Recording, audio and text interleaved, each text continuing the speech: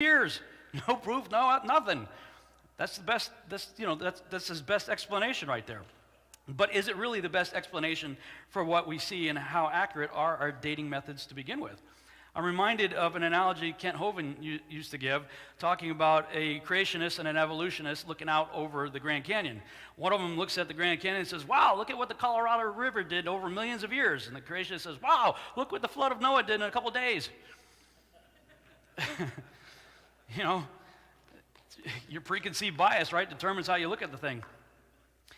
Now, I already told you I come from a biblical worldview. So let's have a look at what the Bible has to say as a more plausible explanation for some of these things. And interestingly enough, as a young person, I stumbled across the works of this guy right here. How many of you ever heard of Immanuel Velikovsky? Anybody? Not a lot of people here. A couple of interesting books right there, Worlds in Collision and Earth in Upheaval. Those two books actually were instrumental in leading my dad to Christ in a bar in Vietnam. A guy was selling books there. He got those books, started reading them, and my dad was more like an agnostic at the time. But it got him to begin to question the paradigm and evolutionary thought and whatnot, and eventually he became a Christian himself. So those two books have quite a bit of meaning to me on a personal level. But here's a little video I cut together from some of the creation ministries talking about a better explanation for the geological features and the dating of the Earth. What about the age of the Earth? Isn't there evidence for millions of years? And how do we understand all that? Well, first of all, let's look at what the Bible says. If you take the days of creation as ordinary days, and you take all those genealogies in Scripture, if you add it all up, 5 days before Adam, from Adam to Abraham, and then you add up from Abraham until today, you get about 6,000 years. Now, what about all the dating methods that seem to indicate billions of years? Actually, there are hundreds and hundreds of dating methods that you can use to age date things on the Earth. See, one creation scientist I know makes this statement. He says 90% of the methods you can use to age date things on the Earth contradict the billions of years. Only 10% even seem to give the billions of years. But all dating methods have fallible assumptions. Nearly every textbook in Science magazine teaches that the Earth is billions of years old, and the primary dating method used for determining this is what is called radioisotope dating, or radiometric dating. Now, this is a reliable method for measuring absolute ages of rocks and the age of the Earth, right? First off, many scientists now regard the age of the Earth to be between 4.55 and 4.6 billion years old. Okay, so if this method is reliable and accurate, why the 50 million year discrepancy? That seems like a lot. But let's get into some details here and see what's going on. Keep in mind that there's all kinds of scientific jargon on this topic, and so we'll just present a very straightforward, simplified version. Radiometric dating is the process of estimating the ages of rocks based on the decay into other kinds of atoms. For instance, uranium will radioactively decay through a series of steps until it becomes the stable element called lead. The original element is called the parent element, and the end result is called the daughter element. Radioisotope dating is commonly used to date igneous rocks, rocks which formed when hot molten material cooled and solidified. The dating clock started when the rock cooled. During the molten state, it is assumed that the intense heat forced any gaseous daughter elements to escape. It is assumed that once the rock cooled, no more atoms escaped, and any daughter element now found in the rock is a result of radioactive decay since that rock formed. The decay rate is measured in terms of half-life. That is the length of time it takes half of the remaining atoms of a radioactive parent element to decay. Now, of course, that can be measured in a laboratory, and it is assumed that since we know the decay rate, we can calculate backwards and come up with the age of the rock. But is that all there is to it? Here's where it gets tricky. It's true we can measure a decay rate using observational science, but there's another kind of science that is required to accurately calculate dates for rocks, and that is what we call historical science. Historical science deals with the things in the past, and therefore it cannot be repeated and tested. Dating methods require both types of science, because in order to get accurate rock dates, one would have to accurately know both the decay rate and the initial conditions of the rock sample, right? Since radioisotope dating uses both types of science, we can't directly measure the ages of rocks. There are assumptions involved. For instance, how do we know what the initial conditions were in the rock sample? How do we know the amounts of parent or daughter elements now in that sample haven't been altered by other processes in the past? How does someone know the decay rate has remained constant since the rock formed? The answer is they don't. Let's simplify here and talk about a typical hourglass. Let's say you walk into a room and you see an hourglass with sand at the top and sand at the bottom, and some sand sprinkling from the top chamber to the bottom. Well, observational science would allow us to see and measure the sand, and then calculate how long the hourglass has been running, right? We could make our sand measurements and then calculate when the hourglass was turned over, right? Well, those calculations could be wrong, because we may have failed to consider some major assumptions, like, was there any sand at the bottom when the hourglass was turned over? Has any sand been added or taken out of the hourglass? Has the sand always been falling at a constant rate? Since we did not observe the initial conditions when the hourglass started, and we haven't been watching the sand all the time since then, we must make assumptions. All three of those assumptions can affect our time calculations. Now, of course, there's more to understanding all of this, but enough said. The Earth's surface is scarred by deep canyons, cut into solid rock. But how did they form? A little bit of water over a long time, or a little bit of time with a lot of water? Modern rivers don't generally cut downward into solid rock, so today's river erosion seems incapable of explaining rock canyons. The Great Flood of the Bible, however, provides a possible explanation for such canyons. On May 18, 1980, Mount St. Helens, located 95 miles south of Seattle, Washington, erupted. The eruption was triggered by an earthquake centered beneath the mountain that measured 5.1 on the Richter scale. The lateral blast swept out the north side of Mount St. Helens at 300 miles per hour. With temperatures as high as 660 degrees Fahrenheit and the power of 24 megatons of thermal energy, it snapped 100-year-old trees like toothpicks and stripped them of their bark. Now eventually lava flows formed a new dome, 5 new domes actually, all of which were destroyed by subsequent eruptions. But the 6th dome that formed between October 1980 and 86 is what you see today. It's composed of 2.6 billion cubic feet of lava, and it's quite young, having finished forming just over 30 years ago. Well, in 1996, geologists sent rocks from the lava dome to be radiometrically dated. Now, they used a method called potassium argon. Well, scientists measured how much potassium and how much argon are in the rock, and they calculate the age of the rock, right? But creation scientists have pointed out for years that there are some major problems with radiometric dating. One big one is all of the assumptions that it's grounded on. You must assume that the half-life is constant and that it never varies. You have to assume that there was no contamination. For example, no argon was present in the sample before the decay began. Well, that's a lot of unprovable assumptions. Now, if radiometric dating and the assumptions that it's founded on were accurate, well then Mount St. Helens rocks should have yielded very young ages. After all, the rock was merely about a decade old. You see, the problem is, they didn't. The rock gave an age of 350,000 years. When they dated the minerals within the rock, the problem got much worse.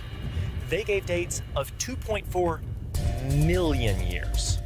This is for a 10-year-old rock.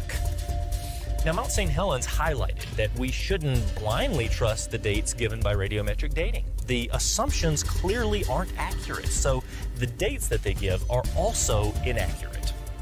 Instead of trusting a method that doesn't even give correct ages for rocks of known age, well, maybe we should trust the Bible's history, which tells us that our Earth is around 6,000 years old. Before the famous eruption at Mount St. Helens, scientists were mostly familiar with slow-acting examples of geologic change. But at Mount St. Helens, geologists watched the Earth's surface change quite rapidly.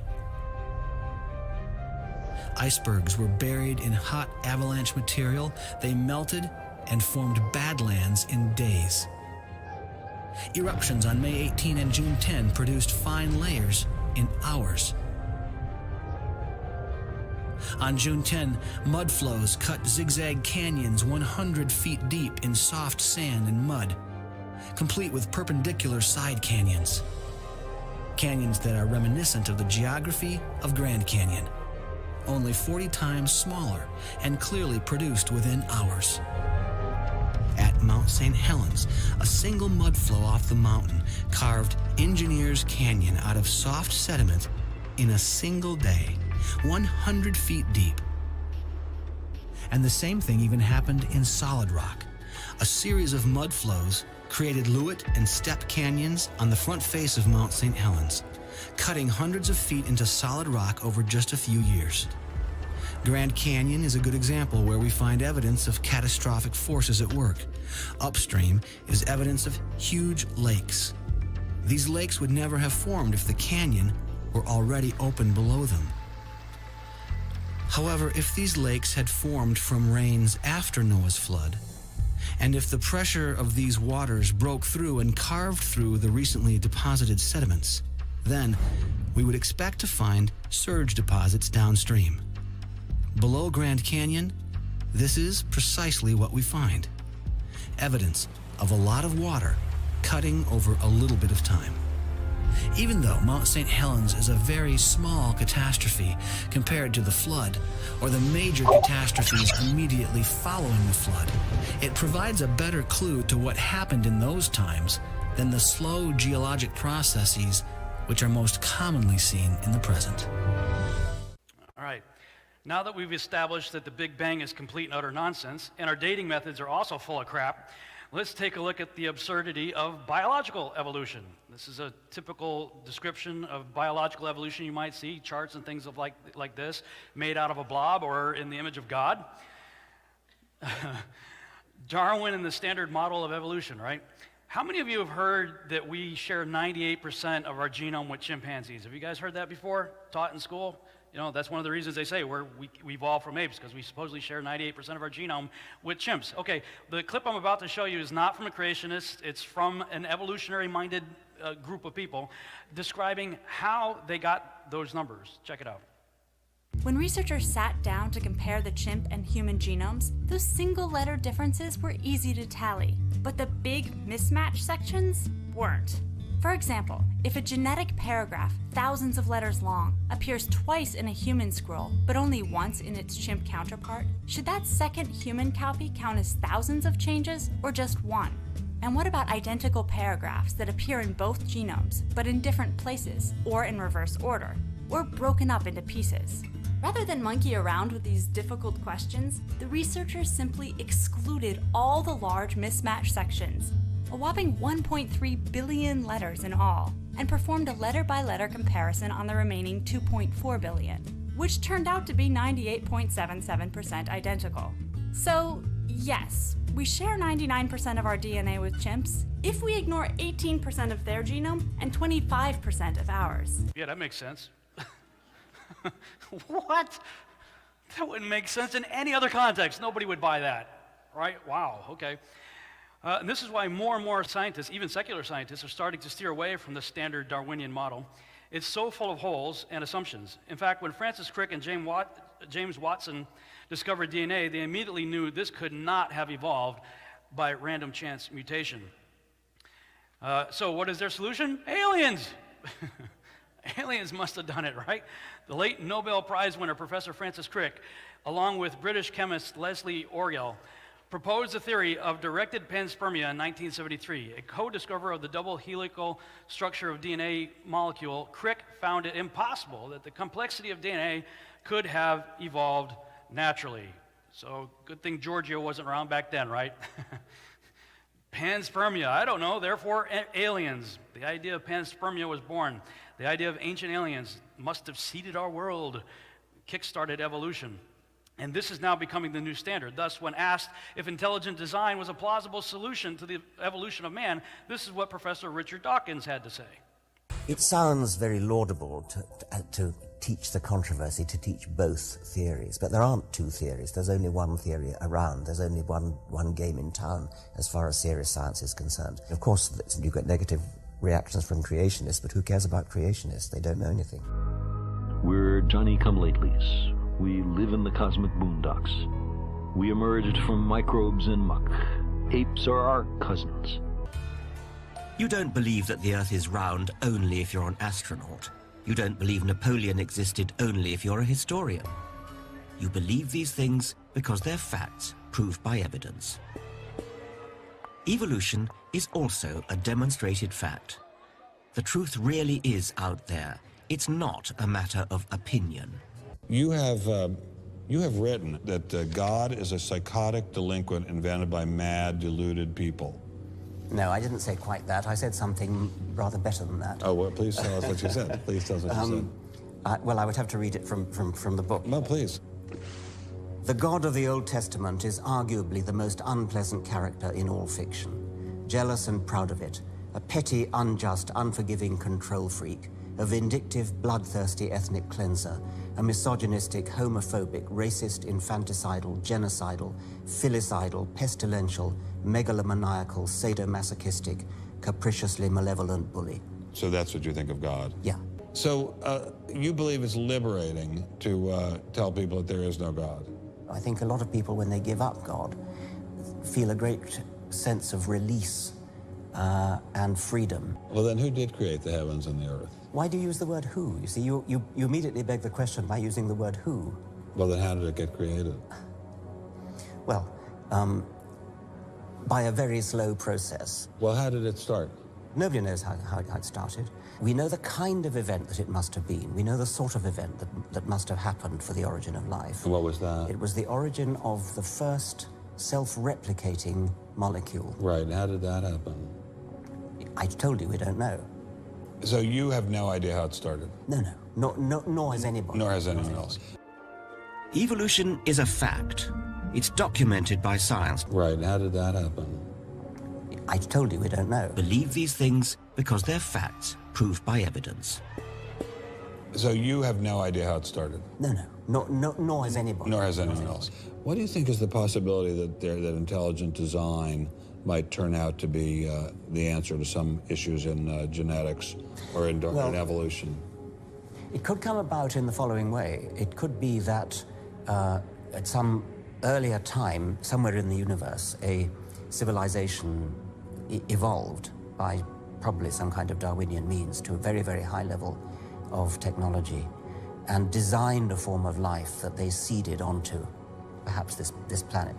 Now, that is a possibility and an intriguing possibility. And I suppose it's possible that you might find evidence for that if you look at the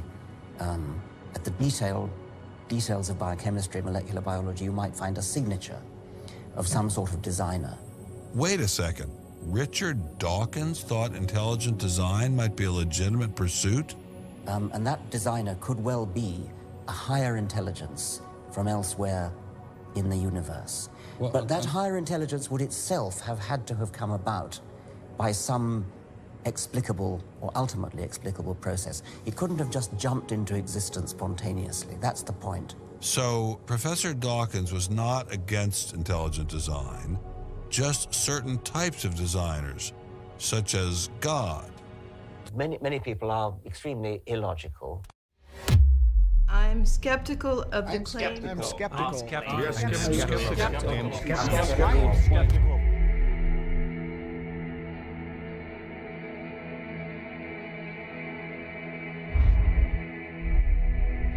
Skeptical. Skeptical of claims for the ability of random mutations and natural selection to account for the complexity. To account for the complexity of life.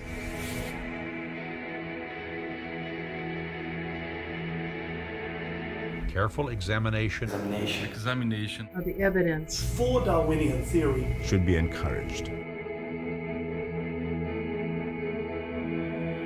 So we have a crisis in cosmology and apparently a crisis in biology going on at the same time. You know, if biological evolution here requires the intervention of intelligence, who created those other beings? You see, all they're doing is pushing the problem further out. You know, eventually you got to get to a first cause. And ideally, you really got to get to how does the first self-replicating cell manifest itself out of non-living material, right? I mean, you got to get, you can't just go to chimps. You got to go further back than that, right? Well, I mean, they're forced to go on faith. Ooh, that's that crazy religious word, right? Because they have no evidence for what they're talking about. And yet, over and over and over again, we're seeing stuff like this, aren't we? Article after article talking about other Earth-like planets out there. You know, there could be 1 billion Earths in our galaxy alone, 40 billion, 8.8 billion. Oh, and incidentally, they're finding all these Earths by looking through telescopes millions of light years away, or even thousands of light years away. Both are absurd.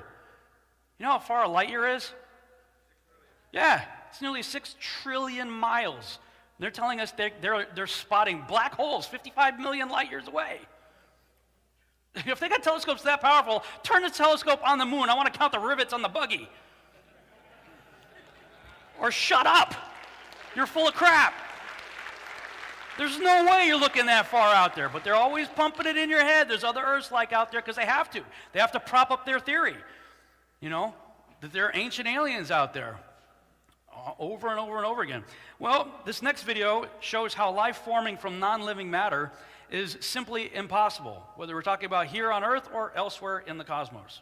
What is faith? It is belief in the absence of evidence. Now, I don't propose to tell anybody what to believe, but for me, believing when there's no compelling evidence is a mistake. The idea is to withhold belief until there is compelling evidence. When I talk to the public about astronomy and this question of life elsewhere in the universe, the most commonly held viewpoint I encounter is surely it's impossible that we could be alone in the universe. After all, how could it be amongst this unimaginable number of opportunities for life to get going? It only happened once, only here. And this is a viewpoint held by many scientists and talking heads in popular media too. Do you think that there is life outside of Earth, intelligent life in the universe? Absolutely, there is life elsewhere, and almost certainly intelligent life. It has to be. The odds are just overwhelming. There's 200 billion stars in this galaxy. Well, now it looks like every star has about 10 planets. So there's almost certainly intelligent life. I assume it's the most frequently asked question, are we alone? My best guess is that the universe is teeming with life. There's surely other civilizations out there in the universe. There are 350 billion galaxies out there in the universe. But an argument based solely on statistical grounds comes with a fatal flaw. And that is that it is perfectly plausible that the probability of life starting from scratch, which we call abiogenesis, is a number which is so small that it greatly outweighs the number of opportunities, the number of worlds out there in the universe for life to get going. For example, if the probability of life beginning is 1 in septillion, say, then the case for a crowded universe evaporates. What is the probability of abiogenesis? At a basic level, we certainly know that no lab experiment here on Earth has ever succeeded in creating what we would call life from chemical broths with conditions similar to that of the early Earth. This was first famously attempted by Stanley Miller and Harold Urey in 1952 at the University of Chicago. In what is now often considered the classic abiogenesis experiment, they exposed a beaker of water, methane, ammonia, and hydrogen to gentle heating and electrical sparks which emulated lightning. Now, many organic molecules were produced in this experiment, including 20 amino acids. But neither in that experiment, nor in any experiment since, have we observed the spontaneous production of complex proteins, nor DNA, nor indeed something crawling out of the test tube. Language is recognizable, even if you can't read it. Take Morse code. It has 3 basic parts: dots, dashes, and spaces. These 3 simple parts are combined to represent letters. There are 26 letters in the English language, which are combined to form over 400,000 words. Those words can, of course, be combined into an infinite number of sequences or sentences. There is evidence that DNA represents a language. 4 basic units, called nucleotides, combine into a code for 20 amino acids. From those few amino acids, the body forms more than 100,000 proteins. Even if you can't read DNA, it still has all the hallmarks of language, a language that biologists are just now beginning to crack. Every tiny cell in our body is packed with 3 feet of DNA, 3 billion nucleotides. The similarity between DNA and human language is uncanny. In addition to codes, both use similar techniques to pack, access, rearrange, copy, and translate information. DNA seems to represent a language, the language of life. An unseen author, the creator of heaven and earth, has left a testimony of his existence in the DNA of every living thing. For those who believe in evolution, They believe that matter gave rise to life. You've got to understand, matter had to give rise to zillions and zillions and zillions and zillions of bits of information. And over millions of years, information keeps coming from matter, new information to form all the different kinds of animals and plants, zillions of bits of information. You know what's interesting? We've never seen matter produce one bit of brand new information that never previously existed, not even one bit.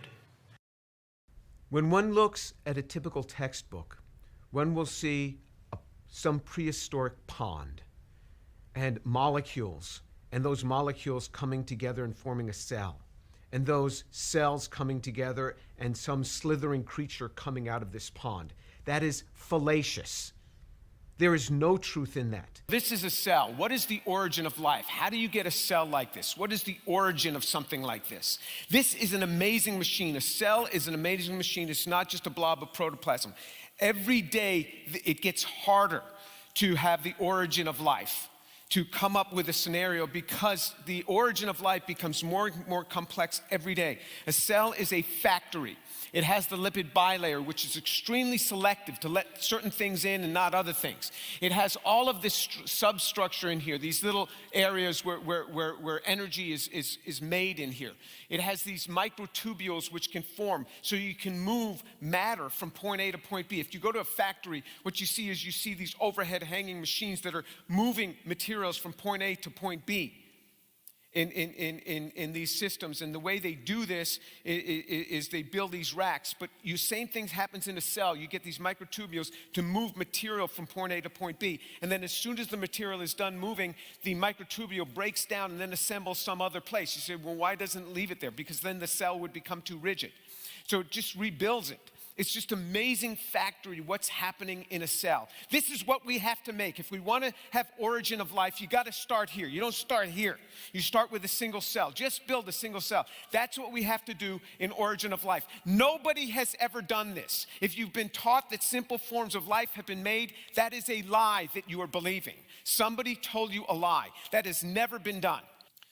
Organisms care about life. Molecules don't care. Chemistry, on the contrary, is utterly indifferent to life. Without a biologically derived entity acting upon them, molecules have never been shown to evolve toward life. Never. Molecules don't care about life. They don't know anything about moving toward life. They have no brain. Organisms want to move toward life and keep life going. Molecules don't care about life. Nobody has ever seen molecules assemble toward life. Never. It doesn't happen without a biological entity working on them. I asked all my colleagues, can you show me an example of this? Of molecules moving toward order, moving toward an ordered system where you have a non-regular assembly. Regular assembly is like A or AB.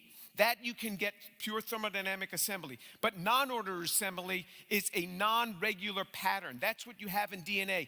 We know from computer science you have to have non-regular patterns in order to have complexity for living systems. And I asked my colleagues, do you have any example of molecules without a biological entity acting upon them, moving to give an ordered assembly that is a non-regular pattern? And they sent me papers where chemists have taken molecules and assembled them in that way. I said, non-biological entity. You can't have a human doing this. Molecules don't move toward life. Well, even if you want to have molecules move toward life and you have human beings working upon them, can the human beings do it? And the answer is no. So almost every chemical synthesis experiment in origin of life research can be summed up by a protocol analogous to this. They purchase chemicals generally in high purity from a chemical company. All right, so that's what they do. They first purchase the chemicals. They mix those chemicals together in water in high concentrations in a specific order under some set of carefully devised conditions in a modern lab. Then they can obtain a mixture of compounds that have a resemblance to one or more of the basic 4 classes of chemicals needed for life. So what you need for life is you need carbohydrates, nucleic acids, amino acids, and lipids. That's what we know. All life we know composes those 4 building blocks. So they try to make those 4 building blocks. Then they publish a paper making bold assertions about origin of life from these functionless crude mixtures of stereochemically scrambled intermediates, much like Miller did in 1952. Nothing has changed in 66 years. Nothing. Nothing's changed. Exactly where we were in 1952 is exactly where we have remained. Think about what's been done in science in the past 60 years. Nothing has changed in origin of life studies in 66 years. That's important to realize. Then you engage with the ever gullible press to dial up the knob of unjustified extrapolations. Watch the mesmerized layperson exclaim, "You see, scientists understand how life formed." Then you encourage a generation of science textbook writers to make colorful, deceptive cartoons of raw chemicals assembling from cells which then emerge as slithering creatures from a prehistoric pond. That is exactly what is done every one of their experiments. So what do I say when someone asks me, do you believe there is life elsewhere in the universe? Carl Sagan once famously wrote that faith is belief in the absence of evidence. And honestly, any scientist who says there has to be life out there is putting forward a position of faith, not one supported by observational evidence and statistical reasoning. So where are we putting our faith, ultimately? When it comes to belief, here are our choices. In the beginning, God created the heavens and the earth, and he made us in his own image. Or, in the beginning, nothing farted out the heavens and the earth that we got here from Goo to You by way of the zoo. Or, nothing farted out the heavens and the earth, and E.T. seeded the goo to make you. Basically, these are our choices, guys. When you proceed from a false premise, your conclusions are going to be sheer madness. This is why we have so many crisis scenarios going on in so-called modern science. And it brings me to my last slide here. Which one is it then? We have all our government-funded textbooks telling us we live on an oblate spheroid. We have this guy saying, no, it's a pear shape. You have NASA and other government organizations like NASA showing us perfectly spherical worlds, and then you have the Bible saying, nope, you live in a snow globe. So which one is it? I say, look, as for me and my house, let God be true and every man a liar. You can laugh at me, you can mock me for saying that, but if you believe you're an evolved ape that got here from Goo to You by way of the zoo out of a rock that was spit out of an exploding dot, you don't have the intellectual high ground in this discussion. Sorry to break it to you. And when it comes to evidence, you know, my whole life experience points to the truth of the scriptures. I've had no reason to doubt it. And then when you start seeing other evidences like this, it just confirms all the more that I'm going to trust it for cosmology as well. Thank you. Thanks so much for watching. I hope you enjoyed this video presentation. If you did, please subscribe to my YouTube channel, like the video, and share it on your favorite social media sites. There's a lot more to come, so stay tuned, and we'll see you back next time.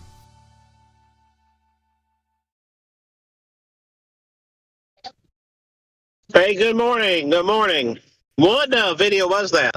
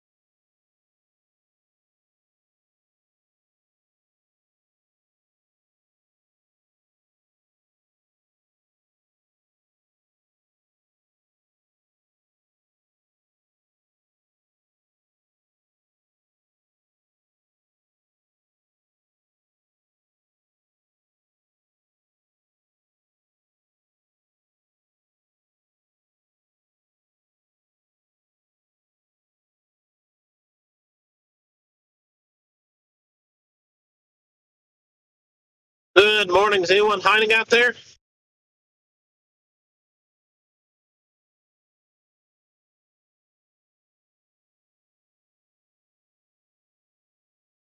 How's it going?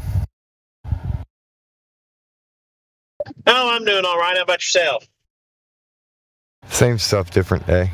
Just kind of Yeah, that way then. getting back to work, creating random things. Kind of working on a new project today.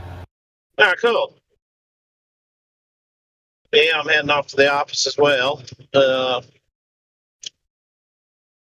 you know what that video that just played was? I actually wasn't paying too much attention to the bot. I was kind of talking to somebody.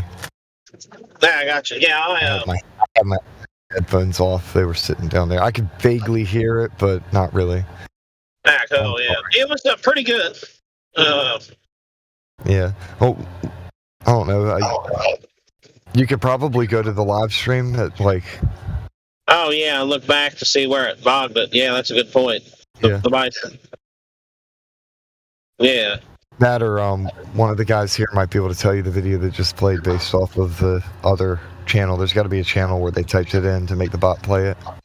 Yeah.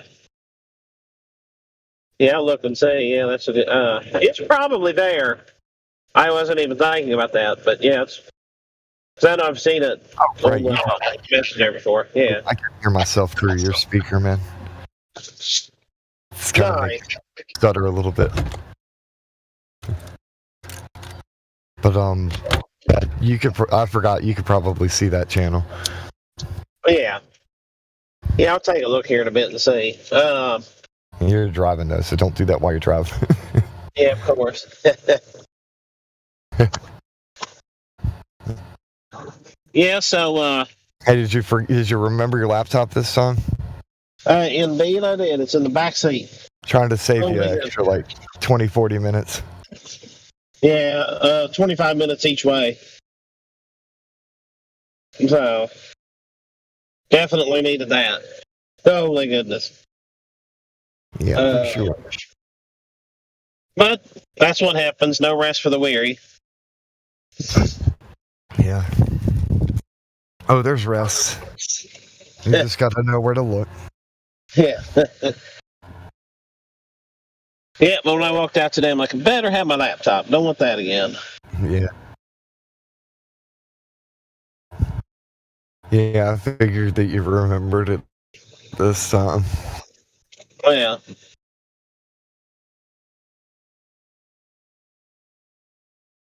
It seems like it's going to be a good morning today. A little chilly, but it's okay. Yeah. Do you watch Nathan Oakley at all? Or listen to, I should say. Nathan Oakley. I don't recognize the name. I may have seen some stuff with content related to him, but I can't remember it offhand. Yeah, he's a British fellow who he's got a debate hour every day, or debate couple hours, and so a lot of Globe-tillions like to come on and argue with him, and he doesn't mind putting them in their place. Yeah. Not at all. He will, and he does it in that prototypical British way of being very condescending without having to overly cuss or yell or whatever. Yeah.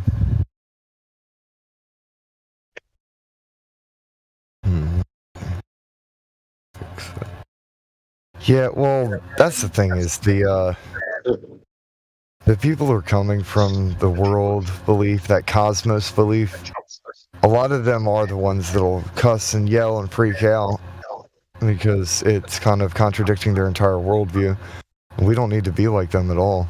Hey, it sucks because we want to return evil for evil, especially when people get really difficult to handle, like they just are being obstinate and don't even want to listen to anything. They don't want to hear you. They just want to, be right and be angry about it. But sometimes you gotta retain peace. And like I'm guilty too. Like I've lost my cool with plenty of people, but like observing how these things play out. Whoever loses their cool first is already lost. Absolutely. Yeah, and they always lose their cool. That's the. It's just a question of time. Yeah. And I notice on here, like, I'll never forget back in like April, there was a professor who came on, and the exchange was very pleasant with him and a couple people. And then they got into talking about the actual topic, and they asked him one question, and he immediately disconnected and never came back.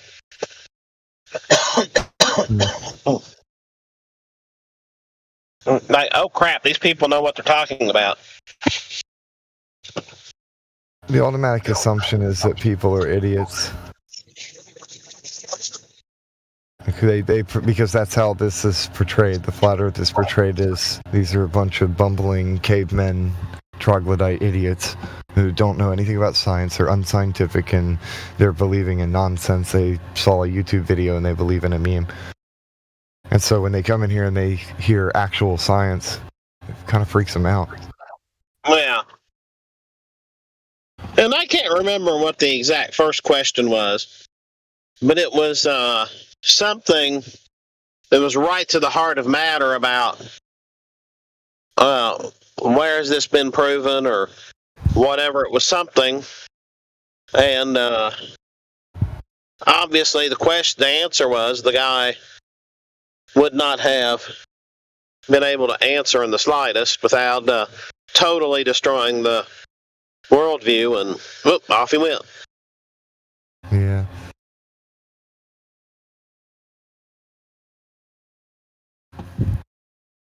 People don't like their worldviews to be criticized. Their egos are directly attached to their worldviews because their entire cosmos revolves around themselves and their perspective and their monkey bubble. You know the monkey bubble theory, where it's like most people can only have about 100 people that they interact with like closely, and everybody else is just kind of. Yeah, most people have a bubble smaller than that. And the bigger it is, the dumber they are, actually. Yeah.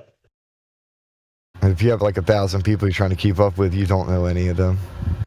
Absolutely. No doubt about it. I was wrong, like thinking about it. Most people have too many. They try and keep too many people in their circle, and you can't fit that many people in your circle. It's supposed to be few. Absolutely. Yeah, there's a rule, there's a law that's referred to in sales, the law of 250. And the guy that came up with that concept was at a funeral. And so he asked the person, how many of these bulletins do you print out for a funeral? And the guy said, well, we always print 250. And the guy's like, well, why? And the funeral director's like, well, I don't know. It's just, that's what we do. And then so he went, the next 3 or 4 funerals he was at, he kept asking, and at different funeral homes, they all said, yeah, 250. And so he finally got across a person, a funeral director, who told him that the average person has 250 friends and acquaintances that could come to a funeral. Yeah. Like, and would.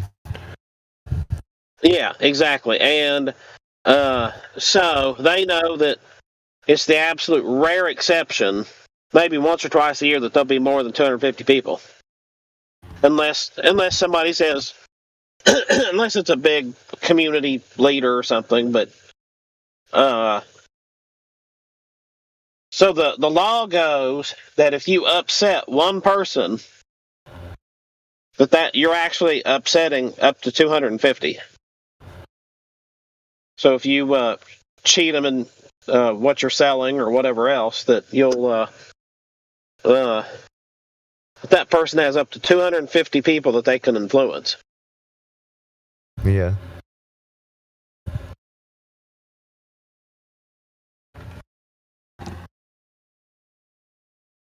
And yeah, you're right. So you get people think that they've got more than that, and then they kind of sound like the idiot that knows everybody. He thinks he knows everybody, but more likely everybody's laughing at him. There's a lot of folks who overestimate their personal reach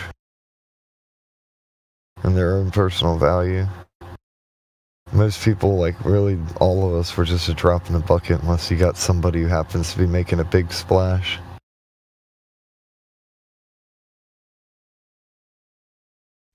Yeah, absolutely. But anyway, well, I did just arrive here at the office, so let me bounce out of here, and I'll check back on a little later. I'll pray you have a blessed day, man. Yeah, same here. You have a blessed day, great day, and I'll talk to you soon, buddy. Yep.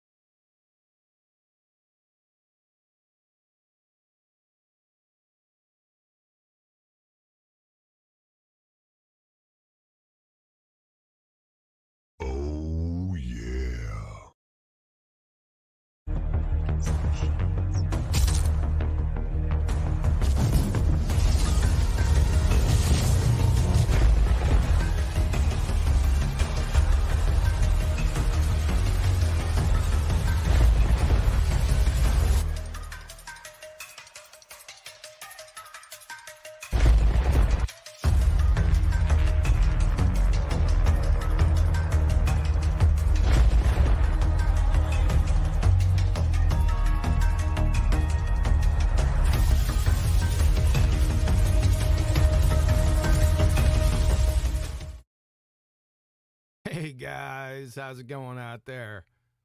We got an action-packed show, complete with random weather and dinner data. You don't like that? Well, get stuffed. If you'd like to support this channel, there are PayPal and Patreon links in the info box below. Let's see who we got out there today on the panel. We got any QE cuties? Is Betty out there? Yeah, I'm here. Sound off. I'm the cutest cutie that there is. That's right. That's right. We're off and rolling, man.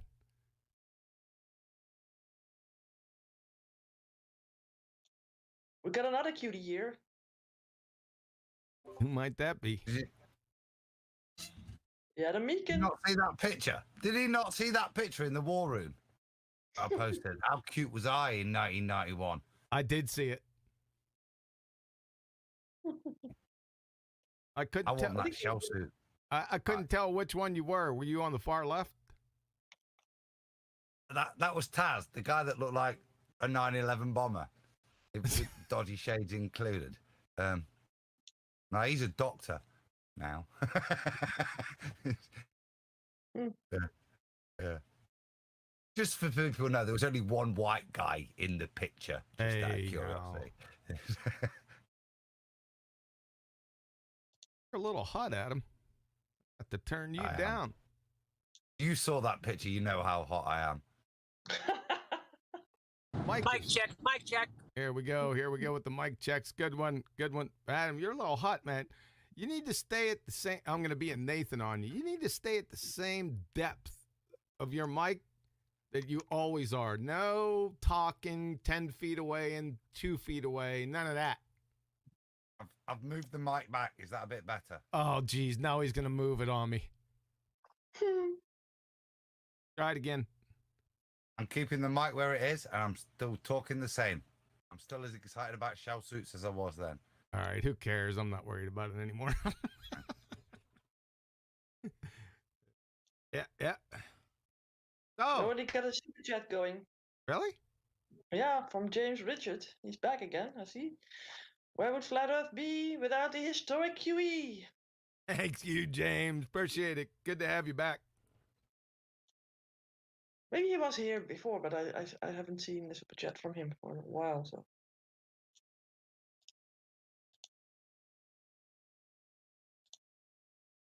Are you still doing admin or what?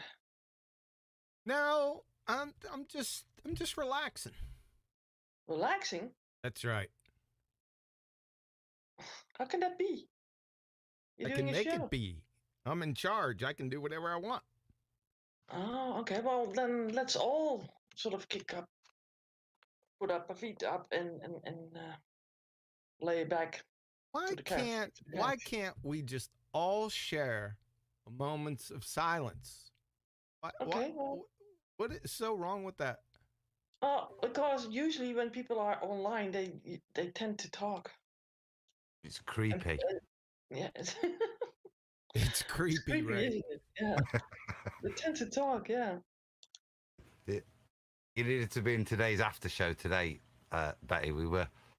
There was a moment where Nathan asks I don't say baller anymore, anti-flat earther a question. It goes all quiet. It goes all quiet. And then Owen goes, just like little bit of wind noise, and he called us all creepy, and that's why he didn't want to. That was his defense from that point on. Instead of answering, Guys are spooky. Yeah. Instead of answering whether or not, like, a plastic tube is whether an open container is a container, his point of defending the ball was to call us creepy. It's the state of the ball today. Quite class. Unbelievable. It's not much fun from a debating point of view, but from a where we've come from point of view, days like that are great. You know what I mean? When all they've got is stuff like that. He even said that he wouldn't answer the question whether an open container is a container or not, because it's a loaded question. It was a loaded question. Well, in a sense, it is, of course. Yeah, he's sort of right? Because we all know what a container is. You can't go any other way. Yeah, it was loaded with gas. Isn't there one word in that that says what it is? One word. Isn't there that one word, very specific word, on what it is? The one after open. Yeah, it starts with a C.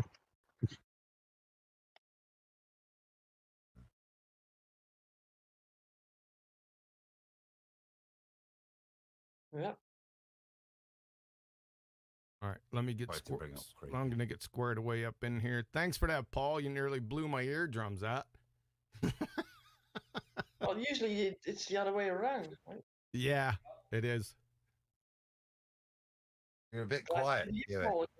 Say again? I said, I'm glad I can hear Paul for once. What did... You actually got... hold on a second, Paul. Go ahead, Adam. What'd you say? You're a bit quiet. Yes, I am. Turn me up. Light my fire. That's why they have volume control knobs. You guys want to wish those on women, I think, so that you can turn those up. Yeah, that's it. Yeah. Very intuitive. All I was gonna say is I've got a new Bluetooth, so that might be why I'm coming in clear. New Bluetooth.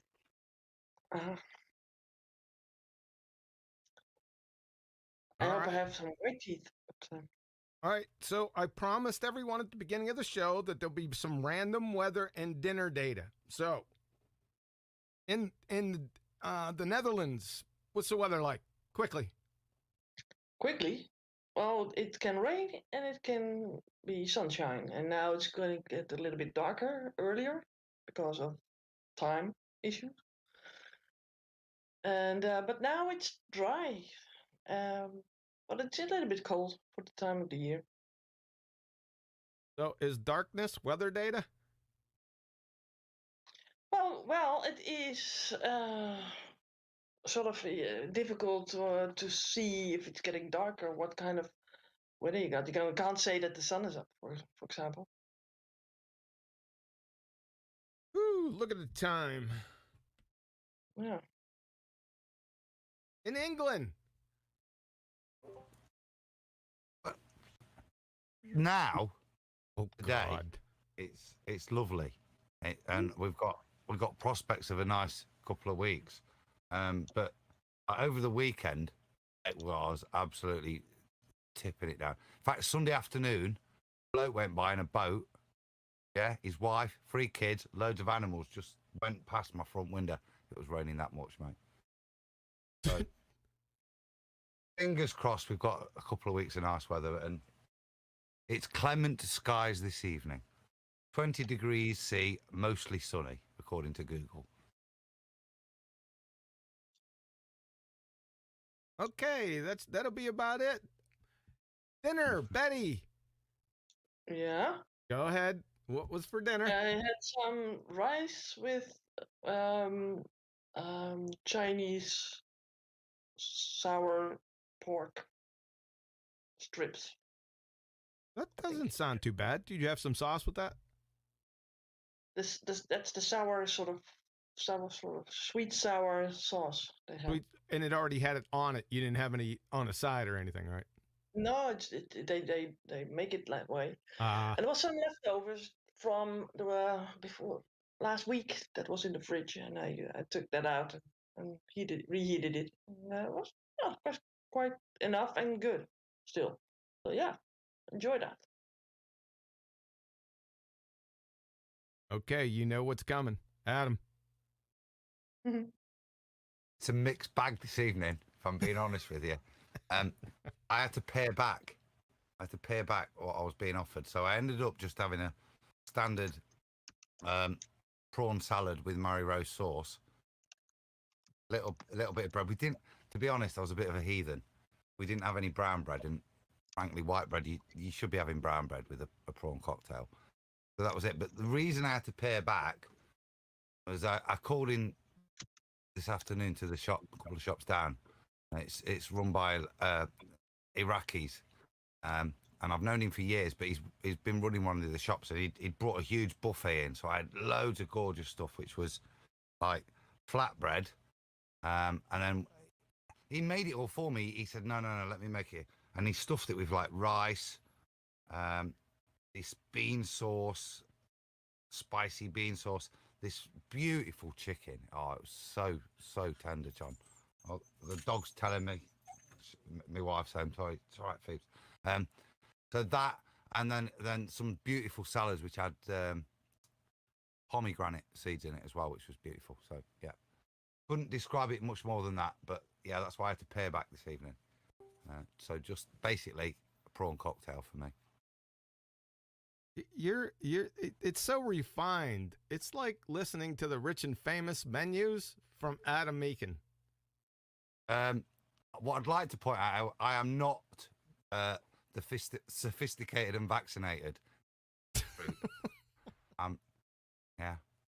I just like good fresh food, mate. The muck you get served, yeah. So much better fresh, isn't it? Real Yes. food. Yeah, it's understandable. I've been on a Pico de Gallo trip. I've been having Pico de Gallo with everything.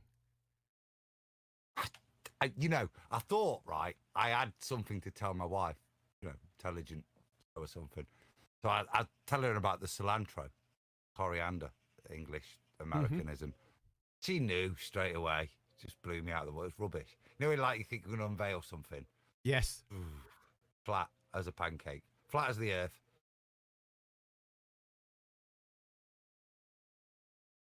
Tell me the analogy. Go ahead, Betty. Go ahead with what? We got some admin. Do we?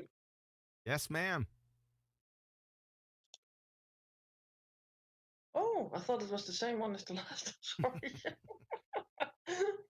We got another one from James Richards, and he says, "I'm trying to look at the time, but it keeps bending."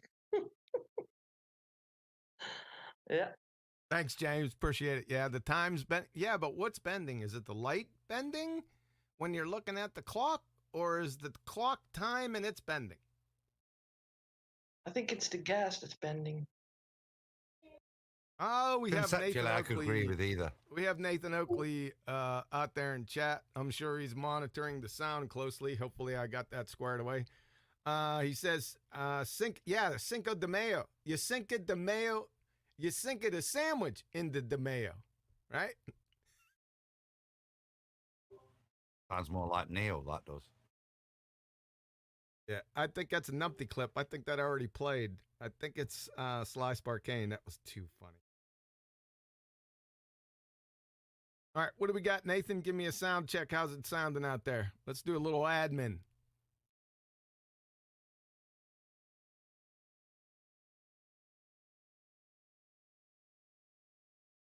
Take your time.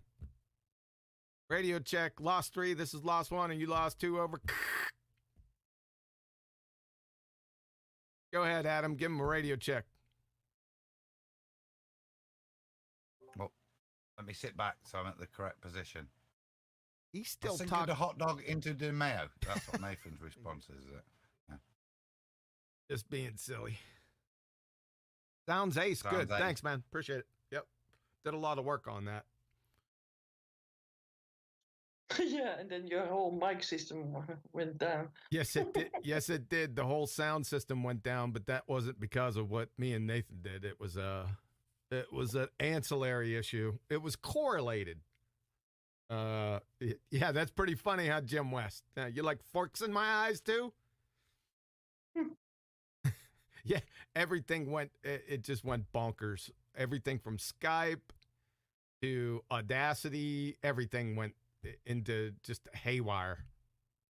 Yeah, we couldn't even talk over Skype. Yeah, we couldn't talk over Skype. It was a nightmare. Was that from the weather storm that you had the other day? No, it was a software issue. But I bypassed it. I deleted it and then bypassed it. He bypassed the whole software. How's it going, man? Sometimes you got to do what you got to do, Don. You know what I'm saying? Yeah, I'll copy that.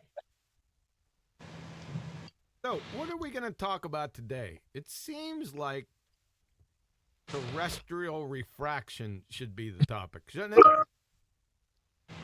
Oh, refraction? Oh, here we go. Somebody else come in new, right? He's like 10,000 times louder than everyone else. Let me see who he is. So my new mic's working. Flatsoid, my God. Well, he just got everybody turned up. It seems that everybody's loud today. Yeah. For me too. Well, I think when your stuff went down, Kiwi, it set it back to default. You may had everybody turned down before everything crashed. No, turn I do have up. a new, I do So have a new go mic. ahead, Flatsoid. Give us a radio check so you're okay. Testing 1 2. I do have a new mic, so that could also be the problem. Nope, you sound good, man. Back up. Okay, cool. Back up. Just back off a foot like I got shouted at for earlier. Flatsoid. Hey, John. Yes. I'll tell you what. You've got Flatsoid here, and outside of the appalling timing issues of you two, both of you are on point here. We mentioned it in the debates today. Angular momentum to me. The two, whilst I say apart from the bad timings of the two, Flatsoid stuff, I think it's great for you to understand. You then take it apart in detail with citation. It's lovely. The two work very well in synergy, your videos. Yesterday, from yesterday, and I missed a bit. I missed my appearance, John. I know. I've just listened to it before the show. Oh, you did? That was like 1 o'clock in the morning, and I'd had a number of whiskeys, and I think it's only reasonable, having listened to that from now on for all debates, it should only be. It's a bit like when you have a handicap race, yeah. Got to make things equal. So I think most flat earthers should have drunk at least 10 units of alcohol before they're allowed to engage with a sober anti-flat earther, because that roughly might even the odds up of there being a fair debate. But they're screwed otherwise, mate. I was absolutely paralytic, and I could spot the nonsense, Thanks for putting that bit in. Of all the bits I've said in flat earth, it's when I'm absolutely pissed at 1 in the morning. I knew you. Can you tell me where the radius is? I'll tell you what, Neil, you scream in that mic one more time, I'm gonna friggin' bubble your eye. Came in hot. Company leader the Raven, talk to me, Johnny. Yeah, I'm gonna talk to you, all right. I'm in the car. Maybe that's it. I'll go on mute. No, you're good. If you talk like that, you're good. You're fine. Yeah, thanks, John. That was funny. You know what the irony was? There's some more irony, Adam, with me and Flatsoid. The irony was we were talking about the same thing at the same time because he decided to run his premiere at the same time as my numpty clap. Sorry, and usually I do it at 9:30, but this time I decided at 9 for some odd reason. Yeah. I'm really sorry. Yeah, that's okay. We just got to work around the scheduling conflicts. Mine's too easy. It's at 2 p.m. Eastern, 2 p.m. Central Time. Tuesdays. Now it's Mondays, Tuesdays, Wednesdays, and Thursdays, and every other Saturday. In a few weeks, the Nupty clips are kind of going to slow down. So just on Tuesdays, it's just remember, just don't go around 2 p.m. You'll be good. Like I said, outside of the scheduling error, the two work very well in synergy. Flatsoid, mate, I've not seen a better descriptions and put together for angular momentum, linear retentions of, and then like I say, if you then follow it up with what John's done, which is the full destruction, the two work fantastic. I think for anyone together, it's great. And like, it's funny, like I say, I don't think you were talking to each other, but like I say, the two work very well together. for But me. we It's didn't. great. In fact, it was just like you said. It was ironic. We didn't talk to each other about it. It just so happened that we were talking about more or less the same thing. Yeah, and I loved your take on it, Quantum. You did a very cool Well, thank you. spin Appreciate around that. in a way. Yeah. Yep, I thought so. He's finished. Hillbilly. Did anyone check? Is his channel still up? Well, he is ignoring me flat out, so. Yeah, somebody should check. I wouldn't be surprised if it was still up. His subscribers must be dumber than he is. After that numpty clip, I don't know how to characterize it other than just eviscerating. And he did all the work. Incredibly Well, stupid. he's definitely the double speaking king. That's for sure. Yeah, wow. Yep. We might, at the end of the today's show, we might play that again. It all depends. Depends on how I feel about it. We'll see how it goes.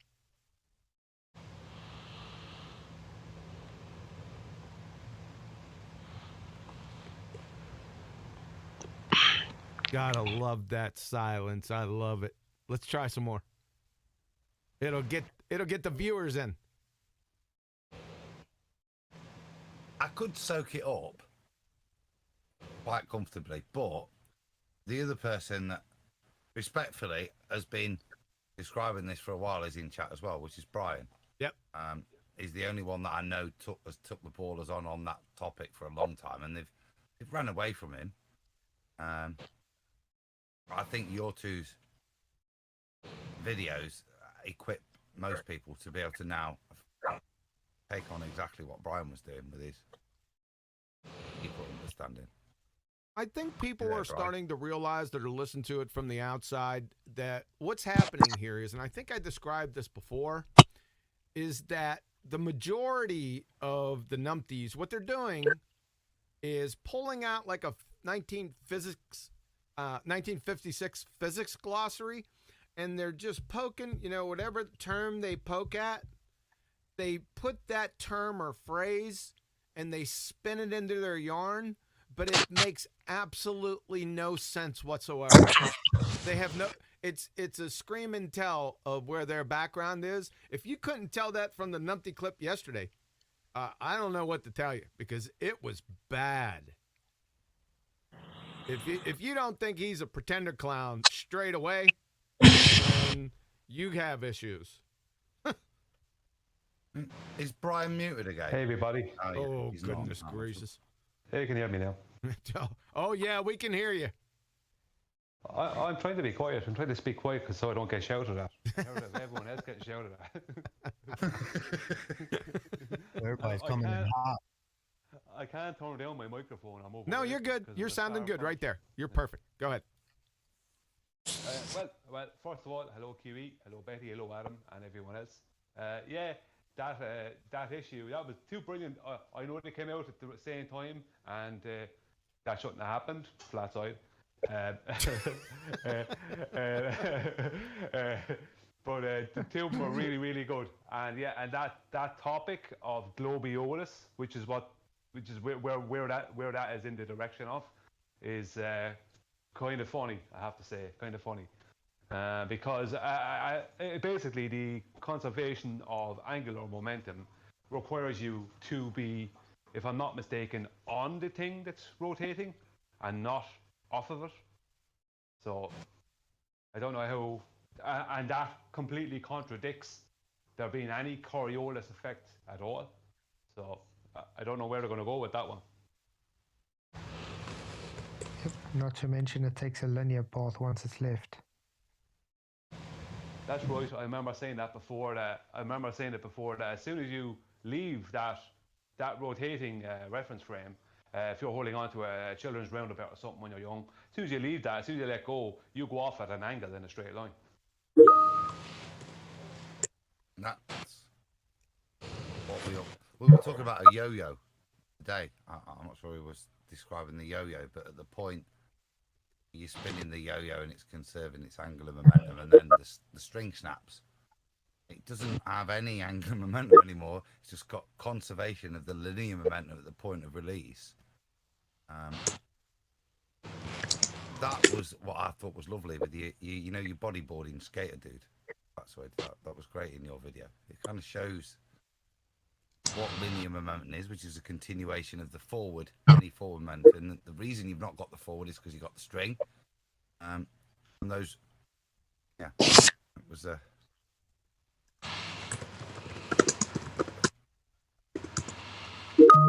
Well, it's yeah, a double. because to It's hold angular momentum, you have to be going with the axis. it's a double whammy.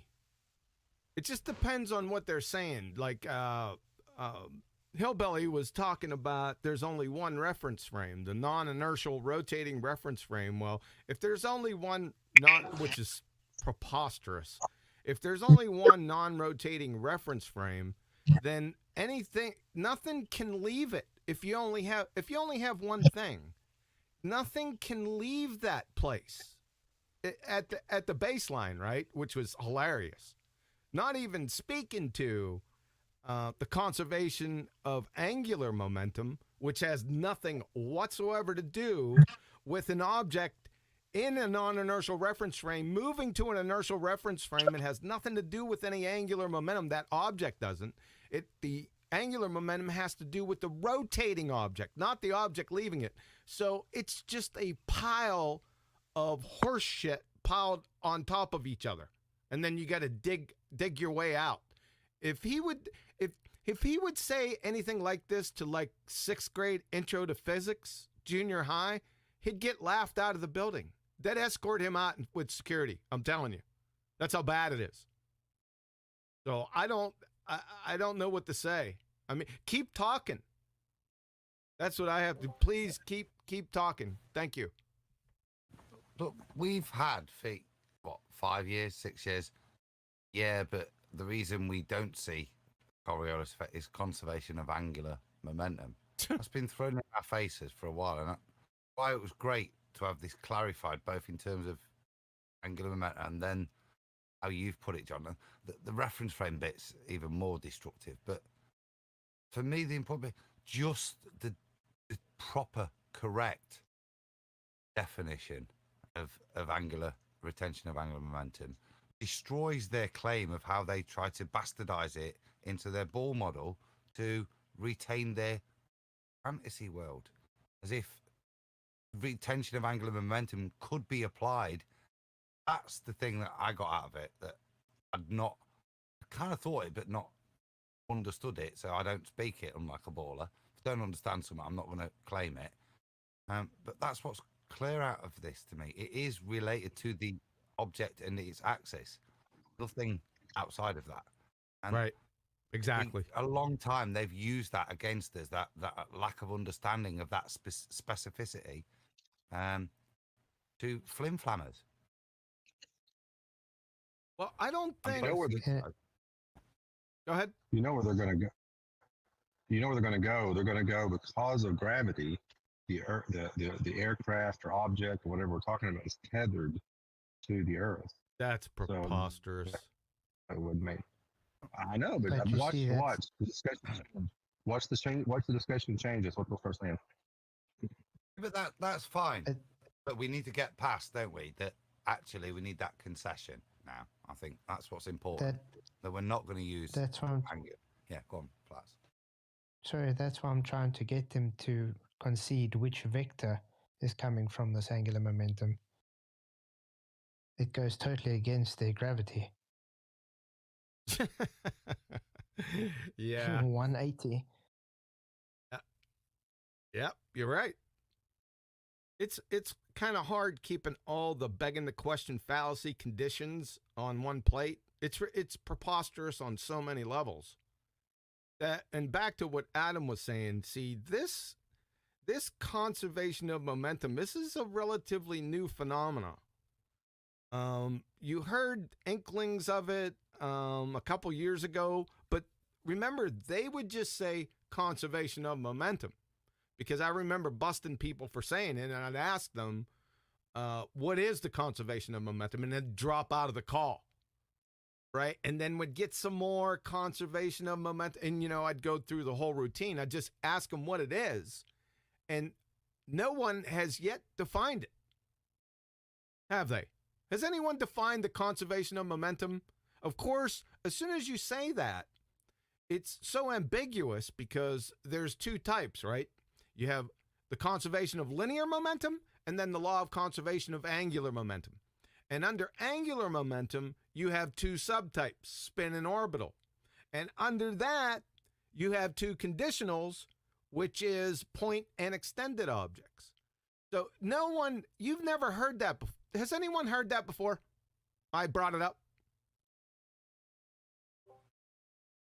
No. Yeah, but not, and I think this is the point, not to a point of full understanding of how that rhetoric fits within the ball paradigm. I think that's what I've gained this week between you two guys. Kudos to you both.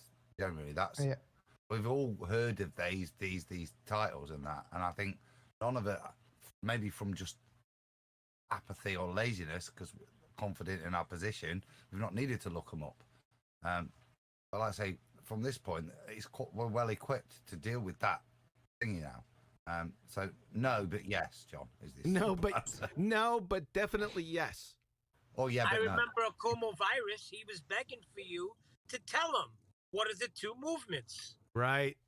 Yep. But that was a while ago, right? Because he was the ones that brought it up.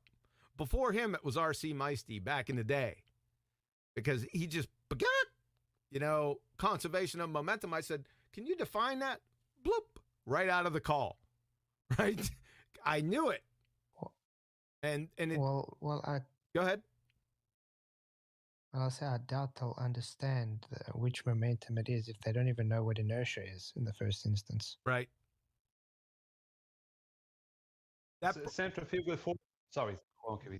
Yeah, that brings us to another point of Newtonian mechanics. Even though it's all bunk, that I'm working in their paradigm, folks. It's so convoluted.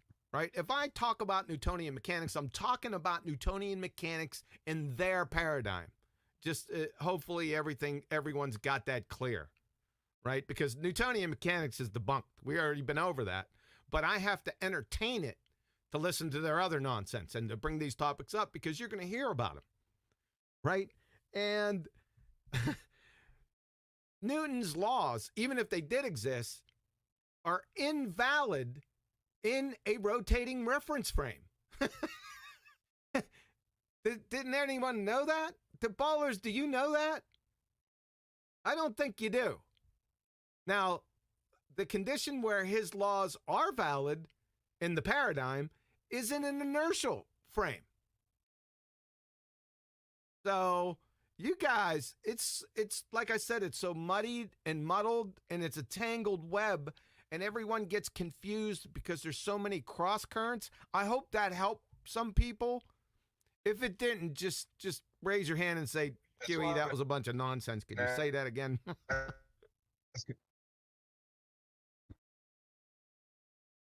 Go ahead.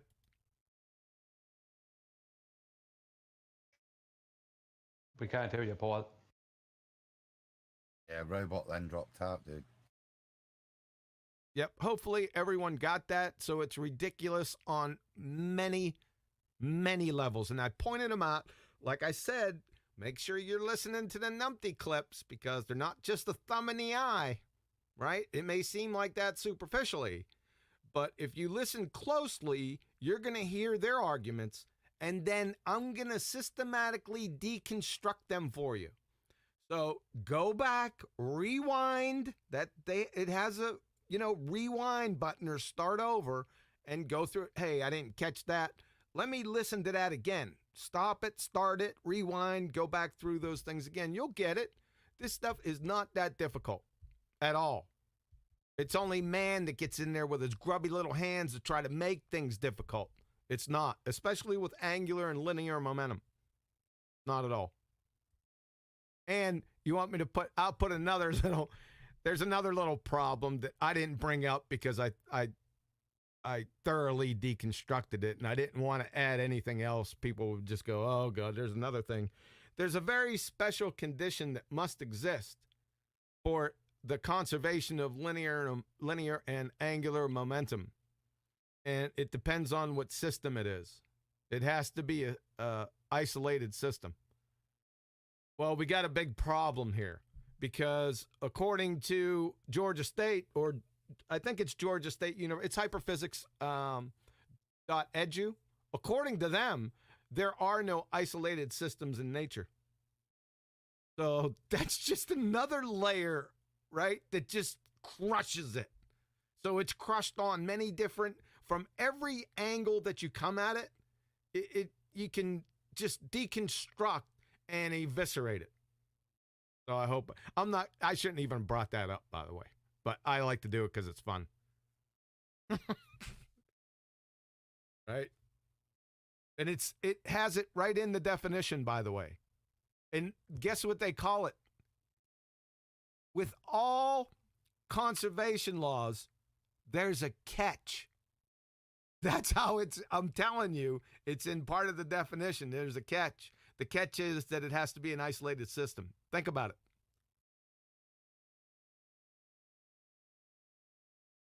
Yeah, but we ain't going to go down that road. I think we thoroughly destroyed it.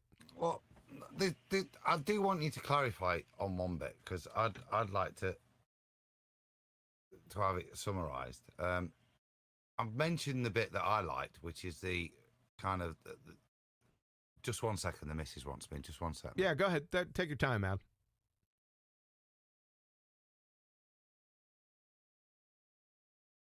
We haven't heard too much from the QE cutie on the panel. I'm going to tell him. You know what? You know what I was getting interrupted for there? She claimed I'd nicked her nuts. I mean, genuinely, live on air, I got my nuts nicked. There was a point of what I wanted to ask. That's why I've come back.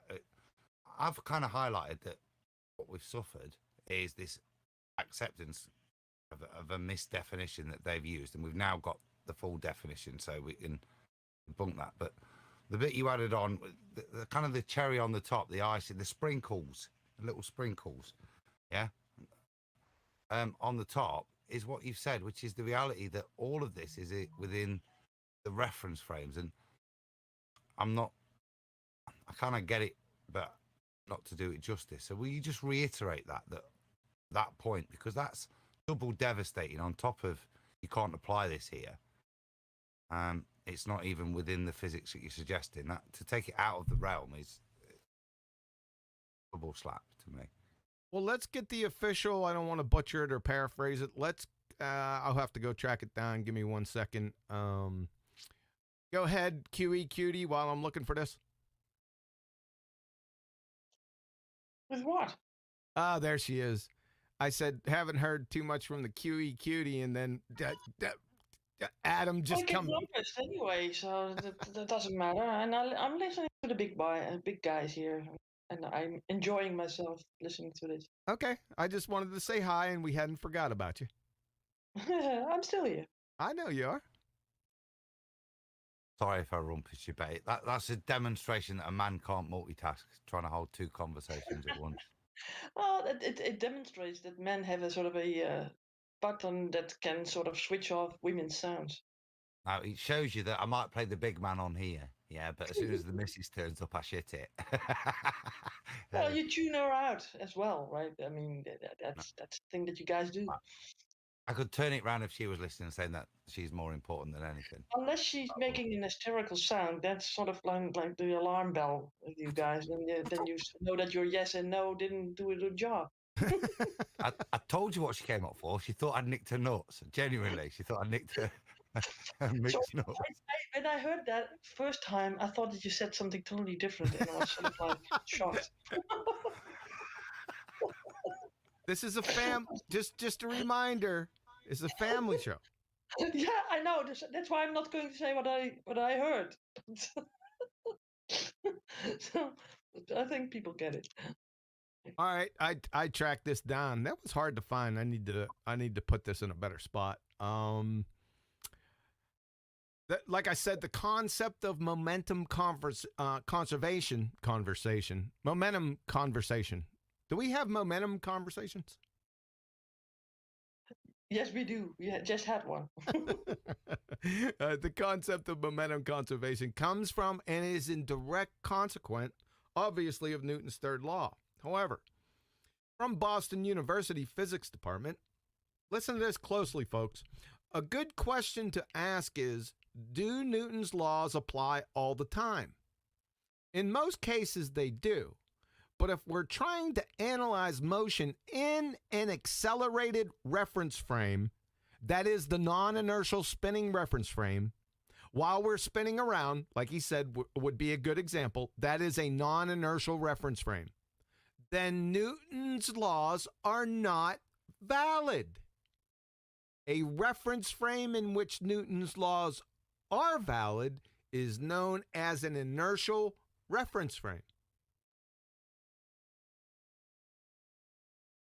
Can I ask the question? Can I ask the question? Can you hear me, QE? Yeah, I got you. Go ahead, ask it. I've been starting to ask this question to the baller. How could you ever prove Newton in an eccentric paradigm that things will be at rest until acted upon by a force? Is that everything's accelerating? How could you prove that? You can't, right? You understand that? Because the inertial reference frame does not exist. You were chopping for me, Paul. I'm sorry. Can you drop out, pop back in again? Yep. Thanks. Yeah, so folks, when Hillbilly Blue Ball said that there's only one reference frame, the non-inertial whenever you hear non-inertial reference frame, that's the rotating reference frame, if anyone was confused with that. Right? So as soon as he said there was only one reference frame, then you don't even need this definition that I just gave you that told you that Newton's laws are not valid in the rotating reference frame. But you don't even need that. It's intuitive that if you have only one reference frame, let's say a rotating reference frame, that which is in that, you can't leave that reference frame, so everything in that reference frame is rotating, according to him. Just think about that now. Go ahead. Andy said the ball leaves the Earth's surface. Exactly. I mean, really? Yeah, that doesn't. It's meaningless. If you say there's only one reference frame, then is it leaving anywhere? Because it's still in that rotating reference frame, right? It's non sequitur. It's hard to get your mind. It's hard to even argue it because it's so stupid.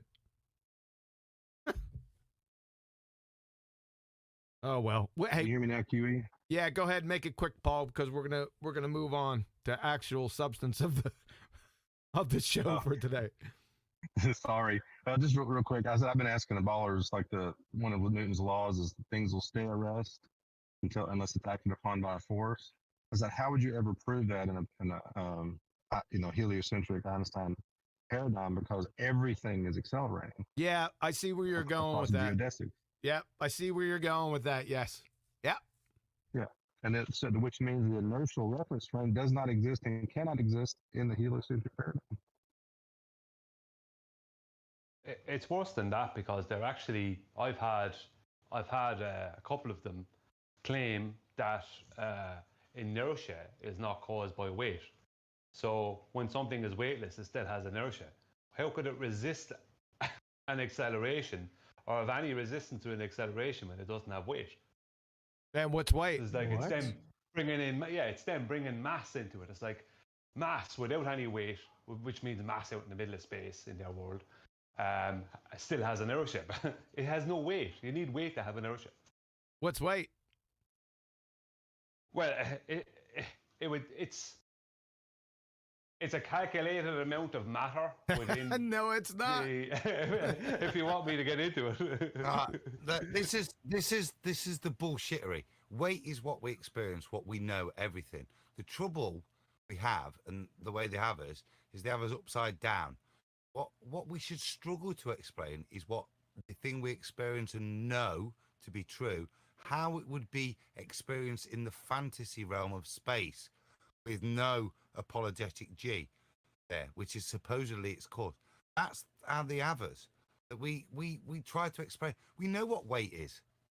Yeah, pick something up. What's its weight? You know what it is. That's reality. Stop misconstruing that you need G to define it. There's no G. There never has Weight. been a G. There's always been weight. Yeah, weight is just simply a unit they gave for a measurement on that's force pushing onto a surface. It's easy as that. It's not actually anything other than just density. Something's weight creates its inertia. We know what weight is. Stop trying to redefine it in some mathematical construct or something other than what works as a convention, which is sticking it on the scales. It works. That's what a weight is. It's what it weighs. Don't try to be pseudo-intellectual. Yeah, but the gig is up. That's the mugging off. Adam, the gig is up. They had to define it because weight in their paradigm is W equal mg. Mg love you long time. They can't get out of that. So that's go ahead. That's my point. Don't be pseudo-intellectual. Unless you can define it as something other than what you experience, as I know and can use in everyday life, unless you can define it as something else, don't try and mug me off and pretend it's F equals MA or anything. Any of this nonsense mathematically.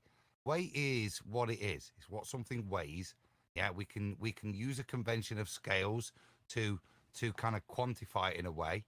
Yeah, but as to try and describe it as the effect of some pseudo force, it's just nonsense. And that's where you end up when you try and place yourself in a place that can't exist because of the second law, and then describe the effects of something that doesn't exist and how the removal of that effect would affect you. Yep. Any direction they go, Adam, because this has all this weight mass thing. Any direction they go, because they're pigeonholed, there's nothing that they can do. You got equivocation fallacy definitions for all the terms, and it's nothing but confusion. And that's okay, because if you go that route, ballers, you're finished. This is what we're doing. We're deconstructing everything you discuss because your pseudoscience priest has pigeonholed you with contradictions, and you can't get out of them. Right? Here's another one. This is really funny. So we all know that F equal MA is false, right? But we're pretending we're in their paradigm. So it's one of Newton's laws. And like I said, we all know all Newton's laws are bunk. But anyway, F equals MA. But some of them define M as the resistance to acceleration. So F equal MA now becomes force equals the resistance to acceleration times acceleration. Do you see the silliness in that? That's what it comes. So what is inertia? What and mass? Wait, now think about it. Yep. F equal MA, right? Newton's law.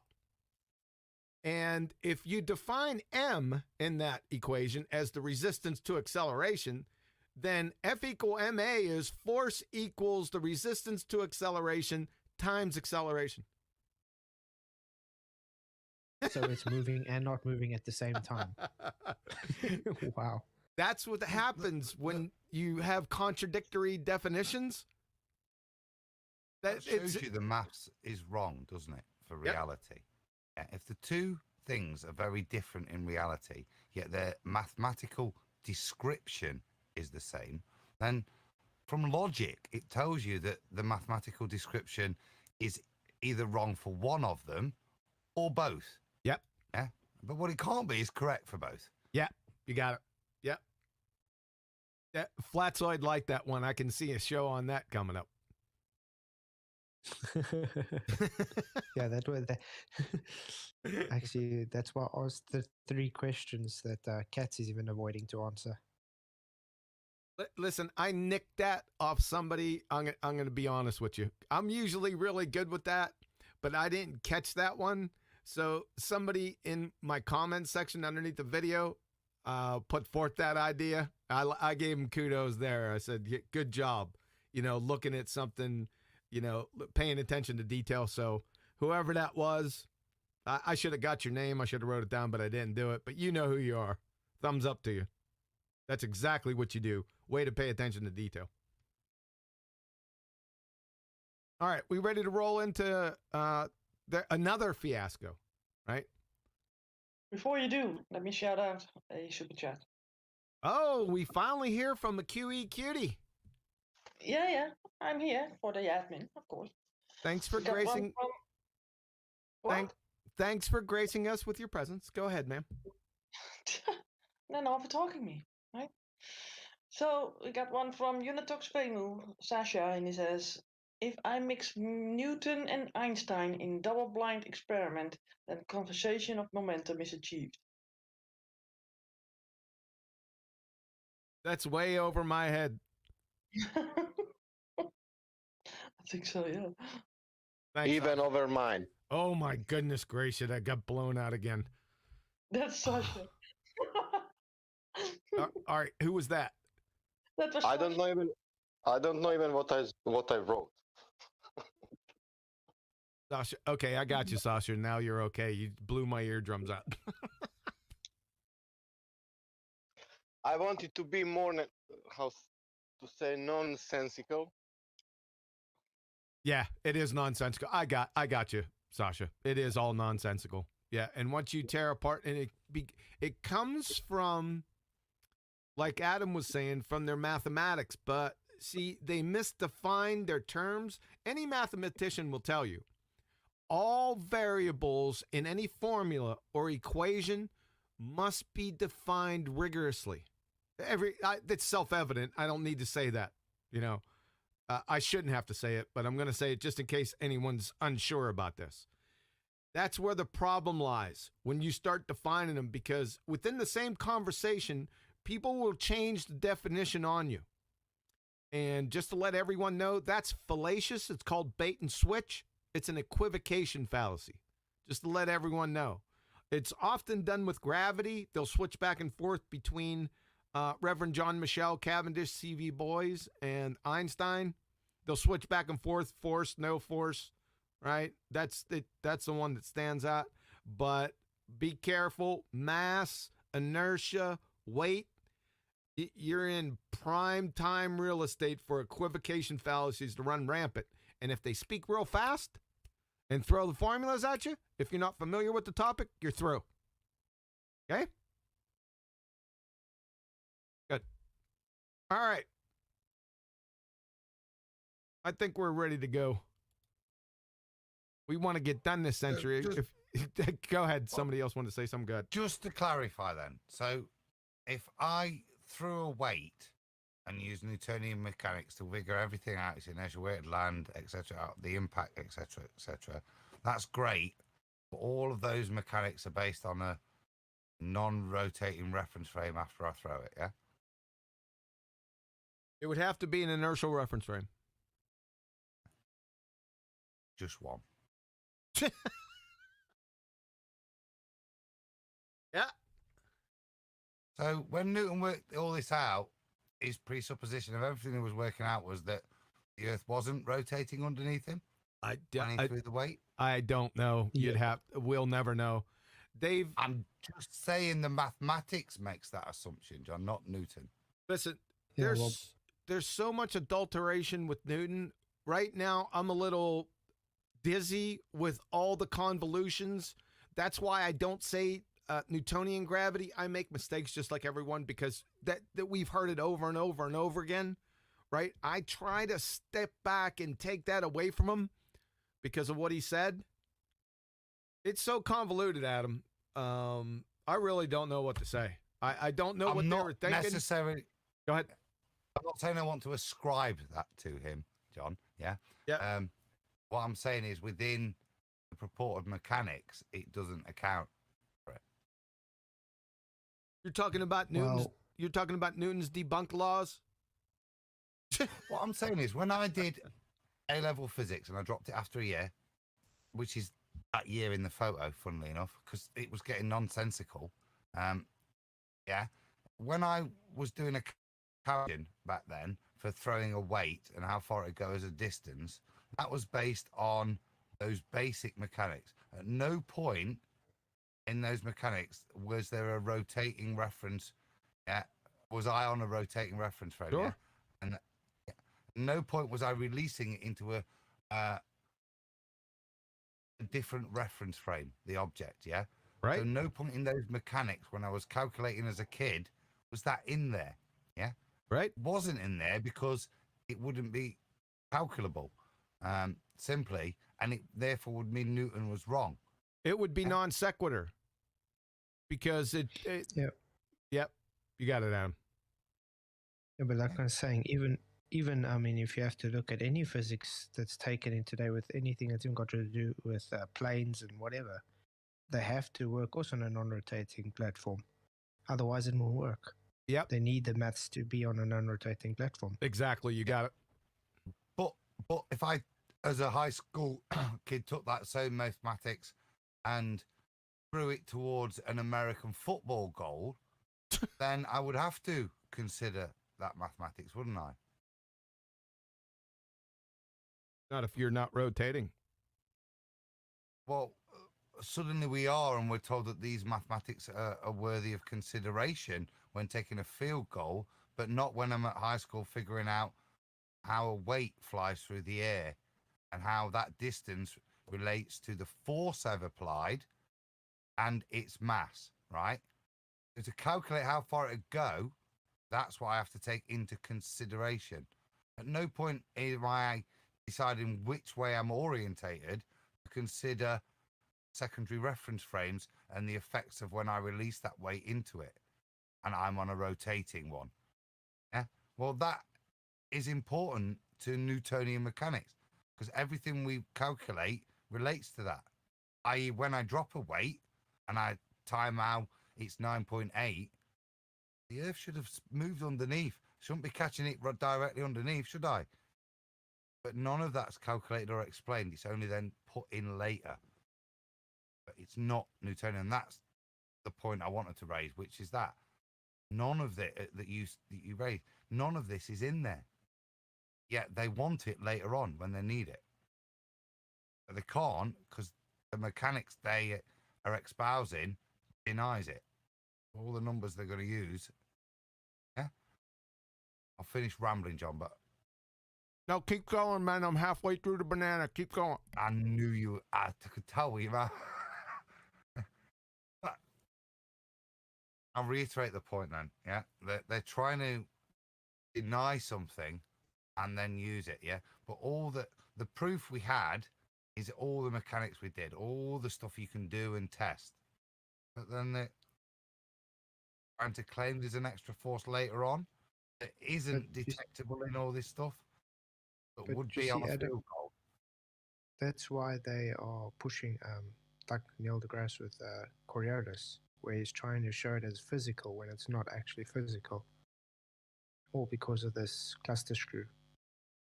Because they have to make it work for them, even though he knows it's not possible using their maths.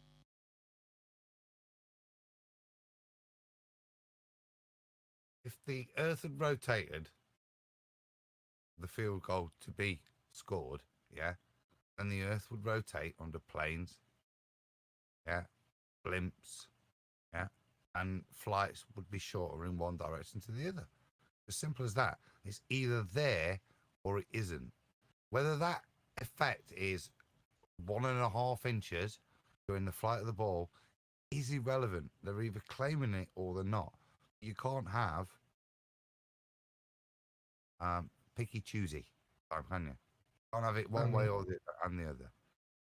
I mean, I used to do long jump, and I can swear I would jump to where I'm intended to jump to. The floor did not move away from me while I was jumping to my intended spot.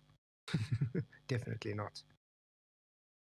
Well, that's a good point, isn't it? If what Neil claims is true, then it would be imperative that all Olympic long jump runs face the same direction. with regards to rotation of a ball, wouldn't it? Because otherwise you were going one way or the other, surely. As Neil claims, if the ball can be subject to it, then you, once you've launched yourself, would be subject to it too. So it would be unfair if at one Olympic Games you were running in favour with the rotation and the other Olympic Games against. That's surely would have been figured out by now and would be boldly stated. We've aligned the long jump to make sure it's fair with regards to rotation. Good point. Another scenario that I discussed yesterday, I was in one of the VCs on Discord, and this goes back to the planes flying backwards deal. Flat Earthers, you want to kill this thing quick and have some fun with it? Let me give you a scenario. I think you guys heard this before on an Numpty clip. So here's the scenario. You got a plane taking off in Charlotte, North Carolina. It's going to fly to Los Angeles. Straight flight. Now, Charlotte and Los Angeles are roughly the same latitude line, and it's going about 860 miles an hour. What we're going to do, we're going to round the number. We'll round it to 800. Make it easy. So the Earth is spinning from west to east at 800 miles an hour. Now, a plane on takeoff is about 170. It gets up to about 175 miles an hour. Wheels up, right? So we'll just round that to 200. So we got 800 miles an hour and 200 miles an hour. You got those two figures, right? So we're in Charlotte, North Carolina, and we're going to head down the runway. The runway is facing directly west. So there's no other problems. It's facing directly towards Los Angeles. So with the Earth spinning from west to east, that plane starts chugging down the runway. And it gets up to 200 miles an hour. And at 200 miles an hour, it has wheels up. Now we're going to stop. We're going to stop frame right there. So the Earth is spinning from west to east at 800 miles an hour. On wheels up, the plane is going 200 miles an hour. If somebody is in the inertial reference frame, like in a helicopter hovering, eyes on that airport, watching this plane take off, then according to the Baltard spinning space monkey religion, that plane has to be flying backwards at 600 miles an hour. Are you tracking with me? There is no way around that scenario must be true in their paradigm. There's no other way around it. And that's the conservation of linear momentum, by the way. So that's how stupid it is, folks. You can kill it just like that. Bring it up at parties. People will love it. But I just killed the whole heliocentric religion, imploded right then, right when I finished that statement. It's a tough one to swallow. The way I got that one is one way, you've got all the aerodynamics we understand in terms of plane lift. The other way, you've not got that understanding of aerodynamics. You've actually got a plane that's being blown backwards at 600 miles an hour, but luckily it's been blown in such a lucky way that it feels like it's going forwards. And it looks like it's going forwards in both reference frames. And they can control it like they're going forwards, but actually, yeah, they can speed up a bit and only be going 550 miles an hour backwards. You know, the spot that I want to see is the transition. When it overcomes that linear momentum, the conservation of linear momentum, when it overcomes that, right in between that and going forward, that suspended animation part, I want to see that. No, that's like that transition you always get with space flights between things going up and then suddenly being in space. You'll never see the transition because it's magic. Ladies and gentlemen of the jury, I hope you enjoyed that, right? Because that's what it boils down to. And if you remember, I took Danny T, Truther, right where he wanted to go. Yep. That must be true if we're living on a spinning Baltard. That's it. It's over right there. I've seen these videos of people that are driving in a car next to an airport and something, and then they see a plane, and then they think that that plane is standing still in midair. Really? Yeah. Yeah, I've seen videos of that actually. Somebody in a plane and then they fly past the plane and it looks like it's standing still. Yep. And that's amazing, right? But that's of course the same thing when you're in a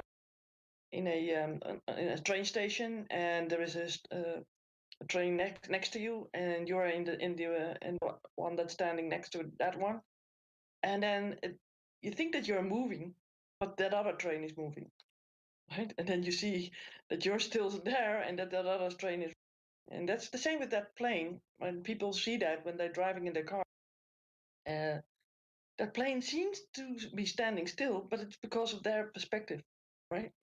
It's just drive by in a certain amount of speed, and that plane is looks like it's standing still in midair, but it isn't.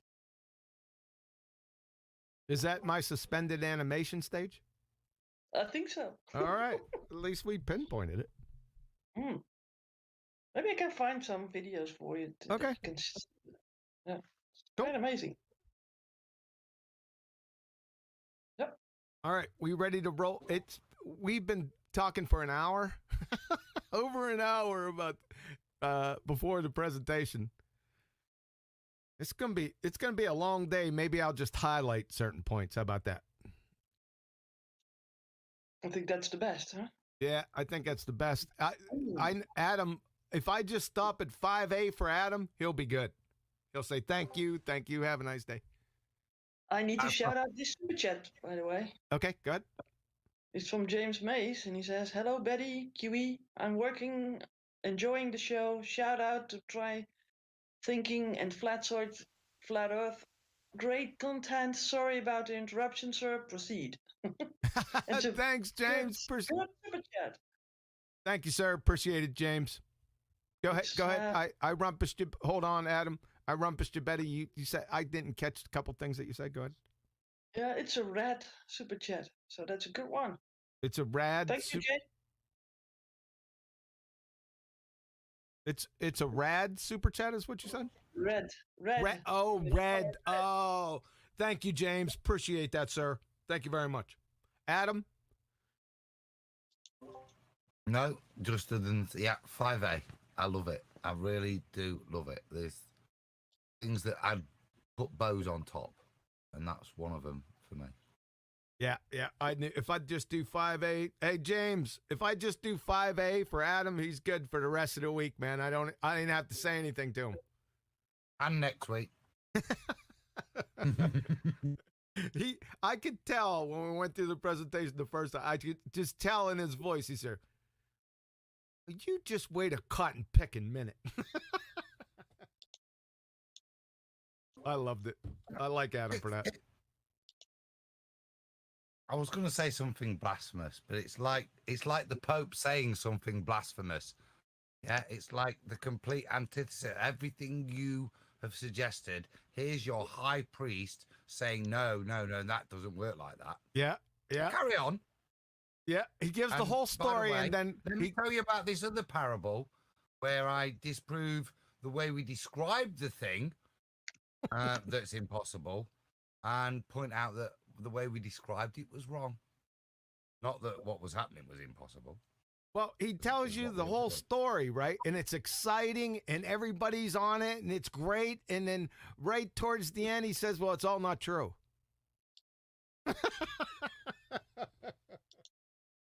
What's not true, though? What's the bit that's not true? That's what I'm saying. The bit that's not true is array. Betty, I hear typing. Oh, sorry about that. I was on the mute.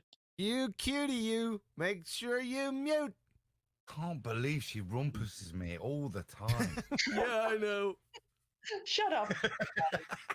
Get stuffed. Get stuffed. Got one back. Yeah, I hear click, click, click, click in the background. Is Zanuck in here? All right, yeah. So we'll just highlight some things in here. I wanted to go back through it, and I'm going to do it a bunch more times. I didn't do it last week because it seemed that everyone got it. But on my travelings through since I did the last presentation, I've heard the lack of holding ballers to task with it, because they've brought it up and they've been walking on eggshells, doing it cautiously, saying refraction. And there's a lot of people out there, I give a lot of people thumbs up, you know who you are, that have stopped them. But a lot of people, I think maybe they're just not feeling comfortable with it just yet. And that's why I'm going to keep on doing it. I may not go over every single thing, but we'll do something like this. We'll see how this goes, and maybe just brush it and then take any questions if anyone has. If you got a question about it, don't hesitate.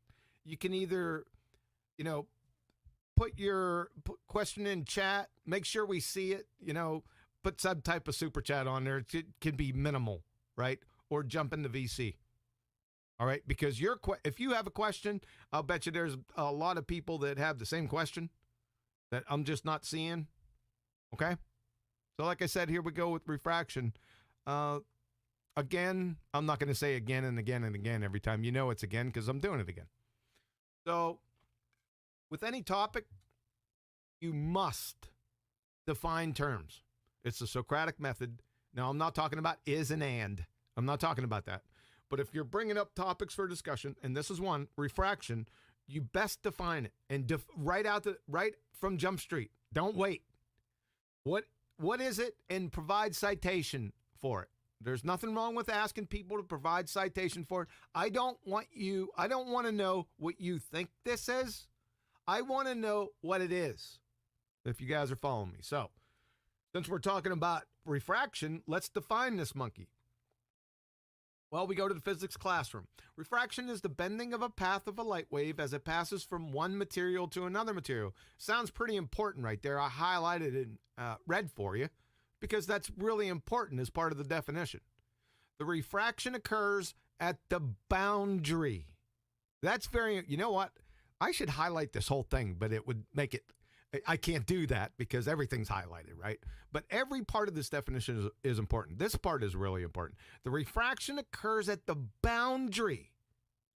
Well, you have to have two different things for a boundary. There's no boundary in one thing. And is caused by a change in the speed of a light wave upon crossing said boundary. Makes sense. So to have refraction, you need two different things, and you must have a boundary. You have to have a surface, an interface. The tendency of a ray of light to bend one direction or another is dependent upon whether the light wave speeds up or slows down upon crossing the boundary. It's diagrammed or related in the formula. N material equals the speed of light in a vacuum over your reference material. Now, what is that N? Remember I said you had to define all your variables? N is the index of refraction. That's where they get the number from. So it's the speed of light over the speed of light in your reference material. It's a ratio is all I'm trying to say. It's got to be this because that's what refraction is. They just defined it for you, right? You can't make something up. And we got the refractive index here. This is the first introduction to Snell's law. It's over to the right. That's okay. I'm just going to show you how equivalent it is. You actually don't need Snell's law because you're going to get the same index of refraction with the known speeds of light going through each reference material. They're just different ratios, right?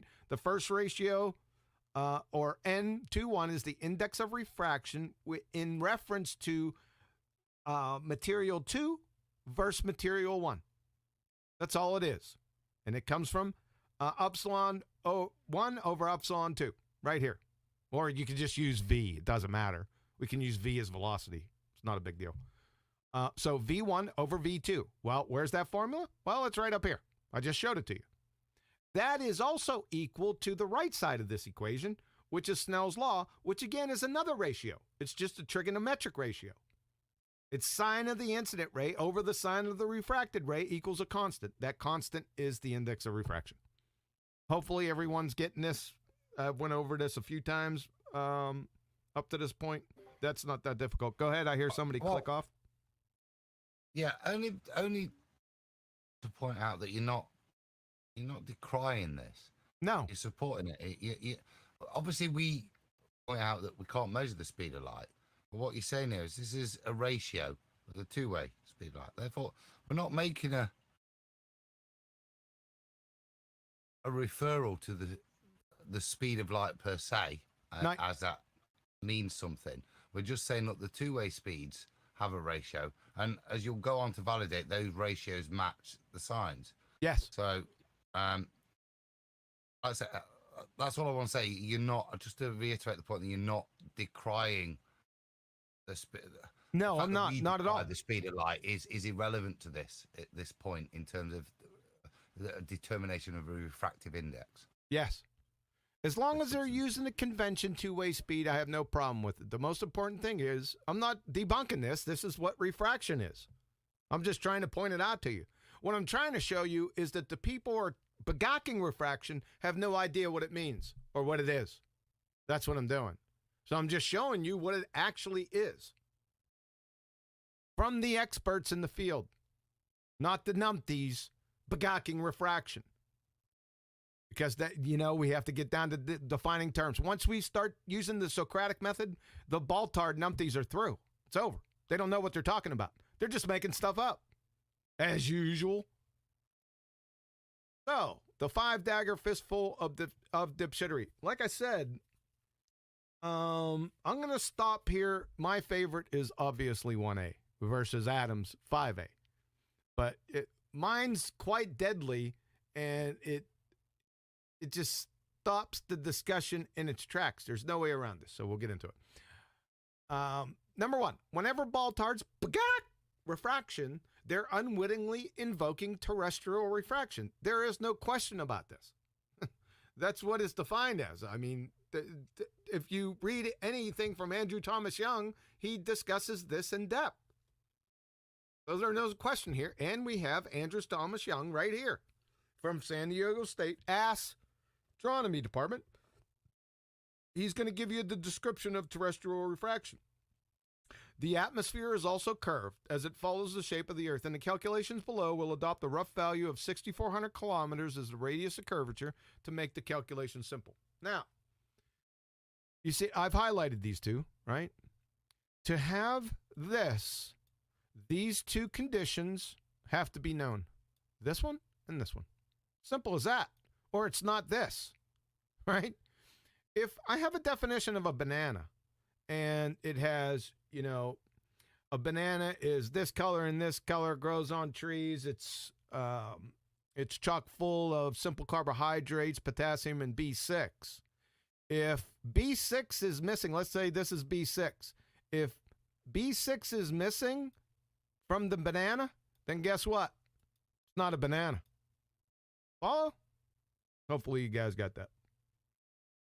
So for terrestrial refraction to exist, like I said, two conditions that is necessary antecedents must exist. You must have curved gases, the atmosphere. And as we all know, atmo means air. Air is a gas, sphere is a shape. Gases have no inherent shape. Right? If you think they do, you would fail first grade intro to gas behavior. Literally. From Christy Bodak, Southwestern University. Grade level. I will use this lesson with a first grade class. If an object is in a gaseous state of matter, it will not have a definite shape or a definite volume. So it's over right there.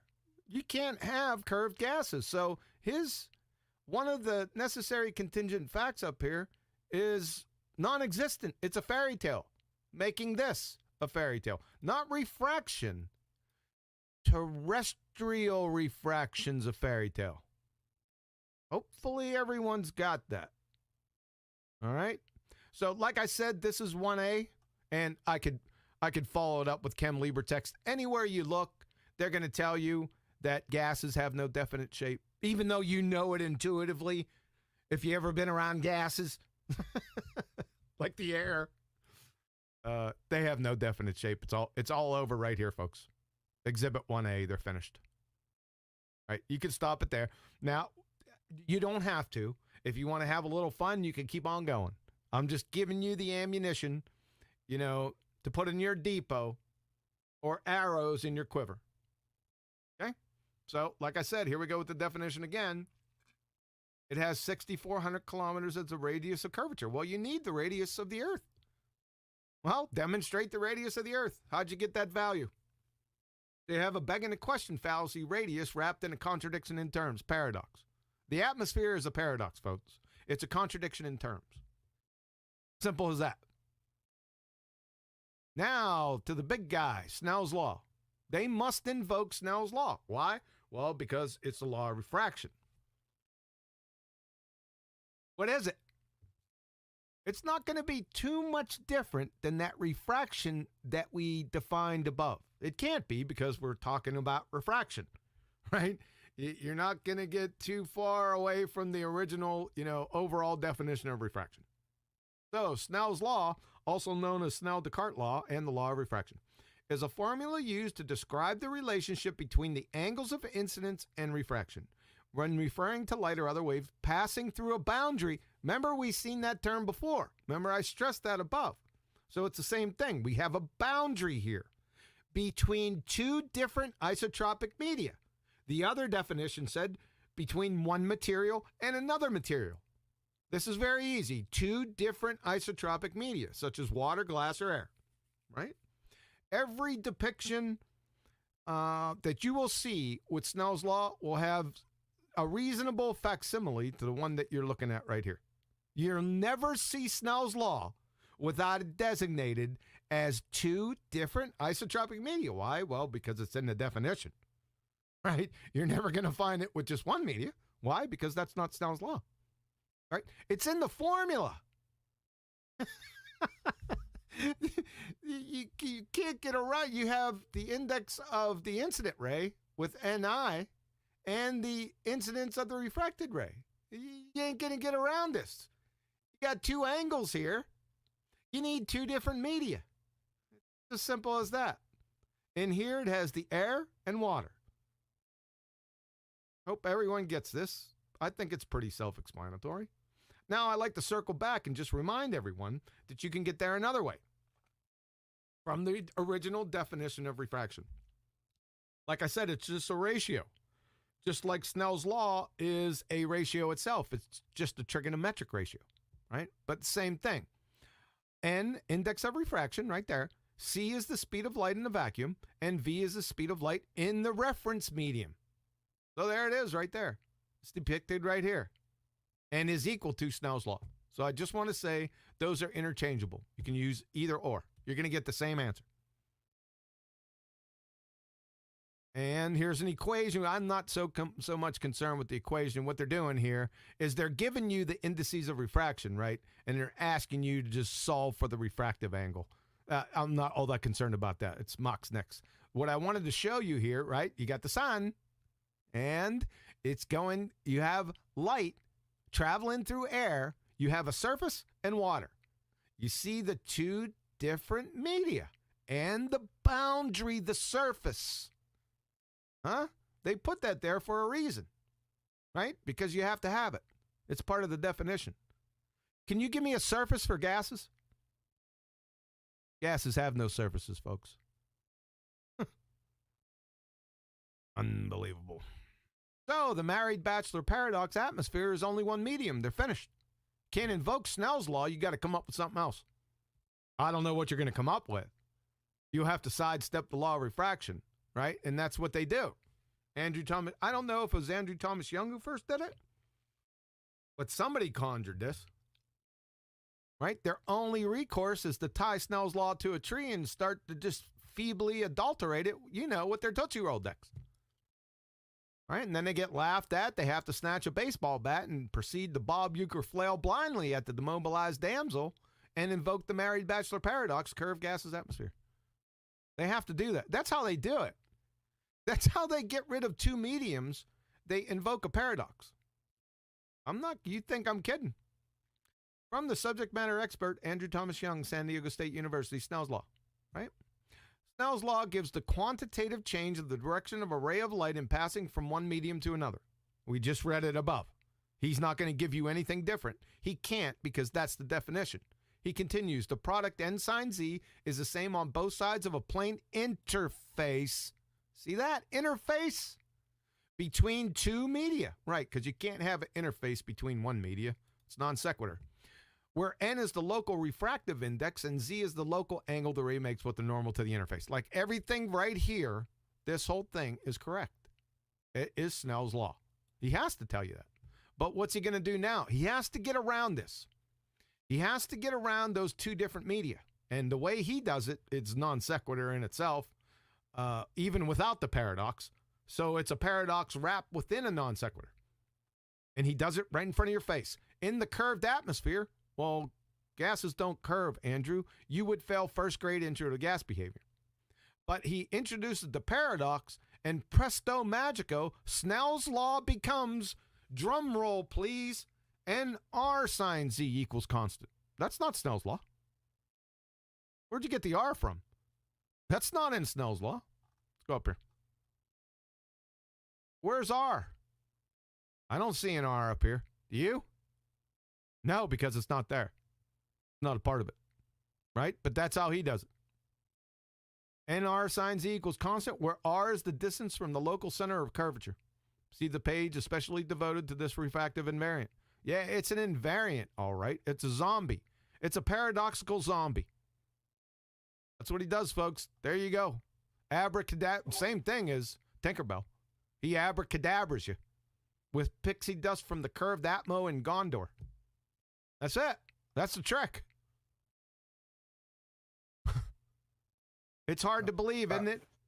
Go ahead. Somebody wanted to add something there? I did, John, because there was bits that I wrote notes on, and they are the tricks. First is to make that statement with regards to boundary layers and the application of Snell's Law. Then is to, after that, is to convert it and then derive a formula. And derive a formula which is fundamentally no longer based in reality. It's no longer based in what we'll discuss, which is this non-boundary layer that doesn't exist. But even if we pretend it was this boundary layer that doesn't exist, that it did exist, and we pretend that, and this boundary layer is not actually based on atmospherics, it's based on R. Yeah? The one that's non-provable.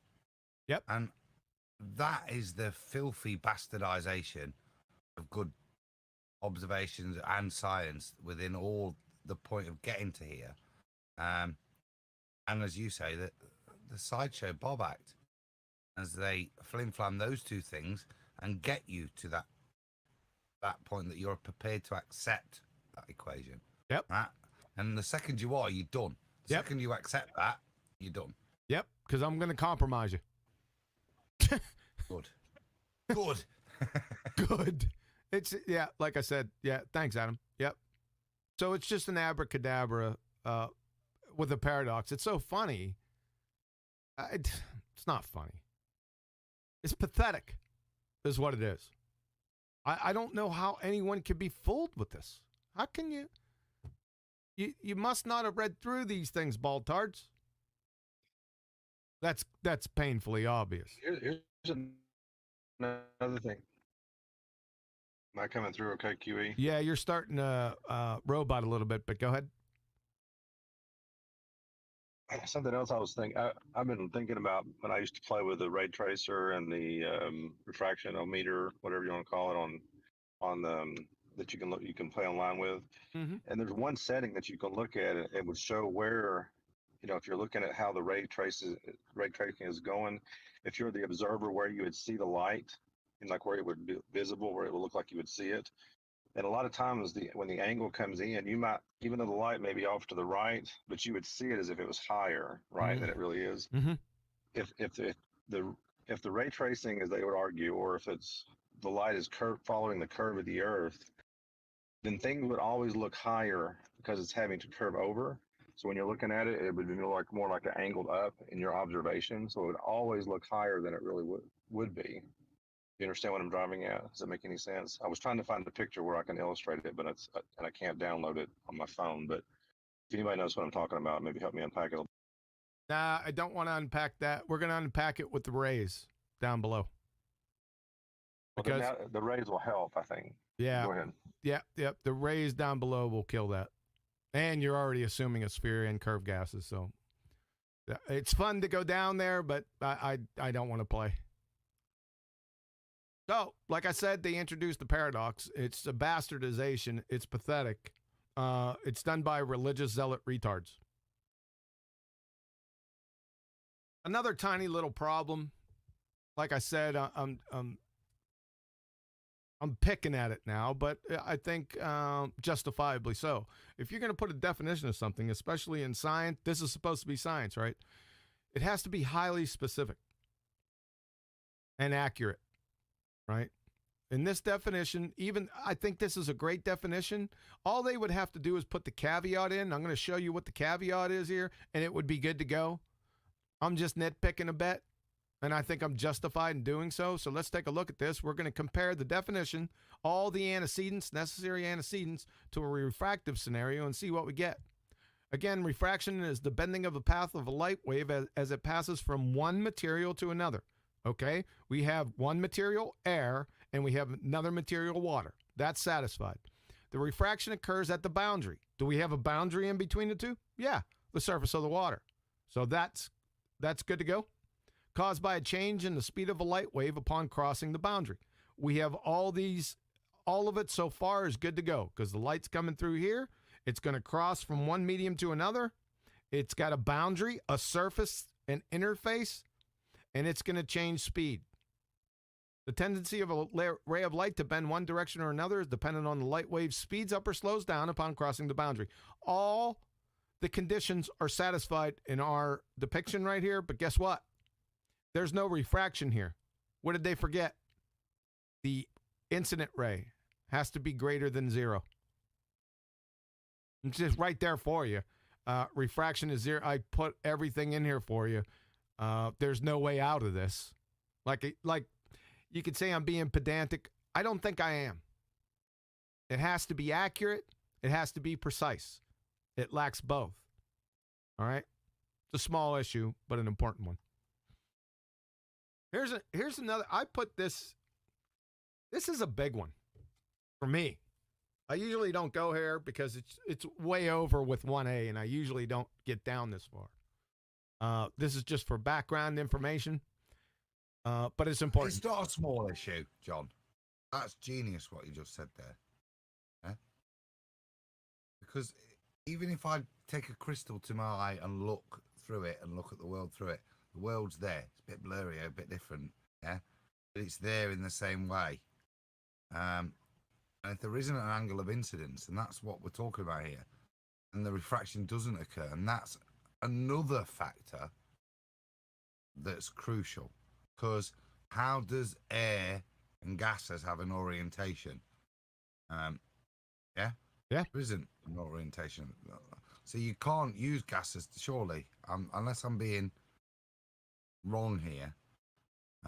It's fine when you're passing it through another medium, a crystal, a solid, a liquid. Yeah, fine, because they do have orientations. They've got a lattice to work with. Yep. Yeah. Well, gases don't. Nope. Again, they don't have a surface. It's as simple as that. To have an interface, you must have a surface. Gases don't have surface. The word keeps coming up. There is no boundary when you encounter the gas. Yep. That word keeps on popping up. I tried to stress it earlier, right? But you're going to see it everywhere. Boundaries, and interfaces. Yep. Like I said, some people might think that it's pedant. That's okay. I think I made my point. The next one, again, I usually don't get this far. It's important, however, because it's in the definition. To establish the efficacy of Snell's law, please show photons as friggin' waves. Why do I say that? Well, waves are all throughout the definition. From Wiki, you got waves. From the physics classroom, there's light waves. There's 3 of them. Light wave in a single definition. Light wave here, light wave here. We got waves everywhere. You got a big problem, Shaggy. Because if we talk to Richard Feynman and Professor Shankar, physics at Yale, light, photons aren't waves. So there's contradictions upon paradoxes upon contradictions. See it right here. He tells you.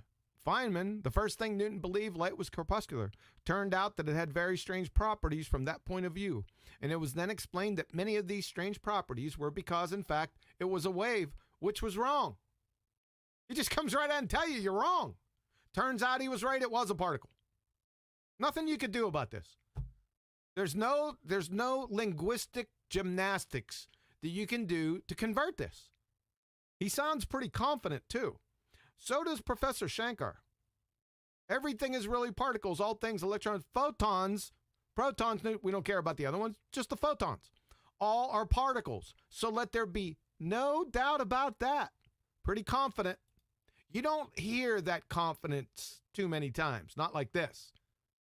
I mean, this is right in front of your face. Well, he's confident because he knows it for a fact. That's why. So they have a problem. There's another problem. All right? So show photons as friggin' waves. Best wishes. It's not going to happen. Now, Adam brought up another point, and I bring up this point. Like I said, I always caveat it because if they're working within the convention, the two-way speed convention, I have no problem with it. I just wanted to make a point of order, Your Honor, about the speed of light. They do not know the one-way speed of light. It's forever illusory, never, ever to be discovered. Won't happen, right? But, like I said, if they're using the two-way speed in convention, I give them a pass with it. So I can just pass this one by. If you want a more thorough explanation, go back to the original presentation and I go through it. Okay? One-way speed of light, they must know it. This has other ramifications for their other fairy tales, light years, measuring distances and stuff. It's a train wreck. If you've listened to the Numpty clips, you know why. So even if I play, I be kind of dumb animal, Baltard Booger Eater Week, and grant them all of the paradoxes and contradictions we just went over. If I just say, okay, to heck with it, I'm going to give you all of it. The curved gases, the Snell's law, Tootsie Roll decadulteration, waves, catastrophe, one-way speed of light, Bubby Baruni's fairy tale radius. I could give it all to you and say, okay, I'll grant that to you. There is no way your paradoxical refractive phenomena that takes the geometric horizon and jettisons it 10 times further than it should be. Not even in all your paradoxes and all your contradictions can you pick up and move, jettison the horizon 10 times further than it should be. You can't do anything about this. It's over. Somebody told me and stopped me right here and said, you know what? This is killer. On this one right here. Even granting them everything. That's how bad it is. We can move on. This is a good one right here, man. Oh, and now on the Rays. 5A. Now we're into Adam's realm. He's going to quickly take over here, folks. I'm telling you. All I want to do is when it's on screen in YouTube is read the quote. Because I've been quoting it for a week or so. A week now, haven't I? And it was something I quickly scribbled down. So okay.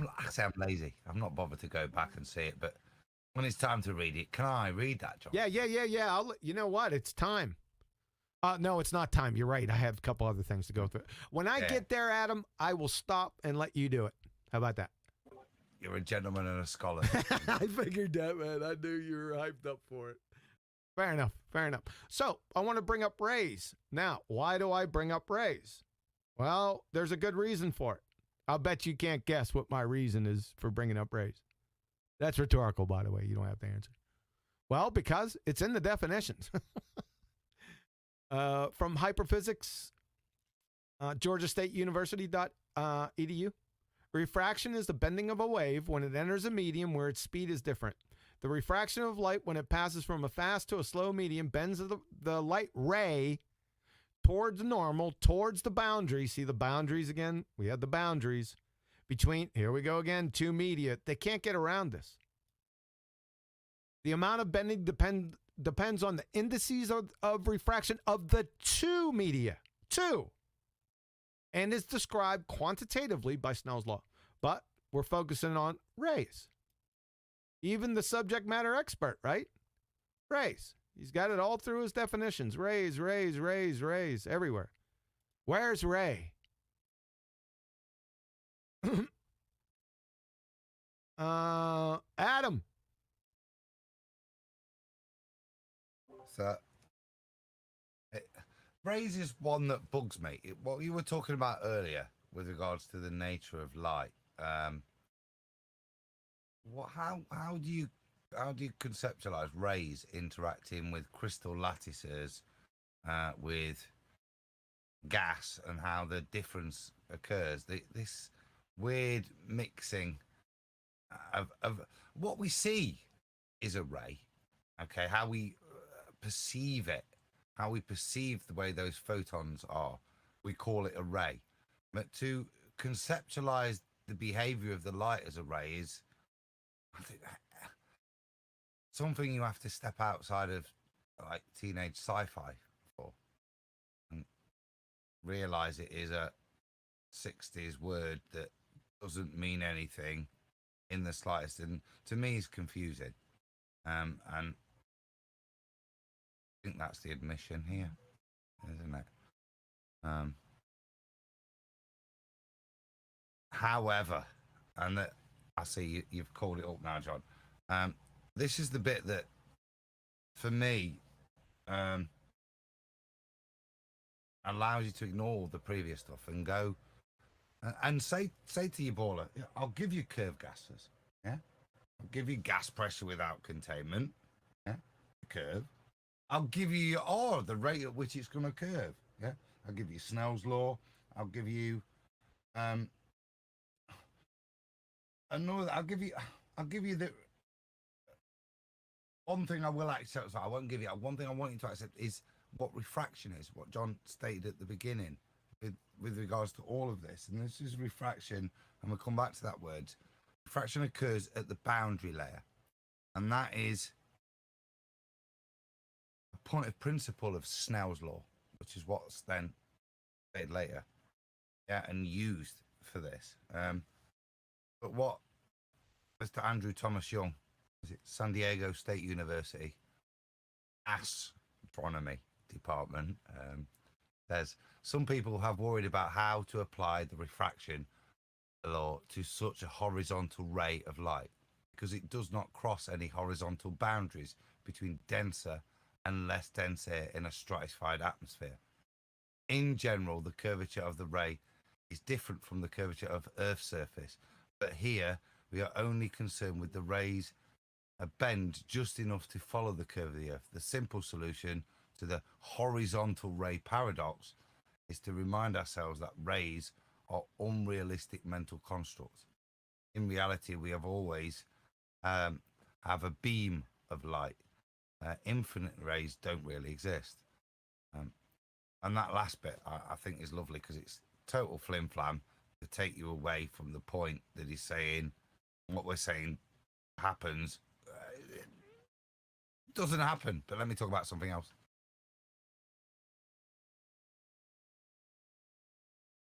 It's a bit like a politician, isn't it? At the point of something really crucial that they're going to go down for, it's better to go down for something less. I did not have relations with that woman. It's probably a better thing to go down for than the truth of what he did. Hence, let's ignore the beginning of the what I've just admitted and focus on me admitting that rays don't really exist,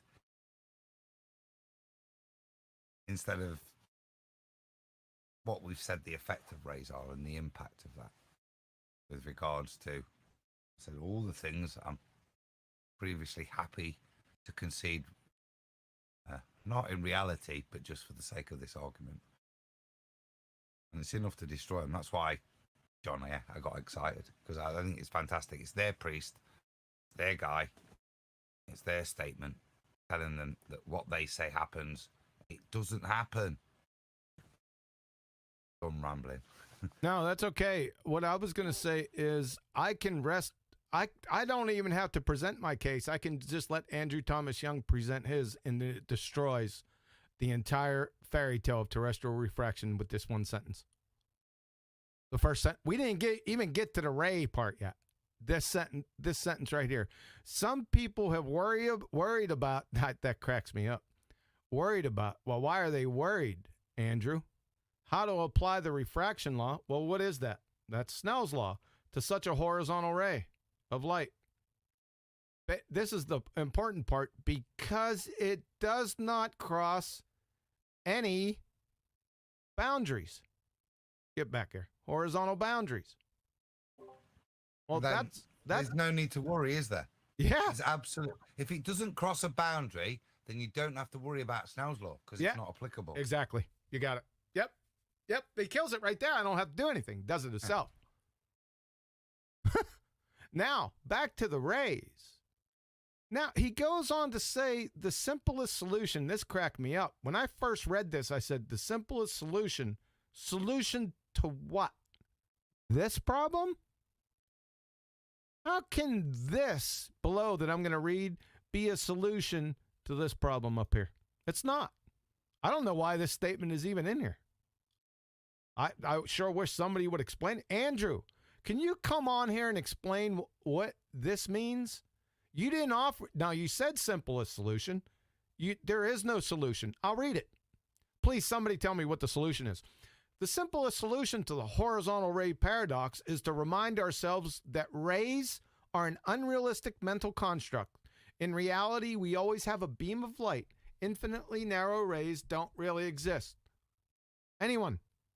What's the solution? It's lost on me. I don't see a solution here. What I see here is a statement that's relieving him the responsibility of his volumes of horseshit prior. That's what I see. Because that doesn't make, this is non sequitur. The simplest solution, this part right here, it's non sequitur. And then the horizontal ray paradox, unrealistic mental construct? Really? The rays don't really exist? They must exist. They're in your definitions there, Andrew. So what you're doing is you're conjuring, like you conjured the curved atmosphere. This time you're conjuring rays. It's a conjuring squared. You're like a witch.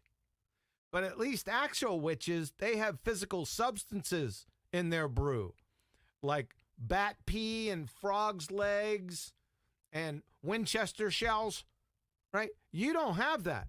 You have concepts. You're conceptual witch, right? Because you have to have rays. This is a physical effect in our reality you're attempting to describe, and you're telling everyone that they don't exist. It's over. It's all over. It was over with the first sentence. Like I said, we're just dancing on the graves. And then this final one, if you're unsure, if you think he made a mistake in this reference, we'll go to another reference. From Andrew Thomas Young. Astronomy Department. Thanks, Adam.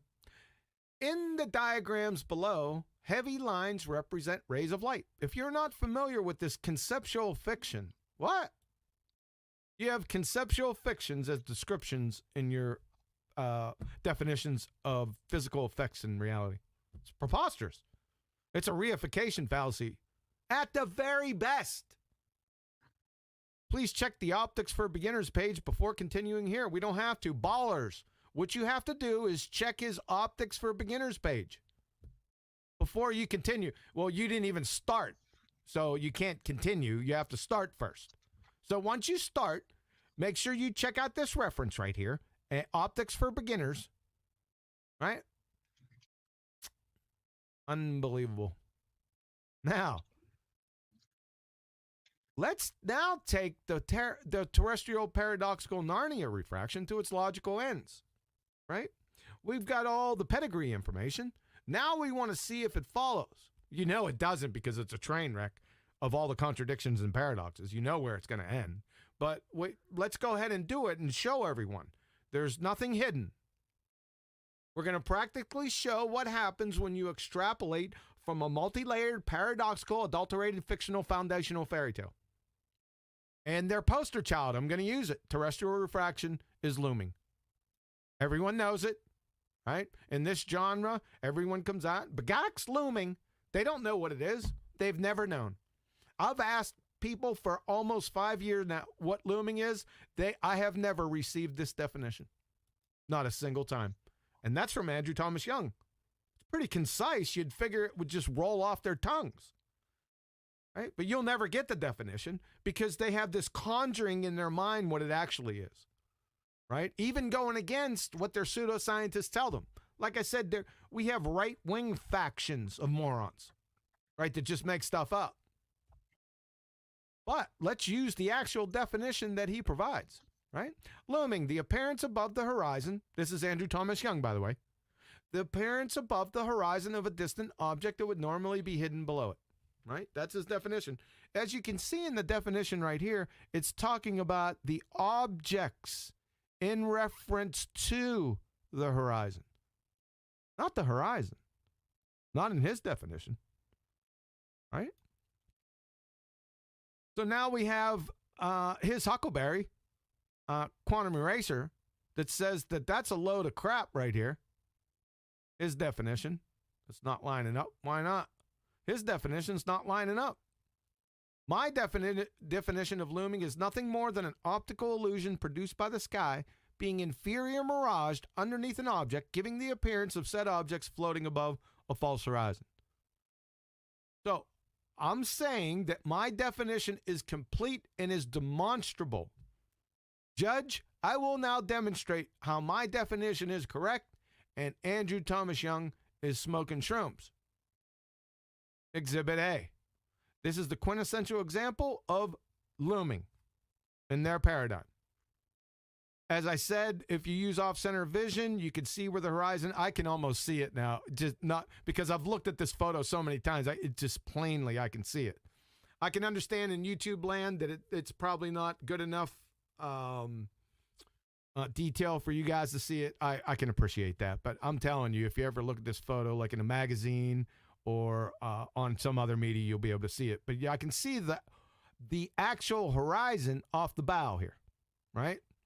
So, my definition is, remember, that the sky above is being inferior mirage underneath this object, giving the appearance that the object is floating above a false horizon. And that's exactly what's happening here. If we're unsure about this, then we have Mick. Here he comes to save the day. There's a fever in the funk house now, West. To make sure everyone is on the same page. There he is. Old Mick. October 2017. Now, to give credit where credit is due. Mick brought this out, and it's the same photo from above. We already went over that. He brought this out because the tabloid, he said in the caption below down here, the tabloid media called this a mirage, right? So Mick was right in calling them out and saying, hey, listen, guys, this isn't a mirage. All right? Obviously, it's not, because that's not the definition of mirage right here. So he depicts it, not a mirage. The real horizon is near here, right? The one that I told you was there. You can see it plainly now. All Mick did was color contrast this.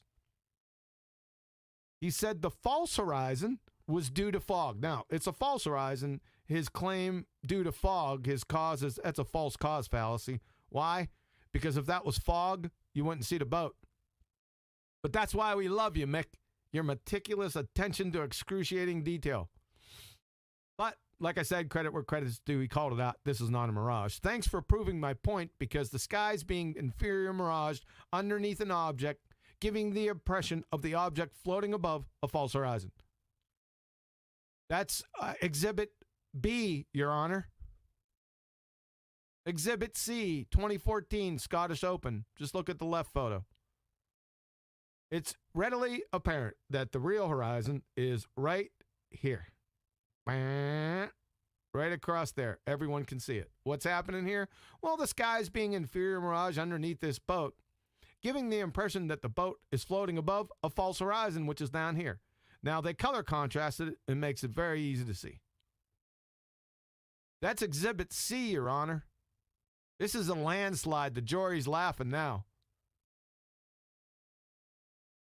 And I haven't even brought out the big whopper just yet. There she is. This is QE Cuties' favorite photo. Can I hear a shout out from QE Cuties? Yay! This is Betty's favorite photo when we first You looked at. calling me? No. When we when we first seen this, but the first words out of her mouth was, "The boats are being raptured." I'll never forget it. Right? Because it looks like that. But this is the quintessential example, Your Honor. This is the quintessential example demonstration of my definition.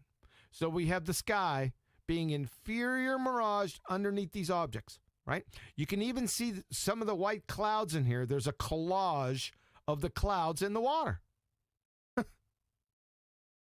You have the real horizon, the actual horizon right across here. I can see it plainly. These objects are floating above a false horizon. Folks, you can't get any more delineated for a false horizon than this one because it's fragmented across the entire transverse dimension of the horizon, of the false one, right? This is over. Over. My definition is correct.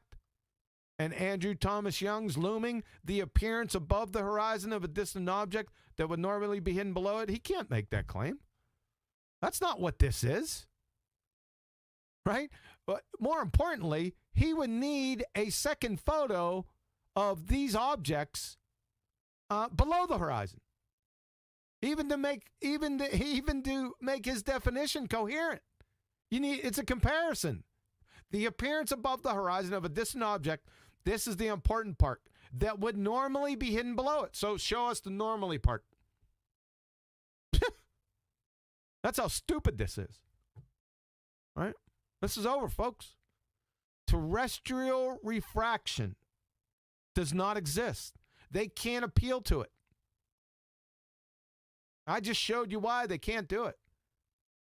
Now, I didn't say refraction doesn't exist, did I? I did not say that. I am saying that terrestrial refraction, what they appeal to for their ball-tard spinning space monkey religion, they can't appeal to it anymore.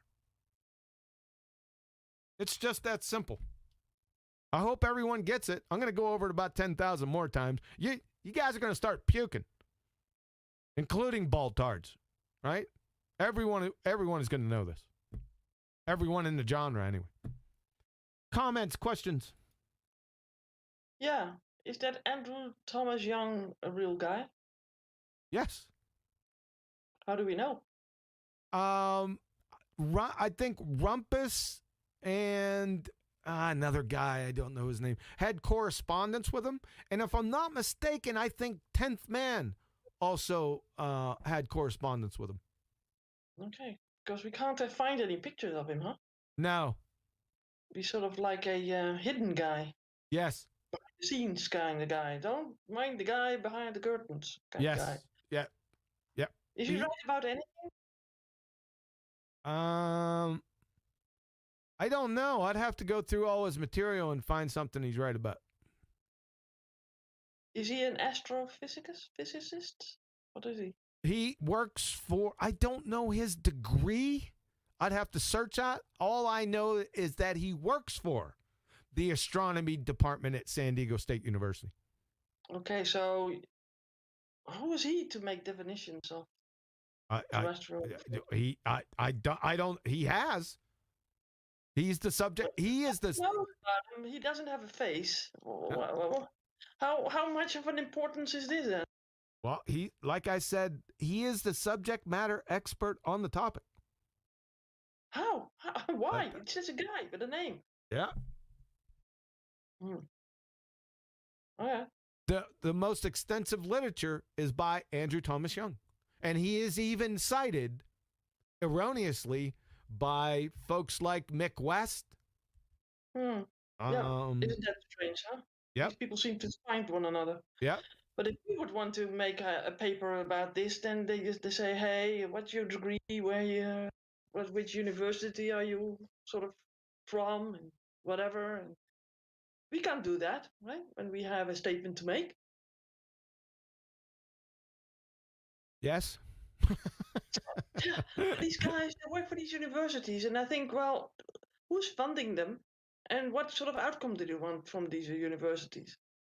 That would be very different. See, conspiratorial for you. yeah. You want to go deep into like their personal lives and what toothpaste they're using. I'm just on the outside taking. Yeah, the thing is, I like truth, and I like and I think that usually the truth doesn't come from sort of democratic sort of institutions. Let me say it that way. I understand what you. Where the most people are shouting that it is so when there is one speaking the truth. I understand what you're saying. We just have two different missions on the true side. I like to take the established words that they say. You want to get into what shampoo they're using. No. Making it dirty, right? No.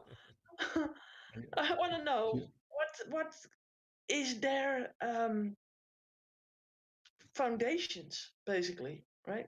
What makes their foundations any better than ours? Why are they sort of established? What's that word established mean, right? That's sort of what I sort of get at. It's a good point. Yeah.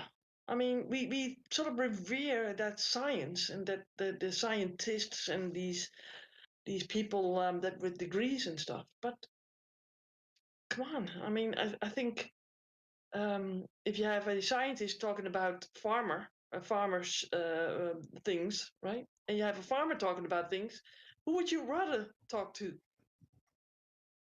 Right, I would rather talk to the guy that is the farmer, because I expect him to know more about how things work than the scientist. The organ player at the church? Yeah, well, yeah. Whatever, right? I mean, I think we are sort of prone to listen to these high voices we think that are high up, but who put them there, and with what reason and what causes?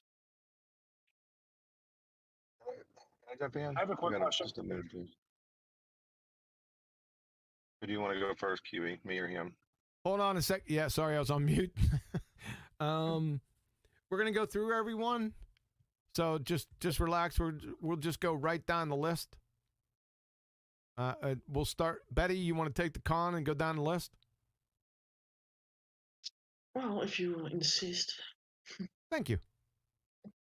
We got almost exactly at the top. You have anything to add or to? Hello. Oh, I just have a question. Hold on a second. Wait 1 second before you offer your question. I gotta find you here. You just blew my eardrums out. My fault, not yours. Go ahead. Oh, I thought my mic was really low actually. But can density layers be considered? I mean, the differences between them, could that be considered as a boundary? No. Density layers of what?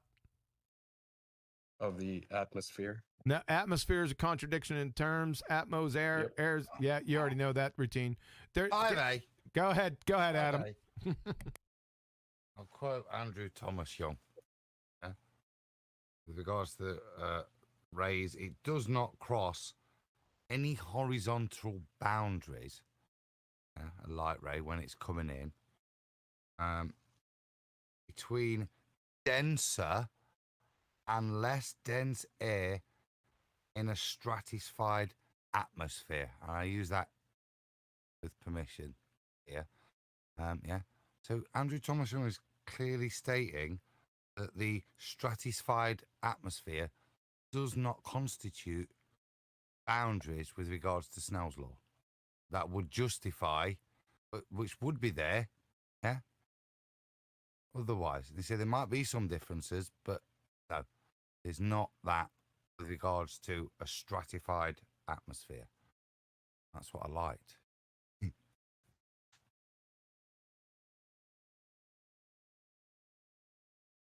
All right.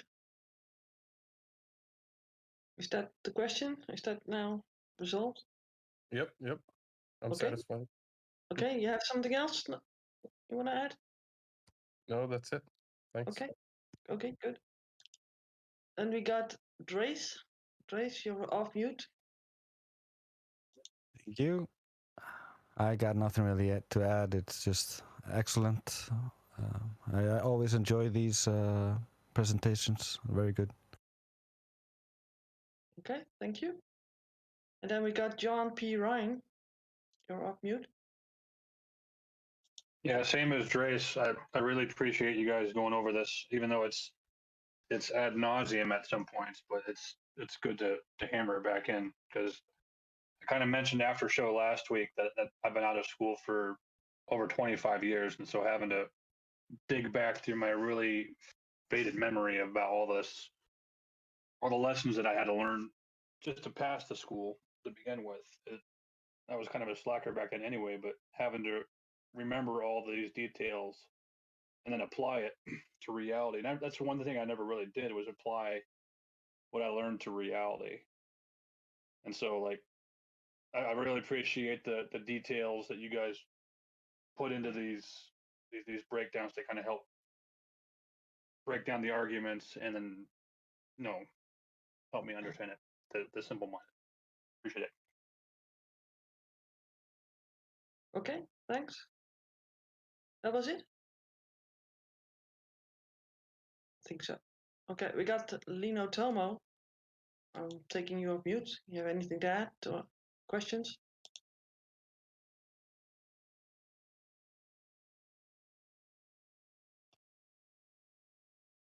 No? Okay, we got Neil Constantino. Neil, are you there? Neil Costantino is very busy right now. Sorry, I can't talk. Okay. I have a question. Going to Phoenix Rising. Take you off mute now. You have anything to ask? To add? No questions. I did miss the start of it though. I had to get out of work. I have a question about the Atmos. So that's a really good point. Like the atmosphere. I'm coming. I was trying to find the mute button. I was on mute.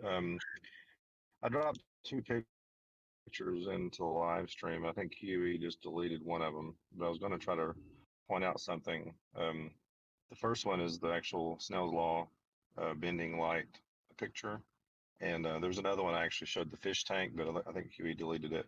But I was actually going to make a point showing, like, on that one picture, there's a green dot on the picture, and it would show where if you was looking at that light from the position where the light is hitting the bottom of the tank or whatever, so to speak, that's where the light would be. Oh, you're roboting.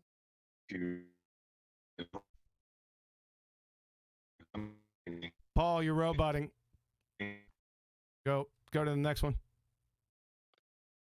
Okay, we got Rob Keane. Take you off mute. You have anything to add? Questions?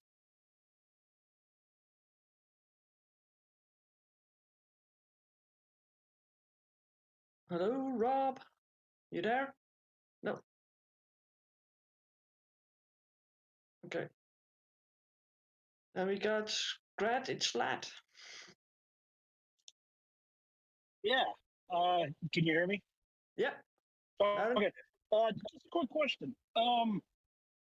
Doesn't infrared knock out like 99% of all refraction? No. Oh, really? Okay, It's the least refracted wavelength. But your statement, it knocks out. No. Okay. All right. Well, then that answers my question. Then. Thanks. The higher the frequency, the more refraction. Follow? So the lower frequency, like infrared, that's going to be long wavelength, right? The less refraction. Okay. But you follow that one? But I mean, yeah, I think so. But shouldn't it like clear? Never mind. I think I understand what you're saying. You got what I'm saying? Okay. Right, we go back to Paul. He's back. Paul, Can you hear me okay now? Can you hear me okay now? Yeah. Okay. To make it sum up, in both the pictures I posted, there's there's one in a green dot in the actual Snell's Law simulator, and there's one in the fish tank, and it's a yellow dot. What I was trying to represent with the dots is where the position of the light you would see it at, right? If you were looking at the light from the point where it hits, if you was looking at the light, and they always say the light is curving around the earth. Well, if that's the case, visually, everything would have to be lifted up when they argue that. Because visually, that's where you would see it lifted up, risen up. So you would never see, even in their own paradigm, from their own argument, the geometric horizon. You can never see it. If it's because it's always, you're visually looking at where the light would be hitting you. It looks like it's going to be higher than it really is, if you understand what I'm driving at. The pictures are trying to illustrate where you would actually see the light, or where it would look like the light would be. Does that make sense? Does that make sense? No, yes, maybe. Did I drop? No, you didn't. No, sorry, I was on mute. What's the point? Well, I'm just saying is even within their own paradigm, arguing that the light is bending around the Earth's terrestrial refraction. Yeah. Well, that means the horizon or everything would always look higher than it really is. They always use the fish tank as the illustration of how it bends around. Well, visually, it would look higher, always look higher. If you're seeing when the light hits you, if you understand. That's why in the fish tank, I put a dot where you would see the light. If you were looking at it from the point where the light on the other side of the fish tank, if you're standing there looking at where the laser's coming from, you would visually look like it's higher in the tank than it really is. I'll refer you to 5A, and I'll also point out that that's water with shed loads of glucose in it. I agree, Adam. Whether you want to use it to destroy the ball, is fine. But what you can't do is use it with regards to the atmosphere, which we talked about liquids, and this is a liquid bordering on solid point of view because of some of the saturation points within that, which is why you'll see the rate of bend is much lower, greater lower down than higher up. This is not analogous to anything with regards to light behavior in the atmosphere. And I get that. It's bad I for get us that, to use that because it defeats our point, doesn't it? It defeats our point. We're saying when they bring this up, that's nonsense. It makes no sense. So we shouldn't use it in the reverse because that's in a very rich glucose liquid, yeah, which is not in any way analogous to the atmosphere. So whatever it shows benefits us naught in our understanding of light in the atmosphere. No, and I agree with you, Adam. The only point I'm making is if light is bending around and it hits your eye, it's going to appear higher than it really is. That's the only point I'm making. Well, I know. I'm talking about in their paradigm. In their paradigm. That's all I'm arguing. They don't have a. I don't agree with it. They don't have a paradigm. Refraction. Yeah. Well, I know you destroyed it, QE, but I mean, they always say we always do the Muppet vision, the side view. But what will you visually see if that was true? And that's what I'm driving at. If it's true what they're saying, then you can never see it because it's going to be always higher than it really is. That's the only point I'm making if their argument is true. I'll leave it there. That's why that doesn't. All right. So light's supposed to bend in their world at 7/6R. Number one, there's no R on that flat fish tank. Yeah. All you've got is some nonsense density gradient and then a light beam introduced at an angle. All it shows you is refraction.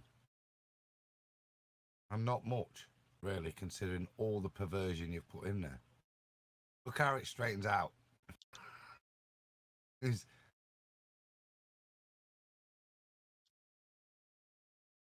of no benefit to us, to me, mate, that, and using it. And there's enough demolition. We don't have to presuppose what their bullshit would turn out like. Where we would presuppose their bullshit would turn out with our bullshit corrections of their bullshit. It's just bullshit. I mean, I agree, though. I guess all I'm saying is if they start invoking refraction, they just shot themselves in the foot. And that's what we've been saying for a while now. Yeah. Ultimately, as soon as they do that. Yeah. Well, you're right. We need to tell them what refraction is, because in their world, refraction is that thing bending to your yellow dot. In reality, because of stuff, gravity, whatever, you know what I mean?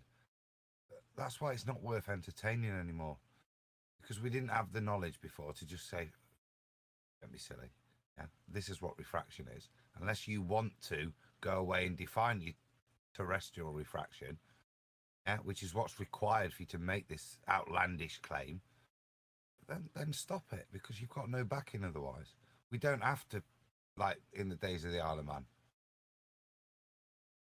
Yeah, put up with the nonsense. We understand it now, and we don't have to humour it.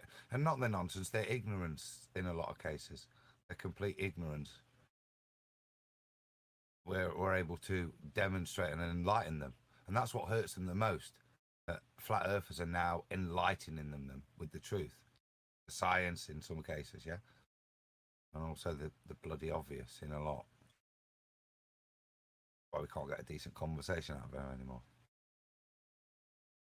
I have one more question. Go ahead. I just want to make sure I understand. Do they actually say that everything we see is not where we see it? Is Yes. that what they're claiming? Yes. Okay, so if that was true, how would a sniper hit anything? Listen, you're preaching to the choir. I already told them this hundreds of times, that if what they said was true, that Adam called it bullshit, then all the world's militaries would be rendered null. That it'd be academic. It would be non sequitur. Tell you what, let's have a war with them. Let them use their way. We'll use our way. And let's see who wins. We can't be having wars, Neil. Paintball. Paintball. Yeah. Yeah, you're right, Scrat. You're right on it. Yes. Good. Anything else? I just don't understand how they can actually think. I don't get it. I mean, they completely abandon logic and reason, and I don't know. It's just frustrating for me. No, you're all over it. You're exactly correct. It's frustrating, right? Because that's what it is. So all we can do is just show it in spades, and then guess what? A little later this afternoon, guess what I'm going to hear? Refraction. Did Betty do it? Yeah, I might hear it now. Two voices. Yeah, Scrat, you're all over it. Thank you. All right, did we miss anyone, Betty? Well, Shines came in. Maybe she wants to chime in and has something to say. Let me see if I can unmute her. Hi, Shines. Hi, everyone. Just great. presentation as usual. You are amazing. And I'm just tired of them claiming that this is just semantics and that words don't have any meaning. And we don't know the difference between bending and divergence. And it's so silly. And I know that this is just going to continue for a long time on. And I don't know if a lot of people will ever get it, because we are in that, anti-flat earth community. Like, they just refuse to listen to what's so obvious. So more great information, and hopefully maybe some people will become sane and come into reality. We'll see, though. That's wishful thinking. I like that, Betty. Can you invite more people to come in, and then when they come in, say, "Hello, I'm here." It seems that you have a sort of a hearing problem in the sense that everything is too loud for you. Huh? Yeah, it's showing everyone that comes in has their volume turned up a lot. So this is good. That you have your volume for the income of the how do you say that? How your sound is transferred to you. That's too high up, maybe. Well, there's a balance, cutie. Between yeah, well, the balance, you crossed it. yeah, there's a balance. We're going to get into shop talk. Nathan will love this. There's a balance between what goes out to YouTube and then what comes to me, and I want it to what goes out to YouTube as reasonable. And sure. If it is reasonable, I have to turn you up because I can't hear people. Yep. So my speakers are. But everybody was too loud. Yeah. Usually it's too low, and now they're too loud. Yeah, every single person that could. So just start inviting people in, Betty, because you like it. And make sure QE hears you. Oh, let me see what I can do for you. Oh, it doesn't matter with you, Shines. You could turn it down. It doesn't matter. If I have you cranked, I'm toast. And you weren't the only one. Every single person today. So it's been a lot of fun. We got some other person, but he's on deaf and mute. But you don't want to hear him. Yeah, that's where he's gonna. That's where he'll stay. All right.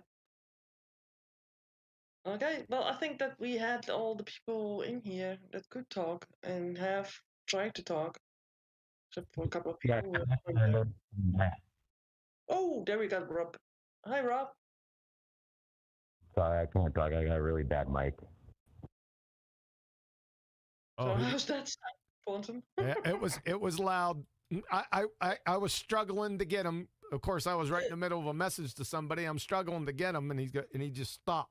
But that's all right. I got him. I got you, Rob. Sorry. You should be good to go. You want to add something?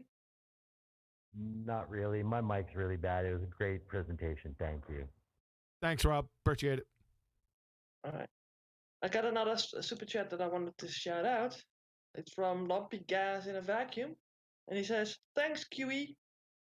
And Thank you. He said it mid-presentation, but I think it's good at the end. Thanks, Lump. He said, what's the name? Lump. I can go look 1 second. Lumpy Gas in a Vacuum. Lumpy Gas in a Vacuum. Love it, man. Appreciate it. Thank you very much. Yeah. Well, it was a long run this time. Yeah, it was a longer one this time. Everything's going really good. It might be about 3 or 4 weeks, to get everyone in sound line, but I think that this was a good one. Mm-hmm. Yeah. You have yourself anything to add? What's next Ballbusters about? Next Ballbuster, I forgot to tell Adam and Nathan. That was I was gonna say something and I got it. It was in the morning. I wasn't thinking straight. They requested for Ballbusters that we, because there's a lot of new people, according to them, that's on the scene. So to go back into the science presentation, they wanted something, specific, and I'm not going to do the science presentation without doing the whole thing. So Adam, I'm going to do the whole thing, man. Fair enough. If you want to, no, it's fair enough. I understand. You want to present something properly. Sometimes you have to. So yeah, I'm gonna present. Yeah, we'll go in for the next 4 or 5 weeks, and we'll just be talking science on Ballbusters. No problem. I don't have an issue with it. On science now? Say again? Are we camping out with science now? We're gonna drop anchor in science again. Yes. Drop anchor. Yeah. Or camping out. Drop an anchor in natural science. It's a heavy anchor. It's gonna be hard to lift up. But didn't we do that hundreds of thousands of times again? Yes, but it appears, like I said, we have new people in. It's not a bad thing to go back and review those principles and concepts. It's not a bad thing at all. Right. Yeah, because you can sort of apply it to all kinds of other different things that they are claiming to be true right now in this minute. Yes. Yep. So I'm looking forward to anything talking about the scientific method and anything, the one that I created. I enjoy talking about that. Oh yeah, your scientific method, huh? That's right. Yeah. Might as well take ownership of it since nobody else does. Yeah, they're saying that it's mine. I've heard a number of times that it's mine. I appreciate that. Yeah, Drace is saying the same. Drace is saying the same thing. Variable? Oh God. Is it with the independent variable or the independable variable? According to you, it's the independable variable. You can't depend on it. Yeah, so even Drace in the chat, he's saying that, yeah, they keep telling us it's my method, QE's method, so I might as well take ownership of it then. Maybe you can put out a paper as well then, like that Andrew Thomas Young did. Everybody, begok you. Begok, you can't do the begok right. You need practice on that. Oh, the hell. Well, if it's your method, couldn't they just say you're just wrong? They do. Yeah, I know. Of course, they just say it. That's the difference between them and I. I don't say it. I support it. And demonstrate it, by the way. That's very important. Anyone can say anything, right? I got another super chat for you. Go ahead, Betty. It's from Peter Clark, and he says, Rumpus is an utter moronic sophist. Who's Rumpus? I don't know. I don't know either. All right, let's wrap it up. Adam, any final thought? At least he super chatted for you. Say again? At least thank the guy that super chatted. Well, yeah, I thought it. Didn't I thank him? I don't know. I don't think so. Hey, well, thank you very much. And I didn't see it. Why that didn't pop up on my... Oh, there he is. Now it popped up. Peter Clark. Yep. Appreciate it, Peter Clark. Hope you guys got a lot out of the presentation. Let's go ahead and wrap it up. Let's get Adam any final thoughts, and make sure we get Adam shouting out his channel. He's got a couple good videos on there. Adam's starting to ramp things up, right? Thank you, sir. That I did plan to do that. I'm going to post it in chat in a second. Yeah. On tonight, yeah, I've enjoyed it. Like I say, 5A for me is beautiful. You can seed all you like and then take them to 5A, and a priest says what they're claiming does not happen. Nonsense. So we can forget all about the supposed terrestrial refraction and concentrate on what we understand that's validated with regards to refraction. And I'm more than happy to accept proven understanding of refraction and what it is, even if it includes the two-way speed of light. Yeah, as a ratio. Yeah, that's a stumbling block. I knew it would be. I knew I had to go over it. Yeah, I'm happy. That's why I gave the prefix the as a ratio. We're not invoking it. We're just using it both ways for everything, and then defining that ratio that we've applied to everything. So I don't have a problem. Like I said, that's why I interjected. I don't have a problem with it. It doesn't involve me questioning measuring the speed of light. It's a ratio within a device. Yes. Okay, so whatever that thing's doing, whether it's the speed of light, whatever, it doesn't really matter. It's a ratio within a device. That's cool, as long as each thing that we define the ratio's got the same parameters, and that's how it's been derived. Yes. The validating thing is that the angles correct have a similar ratio. So. Correct. Yes. So that that I like it. But like I say, 5A for me. That's all I'd say on this evening. Other than that, yeah, if I could shout I've obviously got my channel, the Adam Meakin, which I've had for ages. But what I've wanted to do is I've started a new one. What question mark is the world? And Nathan, all of that is in lowercase now. I've changed it thanks to Nathan's bequest. So I'm just kind of putting my thoughts down there, kind of trying to do episodes, just covering certain topics. The first one was kind of the instigator, really born out of what Brian was doing with regards to Wolfie and certain flights and stuff I've done in the past. The next one's a little bit more considered, and hopefully kind of highlights the two sides, what we've learned over the time, what we know, what's demonstrable, what's provable, and what the high priests of the globe spout as the rhetoric that's the reason you should think it's a ball. And it's a kind of a juxtaposition of those two things. Cool. Need to make your own mind up. Yeah, so that's what is the world, and I'll stick it in chat now and spam it a sec. Thanks, John. That was perfect timing, honey. Finish another banana. No. I'm talking to my wife. She just came in and tore a piece of paper off the door in here. That's too funny. Perfect timing. Yeah, thanks, Adam. Everyone sign up for Adam. Adam, are you spamming that in the chat? Done it once, I'm going to do it again. There you go. Please, sir. Yeah. Thanks, guys, and watch and please sub and share if you could. I'd appreciate it. I'm still on low numbers there. Oh, we'll get that going, Adam. No problem. Everyone should be subscribing. Yeah, I liked your last one, right? Where you sort of put Neil deGrasse Tyson, that other guy, what was it? The physics guy, Bill Nye, the physics guy. Right.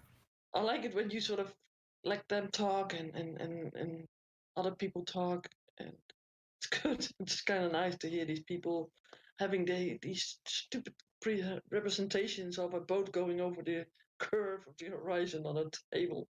It's so stupid. As QE said, sometimes the best response is to just let them talk. Exactly. Yeah. Thanks, Adam. Appreciate it. Betty, take us home. Yeah, I want to thank all the super chatters because there were some amazing super chatters here. Please don't be shy for super chatting because I will shout them out, unless it's vile language, of course. But I think the Rumpus guy was a little bit over the edge, but okay. So people, thanks for that.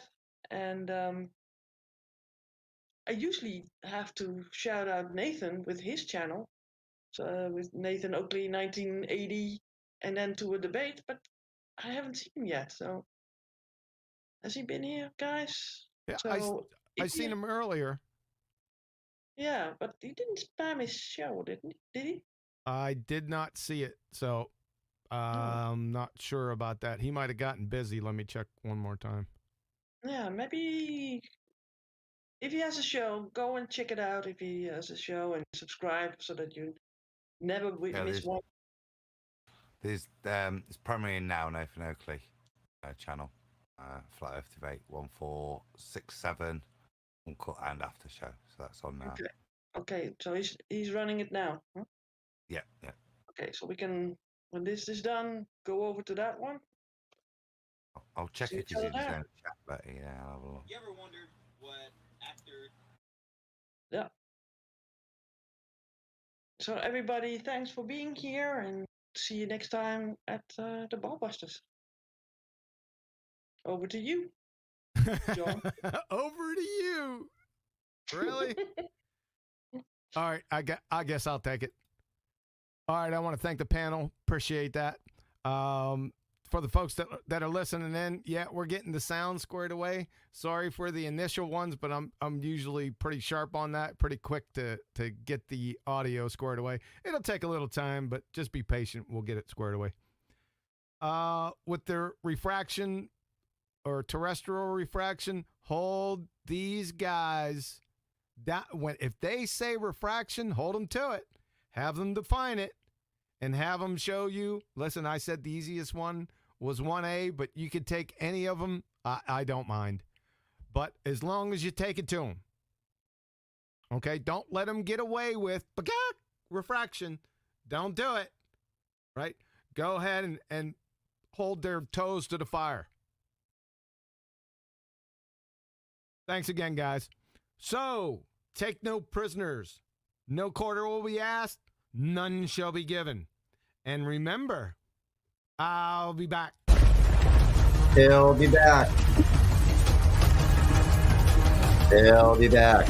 And that's the end of refraction, folks.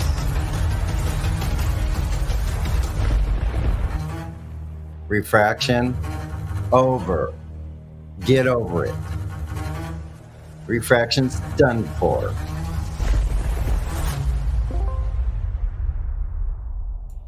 Okay, now that we got that settled, yeah, you're not using refraction anymore. Sorry about that.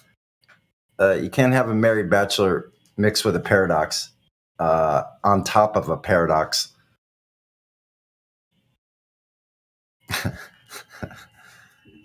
Good morning. Good morning to the earth.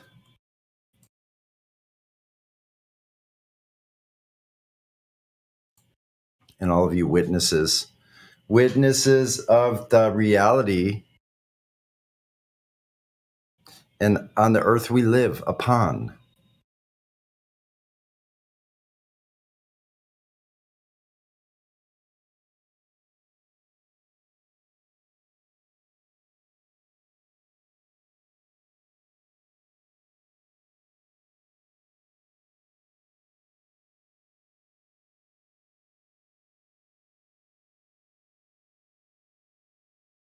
I know you all couldn't wait for another day for Sunny to speak up and start talking. So that's why you're all being quiet. You're waiting for me to keep speaking. Okay, great. And talk about Earth. Yeah. So here we are, flat horizontal plane. Everything we know of that is utilizing Earth itself is, you have to assume a flat stationary Earth, or else you're going to have problems, errors in your measurements, building something, flying over the surface. I know I'm kind of scattergunning here. Anything you do, everything you look at out there is based on a horizontal plane. You don't have buildings angularly different to each other at a distance. This never happens. Comments, concerns, questions.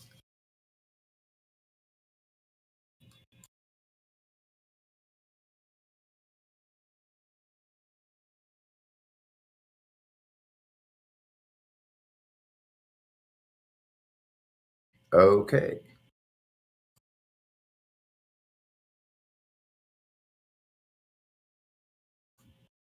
Anybody out there, if somebody's in YouTube land listening, if anybody has contrary information to a flat stationary Earth, we would surely like to hear about it.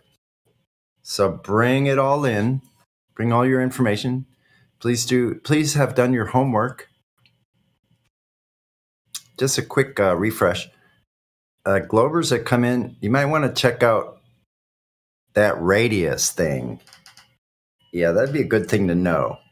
If you're going to support a globe Earth, you might want to know what the dimensions are in the first place. That would be just a real great head start.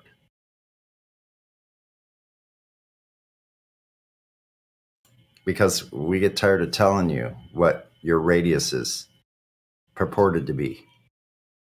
If you don't know that, you're coming in here, it's like you're going to a gunfight with a pea shooter. So, yeah, that's not advisable. Anyway, I digress. Sunny and cold morning here. on the left coast.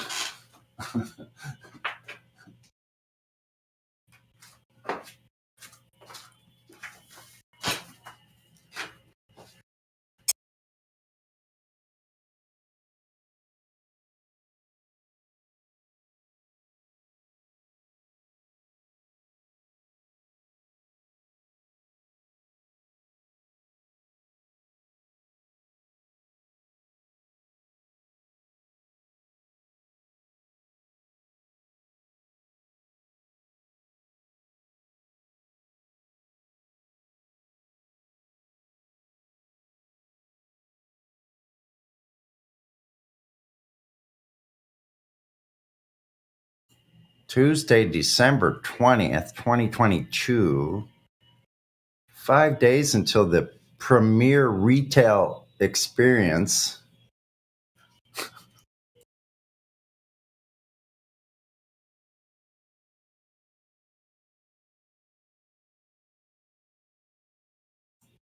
That has nothing to do with the birthday of Christ, but I digress.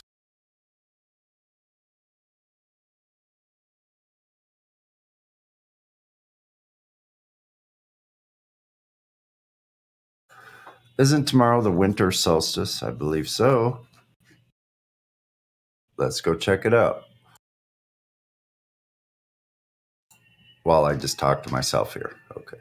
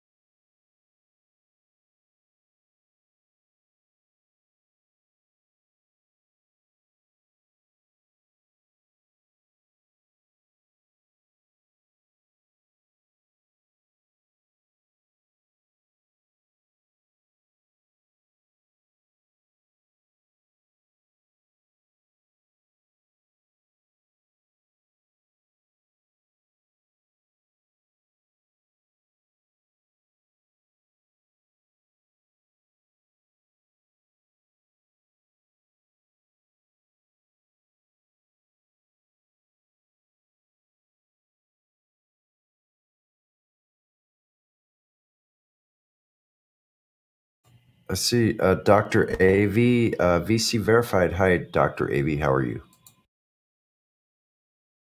I don't think we've spoken before.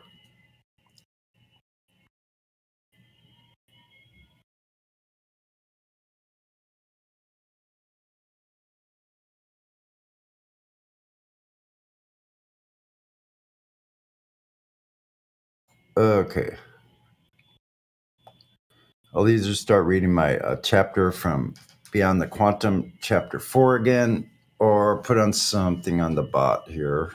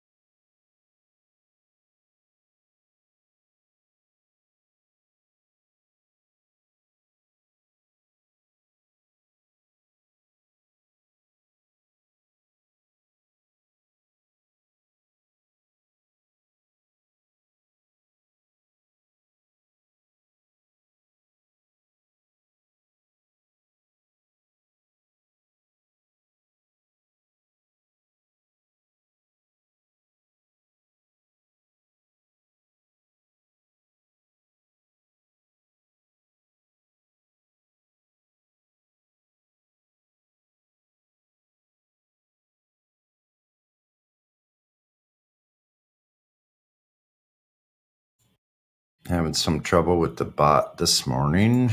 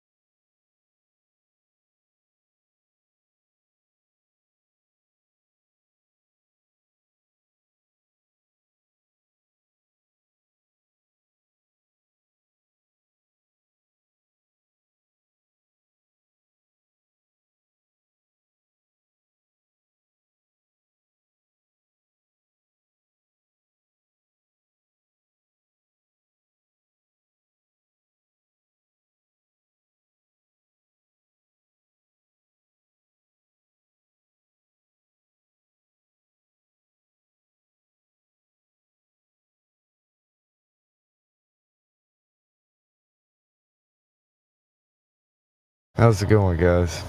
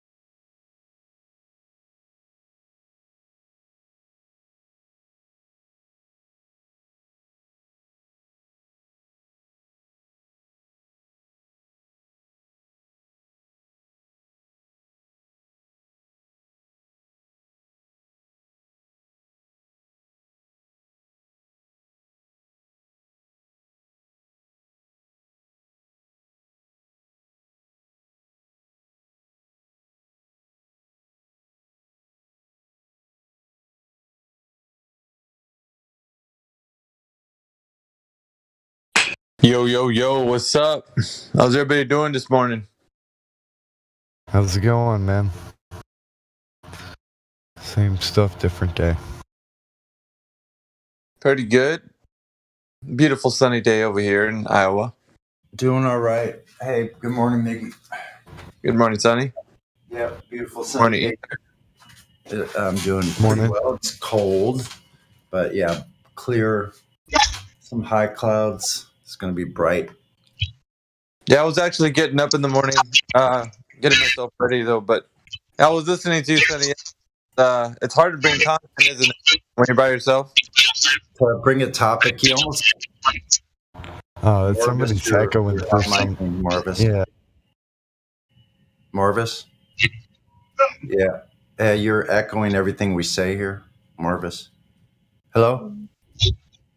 Yeah, I'm going to mute you. Anyway, yeah. When you're by yourself, you almost have to have a topic that you like. I read, sometimes I read, and then that opens up a topic. And That's why.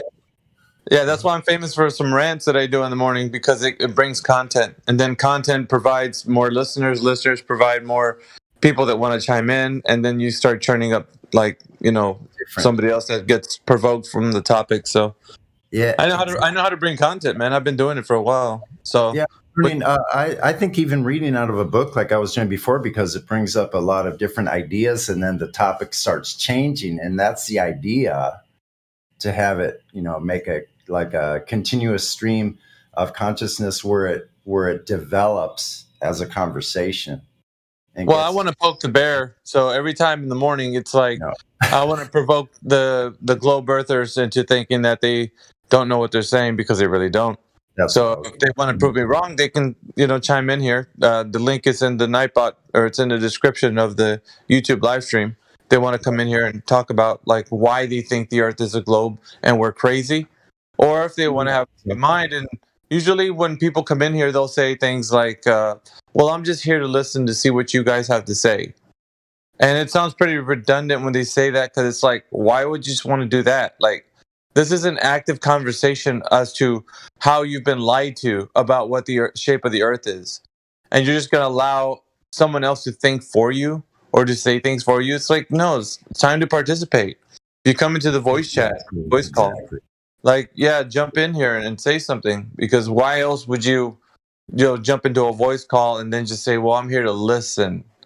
Like, just ask questions. Like, thing about this is, like, I don't know if maybe they've been on different flat earth forums, but usually the playbook for flat earthers is to ridicule the opponent, because they've been ridiculed. That has usually been the case with people. And here's the thing, though, you get what you give, right? So if you're coming in here with your ego and your pride, and you're telling everybody that they're stupid, well, guess what? They're going to give you the same thing back. So let's remember that, because people, this is the internet, right? Yes. They don't have to treat you with kindness. If you treat them with rudeness, they're going to give it right back to you. So I'm just saying, this is the way of things.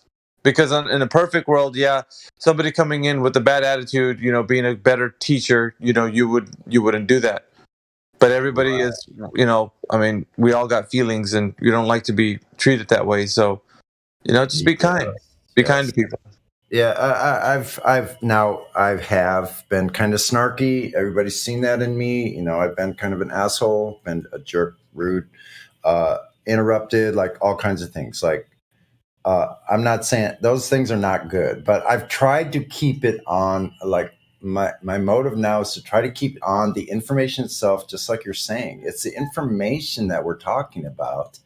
That's really the only thing we can go on. We're having a discussion on the internet. So, yes, I agree with you. Come on in, those others that are listening, Glovers, if you think you have some proof, we just want to hear what you have to say about how you know these things. That's it. I'm really interested in listening to somebody tell me why they think the Earth is a globe, because of the fact that we're empathetic to the cause.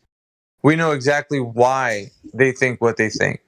So they do want to listen to us, but we want to listen to them more. So it's more interesting to us to kind of put them under a microscope, because whatever's holding them to the globe has nothing to do with their knowledge of knowing that the Earth is a globe. Has more to do with the indoctrination that they've had for over the years, that they've thought that the Earth was a globe. They've thought, they don't know. And I might add right there, it's not only that they think they know, but it's this like allegiance to something, that really is only their indoctrination, that they're trying to have this. They have this allegiance with their indoctrination itself, that they think that's part of their capital. Like that's part of their inventory, or that's something that's part of themselves. It's not from you guys. It didn't come from you. It didn't originate from you. It's not your own original thought. You're holding on to something that is hearsay at best. Well, they prop it up with the academia.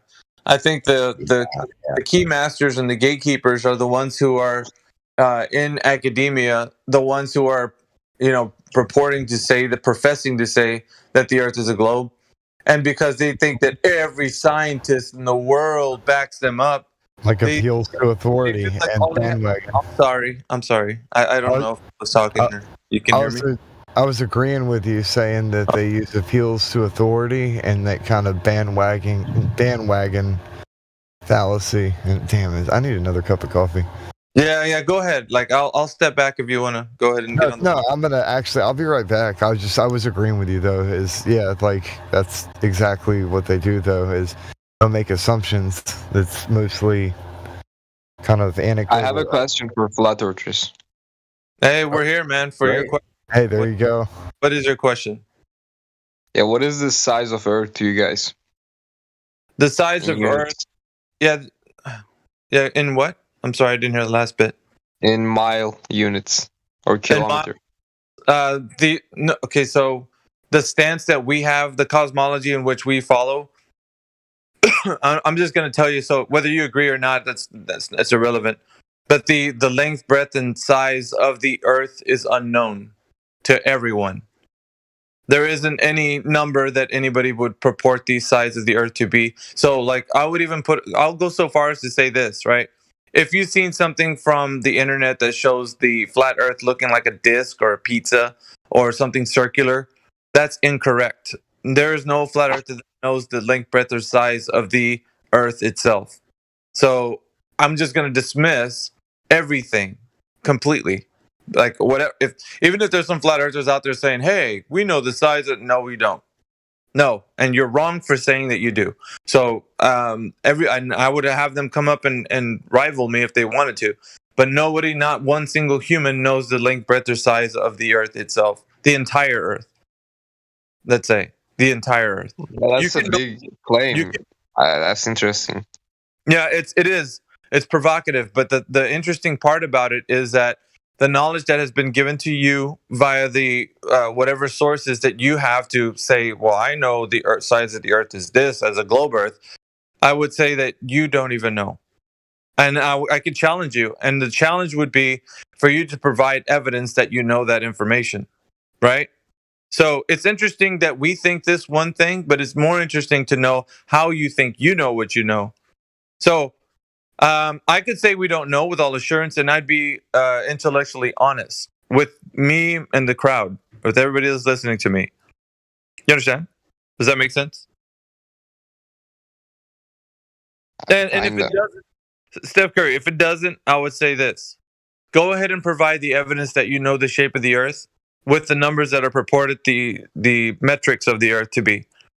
Once you do, Steph, you're going to realize that you really don't know. Watch the line of questioning that I'll give you, and you're just going to come up empty-handed. You're going to be like, wait a minute, I thought that the circumference and the radius and the diameter are something we can know. Well, it's something that they've given you to understand as what the size of the Earth is, but it's not able to be verified. Do you know what verification means, Steph Curry? In this, when we're talking about the size of the Earth, it's interesting to know how we can verify that. Okay. Right. So that's the method that we're going to actually employ here. so that we can get from where you think you know something to where you actually know, right? So verifying something means you're going to go out into the field, right? You're not just going to put numbers down on a piece of paper or on a computer screen or on a calculator, but now we're going to go from those numbers to going to see if those numbers fit what we see in reality, right? It's like building a house. Well, you know the square footage, you know exactly what components are going to build that house. Now it's time to go to the field and build the house and actual on top of the actual earth. So you're going to need to know a lot of things, right? And math is going to be something you're going to heavily use when building a house. If you follow me here, you'd be able to follow me in the case of the globe. It's the same thing.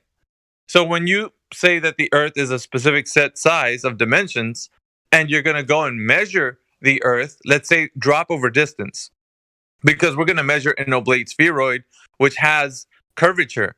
And that curvature should be known as far as like we know, we could verify that curvature. And this is the part where we're educating people on that they don't have any knowledge on.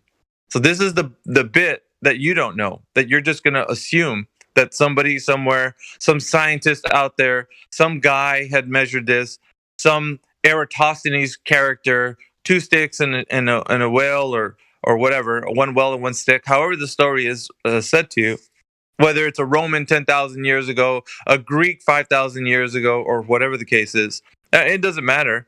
But if there isn't any measured curvature and it's only assumed, then you don't have anybody that's actually measured drop over distance. And they're just assuming that the earth is a specific set size of dimensions, and then giving that information to you to believe as a religious belief. And then you're just going to believe it and defend it without having any prior knowledge as to how they verified it. Am I making Okay, any sense? so check this out. Yeah, I get you, but in the flat Earth's model, it's much easier to measure the world, the size, Yeah, you know. Yeah, so once again, I'll go right back to where I was talking about before, Steph Curry. We don't have a model. I said it before, but I'll say it again. This will be the Yeah, I second. know, but we haven't like an abstract, like a drawing, like it might look like this, you know. Yeah, I know There's no way that we that don't even have idea about how the shape is. in a Well, flat here's Earth. here's the thing, right? If somebody gives you a picture of something, does that thing become real because you see a picture of it? Yes, if it's a real picture, yeah. Yeah, but you don't. You're wanting something to be real. It's not the same as it actually being real, Steph. No, if it's a real picture, like Listen, I took this how on can my you? phone Okay, right now here. well, we'll get into a little bit of how we're verifying things, because first we haven't verified the curvature yet, and now you're jumping into images being real. And how do we verify the image is real? Now we're going into like one thing is leading to the next, and then I'm going to keep challenging you on each question just so that you know that you don't know, right? But it's obvious that I know that you don't know, but you don't know that yet. It's a little confusing Okay. at the moment. Yeah. But let's I'm follow sure. the line of logical thinking. Now you're thinking images are real, and I want to show you that this isn't the case. Which image? It is just a religious belief that you have, and everybody does. Not just you, Steph. Everyone who thinks the Earth is a globe is steeped in thoroughly with a religious belief. It's just something you think you know because a high priest has told you. I say high priest because it's like these talking heads on academia will profess to say that the Earth is a set size of dimensions. But when Are you an challenged- atheist? No, Okay. no, I'm a theist. What is your religion? Just wondering. I don't have one. I don't follow a denomination. I follow the way, the truth, and the life, which is the biblical context of Yeshua, Jesus. But I don't adhere to a denomination.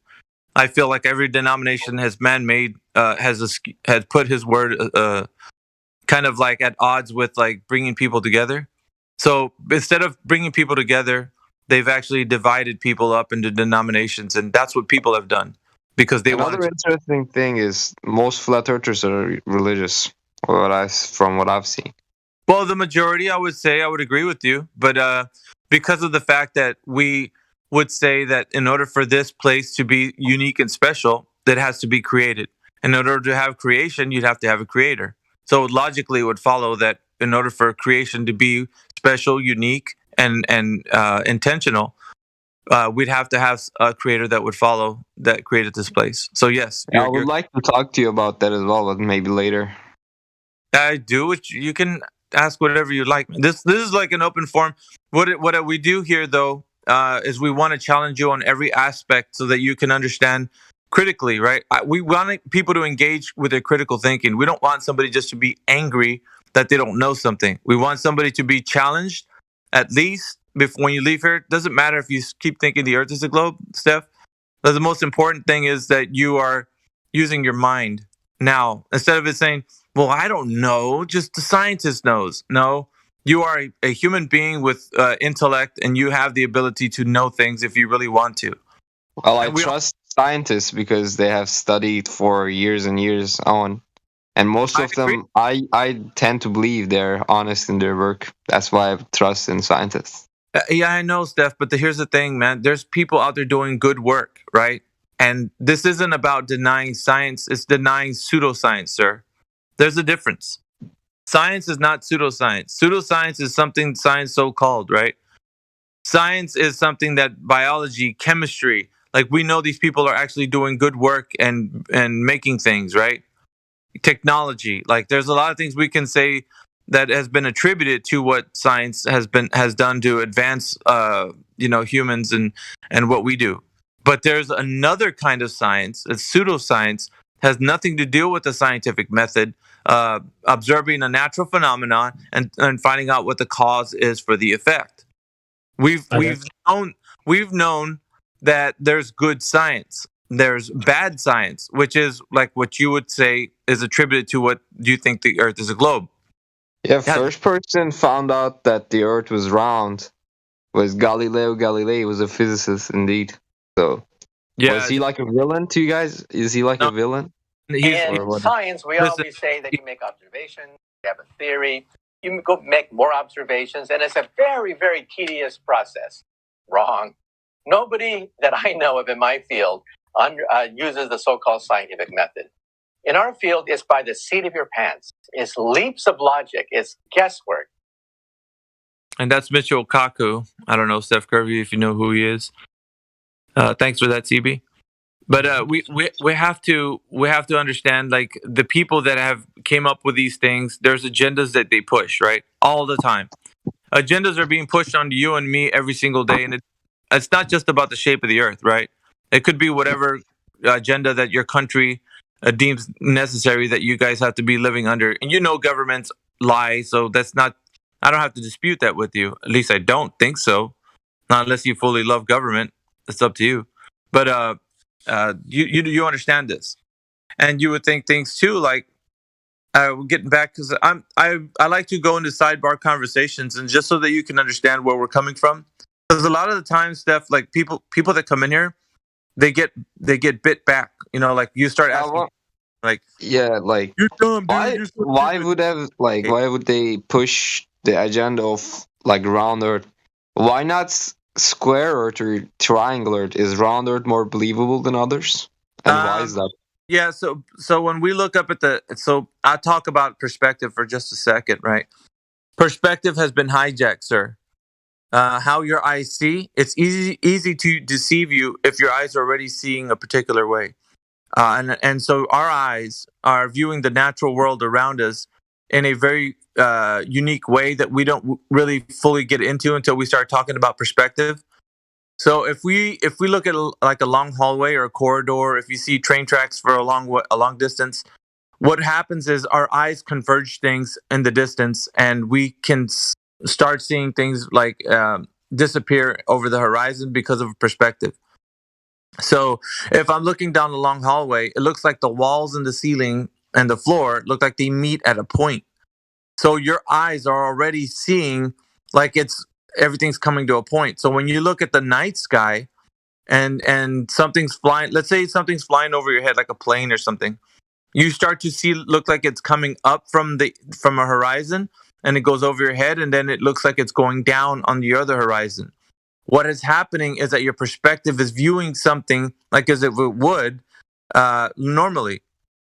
So your perspective is seeing things like the natural world around you as a sphere, like a how can I say it? Like with perspective, it looks like it's a sphere, but it's like your eyes are seeing this. The ground doesn't appear that way, just the sky. So when something's moving above your head, it gives the appearance as something's coming up and going down. But something could stay at the same altitude, like a plane flying over the earth, and it doesn't have to be going around a globe. It can just be flying level at a specific altitude. So here's the hijack. The hijack is from perspective to thinking you live on a sphere has been pushed on you because that's how our eyes see the like stars and sun and moon. But the difference is when we actually measure the Earth, there isn't a drop over distance to be measured at all. Not a single bit. Not even a little. With what? Say again? Measure with what? Who? Well, here's the thing. The globe Earth has been claimed to be measured, right? So when you said measured with what, then I would say, what have they measured the Earth with? What has the claim said to be? So Eratosthenes has measured it with an obelisk. And You made a claim that you say that. yeah, the claim is the globe. The claim is the globe Earth.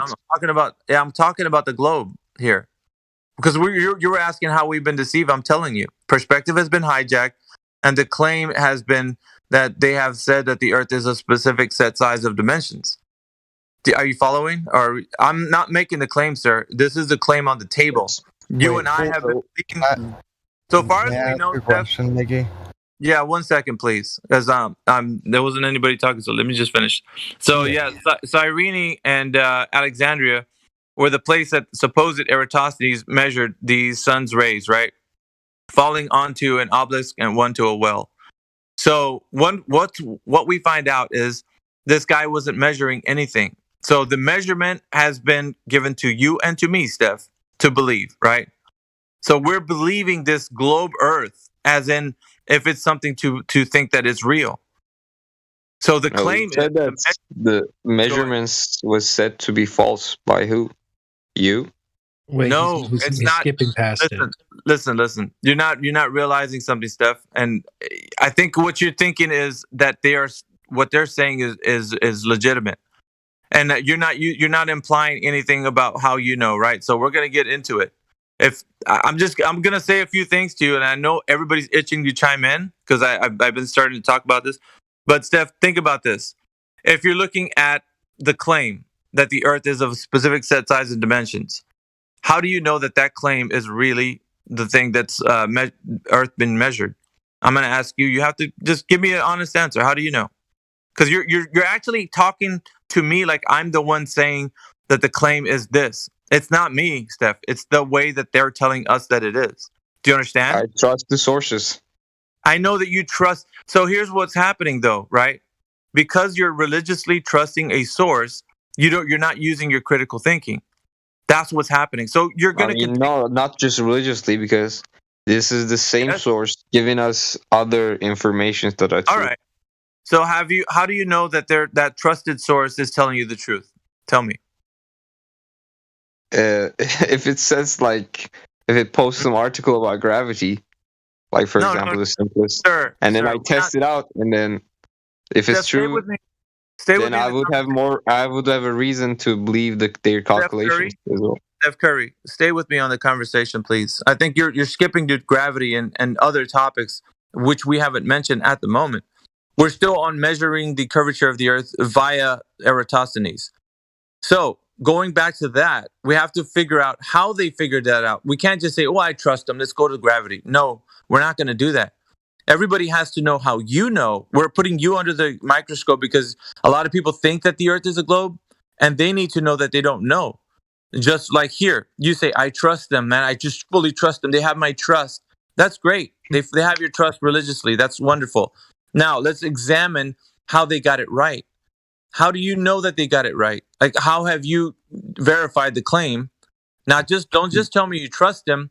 How can you go and verify? Because I look at the sun, and it goes down. As you say, your perspective, and you guys use your perspective to verify your claims as well. You look at the sea; it's flat. No. This And I look at the sun, and it goes down. I'm sorry, I apologize, man, but this isn't you guys and us. This isn't us and them. I mean, this is us and you. What you're doing is you're putting odds at us and yourself, and it's not about that, man. We're all in this together. You're in the same boat that we are. You've just heard from somebody who told you this, right, or read it somewhere, and then you're coming in here, I guess, taking a position, and the position is false. You're thinking it's globe Earth versus flat Earth, and it's not. It's all of us, all the people who have learned this against the people who are teaching us that. That's who it really is against. And you're kind of mistaking, thinking that we're against you or not. We're actually trying to help you come out of this indoctrination, or at least challenge you, right? Because you sound like a pastor. I sound like somebody who's trying to tell you that you've been lied to, sir, and you're not listening because you want to have this religious connection to the earth. Listen, and if this is the case, if you do love the earth so much that you want to have a religious connection to it, then there's another forum where you can actually feel like comfortable in talking about this. But in here, we're going to challenge you. So if I sound like I'm being a specific way to you and you feel offended by it, I apologize, but this is how it is. People need to understand they've been indoctrinated with the knowledge of the globe. And you might be upset right now because I'm like going against specifically your religion at the moment. But if it's, you don't have to be a part of it. You have your own mind. You can think for yourself, but it's up to you. Like, I can't do any more than that. Like, to show you the door, you have to actually walk through it. So back to Eratosthenes, how did you verify that? Because if people can't hear how you don't know, then it's not going to make sense to them either. The listeners have to hear. I told you already. I said I look at the sun and it goes down. Okay, the sun goes down. So what can we know about? Miggy, what can we know about? So what? Miggy, 1 second, guys. Hold on, please. Sasha. 1 second. How can we know from the sun going down that that's exactly how we're measuring something? Because we're going about measurements. We're not just looking at things and seeing things. Remember, I told you, perspective has been hijacked. So what you see, I see. Steph. I mean, you also use your perspective, and most flat earthers use their perspective as their main proof, because they look at the sea and there's no curvature. No, that's not you true. Need to pause for a second. Pause for a second. You're saying flat earthers, as in we're a group of people to be ostracized from. You're exactly like that. You guys are exactly like a group of people. Okay, so you're offended. That's fine. Listen, you're offended at the moment, and that's fine. But yes, you are. We can hear that you've taken offense to it, and you're saying you people, you're categorizing us, you're ostracizing us from critical thinking, and that's fine.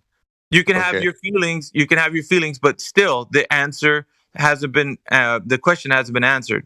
So you haven't given us how you've measured anything. You're just looking at things, perspective, right? I see the sun doing the same thing you're seeing the sun do. Yeah, I don't have the sources, like, I don't have the equipment for that. Okay. I'm just a regular human. Hey, no, you're a regular human, but you're a critical thinking one. At least I would. If I had equipment for that, I would have measured it most for myself. And, let's agree. Let's agree on something. Let's agree that you don't know how to verify that the Earth is curving. Because that's the one most important thing that we talk about in here. Let's just agree on that, because you just admittedly said so. Sadly, I don't have that much knowledge. I'm still like a student learning every day, This is what life is about. Listen, I totally get that. But where I'm taking you right now is to the place where you either trust them, just whatever they're saying, yeah, you believe them, and then you're going to come in here and say you guys are dumb, because you're thinking that this is like you can critically think about this because you don't have to. I mean, I don't remember calling you guys dumb. But here's the thing. You want to say that to yourself? I know, but like what I'm saying is, though, because you've taken a position right against flat Earth, you flat earthers, like you're already sounding like somebody who's a very adamant about their position, and I'm looking at you from a perspective of like if he understands that he doesn't know, it will make more sense to you. That not the fact, just like right now, you admittedly said, I don't have the equipment to verify these things. I can't check it out for myself. I'm just a regular person. When you're making yourself out to be minuscule and the people that you're getting this knowledge from to be so great and wonderful, what you're doing is you're now sounding like a religious zealot. You said I sounded like a pastor. You're sounding like somebody who's a fundamentalist, right? Who really adheres to a religious belief. And so what I'm saying though to you is that you don't have to think that way. You can think for yourself. You can actually say, okay, how did they figure this out? Like, did they actually take some measurements, or is this something that I'm just going to believe them because I love my religion? You know, like that's the difference. We're telling you how to think. You know, we're giving you the tools how to do. Give me your like. How did you measure things? I didn't to give you find out what is your equipments. Can you give another example? Steph, I didn't give you anything. Yeah, I didn't give an example. How did I tell you to measure the earth? No, I told you like what are your equipments and your. Okay. Well, we have to get into this because the thing is, What's your technique for like Steph, finding out the earth shape? Steph, do you want me for to tell yourself? Do you want me to tell you, or are you going to keep talking? Okay, go ahead. Like, you obviously have to let me finish telling you, otherwise. So here's the thing. We're going to tell you the very same thing that you're asking us. We're going to show you. You know how you're telling us all of this? Now turn it around and tell the globe that. I already told you that as a regular person, I admit that I cannot find out. Because I don't not Steph. or Not, the academic knowledge for that. I'm asking you, as a regular person, I guess you're a regular person. How did you find out about flat Earth? Yeah, and how did you measure things? a little bit religious again. Listen, not you. I'm not asking you for this. Okay, go ahead and talk, bro. Go ahead. I'm telling you, have you asked this question to the people that you're learning this information from? Whoever taught you the earth is a globe with a set size of dimensions, have you turned it around to those guys and asked them the question you're asking me? I don't have like their phone numbers to ask them, you know. Well, who told you? Listen, who told you the earth is a globe with the set size of the dimensions? Where did you learn this from? I don't remember the scientist's name. I can Google it because I don't keep the scientist's name in my mouth. All right. Here's the thing. You need to go and ask them the question that you're in here trying to figure out asking us for. You're trying to tell us something that we never told anybody. I never give anybody the set size of dimensions of the earth. They told you that. The claim is on them. The burden of proof is for them to tell you how it's been measured. Not for me. I'm not the one, guy. I'm not the one to tell you this. So you need to go and tell them how they measured it with what equipment did they use. Have you done that? No. Okay, so then we're in the same boat. I'm trying to tell you, we're all, every person right now who's learning this, we're all in the same boat together. And you don't realize that. That's why I'm kind of guiding you so you can see that it's not just you flat earthers, like as pointing fingers to us. No, it's all of us who have learned this information, Steph. Everybody, all of us. We all have come from a position where at some point we were a bit religious about it and, defending something we don't know about. So it's taking a stance of ignorance. And right now, everybody who thinks the earth is a globe is taking a stance of ignorance. And they're defending a religious position without having no knowledge of how they know what they know. So I'm exposing that to your mind so that it can make some sense to you before you start saying, okay. But tell me, how did you measure the earth? No, sir. It's not about us measuring the earth. It's about examining the claim that is on the table right now that they're telling us that the earth is of a set size of dimensions. How did they measure it?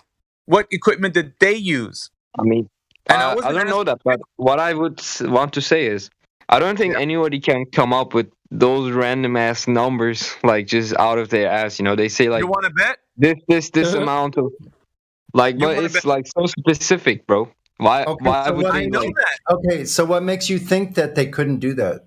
I know that, Steph. What makes me think that if it was like, if they just made that up, it would have been obvious. Like, if they tell us how you substantiate. How did you substantiate those numbers then? Because you're defending it clearly. Yeah. Here's the thing, though. I get what you're saying, but you're saying they can't just pull it out their ass. You want to bet?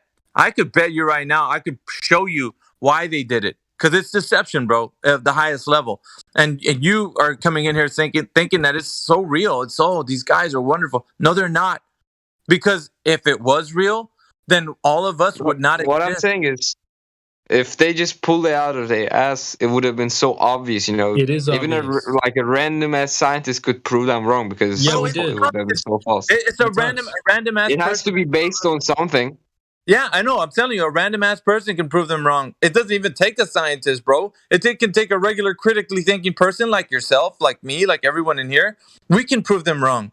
Like, it doesn't take a scientist, man. This kind of lofty position that you've given these guys, you're putting them on pedestals, man. They're just regular people, dude. Just Yeah. like you and me. Like, don't put them on that kind of a pedestal. They're just regular people that have figured it out and that know that the earth isn't what we've been told. So here's the thing. You can too. But I think you're a bit fighting against it because you don't want it to be so. Maybe because you like the earth thinking that it's a globe, and that's fine. Like, if you're so attached to that idea, then this isn't like the place for you, because here we're going to challenge that for anyone. That's not even just you. So Yeah, the idea of the Earth being a globe has nothing to do with what they measured. It was started as a philosophical statement, and then they said, if the Earth is a ball, then what dimensions would it be?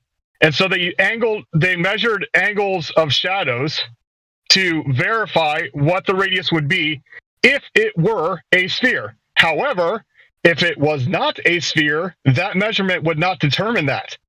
They had to start with the pre-assumption of a globe before they came up with their measurements. They pulled it out. out. It was based on philosophy. They pulled it out philosophy, there. not science. Like I was saying, like you were saying, yeah, they did pull it out their ass. I like to emphasize that because, like, it sounds a bit like, yeah, these guys can't just think about it. Yes, they can. What's stopping them from not? Because here's the thing. That's what philosophy is. Once you hijack perspective, you got somebody's mind, and easily, just like they have yours right now, man. They have your mind, and you fully believe that this is the case. I'm not the one that's going to convince you. By the way, Steph, I'm not going to be in here in a Discord, just the internet, and you're going to be like, oh, okay, now I know the Earth's flat. No, it's not. Doesn't happen that way. The thing about this is that you have to actually start using your critical thinking. If that does not happen, my friend, you will still keep believing the Earth is a globe, and you'll live your life thinking forever that it's a globe. So I don't have nothing. It's about Masons. Say again. Is it the Mason family? What was it? No. That they're pushing the agenda. Listen. One second. You're going. No, don't think about like a specific group like Illuminati or the Masons. I don't care about that. The thing I care about is that there's an agenda that's been pushed onto you, right? That you think the Earth's a globe. Whoever came up with this, however it came about, like, we can go into philosophy and find the origins and all that kind of good stuff. It's probably steeped in esoteric teachings, right? And so it is. You can go and look that up for yourself. I don't want to get into that because that's getting away from the point of you understanding that the information is not verified, Steph. This has to be solidified in your mind, at least for the challenge to be propped up. The challenge has to be propped up for you so you can actually go and want to do it. Otherwise, you're going to be coming in here saying, you flat earthers provide evidence. You flat earthers prove the claim to me. No, we're not going to do that. None of us in here owe anything to you. You have to owe it to yourself, sir, as a critically thinking human being, to do it for yourself. And if you don't want to do that, then have a nice day. Let's put it that way. Because we're not. And also, if we just convince you, we're not going to be in here going. Sorry. We're not going to be in here going point for point, giving you things as to like, okay, I know the Earth to be this. Now you tell me how the flat Earth works. No, we're not going to do that. That's useless. You have to realize that you don't know first, and then we'll get to the point where we're still talking to you about what the Earth is. It's useless for us to go point for point for you. Because you say, well, the Earth is. Right. Tell me how the flat Earth works. We're not going to do that. If we convince you that the Earth is flat by arguments, it's no different than your belief in the globe. Because the whole belief that you have in the globe is because people told you stories to back up their claim of philosophy. If we just told you the Earth is flat and then philosophically we can explain why, then we've proven nothing. What we're asking you to do is test the information that you've received yourself. When they say that it's a radius of 3959, they actually have a measurement for you to go out and test for yourself. And every time you try to test it, it does not work. Therefore, the math is wrong. Therefore, the globe model is wrong. And then that means there's a lie perpetuated. It's about you testing it for yourself, not us convincing you, because they've already convinced you about the globe. Yeah, they thoroughly convinced you. You seem to have a position at the moment, which is fine. Everybody has this, man. We all come into it this way.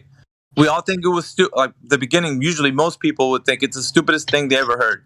And just like you, we were defending it like a zealot. You know, we were just religiously defending a position without having any prior knowledge as to how they figured it out. And it sounded really dumb. And there's a lot of educated people in here too, by the way. And it doesn't matter what religious background you are, because I know you were asking that. Well, what religious background are you? Like, doesn't matter. That does not matter. It doesn't give somebody a higher intellectual position because they're religious. Okay, so that there's a lot of things in your mind that you need to dismiss because you think it's attached to religion. It's not. It has to deal with verifying the natural physical reality that you and I exist in.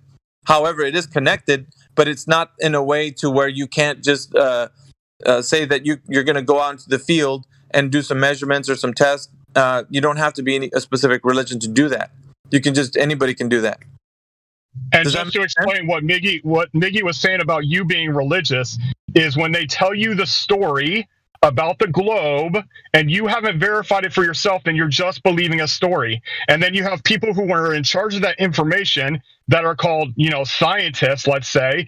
It's the same thing as being a priest or a pastor of teaching a religion about the globe, because all they're doing is telling stories. You have not verified it for yourself in a physical reality.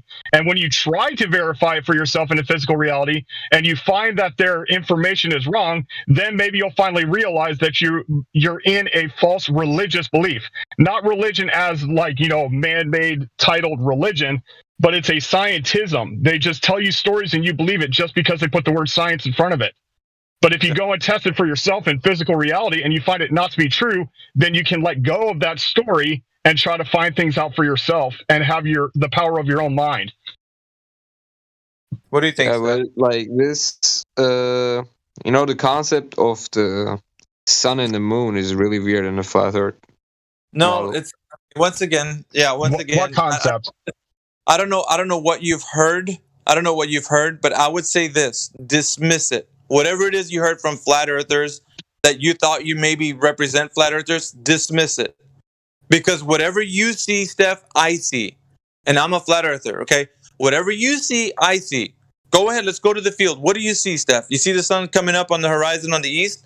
Bro, I see that too. You see it going over your head and going back down on the west? I see that too. What do you think flat earthers are saying that is outside of what you see, sir? What do you... Give me one, please. Like, it's just like being super small and balls just turning around on the top of the Earth. No. Like, what do you mean super small? Who's giving you the idea that something's super small? No, there's no claim being made, sir. Okay, so here's... No, not you. When I watched like a couple of videos before. I know where you're going with this because the false dichotomy is what I'm going to call it. The false dichotomy is that the sun on a globe is 93 million miles away, and then the sun on the flat Earth is local and close. Is this what you were seeing? Yeah. Okay, that is a false dichotomy, and it's wrong. For any flat earther to claim that, I'm going to say right now, they're wrong. Because of the fact that you're comparing 93 million miles from the sun being that far away, it's not even correct. That's like a false... That's like Narnia. That's like Middle Earth. I can use any other kind of... It's imaginary. 93 million miles has not been proven to pit it against a closer and local sun. So we can say the sun is closer than 93 million miles because it's like me saying the sun is closer than Narnia. How can I put it against something that doesn't even exist? How close the sun is. So I can't tell you how close the sun is. I can't tell you how far away the sun is. I don't know the distance to the sun. No flat earth, not one. So it's a false dichotomy that you heard. So I said it before and I'll say it again. Dismiss anything that you've heard anybody said about how far away the sun is, how big this realm that we're in is, because nobody knows. And it's a false dichotomy for any flat earther to say the sun is local and close. They don't even know how far away the sun is because it's not 93 million miles away and it's not 3,000 miles away. No one knows. There's a lot of ideas floating around. So that's just And we can't put we can't put a physical measurement to it. So whenever there's a claim about the distance to the objects in the sky, it's simply an imagination because we cannot verify it the same as the scientism can't verify it. So when they tell you 93 million miles and you think that they already figured it out, if you look at how they came up with that number, it was by assumption on top of assumption on top of assumption, and they've changed the distance to the sun several times over the past 100 years. Anywhere from 1 million miles to 120 million miles, and now 93 million miles. And then in 2017, they said they were going to change it again, but they didn't because they would have to change the entire model of the solar system. So they just kept the 93 million miles as the number. So anyway, all it is a story. So we can't verify it just as much as they can't verify it. There we go. Right.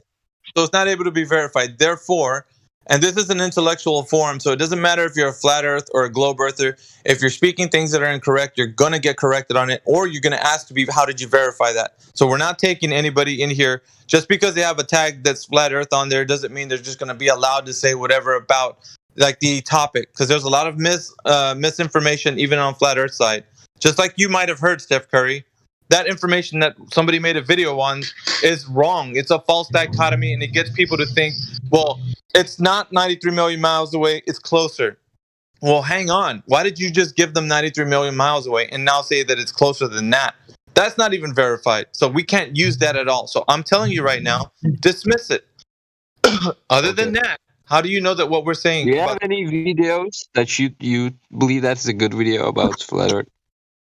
Well, I think intellectual discussion is the best way. All videos. But do you like? Yeah, videos. What was the first thing that got you into flat Earth? Water. Didn't you watch a video? Well, I saw something about on the internet about water, like it was a YouTube video. But for me, it was just like the fluid mechanics. Fluid mechanics. So how water is when at rest, and it's level. It's level, horizontal. It's like water at rest is flat and level. Always fills its lowest elevation to fill the container and flat on the surface. Yes. Yeah, and it's always the surface is always level to the ground. So, excuse me. Yeah, you have to hold, like if you're holding a bottle of water and you tilt a bottle of water, the surface inside that water will always remain flat and level to the surface of the ground. So the fluid mechanics is what I'm saying. That's what brought me to know that the Earth, and if you scale that up, it doesn't matter how big you scale, the Earth and the water will always remain the same, flat and level on its surface and always level to the ground, always. And that's just the properties of water. So water brought me to know that the Earth isn't what they were claiming that it is. And it's real easy to see. It's an easy debunk for the globe, because if you scale water up at rest, then at no time does it ever curve or bend. No time whatsoever. That's why we use water to level things. It's called water level for a reason. It's right. Yeah, that's the maintaining flat. So, water brought me to the water cannot. Sorry, go ahead. Water cannot bend and stick to the exterior of any object. So when they show oceans curving around a ball, when you have what's called sea level, the sea level at California is the same sea level to Australia, and it's flat level water in between. So you can't wrap that around a ball. Go ahead. All right, so now let's get to the bit that you're asking this question. There's gravity, Yeah. Okay. So what's gravity got to do with it? So 1 second. We're not going to dive into. We're not. Wait 1 second, Steph. We're not going to dive. Like remember what I told you. I want to educate you a little bit. This isn't point for point. Point for point doesn't work, sir. It never does. You're fully convinced right now the Earth is a globe, and you have ideas like gravity, Coriolis, whatever it is that the globe Earth has told you, and you're gonna tell us, and we're gonna, what does it matter? You're gonna defend the position, right? Because you think that it's right, and it's not about that. It's about you examining the claim. This is what's most important. So I don't want to have a point for point discussion or have a flat earther engage with you on a point for point, because you're not gonna listen. This has been done thousands of times in the server, and the flat earthers say, ooh, I just want to talk to them about gravity. It's not going to work. I know that by experience. The thing you're going to do is hand wave dismiss the gentleman's answer to your question. Easily. You're going to be like, nah, doesn't work like that because we got gravity. So you don't know that you don't know, sir. This is the position that you have at the moment. You're ignorant to the fact that you haven't even looked into this. You need to go and dig into this information. Go and check it out for yourself. Ask the people who gave you this information these questions you're asking us, because you're thoroughly putting flat Earth under a microscope when that's the wrong thing to do. You need to figure out how to put globe Earth under the microscope, and then ask those guys those questions. Right. What he's saying, what Miggy's saying is, you've heard the story about the globe. So yeah, all of us have. We've all grown up with it. But there came a point in our lives where some information got brought to us that were like, yeah, how do we prove that the Earth is a globe? And then if you go out and try to test it for yourself based on the information that they give you, the globe information, and you find it to be false, that's where you start to learn, when you test it for yourself and not just believe people's stories. Yeah, listen, don't tell us like, well, I don't know the scientist's name. Go look for him. Go find him. Because obviously whoever told you, they have the keys of knowledge, don't they? That can unlock the question that you have. I wouldn't know who that person is. I don't know who you were taught by. But that person or people or whoever, go to that body and go examine everything that they know about the claim. I mean, to the nth degree, right? You're going to ask them how they measured it, what equipments that they use, because you're asking us those questions, Steph. As if we're going to be unlocking the mystery to you. We don't owe nothing to you. They owe it to you. The claim is on them, sir. It's not on you or me or anyone else. They have to provide the evidence for the claim. So that's why we're asking you. Any Joe Blow off the street can critically think for themselves. You don't have to put them on a pedestal. Well, I'm just a nobody, just a regular dude. You're not. You're an intellectual person. You can think things for yourself. It sounds like you're going to school. So you are somebody who can think about things too. You're a human being, dude. For God's sakes, you're having a human experience on this earth. You have the right and the ability to be able to ask questions, just like anyone else is. Yes, that's true. That's all I'm saying. Like, and if it makes me sound like a pastor because I'm saying that to you, because I'm having you think for yourself, then so be it, man. Like, I don't know what kind of pastor you think that I'm trying to be like. If I'm actually having you think for yourself. I'm not saying, hey, believe me, man. Just believe me. I'm not saying that. I'm saying just think for yourself. Wherever that leads, and you figure out, hey, the Earth is a globe because you figured it out, critically thought for yourself, then whatever. But if it comes to the place where you examined it and it's not what they told you, then even all the more better. Then you'll realize the same thing that we all have in this room, that the Earth isn't what we've been told. But I'm not going to sit here and let a critically thinking person just leave this room like thinking that, well, the guys who told me this are correct because I trust them. I don't. That's ridiculous. That's just saying that you're doing that, and you know that the same thing you said about me, that I'm being a pastor. You're not even saying about them because you trust pastors, right? That's what you do with those priests. You trust them, but then with me, you're treating me like because I'm trying to have you critically think about things, like I'm the enemy. Like they're the ones who are making you believe things. I'm not. I'm having you to think for yourself. Where's the wrong in that? Television, media, government, religion, education, they're all telling you how to think and what to think. We're just telling you how to think. We're not telling you what to think. It's going to take you to investigate it for yourself so that you can stop listening to people that tell you how to think and what to think. You need to be able to use your own critical thinking, look at the information that's given to you and test it for yourself. Do you believe everything that they tell you on TV, in the news, or in government? Do you believe everything that you hear? No. Or do you think things can be questioned? I don't believe everything they tell me. Yeah, that's exactly right. So you're saying, well, I'm going to trust them because of the experts, but they tell you, when you're watching TV and you're watching the news and you're watching the government, they're telling you, well, these are the experts. They're telling you what to believe. But it's your choice whether or not you believe them and to question what they're telling you by your own investigation. So the same thing goes for the globe information. You gave these people that claim to have authority telling you that the Earth is a globe. Well, they're smarter than men than me have figured it out. Well, then find out if they actually have. Because the reason that this this subject is so important to Miggy and I and everybody else is not because it's important of the shape of the earth. What's important is that we can critically think for ourselves and say, hey, I need to verify things for myself because I can be lied to. And this is something, the earth is something that every human being can test for themselves. They can go out to the ocean. They can go over large areas of land. They can do experiments for themselves. They don't have to believe anything. They can verify it for themselves. Now, if you told me to prove that, something in government is factual, I can't. That's not something I can test for myself, but the earth I can. Everyone who is on this earth can test the earth and see if what they're saying is true. That's why it's important. It's your human right as a person living in this world to have that ability to think for yourself. It's your right, Steph.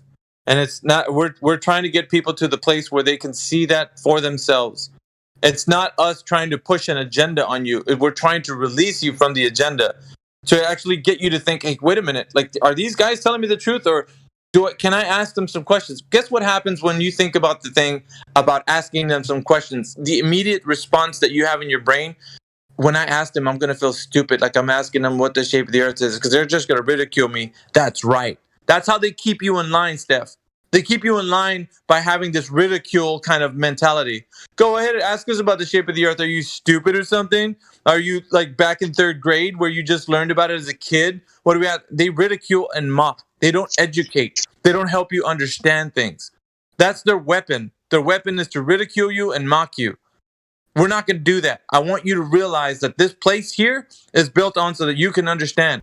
However, if you choose to come that way with us, then that's what's probably going to get. People are going to do that to you if you act that way with them. So it's about us getting you to a place where you can understand the way they control is with fear.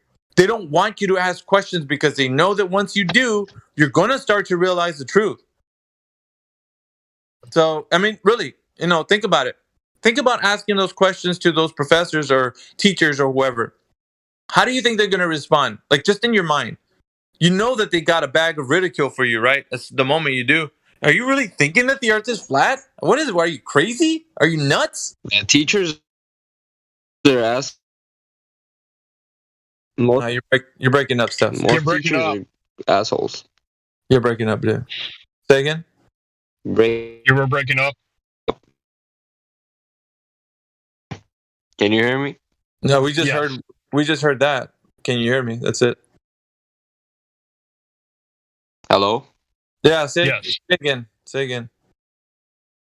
I said that, most teachers are assholes, I know that. Most of them want you to sit down, shut up, learn what I'm teaching you, and regurgitate it to pass. That's what you have to learn.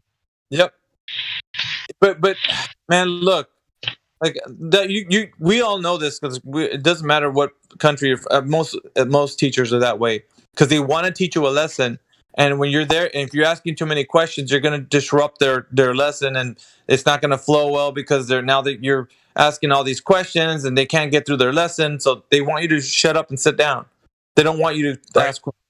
The idea is, you guys need to be curious about the world around you. Yet when you start asking questions, like, why are you asking stupid questions? Like they're assholes, like you said. But it's easy to see that. We all know that. They'll say there's no stupid questions until you ask one, right? Until you ask one, yeah, and then you find out how stupid it is. But the thing is, right? That's why we need each other. Like all the people of the world need to come together and say, okay, let's figure this out because these guys ain't doing a good job of this. They haven't been. They're just giving us information and everybody's consuming it like it's the right thing to do. So I want people to start to realize that's how it is right now. You're just believing things because they make you believe it. And they control us with fear. They control all of us with fear. We can't ask any questions. So what do? And now the educated people who are coming out of this are taking a stance. We are taking a stance and we're like, this has got to stop. For the future generation of critical thinkers, we have to help others come to the realization that they also have been misinformed. And that's what we're doing on this forum. This forum is an intellectual forum, and it stands to reason that we're going to help people understand that they've been thoroughly indoctrinated. So, and I've always said this, I want to help flat earthers understand this is kind of like an academy in this room. When people come in here brand new or, have questions, we're going to tell them, hey, where did you hear that from? What flat earther is saying this? Because we're going to dispel a lot of the myths within like flat earth, even flat earth. There's a lot of myths. Not just flat earth. I mean, since I've left school, I've been out of school for, as far as like general education, I've been out of school for almost 30 years now. And what I found out, like, as I, investigated things, or as some people said, hey, did you know about this? I found out that half of the stuff I learned in school was an absolute lie. Probably over half. And it's because they push a certain narrative because they want you to think a certain way. The people who invented general education said that we need to train them to be a working class, not to be thinkers, but to be workers. So when you start investigating, anything, like, in America, we learn about the Civil War, like it's a big thing here, right? The North and the South War. And everything I knew about that subject, when I got out of there was a man that I met who was a Civil War expert, and he showed me that everything they tell you in the school books about the Civil War is absolutely wrong, 100% wrong. Yeah, it's ridiculous.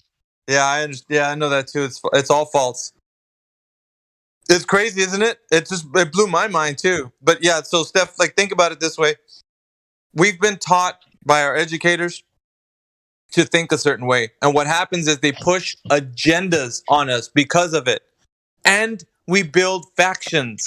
That's the most important thing. When an agenda is pushed onto you, it becomes a faction that you're a cultist. You become like a cult. We want to be a part of this cult. So the cult that you join, whatever faction that is it's supporting an agenda that they have to keep the people divided, sir. This is what it's about. Left wing, right wing. Yep. Democrat, Republican. Like, I'm telling you, everything is about controlling the population. And the more things to divide, the better to control. Because everybody's fighting against each other and nobody's going to come together. That's why I'm telling you, when you come in here, you flat earthers, because that's what's been programmed on you. You don't know it's all of us against them, bro. But I mean, I'm telling you this right now. It seems like I'm saying it in a way that I'm trying to kumbaya and all that. But what I'm really saying is that we've been all misled into thinking that we need to be like these little cultish groups. And this isn't cultish, man, because I'm going to tell you, like you asked me before, how many people are you religious? I'm telling you, this isn't about religion. This is about understanding the natural reality in which you exist in right now and experience. And it's your human right to know what it is. Instead of somebody pushing an agenda on you, you should be able to critically think about what's going on versus like me telling you, well, the earth is flat because this and that, like Jack was saying. And then you're like, okay, the earth is flat because you said so. No, then you're coming in for the wrong reasons because I'm saying the earth is flat. You're not investigating it for yourself. You'll never arrive at a critically thinking position until you actually look into the claim of the globe. And that's why I wanted to make sense to you, because we've dealt with this many times. You're not the first, Steph. Yeah, it was, bro, actually great talking to you guys. I have a 1% charger right now. All right, man. Yeah, it was great talking to you too. My phone's dying too. Please come back, man. Curry with the pop, boy. We do want to have more conversations with you, bro. Come back in if you want to talk. Yeah, bro. Yeah, great. See you guys later. Take care, bro. Have fun. Yeah, my phone was just dinging at me that I'm going to die soon too. Discord takes a lot of battery power, unfortunately. You guys forget to charge your phones or what? Well, Discord sucks a lot of battery out, especially if you're on Bluetooth. Yeah, it does. You underestimate my power. What's up, CB? Hey, what's up? I see someone named David M just joined. Welcome, David. I don't think I've seen. They're gone. That's the name there. It's good to see that. How long was he on for? What was that, Mickey? The Steph Curry guy? How long was he in for? I don't know, about an hour? Yeah. Oh, very good. That was really good to see how that progressed, Miggy. That was excellent. Yeah, that's why I apologize to everybody in the room, guys. No apologies needed. That's why I didn't want people to jump in, because I already know he had some triggered bait words, and I knew where I was going with him. Yeah. But he was looking for a branch to swing off to. He was, dude. You hear it, TB? Like, he was like waiting for the next. It's okay. So when the mind is going through this process, that's what it's waiting for. It's looking for, like you said, a branch to swing off to, and if you allow him to swing off of it. Oh! I have a. Let me. And it's like, guys, just hang on, because the mind is looking for a way out, and if you give it an out, it'll take it. Here's another vine. This one's called Gravity. Exactly, Sonny. You get it. How many people were triggered when he said that? How many people wanted to chime in? Like, be honest. Well, I just wanted him to stick to the point. He was like, well, this is what I don't like when they apply the double standard. Well, what tool or what method did you use to debunk the measurements? Well, wait a minute. The original claim that it was measured, so how did they do that? And then from that point, he was like, oh, gravity, and he wanted to swing away from that point really bad. So I was like, nah, don't let him do that. Yeah, don't fall for it either. And this is kind of like, and like I was saying, it is a teachable moment for everybody who gets triggered on those moments. It's a way for you to understand, like when I was having the conversation with the gentleman, to not be triggered by those like those one word kind of like. But gravity.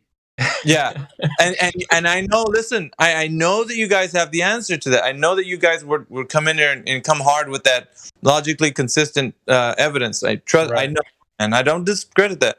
But the thing is, he doesn't know that he doesn't know. So he's just going to continue to spiral and say, "Nah, I don't think so."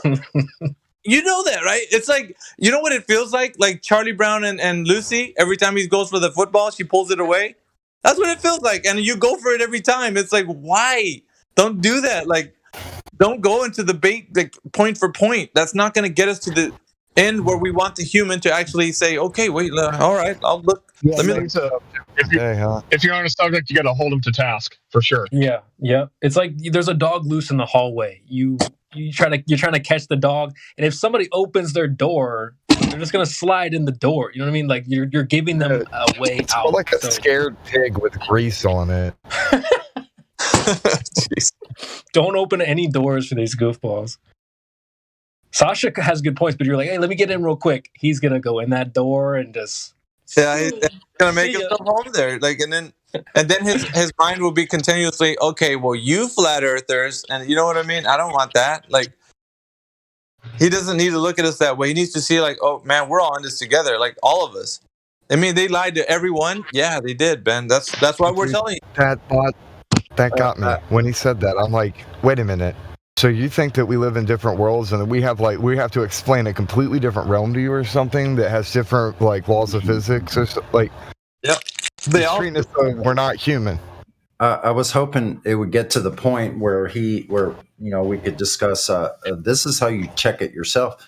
You know, is there this obstruction that they've said that he would need to agree either the obstruction has to occur at the prescribed distance or not, and we can go on from there. But to go out and test it for yourself, go to a seashore, and do the obstruction over distance test.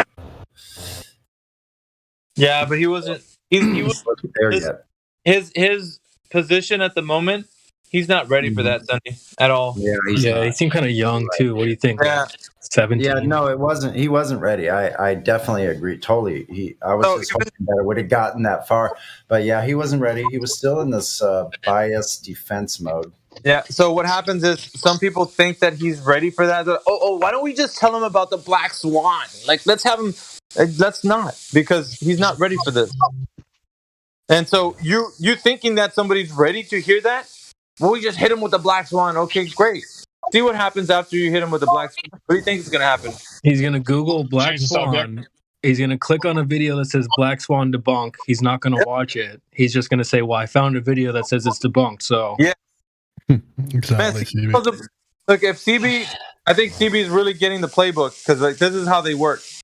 They're gonna do that. If you thinking that you have some logically consistent point are gonna be hand wave dismissed, and you're gonna get all butthurt about it. You're like, damn, dude just dismissed the black swan. Oh yeah, he did, because he's not ready to hear it. That's what I've been saying. I could tell you this, right? But then your mind's like, nah. I'll give him the black swan. It'll make a difference. No, it won't. It Well, won't. what I do think is good about him, like, getting started, and I think you did well to keep bringing him back to the point, is, you're just, having faith in these people. And then when you said, if you ask this question of a teacher, they're going to have articles ready for you. And he goes, yeah, most teachers are dicks. Well, that means he's able to question the authority narrative. And that's why I brought up, the news and the governments and everything else. You don't believe all that. So what makes you believe this, right? So at least he's got a questioning mindset to start with. That's a good place to start. Mm-hmm. Well, I agree with that. Yeah, he understands now. What I was saying was truth, right? We're speaking truth. If you go and ask them a question about the shape of the earth, you're gonna get ridiculed. That's just what's gonna happen. There's no two ways about it. You ask somebody who's educated about the shape of the earth, they're gonna be like, why are you saying this? Like, what is this? Like, did you not know that the earth is a globe? What? Do I have to draw in crayon? Like, they'll say something ridiculous, but to mock the person. I mean, let's put it this way. 1 out of 1,000 teachers is like a really kind and will probably go through like nicely. The rest of them are just assholes, like the way you were saying. They'll just treat you bad. So that's what I find interesting is I'm talking to people all over the world in Discord and different chat areas and stuff, and everybody was taught the same thing. There used to be this time that these really stupid people used to think that you would sail off the edge of the earth. Why is that narrative in every country in school? It's just to get you ready to ridicule any questioning of it. I agree. I mean, people who have never talked about this subject before, you mentioned flat earth, and fall off the edge comes up every time. Yeah, that's programming. It is absolutely ridiculous because if they were being even 1% kind of authentic about it, they would at least give you some ideas as to why these ancient civilizations came to their conclusions, Right. Instead of this meme about sailing off the edge. Maybe there is an edge to fall off, but it's so far. But this is speculation. Actually, no. Actually, it's not speculation. Sorry. There's actually historical evidence. It's religious, kind of, but it's more historical. And there's a lot of cultures that believe that there is some kind of void that is there, but also at the end times kind of thing that tends to be connected with the outer darkness level stuff. And that's not just biblical. It goes to all religions worldwide. There's some outer darkness stuff out there. You'll dig into that your own, depending on whatever religion you are. I'm sure you got some kind of lore with some outer darkness mess. That void.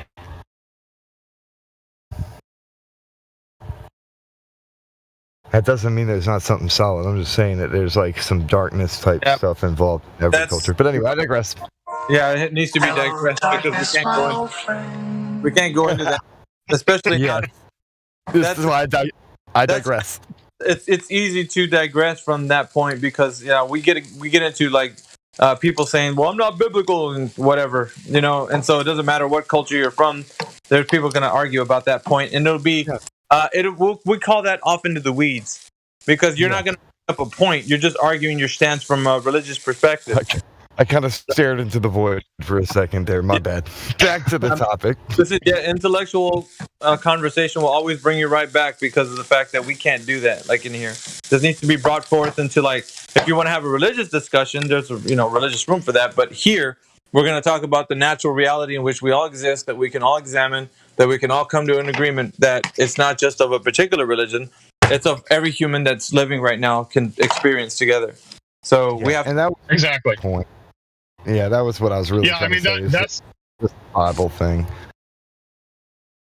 Yeah, that's exactly right. Is yes, we have all these ancient cultures that all believe the same thing, but that's why this subject matters, is because every human being can go out and test this. Now, every human being is not necessarily going to be able to test for an outer darkness or a solid ceiling or anything else like this. But what they can test is what is verifiable by all of us. We can go out, make some observations, and see if it fits with the narrative of the globe, and find out that it always falls flat. Yeah. trying to bend some water. You're gonna win every time when it comes to that. Every time, because they're not going to be able to do the thing that the claim is. So that's where our high ground is. So make sure. Yeah. So when you start making speculations of what's out beyond or what's up above, that it's just that it's speculations. Even though I think that there is verification in historical documentation, but that's not something that we can verify. Yeah, we'll leave that to probably another topic or another time frame. Save that for Sunday. We so far so good, man. Like people that have been coming in here, usually, it's good. The room has handled it better than the past. The past is like a guy like that would have triggered everybody into like a rage mode, kind of ridicule him out the door or ban him or something. But it's getting better, I guess.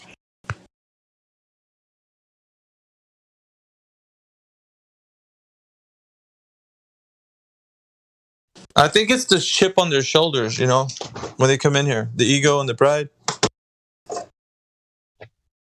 Yeah. Again, holding them to task to find measurement. I mean, that's the key.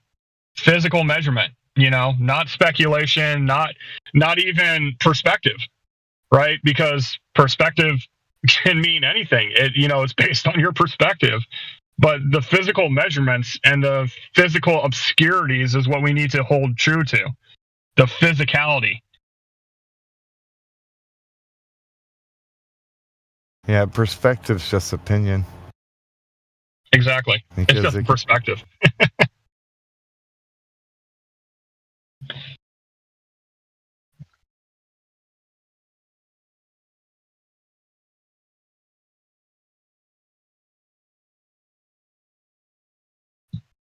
I mean, somebody who's like colorblind can't tell you the same colors that you. I mean, everybody sees different colors, but for the most part, there's a lot of overlap with, on average, what we perceive. And then somebody who's colorblind sees something way different than everybody else. Well, I mean, you also have people who don't have 20/20 vision. Yeah. So, I mean, who's to say, how can we verify anything? Or tunnel vision, so they have no, like... Well, actually, it's two different types. Yeah, but what we do have to say is, like, if we There's some who have no peripherals, or some who have no in the middle. Check it out, guys. Like, if we make it so alienated that we can't ever agree on something, then it's just subjective. It becomes subjective. What the collective experience is that we all experience the same sun, same moon. So there needs to be some things that we attribute to collective experience. So if perspective doesn't have any involvement in it, then we're going to just hand wave dismiss the objectivity. And if we can't do that, it has to be some way we can say we all experience this earth together as a collective. And the way we can associate that is by saying, okay, you see the sun coming from the east? Well, it's coming from the east and it appears like it's going above us, like rising. What it's actually doing is just going, approaching our, getting closer to our proximity. So we're able to say these things with assurance and an objective stance versus subject. Like, well, you see it doing that, but since you don't have 20/20 vision, then you might not be seeing what I'm seeing. Now that's not giving us. No, that's not what I'm. Yeah, that's not what I was referring to. I was talking about the word perspective in general. Yeah.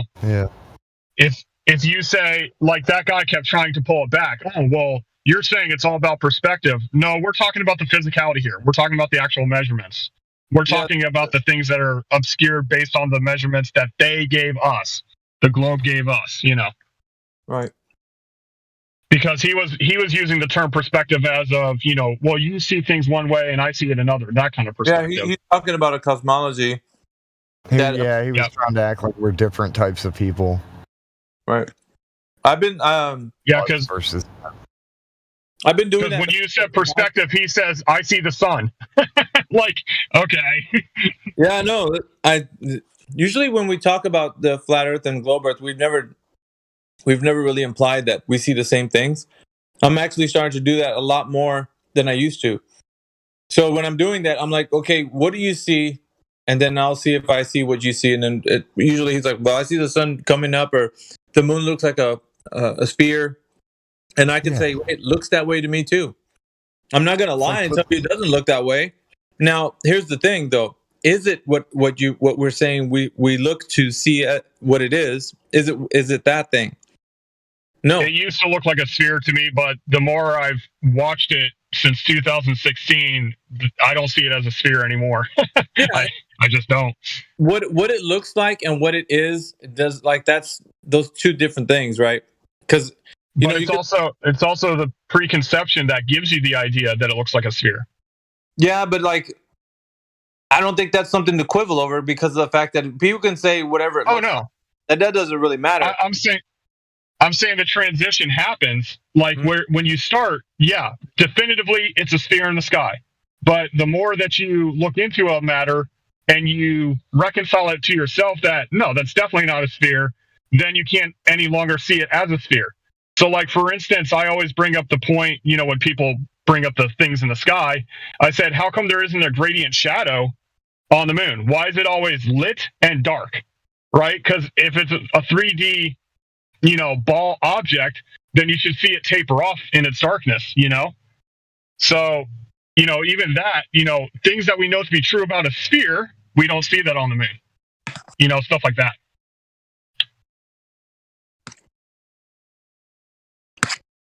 Like light gradient on the shadow is what I'm talking about. Yeah, I mean, we can say whatever we want, what it looks like. At the end of the day, it's all speculation, but exactly. When somebody's starting to say matter-of-fact statements, then we have to stop them. And no, you can't do that. You matter-of-fact statements saying, as a flat earther, you're saying that it's this, and you can't say that. You can say what it looks like. I can say what it looks like. You can say it appears. Yeah, it appears. So what we know it to be, no one knows. I mean, there's biblical texts that would say things about its nature. That's great.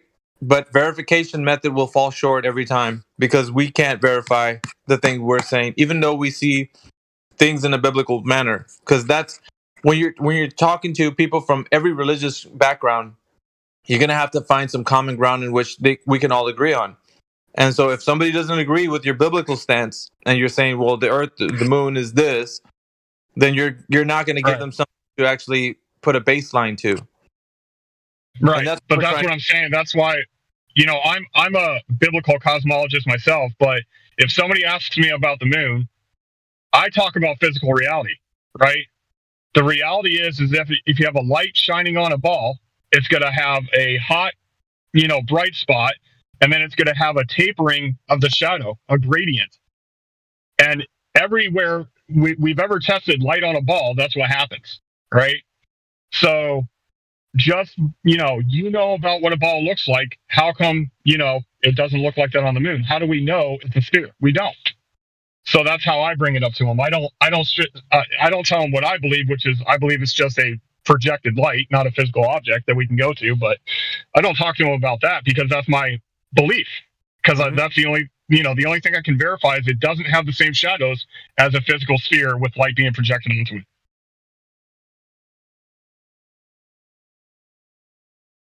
I can prove that definitively with tests, right? Anybody can.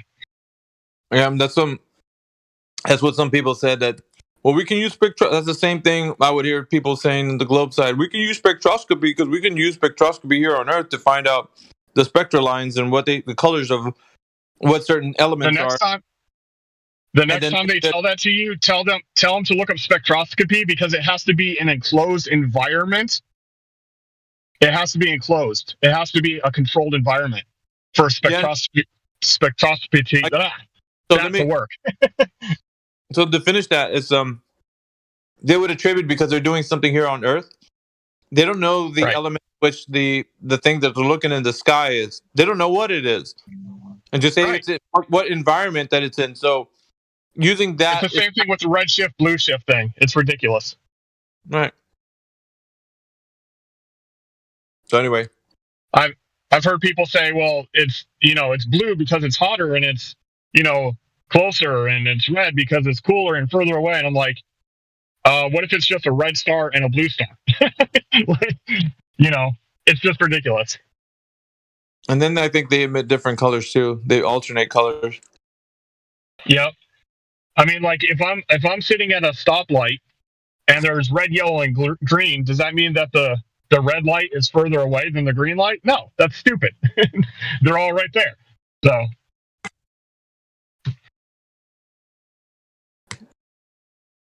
Who else is in here? Just me and you, Jack? I'm here. I mean, I see multiple faces. I'm in here too. I'm just listening. Hey, it's Ether's wife, Ashley. What's going on, guys? It's the Good. duo. Yeah. How are you guys this morning? Just chilling. You listening to the guy, Steph Curry? I don't know if you heard him or not. Just listening and sewing. Okay. It's kind of cool, man. You guys both are in here. Like, I wish there were more duos that come in here. I know Whitson and Kai used to come in here, and they're married. So, speaking of Whitson and Kai, any day now. Oh, any day now. They got. Yeah, my wife is their doula. So she gave us some symptoms that says it's going to be very, very soon, in the next few days.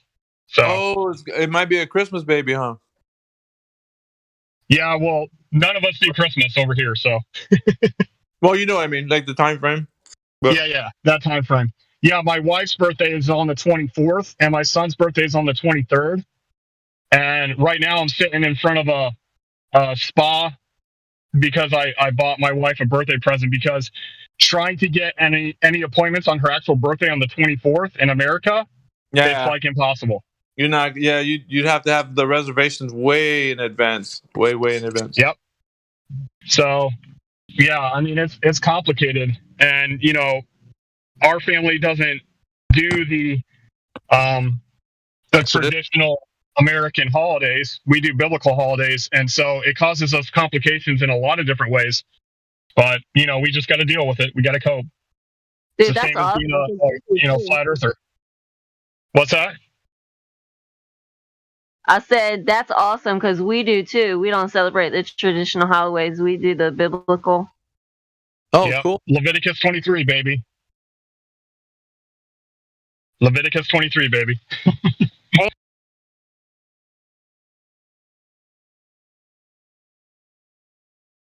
That's good. That's good. Yeah, my wife.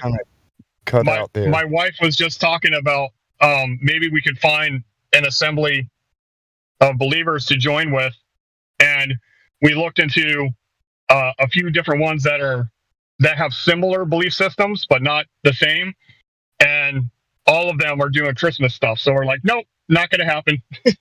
Not going to do it.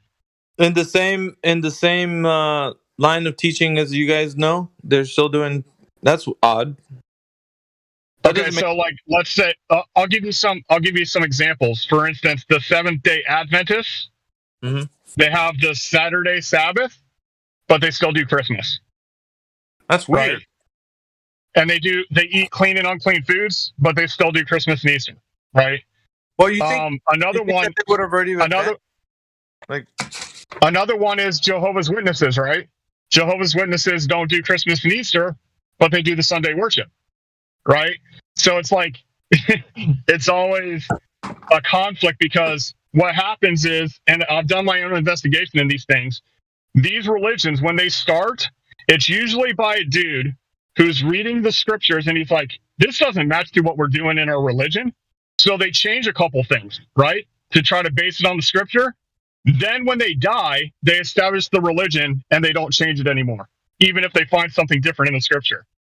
Well, I think what they're doing also is they're placating to the people who are doing something on that day or want something alternative. Like, if a lot of people are going to here, then where else can they go? And then they would offer them an alternative. Well, you can go over here. We don't do traditional things. So it's like another avenue. So they would see it as, they're still offering something for the person who's trying to get away from the traditional thing, and then offering them the alternative, which is the better way, I guess some would say. You know what I mean? I'll give you for instance, the Jehovah's Witnesses, right? They used to knock on my door, and I used to send them away because I was, a devout Christian, and be like, get away from my house.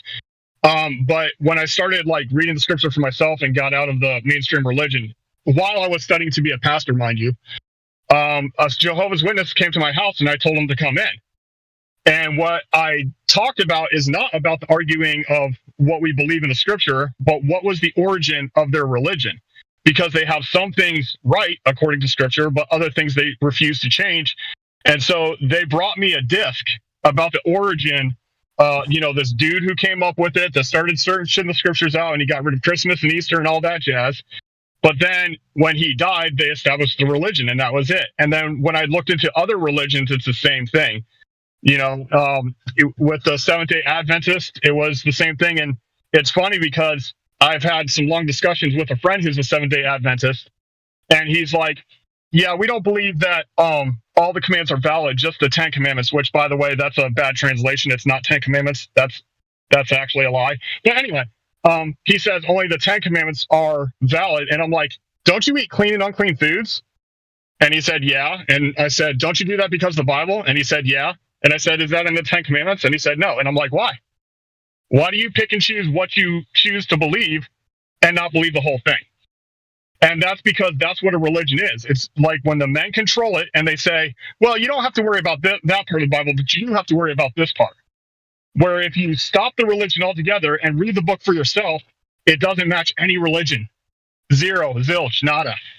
I was saying that to a couple of people in here before because there's been some confusion, I think, with like, well, what religion are you guys from? What denomination? Like, what are you, Baptist? And like, they're trying to put a finger Put you in on. a box. And I said, well, there shouldn't be one, isn't there? Like, I mean, why would there be? People that follow God should follow God. Like, there's not a denomination you would call them like, well, these are this camp and this is this camp. There isn't a camp. There's just God's people, those who would follow God. All right, so let me give you an example of that right there. Okay, so even the term God which was originally spelled G-A-D, by the way, and then G-A-W-D, and then G-O-D. Okay, but God is literally the name of the prosperity deity of Babylon. It's literally the money worship deity.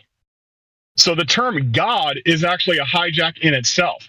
If you say deity, it means the same thing, but people are so indoctrinated to say God, and that came from the Roman Catholic Church, which is a prosperity religion. They are all about the money, okay? And if you look up the word God, it's actually, like I said, Babylonian prosperity deity, and that was used by the, oh my gosh, what's it called?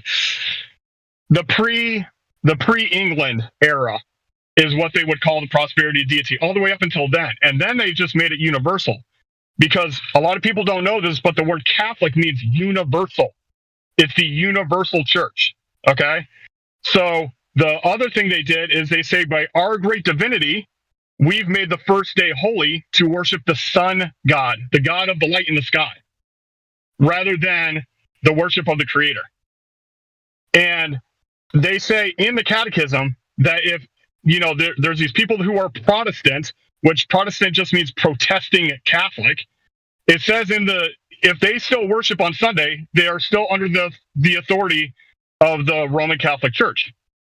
And that's why Christian religions to this day still worship on Sunday, even though the scriptures clearly say the seventh day is to be set apart, not the first.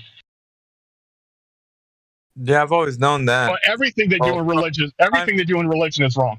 Yeah, from the time that you start, what it takes though is for people to start searching out the scriptures and seeing what lines. When it comes to like the religious topics, right? Like it's hard for you to say a specific thing because it sounds like you're saying it, Jack. And what people are taking offense to is that you're saying it. So yeah, I know. And it started that way for me. here's the thing about like because I've studied the word myself, so I do have a stance on it as well. I don't. It's hard for us to go from a position from like a teacher to a student, because we have to always be having the Spirit kind of guide us in how to teach. But if there's a different way people have there's the Pharisee and Sadducee version of it, which is like learning and be righteous and taking a stance and like teaching people from a, like I've already come to arrived at a particular place in my life where knowledge is like something that I'm going to teach people about God, or like you would say, Yah. Yep. people don't. I mean, you can say creator, you can say father, you can say, you know, the Yeah, but deity, like, whatever. I don't care. but what I'm saying is there's a lot of misconceptions that like just the one you just talked about, like dispelling the myths sounds like it's coming from, well, you just finished saying a guy just died and said that, you know, they created a whole religion about him. Now you're saying something, and maybe some people are going to follow you, and then they're going to create a religion about what you're saying. So that you know, it doesn't come from Yeah, like. let me put the disclaimer in there. Let me put the disclaimer in there. Don't believe anything I say. Read the scriptures for yourself. Get rid of all religion, including what I'm saying. Read the scriptures for yourself and apply it as necessary. Because that's the only way you're going to learn anything. But if you look at the origins of things, that's what's important. If you look at the origins of globe Earth, they came from a philosophical standpoint. If you look up the origins of our government, if you look up the origins of religions, if you look up the origins of the beginning of the education system, origins matter because they'll tell you the root of the thing and it'll tell you whether or not it's good. So, for instance, when I started getting into this whole thing, like I said, I was studying to be a pastor in a non-denominational, spirit-filled, Bible-believing church. But what happened is I looked into the origins of the practices that is done within the Christian church, and I found them all to be rooted in paganisms that have to, you know, they're symbolic of child sacrifices and rape orgies and all sorts of horrible things that were quote-unquote baptized to be made good. So I wasn't for that. And I was an atheist for about 5 minutes until I thought back and I realized that the Creator had been involved in my life and I couldn't be an atheist. So then I realized, okay, everything I know about the church, I'm going to write down everything I can possibly think of, you know, about sitting in pews, about the altar, about the cross, about everything, and then look for verification within the scriptures. Or if I can't find verification in the scriptures, look it up online to see what the origin of these things are. And I found it all to be not copacetic. The organized religion does not line up with scripture. And I don't even care if it's a non-denominational, spirit-filled church, it still doesn't line up with scripture. Yeah, we have to always let the people kind of walk into this for themselves. But one of the things I figured, like when I was talking to people about this, is I always leave the room for them to let the Spirit guide them versus me, because it becomes I'm the shepherd instead of you know God being the shepherd. Yeah, I'm just saying, like, you know, everything should be questioned. You were crazy enough to question the globe. Be brave enough to question your religion as well. That's all I'm saying. And politics and everything, just everything. And politics and education, everything. Yeah, absolutely. Some people would say, like, "What do you mean? I gotta question everything?" And it's like, well, first of all, let's look into this. But the obvious truth is, yeah, you do. Because, like, think about all the agendas that control us, right? I always talk about it in 3 steps, like mind, body, and spirit. So your mind there's war against that, right? There's a battle to be waged against your mind, your body, your health, right? Like what war is that? Well, we got GMOs, we got all kinds of pesticides, and like everything. Like, so much, dude. Like the information about health, and then of course spirituality. That's the 3rd pillar. That has been waged war against. That you don't even know. You think that you know right now is the truth, man. You have and that's the thing about it, right? Without the research, without the person investigating on all 3 of these pillars, I think they're never gonna know the full potential of what a human can do to thrive in this world. Versus just surviving. We're not meant to just survive, man. That's the whole misconception. So flat Earth is kind of like, to me, it's an eye-opening experience, because we're talking about our natural reality in which everybody should be able to realize for themselves. And once you're past that, then you can let the door open to any more critical thinking, which you could lead into spirituality or politics, whatever other door that we education. The taboo subjects that we can't speak about. I think when we open up the door to their critical thinking, then we can talk about other things, because now it's like, let's look into this, because it's not just me having an opinion. It's like, where are the origins from this? Where did they begin? Is this something that you think that you would like to know, that stuff had like such a really, ugly beginning? It depends on what it is, but would you still be in it if you knew that, right? The foundations of it. So I don't think so. Exactly. Because a lot of things, like when it comes to the globe, they don't know where it comes. Like they're just like, I trust the scientist, and he's, why would they lie? They can't just make stuff up, right? Why would they lie, right?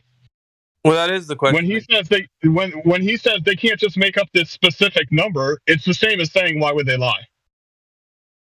Yeah, they don't know they're advocating for them when they're advocating for them. It's like a knee jerk reaction that they get whenever they're trying to. What happened, because the mind starts to spiral, and I can almost hear the questioning coming behind it. So I know it's like I know which way to shift the conversation to make sure that they're getting the benefit of like understanding. Man, we're all in this together. It's not you against flat earthers. It's all of us getting this misinformation from the people who've given it to us.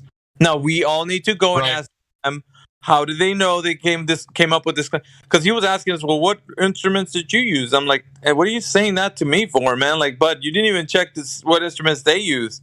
Like, you didn't ask them that. Like, why are you asking me? Like, you first had to ask them. And then, what instruments did you use? Again, that ties into the same thing with the religion thing. Like, if you look at, okay, what did they use to establish this within the religion? When you start looking into it, try to verify it for yourself, then that's where you start finding things.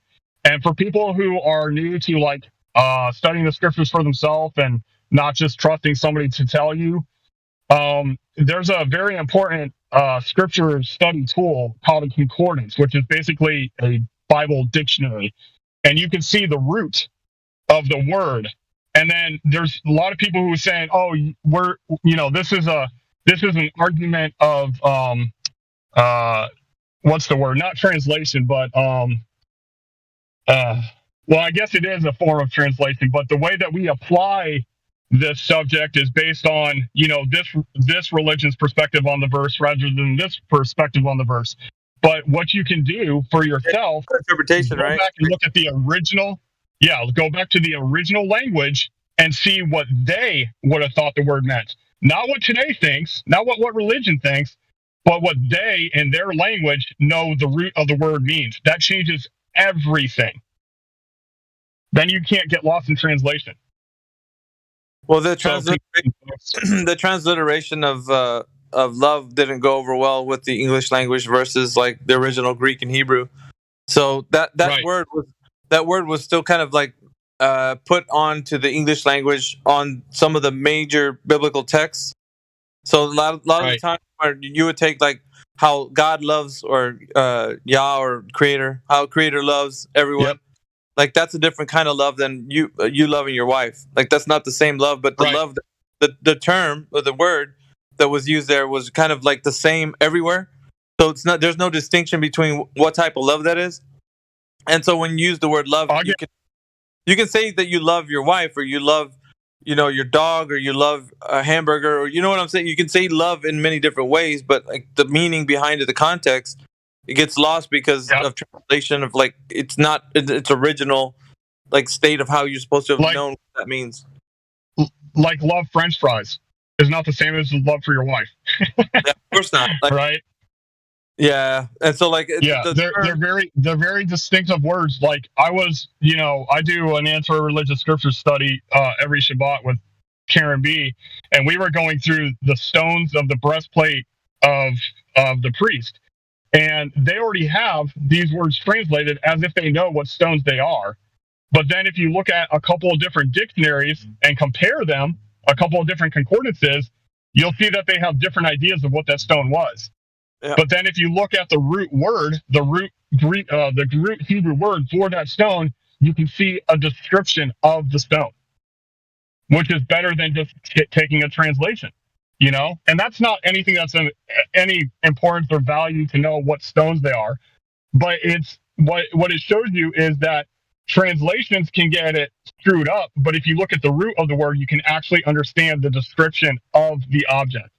And the descriptions in Hebrew are based on its function, and the descriptions of Greek are based on its philosophy, what it means. Yeah, there's word for word and thought for thought.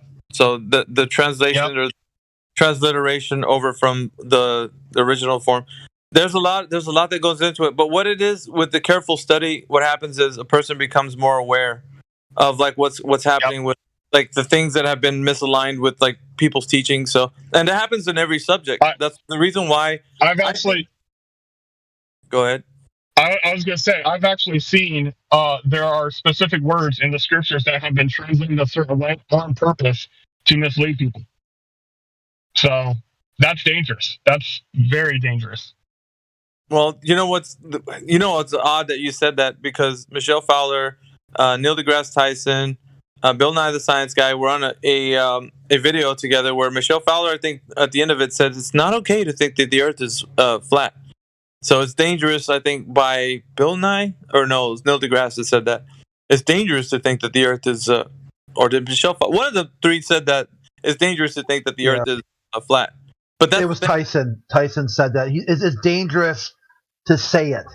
Yeah, to say because, it. Or you could like this is the kind of contradiction thing that he was saying, in that was like, you can think of the Earth or whatever it is, but when you are like become somebody where people start listening to you and they start to he says.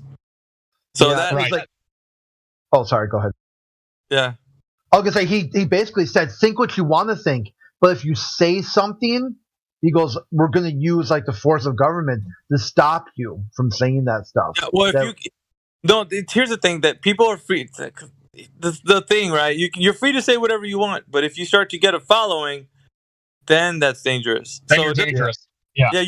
You can say whatever you want so long as nobody cares what you're saying. Like if you're in this room and everybody's like, yeah, that guy's a nut, whatever. But if you start to get a following and people are like, I like what this guy's saying, then you become a force. You're not a force until that point. So you're really just Joe Blows. You're not gonna like. I take a look at it this way. You're just a small fish. They don't really care. When you start splashing around and making waves, then their attention is gonna be focused on you, because now you got at least 100,000 followers. So hold on a second. Let's see what you're saying, because you got that many followers. So that's what's gonna happen. Let me give you a for instance that actually happened to me. So the church that I was under a pastor, right? I was learning to be a pastor from a pastor, right? And while I was in it, I started investigating these things, these origins of, like for instance, Christmas and Easter, for instance.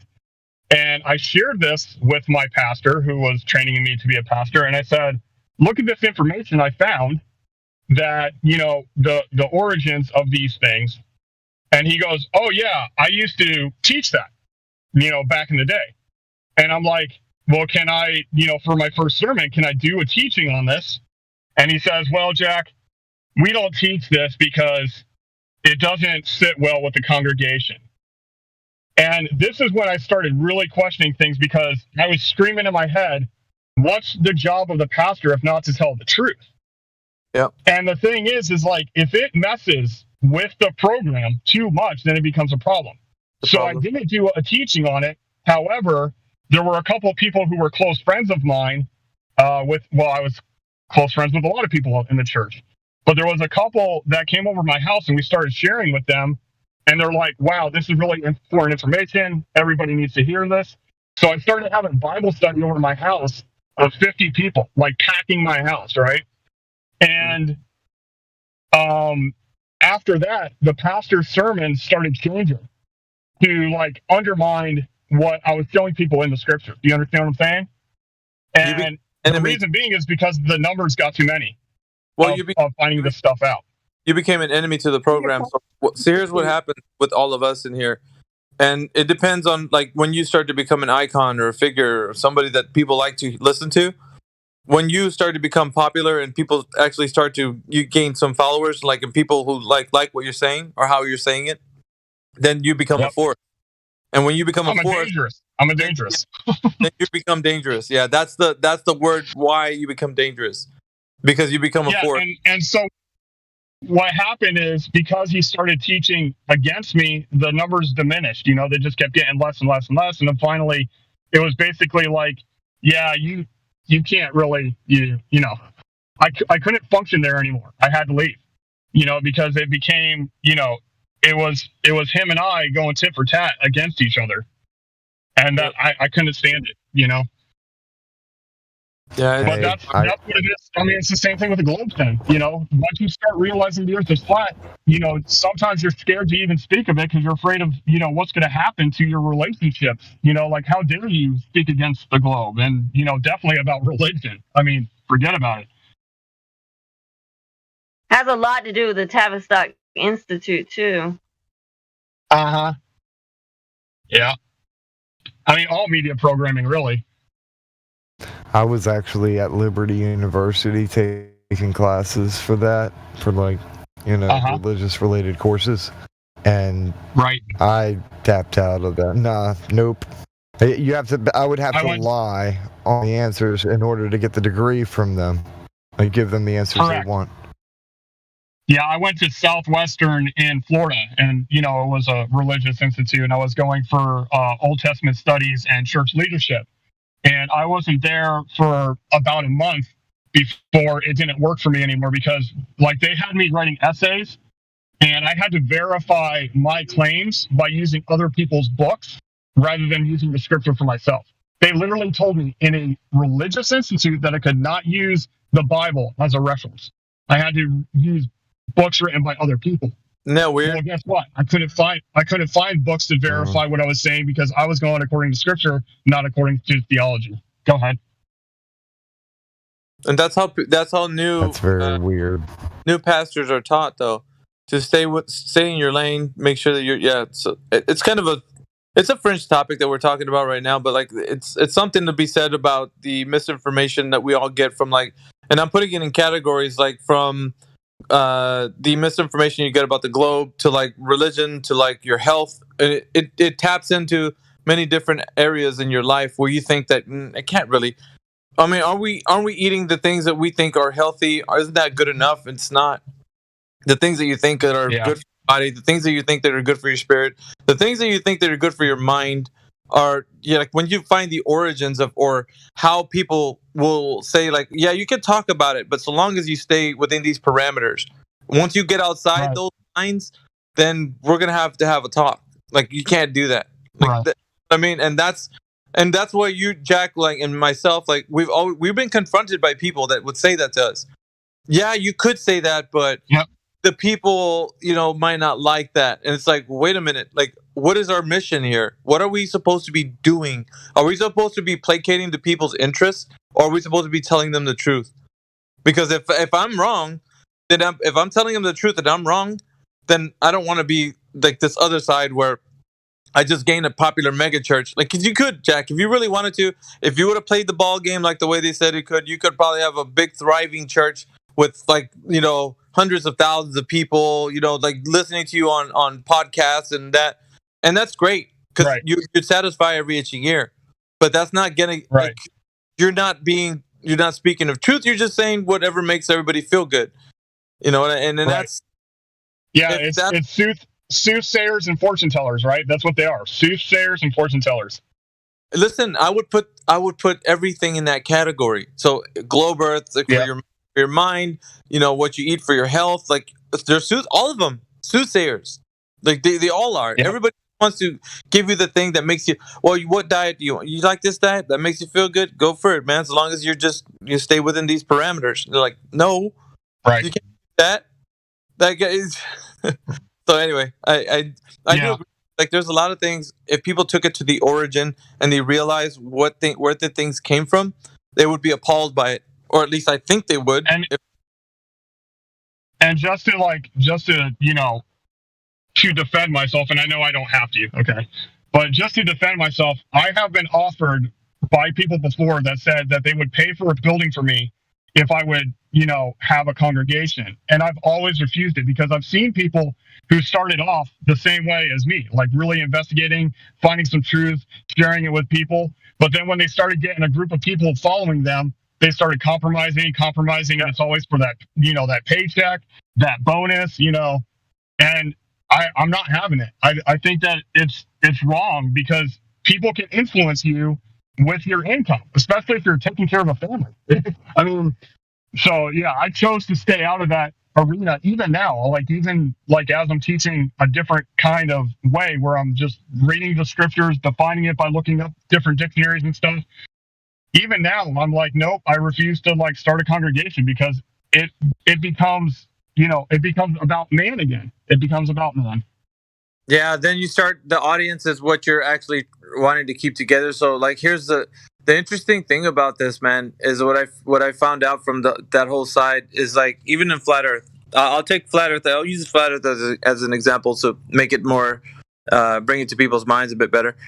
Let's say you're a well-known flat earther, I don't know, Mark Sargent or someone, right? You're in the public eye. Yeah. Everybody's looking at you. You have a following. Everybody's like likes to listen to your podcast and everything. But you've been attached to, like, let's just say the azimuthal equidistant projection map. You're using it all the time. Right. It's next thing you know, you're in a forum like this. And we're talking about, we don't need map projections. We're talking about the true nature of the Earth, going out into the field, like having that as just like a crutch, like, and then it just becomes like, whoa, wait a minute, I can't say this to everybody. Like, I got following here that if I was to say that, then I'd lose like a majority of people that support me, like on YouTube and stuff. Right. So you're kind of like, I just stick with what I got because I got a lot. I probably make like a couple grand every month. I'm living off of this. So if I change what I say, it's going to really affect my whole lifestyle. So that's why it's like, people that do this, like that you say that they're making a living off of it, they can't go back. Whatever they're saying right now is solidified, man. And they don't want it to be. Of course, they might like what you're saying. They're like, dude, I really think that you got something, but I just can't say that because I lose everything. And so their earthly possessions start to mean more. Their I guess their whatever following they've gained is probably to them much more important, because they would reason with themselves and say, well, I have a bigger following, so I can affect a lot more people if I do it this way, versus just truth. And then everybody leaves like, oh, I can't listen to that. But they forget that when Yeshua was like, I use that example, Yeshua, because like I feel when people do look into like what he was teaching, people didn't like, oh, I like to hear what you're saying. They scattered. They didn't like, he wasn't preaching mega church like ideas. Right. And just in that, and if he was to go into any church today, he would cause problems and they would kick him out.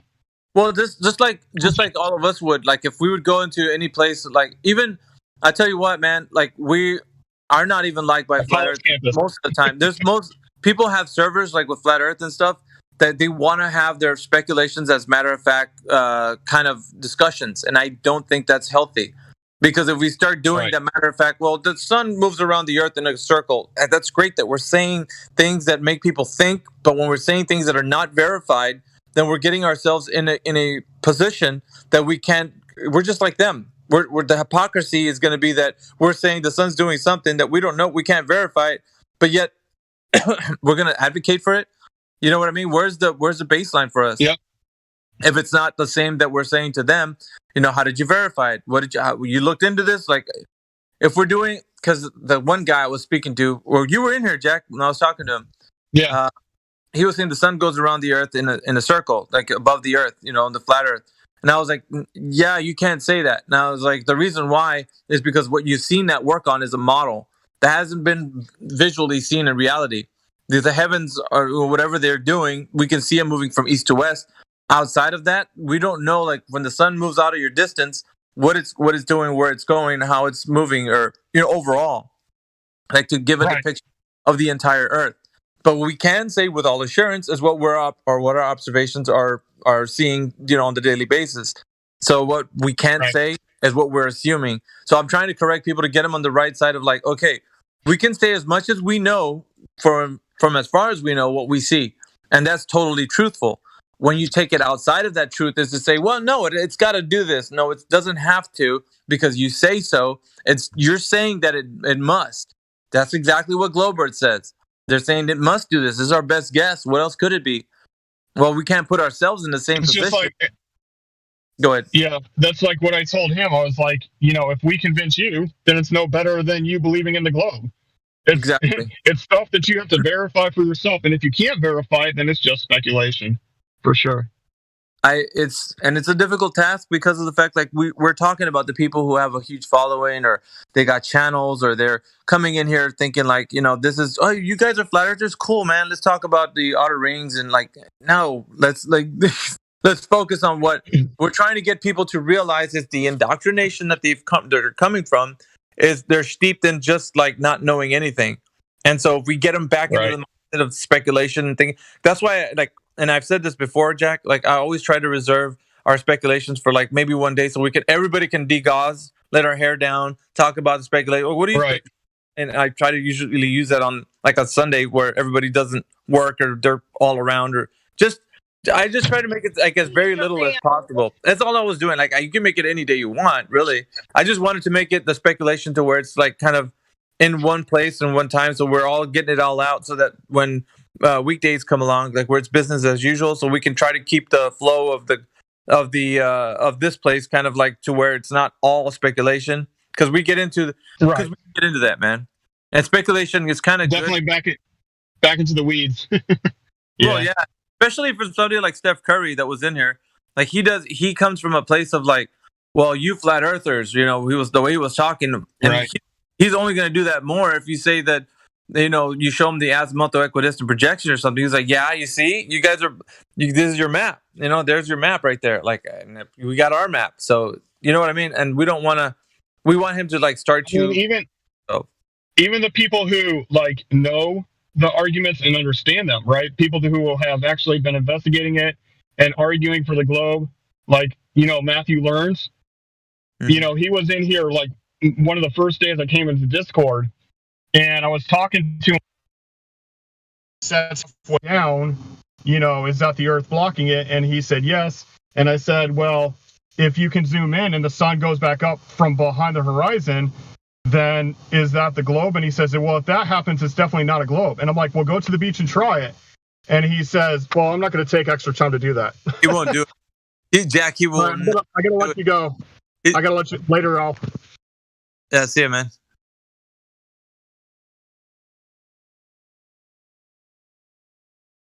I think that might have been the missus. Jack got a call from the missus. She's like, "We're ready." Yeah, I'm sorry, I couldn't mute while she was calling either. Horrible. No, you gotta get that call, man. Whatever you do, pick that call up. That's the one you don't want to avoid. Who else we got in here?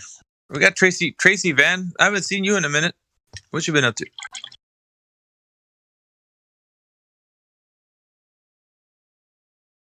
Still hanging around Flat Earth? Hey, Miggy. Yeah, That's great.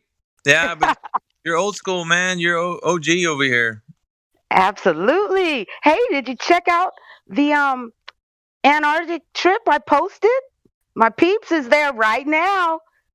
Right now. I put all the so far he's got 4 videos up. He's doing live streams from the ship and from the continent. And it's going down. He's there doing real live footage. He's interviewing the captains of the ship. He's asking all the employees, what do they think about flat Earth? He's specifically there about flat Earth. So you should check it out. It's the first time anybody's been there doing this. So you know. You know what's crazy? I'm going to say this. He has the opportunity, if he's there right now, to experience the summer in Antarctica. So right now they're experiencing summertime, and it should be today, tomorrow, which is the best time for him to see a 24-hour sun if there is one. That's what's up. I'm telling you, Miggy, that's the whole point of why he's there. I'm telling you. All righty. So yes. So do you have communication with him, Tracy? Like, I mean, can you call him? Yes, but it's really kind of like it's so like I wish he wouldn't have said anything like the first. I really wish he wouldn't have mentioned anything because the like GPS and everything, like he's really on it. So like he's been mapping once they left and everything on GPS, which is off his phone, and it's showing like that he's in, I think it said Finland or something. It said something that shouldn't have said. And so when he approached the captain about it, they you could tell on their face like, uh-oh. And so it was 2 captains or 2 employees, whatever, and they were like, oh no, that's where the ship is built from. The ship is built in Finland, so that's why it's coming up saying that we're in Finland. And then he's like, that's strange, I don't understand how that could be. And so he hands the phone to them and shows them what he's looking at, and then they're like silent, and then they're like, oh yeah, well we're here, like basically you just gotta watch it, man. It's like, it's unbelievable. They're trying to lie and stuff. And then one employee does say, he asks her, is the earth flat? And then she says, well, I haven't fallen off the edge, which is something, everybody says stupid shit like that. But by an employee saying it, and then another lady jumps in and says, wait, what did you say? So you just got to watch it, guys. I'm telling you, it's live. Like he's actually asking questions about flat earth and asking every single person about it. So when he showed them, though, like I was saying about the map, it like, I don't know what to say, man. I don't know. I don't know. Yeah, here's the thing. So if he's able to get the 24 hours like that, I guess you could put that on one of his agendas, while he's doing what he's doing. But if he's I don't know how long he's going to be there, but if he can capture 24 hours for 12 days, well, in one of the videos, he does see like a green dot, like a light, like green, and from what I've been learning, supposedly, around the circular earth, the edges or whatever, the ice wall or whatever we want to say, way over there, it's green. So the sun, you could see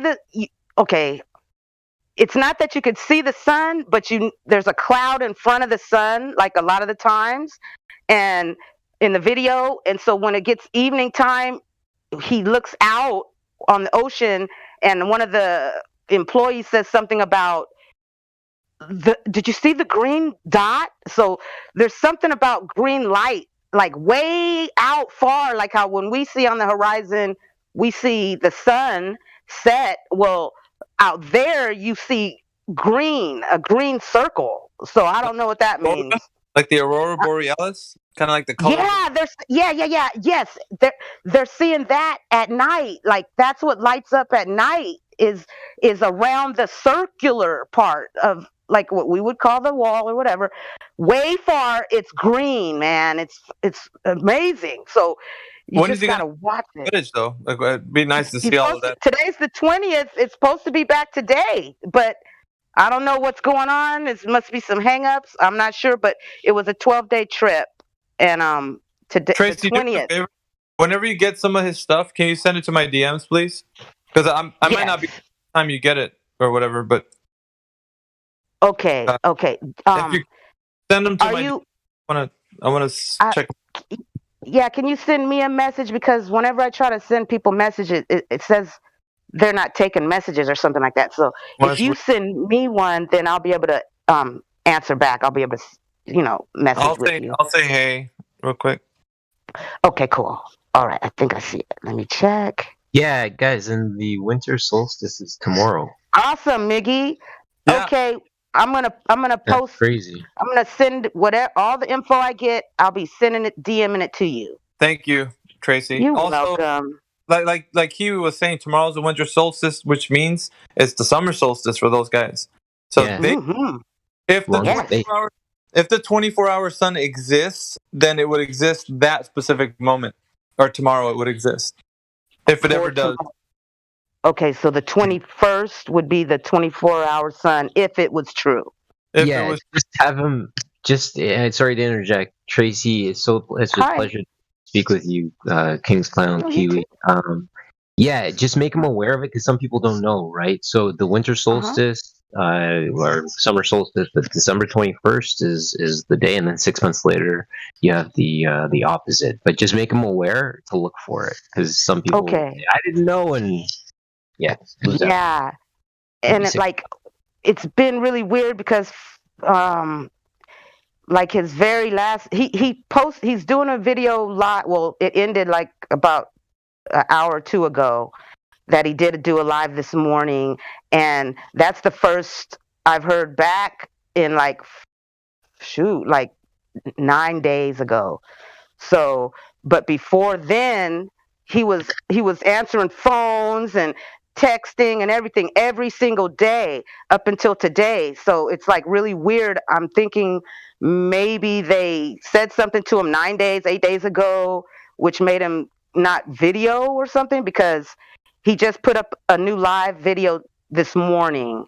So I don't know what's happening, because like I said, he does a video all day, every day up until 8 days ago, and then he posted today. And I think let me put that in your DM real fast. Could you get him on? That'd be awesome if you could. That's the thing too. It's weird. There's no phone communication. They even said when he asked somebody something about his phone, they were like, "Oh, you'll be able to talk all at the Antarctica and everything. You could make phone calls." And then later on, after he was questioning people, then some other person says, "Oh, we're not gonna have signal out there." So it's like really weird, you guys. That's all I'm trying to say. I could only go by what I'm being told, but once he actually returns to the United States, then I'll be able to talk, you know what I mean? But right now it's kind of like kind of scary type of thing. And there's a lot of people from Russia on the trip that he's there. He doesn't know anybody on the trip. He went alone, all by himself. And there's a lot of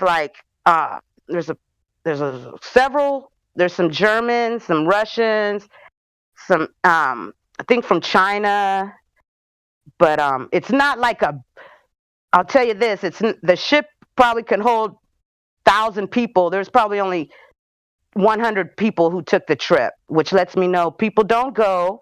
And everybody was shocked that he went, and they were when he arrived on the ship, everyone was questioning him, because I will say this, he is a black man, and I found out that no black man has went on this trip. So everybody's like, just, what made you come? Asking him stuff like that. Why are you here? And what made you want to come? And so things like that, you guys. So just watch it, and you'll probably get an idea of what's going on. But yeah, he is there, though. I just want you to know he is there. Yeah, it's Tracy. Everywhere.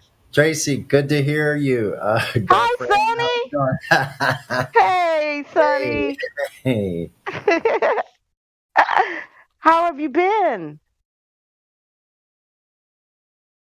I'm a little bit ill right now. I have some breathing difficulties. I have lots of congestion and stuff. And but I'm doing pretty good. I'm still out riding my bike every day. Tracy and I've met in person twice. She's one of about the 20 Californian flat earthers that I've met in person. Thanks to Hey, Sonny, we've met 3 times. Yeah, 3 times. Oh, yeah, we have 3 times. Yeah. Yeah. So you came down. Yeah, awesome. Tracy's a beautiful woman. Thank you, Sonny. Just an excellent human being to hang out with. We had lots of fun together. And I want to say, if you haven't gone to a Flat Earth meetup, you got to start your own then, because especially if you have access to the app, I think, and you're able to look up people around you. I don't. If it wasn't for a Flat Earth dude, he invited me in, and we did a whole bunch of fun stuff over the summer, man. We had 2 Flat Earth dude and I went sailing for a freaking 3 days. Woohoo! That's what's up. Boat and went sailing every day out in the harbor. It was fantastic, man. Cheers to Flat Earth dude. Yeah. Hope you might be out there listening. He's probably working.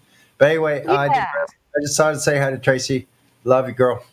Love you too, Sonny. And also, I want to let everyone know that we can go to Antarctica we could leave from Argentina.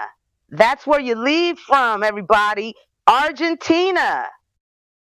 Okay? Send out the drones. Send out the drone army. No, I'm just kidding. He went by himself, you guys. He didn't do anything as far as like checking here, like for Antarctica trips. He actually went himself to Argentina all by himself, and then on foot walked to the harbor where the ships are at, and started asking all the fishermen, anybody he could meet. He was asking, "Hey, can you tell me or direct me to the ship where I could go to Antarctica?" And everyone was shocked. I mean, super shocked. And then he sat out on a rainy morning. It was closed where he was supposed to the office to make reservations was closed, but he sat and waited. Then he just went ahead and talked to someone else, and they showed him where to go, and he went to the reservation center in Argentina, walked in on foot, sat down at a desk. They asked him what trip would he like to do, and he said Antarctica. And from there, it happened. Okay, so just letting you know, everyone, that's how simple it is. It's not and he specifically says, do not ask or call travel agencies or airports in America, because they will say there is none, or they'll give you the runaround. But if you go directly to Argentina, where the shipmen are at and boats and stuff, they'll give you the hookup, and they hooked him up. Usually the trips are like 24,000, and that's just like staying on a ship. The one by going to Argentina and showing up, you get the deal. He got the deal. He got the biggest bedroom. He's got like the suite. You guys, oh my goodness, for 15 grand. And it's the longest trip too. I think it's the longest that you could be out there. He took that trip. So, and they supply you with your clothing, your waterproof pants and jackets. He didn't know that at first, so he went shopping in Argentina and bought like gloves and scarves and stuff. But yeah, you guys, it's on, and I'm gonna be the next one to go. So if anybody's interested, if anybody has the funds to spare to go to Antarctica, let me know, because we could do it.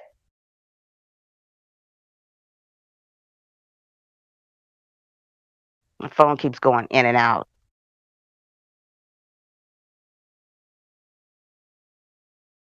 Can you hear me? Does anybody hear me? Yep. Okay, just make sure. Okay, okay. I'm going to send you that right now, Miggy. Let me just figure out how to do it again. I don't know if you can put it in the live stream voice text also. That'd be cool. Okay. Okay. Or I could look it up or something. Is this guy got a YouTube channel, or where is he? Yeah, he does. He's a travel agent. I mean, not a travel agent. He travels everywhere, you guys. Okay, I'm going to post. Well, let me see, Miggy. Let me send this to Miggy first. I think that might have worked. Okay, yeah. Thank you, Okay. Tracy. You're welcome.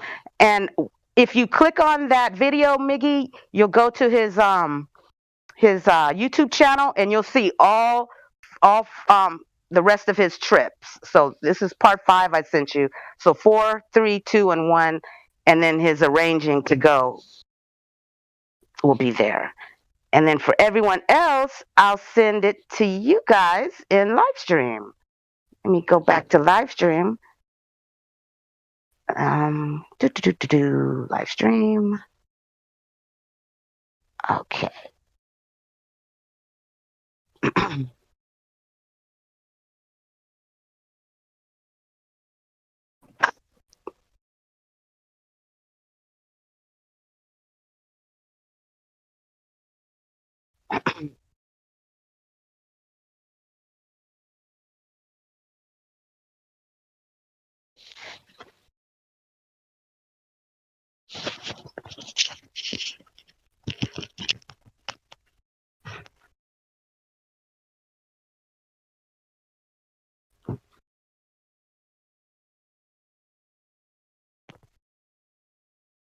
Hopefully, everybody's preparing for the storm that's about to hit the Midwest. If you're in the Midwest, anybody in the Midwest?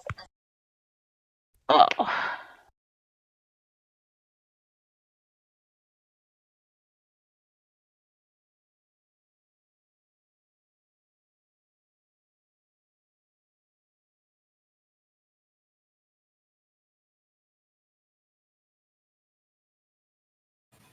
I don't know. I'm preparing for anything that could come about with my bacon, steak, and eggs. Got the works.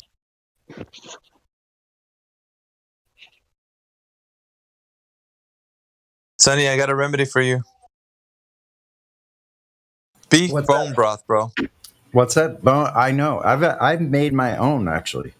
Yeah, get some beef bone broth, and you can put a little bit of lemon in there. I probably need just kind of give it a nice little kick, and it's Yeah. good for you too. So you'd benefit right now since you're sick. Yeah, I'll try to get something like that. Absolutely. Hey, I wanted to ask you, what do you think of menudo? Yeah, it's great. Yeah, Just good. you can't make it the way with the hominy, which is pozole, Yeah, but right. menudo, yeah. You can stay all organic with just the animal products, but not the. I got some white menudo, but I didn't like it. I could eat a few bites, but I didn't like the taste. I don't know what it was about it, but it might have been the hominy. Like I didn't really want that part. Like I don't know. I know someone said there's a tomato based one too. Yeah, it's just But I'm like not I don't know feeling where you're getting it from, so tomatoes. it just depends on how you're getting it. But there's some Yeah. really good organic, like animal based. Making sure that you're not using any other thing other than just the animal product. But yeah, it's really good, especially when you're sick like this. Mm-hmm. I'm getting better. I'm still out riding 5-6 miles a day, getting out in the fresh air. But the moisture in my head it's profuse, man. It's wild. A good thing for that is what I use is I grind up garlic and I mix it. I know you'll smell like a pizza place, but Oh, that's okay. I love you that. mix up some garlic and you use honey and you mix it with coconut oil and you rub it on your chest, neck, and everywhere, and it helps with everything. I'm all into natural remedies, so I know like a bunch about everything. Say, is there any way that you could put that in a text form in the live stream voice text, Ashley? Yeah. Like the I would say like the recipe for that, like how much of what, and You I would can like. just pronounce that. It sounds like a Ashley. home remedy Vicks, so I think that would be kind of cool for anyone. Yeah. 'Cause- It is. You can just pronounce that Ashley. It's just kind of spelled weird to match my name, but Ashley's good enough. Well, that's Yeah. her name. My real name's Ashley, Ashley. Okay, yeah. I think that's really good. Like home remedies, especially when you're sick. I don't like really. Well, the people that go to the store to get the medications, I think it's better just to have the home remedies. Oh yeah, for sure. Especially when it comes with fevers, instead of using Tylenol and ibuprofen, I use white willow bark. And I also use like take coconut oil and I drop a couple drops of lavender and eucalyptus, and you use that as you rub it on the back of the neck, the soles of the feet. I use helps it all the time. I do that Yeah. all the time with essential oils and coconut oil. I always have a big, huge jar of coconut oil, organic coconut oil for my skin. Yep. That's the only thing I've ever used. And I'm an avid outdoor person. So, like in the summer, I'm out in the bright. And, like, if you saw me, you'd say, you're a white boy. So, but I'm out there all the time and I turn quite brown. And I haven't used any kind of like artificial store-bought type of product. Very seldomly do I use any kind of like lotion, but never do I use something in about 7 or 8 years. And I get burned. The next day it turns brown. Yeah. Well, for my kids, my skin complexion is a lot different than my husband's. So like when he gets hot, sometimes he tends to burn, and I think that's the Irish in him, and the German in me and the Italian in me don't really burn. But for my children, I make my own sunscreen just in case. That works perfect, and it don't cause skin cancer. Is it coconut oil based? Actually, yes, but I used fractionated coconut oil, so it don't solidify. But you can use coconut oil if you'd like it to solidify. It just takes forever to, thaw out. Because what they say in their own measuring system is that it's a 4 for protection. But I found I don't need anything more than coconut oil. Yeah. And other oils like avocado oil, those types of oils, almond oil, grapeseed oil, they have varying differences also in supposed protection from the sun. Yeah. I also use pomegranate and carrot oil because they're really interesting. Yeah, I use that a lot in sunscreen. And there's a others I can't recall correctly, but they have like a high percentage. But I think pomegranate and carrot have the highest. I know where pomegranates are, and I've eaten several whole pomegranates myself from the tree. But anyway, I digress. But like I was going to say about the eucalyptus oil and tea tree oil, put a little bit of that in your coconut oil, and it acts as a natural insect deterrent also. Oh yeah. Yep. Mosquitoes don't come near you. You got some tea tree in your hair or on your skin, Yep. Even it helped those little gnat flies too. Those little gnats. And also, another thing, I make this concoction with water, neem oil, tea tree oil, maybe a little tiny bit of alcohol, like just a little half an ounce in a spray bottle with some. I put this whole thing. I put tea tree, eucalyptus, bleach, water, and neem oil. It kills any bug on the spot. One shot, they're dead. One shot. I love neem oil. It works so good. I'm gonna step out for a little bit, guys. I'll catch up with you guys later. All right, Maggie. All right, shalom. Later, guys. Talk to you later, man. Good listening. Miggy on here this morning.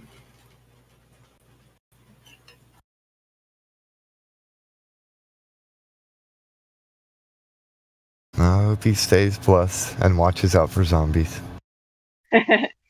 Right? You never know about them zombies. They're everywhere. You have to preface that with every single trip. Yes. Yeah. Be aware of those Tell that zombies. to everybody. Watch out for them zombies. Don't let the zombie take the high ground, ever. I've got the high ground, Anakin. I'm just kidding. Okay, no offense to any real zombies out there.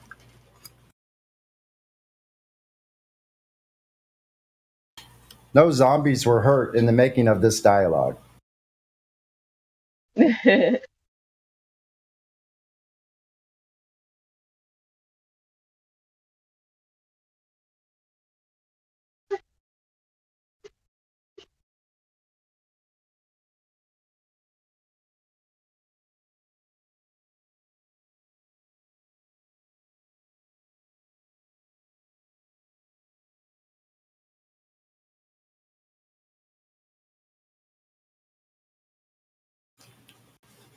You might be a zombie if you're hurt by other people's feelings instead of your own.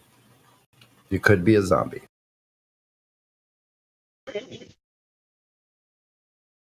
Taking offense. In order to be offended, one must take offense. I'm so offended that you're offended.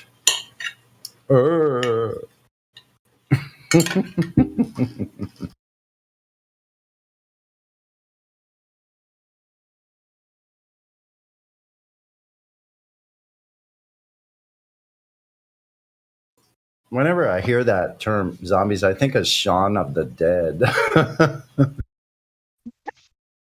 Oh man, hot minute. Not even like the I Am Legend type of zombie or the zombie apocalypse zombies. Or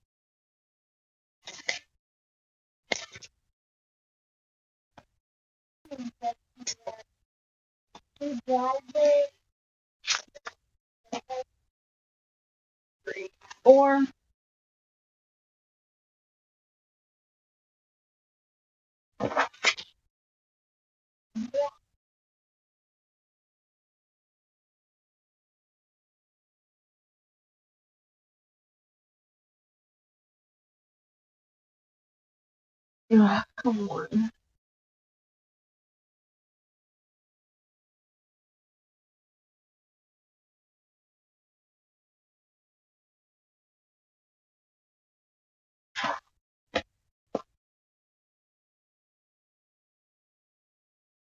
Mm-hmm. 3 8.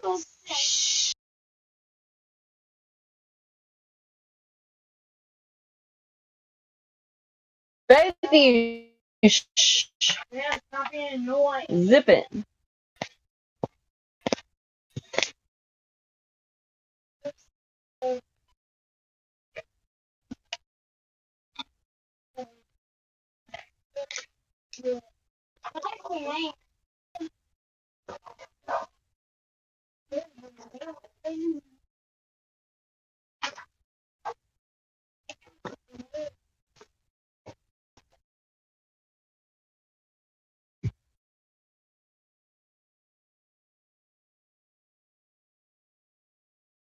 Oh.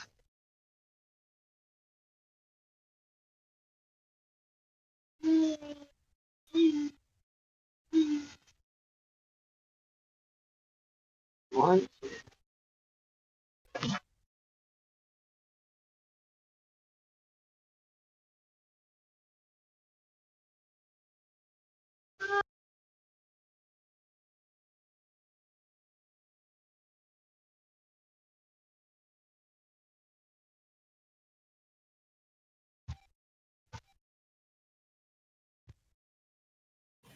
It's Tuesday again on the Flat Earth Discord 2.0, and the topic on the table today is how do you know what you know? How do you know it's a globe? We want to know how. Give us the details.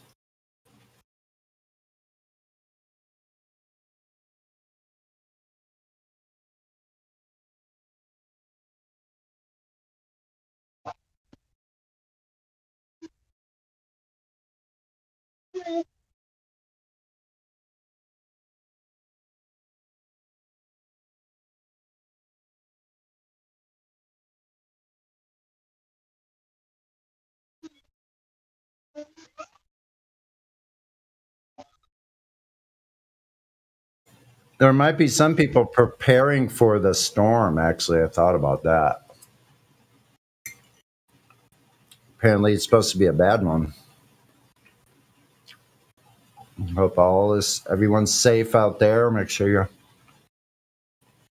take care of yourselves and your loved ones.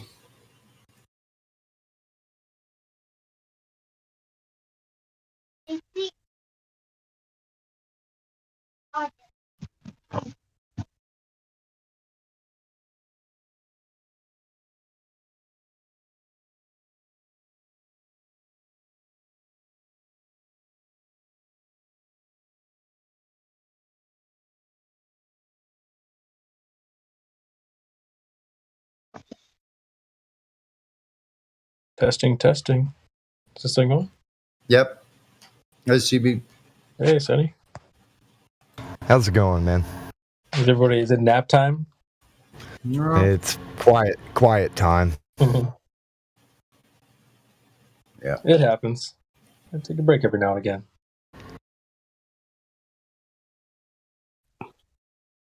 I think everybody's watching my people's in Antarctica right now video.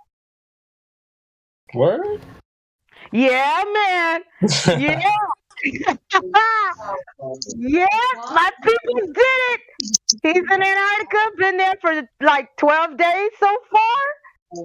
And the family were waiting for him to come back because he's supposed to be back today. But it doesn't look like he'll be back on the 20th, which is today.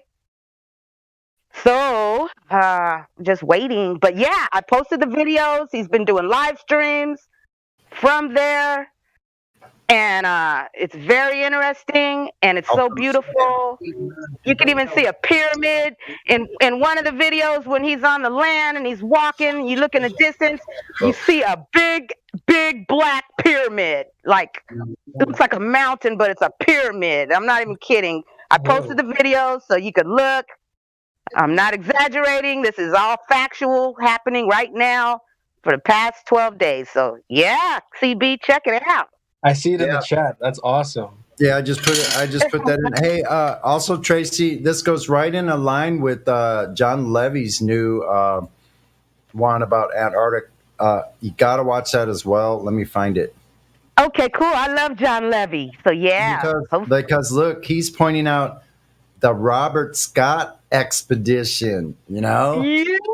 And Robert, there was 1912, and there's photographs of ruins. I let the cat out of the bag, but you guys go look at your stuff. It's freaking amazing. If those images are correct and they are actual and not, not made up or something.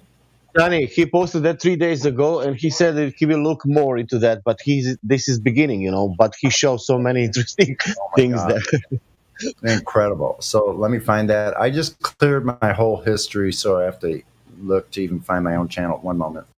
Well, hey, Sonny, I believe it because my people's he's been in like all these abandoned buildings that are on the continent, and he actually goes inside. He's filming it. He did it live. He does live streams, but now that you guys know, you'll probably be able to catch his live streams. But he goes actually into these like bunkers or broken down old buildings from oh my gosh, you guys, long time ago. And there's old food and cans and like the cans are so beaded from all the snow and like it just degrades, I guess, through the time. But yeah, he's showing us the beans and cans of potato, just all kind of food. And then he goes to another building and it's like, I guess, the library. And they're saying that that's where all the military or the Germans, whoever were there, they were reading these books. And he actually shows us the books. And the books are weird, you guys. You just got to check it out. It's like crazy. These books have been sitting there for years and years. They still look kind of new. You just got to check it out. It's just amazing. It's so amazing.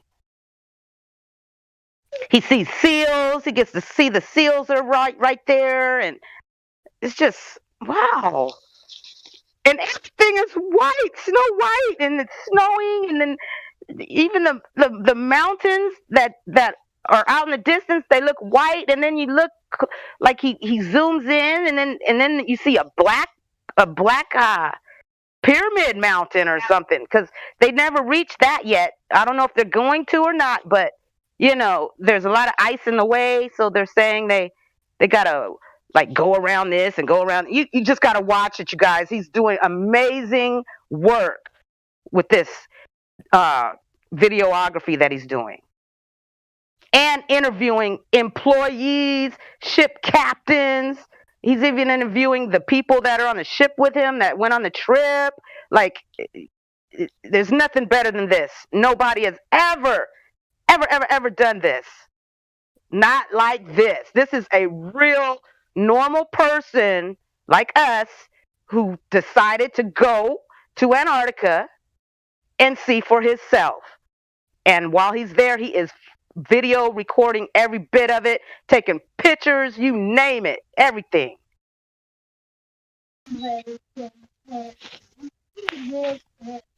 Just had to put that out there. Yeah. We should drop him a super chat to break loose, sprint towards the pyramid or something. I know. Oh, and CB, guess what? What's that? He is asking every single employee, captain, you name it, is the Earth flat? He's there about flat Earth. That's the reason he's there, just to let you know. Nice. Yeah, man. So we actually have somebody in Antarctica, in the continent area, on a ship who's specifically there about flat Earth. That's what this is. This is why it is so important and just this is what we needed. And finally, we got somebody who did it. So yeah, there's no more time to be saying, oh, can't go to Antarctica, or nobody's been. All that is BS, because you could do it right now. If you got the cash, you could go. Did he really drop 15 stacks? 15 stacks, CB. But to be honest, it's really like 24 to 28,000. He got a deal. He got the deal because he went on foot. He went to Argentina by himself, and walked around down there at the ocean front and waited to find somebody who owns a ship or anybody. He was talking to anybody he saw with a boat, a canoe, it didn't matter. He was jamming them up. Hey, can you direct me to where I can go to get on a ship to go to Antarctica? And people helped him out, and now he's there.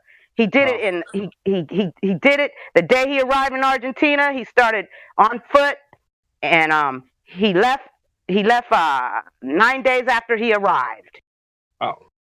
Yeah. So just letting you know. Oh, and he also told me, do not try to get trips to Antarctica from the United States. What you do is you go to Argentina and you ask around. That's how you get it done. And by doing that, you get the cheapest fare. You get the deal. And they gave him the biggest suite on the ship that you can get, which is usually, I think he said 28,000. He got it for 15. And he has 2 balconies. He has a balcony from his living room, and then he has a balcony from his bedroom. Oh, cool. It's so, when does he get back? He's supposed to be back today, but it's not happening, man. It's like, Are you worried about him? Yes, I'm very worried, but I was happy to hear back today, early this morning, because I hadn't heard from him in over 8 or 9 days. And what's a trip? Let me tell you this. What's a trip is before. Okay, Dave. Wait a minute. 1, 2, 3, 4. Okay, the first 5 days that he was on the ship and there and everything, he was talking, making phone calls, videoing, and live streaming. Okay, but then after the 5th day, I hadn't heard from him until this morning. So I'm not sure if he did that purposely or if they talked to him and said, hey, we don't want you, I don't know. I don't know, and I won't know until he's home. But when you watch the videos and he's asking these questions about flat Earth to these employees, you can tell that I could tell that's why I haven't heard from him in so many days. Put it that way. Nobody. I'll tell you this much: nobody has ever went to Antarctica and asked or mentioned flat Earth. That's what I'll tell you. And you can see it for yourself when you watch the videos. They're in shock when he's asking them questions, and he even goes deep. He shows them on his phone how the GPS is showing where they're supposed to be at, but his GPS is saying, I think it says they're in Finland, so he jams them up about that. And then they're like, oh, well, the reason that is because this is where the ship was built. This ship is built there. And he's saying, well, that doesn't, why would it say that we're there? So you just got to watch it, guys. I posted 5 of the videos. You can see, if you want to start from the beginning, that's when he arrives in Argentina. Or if you want to just start from today, which is 2 hours ago, he did a live stream. If you want to catch that, you can. But I'm just letting you know, all of the videos are very informative. Every single one of them. Yeah, I'm watching right now.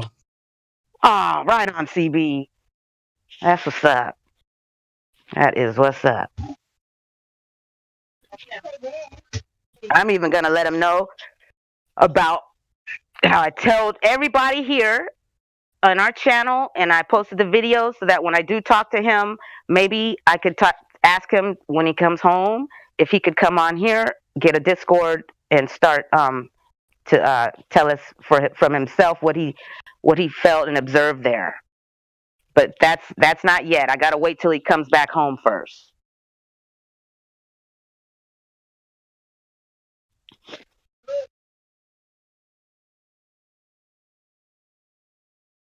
And meantime, in between time, I'm going to go and watch again this morning's live stream because I was just so ecstatic that I heard from him. So I'll be back, everyone, and I'm glad that I talked to you guys today.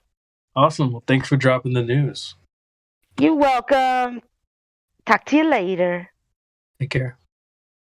Okay.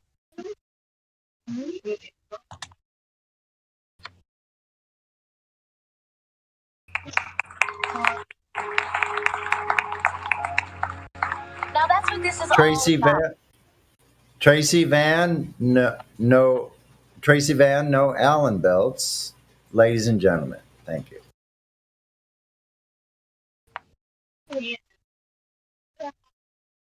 And 15 stacks, boy.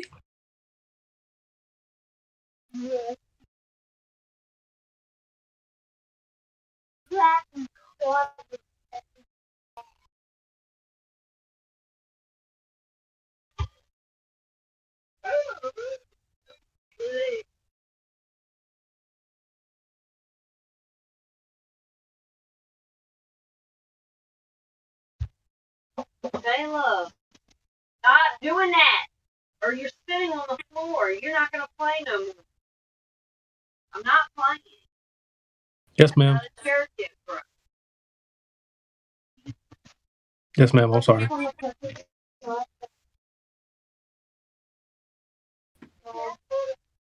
round, the thick one.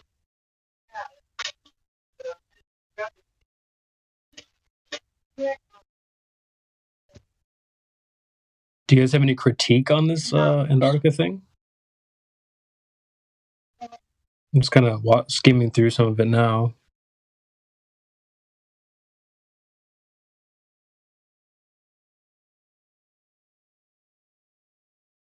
I found a tank.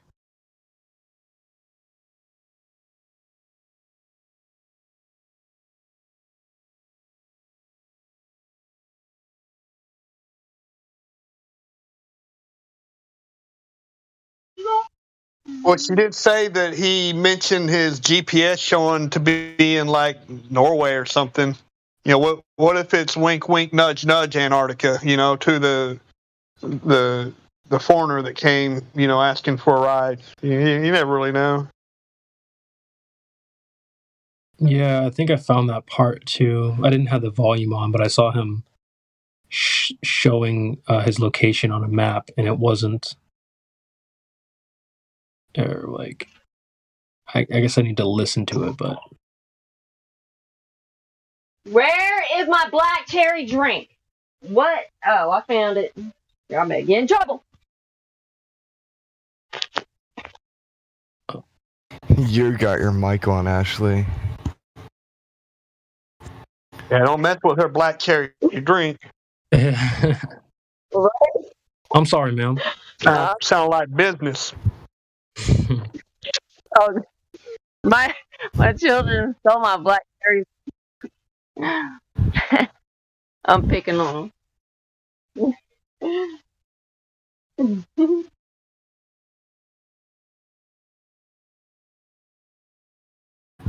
Yeah, I've always kind of wondered that though. Like, a lot of globe earthers especially are very gullible, you know. So like, you could just take them on a little ride, you know, drop them off with some ice. There's a little cute pole on the ground, a little ceremonial pole, and then you just tell them they arrived at the South Pole. So, but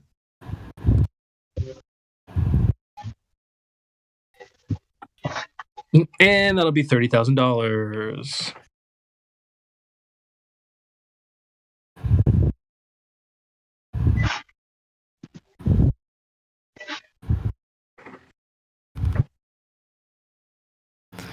Yeah.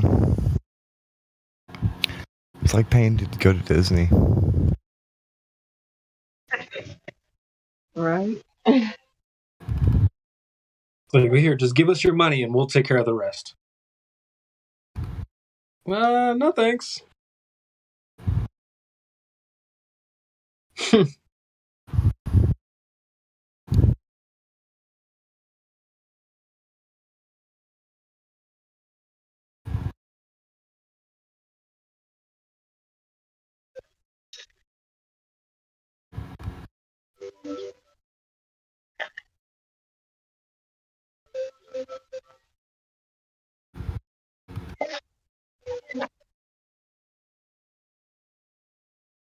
I popped in and there was that Steph Curry with the pop in the VC.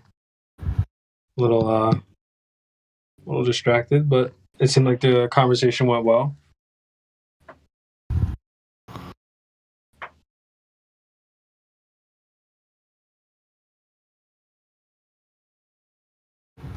Not to make one of you guys be the next globe earther.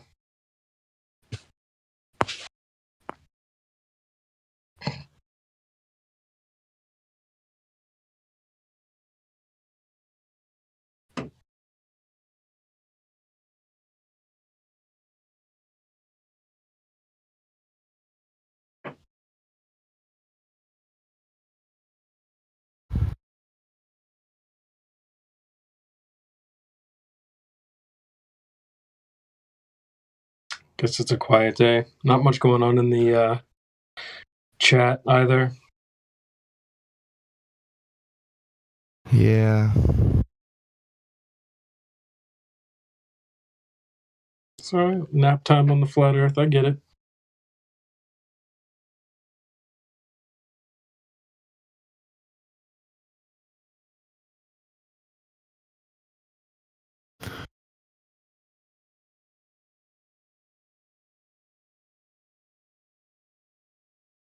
Yeah, Ether, I appreciate the dump, dude. I grabbed a bunch. I was having a blast. Kind of going through your list and grabbing some good ones out of there. I think you heard me play some the other day, right? Yeah. Yeah, dude. The timing for some of those is perfect. I think one of my new favorite ones is the just the little slide from the "Blinded Me with Science" song. Yeah. Dude, I just love that because you can just slide that in anywhere. Some dude's just trying to talk about pseudoscience. Oh, well, you know, the planets and that. And Yeah, and then they can talk over it while it's playing in the background. A lot of those are really good because there's no dialogue to them, so you can just kind of... Right. You had some really good ones that I appreciated, so yeah, definitely. I really appreciate that. I catch anything else, I'll record it through Audacity and send it to you. Right on. Or download it or whatever. See, what other ones did I like that you had? Yesterday I played see that? Yeah, that's a witch. That one's really funny to me. Yeah. What is that from? It's from Left 4 Dead. Oh, really? Left 4 Dead 2. How do you? Is this on your computer? You just screen record it or sound? Yeah. Well, I mean, I can download the YouTube clips of it or rip it directly out of the game. I mean, I have the game itself too, so I could rip it from there if I wanted to. All right, I couldn't tell what you're doing with that. Yeah, those little clips of the voices are really funny. especially that guy with the Portal voice. There's so many of them that are. Isn't Cave Johnson? It's just crazy how parallel a lot of it is to this conversation. Like you could probably, like if say I like merged with AI or something, like I could be I could be an algorithm program to like just have a conversation simply with clips, talking to like. Yeah, I was thinking that before. If you had enough clips, you could just have a conversation with them. I'd have to be really fast with it. Like I'd have to be like a good algorithm, but yeah, those clips are great for stuff like that. What else did you have? A couple of the Rick and Morty ones, like yeah, school's not for smart people. That's a good one. I like that one. There's another one that's from, I think, Fiddler on the Roof or something. I don't know. It's just has them saying tradition or something. I might send you that one. I also added the coffee one. That's from the Portal game, or it's Just a heads up, that coffee we. that one that's from Portal. Yeah, see that one's good because we're always talking about like Don Pettit's like space coffee or whatever. So like that, you just slide that one right in after someone goes chugga chugga chugga.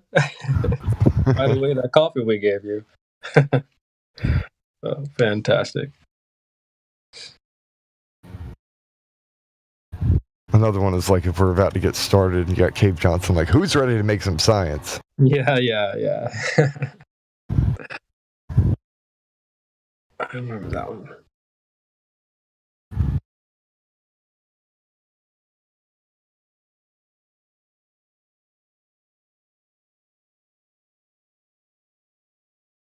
Yeah, dude, when I heard the first couple ones that you sent were like the Blinded by the Science, and there was a couple other ones. I literally was like laughing out loud. I thought that was so funny. So perfect. All right, I'm gonna go through this whole list and just take out all the good ones that I want and throw them on. I should have just put it in a zip file and sent it to you. Like, here you go.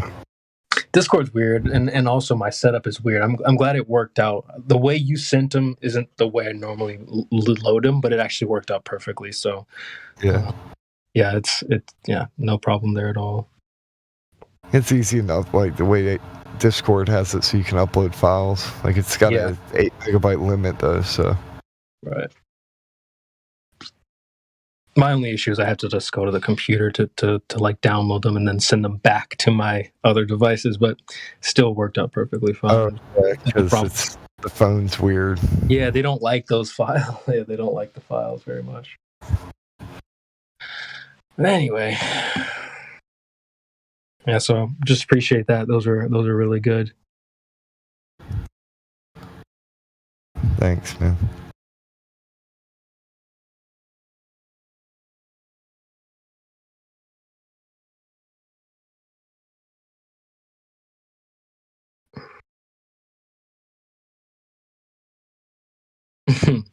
This one's funny. I've been wanting to play this one. It's just imagine like us, the boys, were rolling up on like a Globe Earth server or something. We're about to go like, I don't know, debate some Globe Earthers. What a pretty little blue pearl it is. What was it called? Earth? Actually, it's not Earth, Daddy. Really? But there's an A in it. I'm just going to keep calling it Earth. It doesn't. Oh, I gotta let it finish playing that.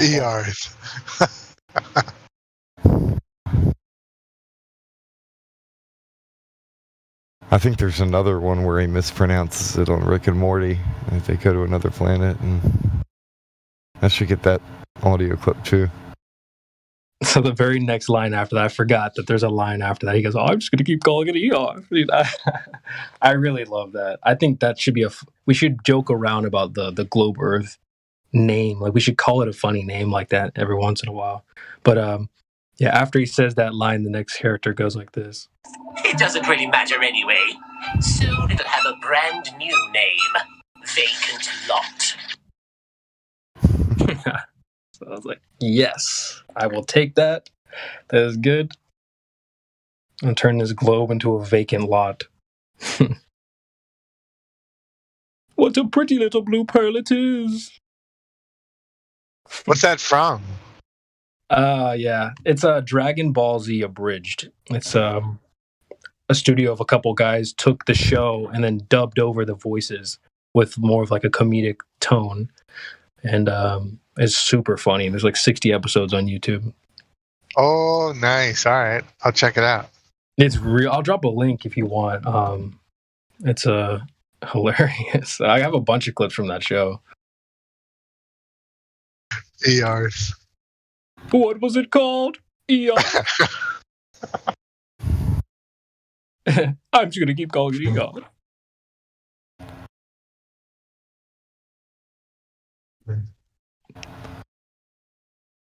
Hey, I was in the Tartaria server yesterday, and like, Fight the Flat Earth was in there. I mean, I have to say one thing about the guy. He gets in there with all the flat earthers. I mean, he may not come in here, but the guy likes to debate. I'll give him that. Yeah.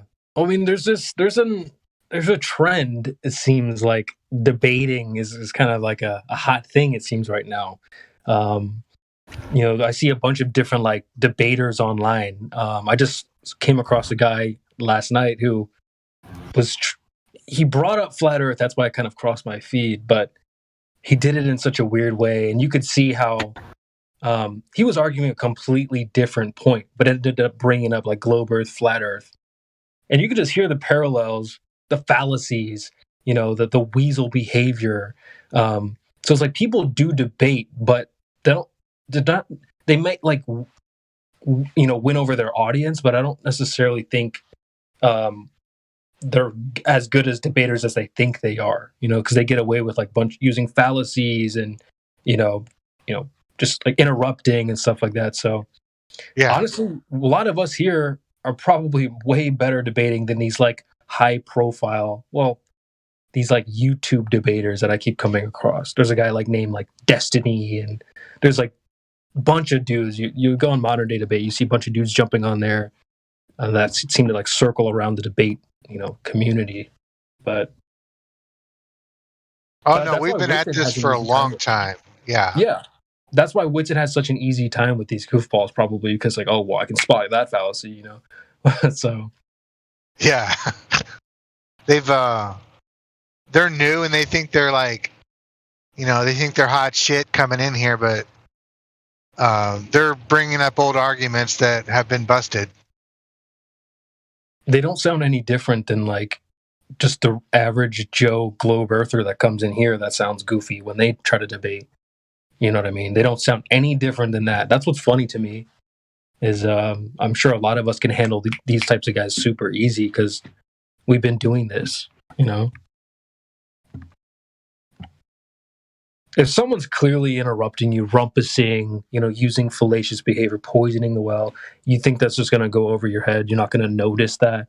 It's like I was watching this debate last night and dude, sorry, I'm treating it. Yeah, OB is right in the chat. If you're not checking your fallacies, you still belong in nursery. You're anything but a competent debater. Yeah. And so like the guy just kept interrupting. He was being, I'm crushing you right now. Like, it's like, well, you haven't even said anything. And like the whole, there's mountains of proof, tons of evidence. There's science. You don't trust the science, without actually presenting anything, that type of stuff. So yeah, the person who he was debating sort of he didn't spot the fallacies, but he's just like, dude, you're being ridiculous. You know what I mean? He like took his headphones off, took a smoke. He's like, yeah, I'm not dealing with this right now. But yeah. Go ahead. Over at Jim Pandas, they're like, show me one scientist that's a flat earther. And they're going that route of you flat earthers think you can overturn 1,000+ years of consensus. I mean, like, they're going all in with the consensus argument and the appeal to authority. It's strange how common this type of behavior is. Like I saw it in another video. Some girl, Oh, what do you think of so and so? Oh, he's evil and does this evil thing. Oh, how do you know that? Oh, he doesn't do that. They were like, no, that's not true. Oh, well, send me an article that debunks what I'm saying and stuff like that. It's like, oh gosh, if it's not written on some article, it's not true. And it's just, people are completely lost when it comes to like making claims, providing evidence for it. They just make some grandiose claim, and if there's not an article that says it's not true, then then it's true just because they said it. No. Well, that's what's so funny about Quantum Eraser is he shows them stuff from their own side that destroys their argument, and so they're having to throw their own side under the bus. Don't you love that? It's like, no, the scientific method is not the only way to do science. It's like, well, kind of says it right here. Oh, your Globey impression is spot on. Yeah, I was arguing with this one dude, and he was like, empirical measurements, like if you really want to know what we're living on, like if the Earth is curved or flat, empirical measurements are the only way to do it right. And he's like, no, I don't have to be empiric. Like a calculation is enough. Wow. And he was adamant that looking at the sky is all you need to know the Earth is a globe. And I'm like, oh God, like this guy is clueless. Like he does not care. Empirical measurements are not the only way to do empirical measurements. Fucking donkey! I was like Kessler yesterday with his indirect measurements. Oh yeah. You were like, would you get a tailor? No. It was CB that was asking that, right? Yeah, about the tailor. Yeah. Would you buy a tux? He's like, oh yeah. Really? I'm never doing that. 0 times out of 10, I'm doing that. What I don't understand, and I've said it to them, is like, if it was any other conversation taking place in just normal day-to-day life, they would never answer this way.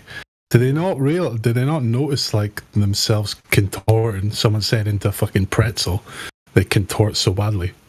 Do they not see themselves doing this when they answer these basic questions? And they give ridiculous answers like, yeah, I trust the indirect tux measurement or whatever. Nobody would answer this way in any other fucking aspect of life. Nobody would answer this fucking stupidly. But here you do. They ain't slick, bro. They think they're being slick, but they're not. It's like when you ask them a question and they go, well, I don't know, Google it. I'm not asking because I don't know. I'm asking you to show you that you don't know. Ding dong. So, yeah. I don't think you can deal with people like that. No, they're severely underestimating who you are anyway. So it's like some nerd. I think like and we have. It's been many instances where we've asked it in that way. Whereas, would you trust an indirect measurement of your foot versus a direct measurement? And they've said, they've answered with indirect or whatever fucking sophistry the way they've put it. How do you deal with someone that answers like that? Mm-hmm. Well, they straw man the measurement with getting out a tape measure. Like, come on. Right. That's not what we're talking about. We're going to measure the Earth with a tape measure, or a ruler.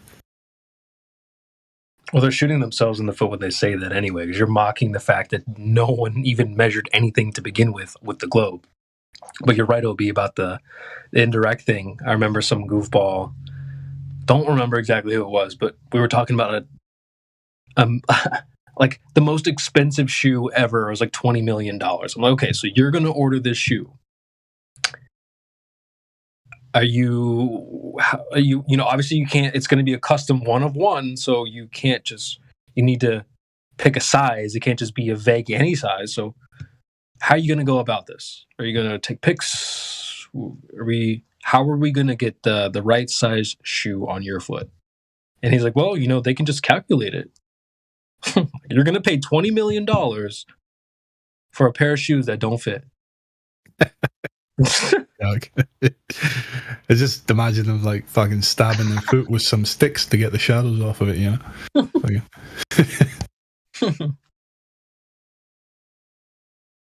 Like, you can't be serious,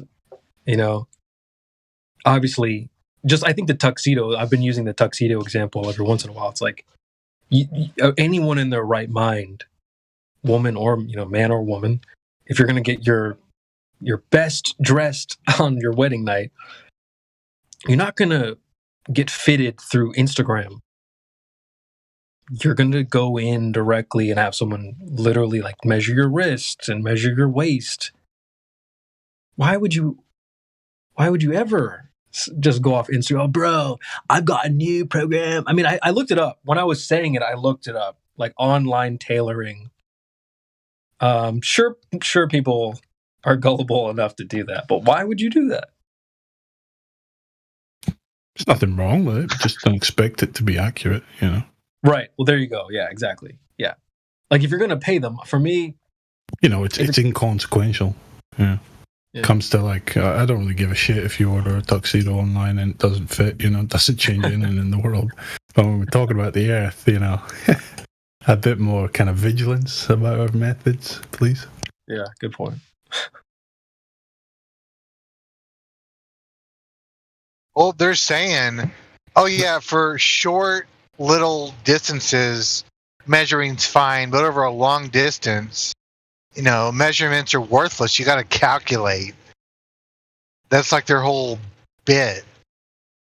And I mean, that's provably false. I mean, but that's just something that's been put in their head from the anti-flat earthers, Yeah. Like, we can't practically directly measure the Earth at, large distances. Yeah. It's just something to get told. It's not true. As I said, we've run cabling around the Earth like, 5 times over or something ridiculous? We could do it if we wanted to. Of course, it takes immense resources. And the people with the immense resources are absolutely not inclined to do such a thing. Yeah. It's not that it couldn't be done. Again, it's just something that the anti-flat earthers put in their head, just along with the needing a model thing and all this nonsense.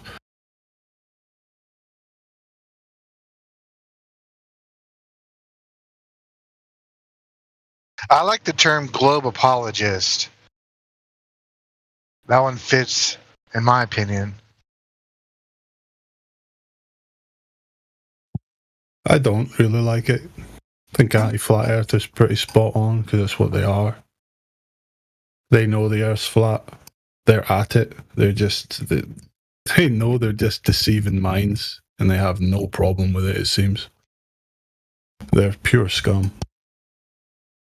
Apologist kind of makes it sound like, they're kind of innocently making their mistakes. These people absolutely are not innocent. Well, their job is to... You got like Professor Dave that's been putting out videos against the flat earth for fucking over 5 years now, I don't know exactly. And he's still pushing the same basic strawmans as he was at the beginning. Like putting up these silly media created images in his thumbnails and all the same thing, It's not budged 1 inch. He's not out for any kind of real discussion. He's not out for getting to the bottom of anything. He's just out to ridicule, slander, and push as many people away from, coming to the topic with a bit of seriousness. Just wants to dissuade. Doesn't want to discuss. Doesn't want anything.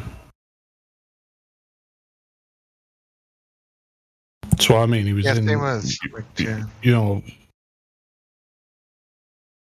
he was in that debate with David Weiss, And he still says shit like, "Oh, in your pancake world," it's like this is supposed to be a serious debate, and that just came out your mouth. It's like, you know what I mean? People are the total scum. Yeah, slimy. Well, people see through that. They're clowns. That's all they are. I hope people see through it. I know many do, but much more don't, unfortunately. Yeah, double-edged sword there. Again, people are going to see that and go, damn, dude, this guy's being a sleazeball. Even if they might have previously agreed with him, you know, maybe he was on his side, but they can see through his tactics. But other people will, it'll be like the programming the zombies need. Oh yeah, he said pancake world. That's a good one. Write that down. You know, so. Yeah, exactly. So, yeah, it's a dual effect. Just popularity contest. Professor Dave has subs and consensus versus whatever flat earther he's debating, like, you know, 10k subs and the whole world hates him, you know. That's all they care about. Well, they're trying to appeal to the audience, like their crowd, their fans. But I don't feel like when we're debating, we're not trying to appeal. Like, I'm not trying to appeal to you guys or, you know, anybody in the YouTube or, you know what I'm saying? I'm not trying to. I don't have the same reason, you know, or rhyme or reason for why I'm debating or what I'm debating for. You know, it's like basically I'm here to sharpen my own sword. Like, I'm got my notepad and my pen out. I'm taking notes when you guys speak. So I'm not trying to get super chats. Like, you know what I mean? Yeah. Like FDFD he just wants to get super chats. So like you're just gonna appeal to your YouTube crowd or whatever. And this is a point that Dell always makes. He's always saying, you know, flat Earth, the mainstream conception of flat earthers, they were just a niche group of pretty much mentally ill fringe lunatics, you know. But these people have no problem profiting off that supposed niche group of mentally ill fringe lunatics. Like, that's their MO, you know, living off of us. And so that's what you do then. You make it your thing to make money off of mentally ill people. Because that's a narrative they're going off of course. You know it's not the case. They know it's not the fucking case. But still, that's what, you know, the kind of what you're supposed to believe about it for the average person that follows these clowns. And they think that's some kind of like honorable thing to be doing, you know? Yeah, you know that saying, OB, where you're like, don't listen to what they say, watch how they move. And yeah, exactly. Yeah. It's like, we're watching how y'all move. I see y'all in the chat every day. You know, all your videos say flat earth this, flat earth that. Fight. Yeah, you put an awful lot of effort towards a group that's supposedly meaningless, you know, and makes no difference to the world. Yeah, I mean, you have most of these guys have dedicated their entire life to it at this point. I mean, don't people like? So go ahead. Yeah, no, like for the average onlooker, you just got to kind of wonder why that is. That's only the YouTubers, like all the Xanax and Koshos that are not making a dime, that are still here anyway.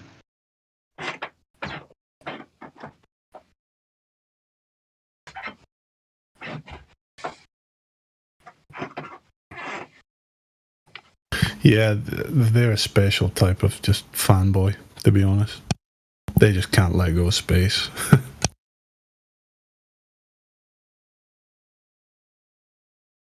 I was just going to say, like, people generally want to hang with their kind, be around your people. I've spent a total of like 0 minutes, 0 seconds hanging with a bunch of globe earthers in their servers, in their den. So there's nothing wrong with wanting to be around like-minded people, but if you look around and your like-minded people are fucking retarded, you should maybe check your priorities in life, you know? Yeah. Or your values. Say, oh, look, you all don't know shit about what you claim to believe so heartedly in, and you just scoff at anybody that comes with genuine criticism towards your beliefs. You people ain't much, you know? Maybe I'm going to move on from you guys and leave you behind. I find it funny how they like to come hang here sometimes. You'll get them to be like, I don't really like hanging over there. Like, you guys are cool. I want to hang over here. I wonder why. I mean, just look at the chat for this live stream, man. The same old faces just hanging out with each other. Won't ever come in here and speak. You know? Just sitting on the sidelines scoffing.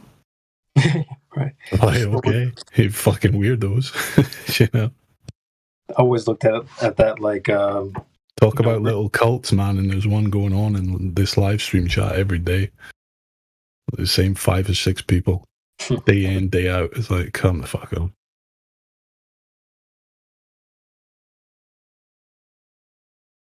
They made like a job out of it. You're not even getting paid. So they'll claim. Yeah, it's like, where are you? I don't know what's worse. I don't know what's worse. I hope they're getting paid. Yeah. I really hope they're getting fucking paid. If you're doing it 24/7. Yeah. If you're doing all that for free, man, you're building absolutely. What are you building? I don't know what's more embarrassing, to be doing that, not getting paid, or getting paid. So they're kind of fucked either way. If I were you guys, pro tip, just either come in here or you're welcome to hang here. I'm not just going to push you out of the nest. You're welcome to hang. People like Kessler, Matthew, they could just come in and go. They don't get muted. They come and leave as they please. So you can't sit there and pretend like, oh no, I'm always muted and banned. That's you. It sounds like a you problem. They've never actually been in this VC ever before. So how are they claiming they've ever been banned? I don't get it. India was saying they set up shop in the lobby, pretty much. Yeah, I was listening to that yesterday. That's what they do. They just gatekeep there. I always say that they can't come on voice because they're in like a call center kind of environment. And there's too much noise in the background. Well, you're being nice. No, because they're shills and they're in their little military division, you know. That's what I think. Oh, okay. I see what you mean. Yeah, so. Like, I thought you were just saying, they just have a little background noise, OB. No. They're in like effectively like a call center kind of setup, you know. Yeah. Because that's what it'll be, you know. Yeah, I never really thought about that, but I can see that. I always pictured it also as like people who have recognizable voices here. I have a sound clip for that. Just call anonymous. You call anonymously. They know me. They know my voice. They'll know me. Please, you got to do it for me. I'm begging you. Please. Yeah, that's another thing. They probably, maybe some of them do sneak in here from different SOC accounts, yeah. They know my name. Kind of just rotate in and out. Yeah. I'm sure, like, you know, like, who's that guy like a month or two ago? Guy always had the Borg profile pic. What's his name? Forte? Yeah. Forte seems like he would be one of the chat trolls. I think that happened with Roland My Boulder as well. Yeah. And as like another person. Hoymar and stuff like that. Yeah. Yeah, they kind of roll in here for like a month and a half, be active, then kind of just go quiet for half a year, and then come back around again.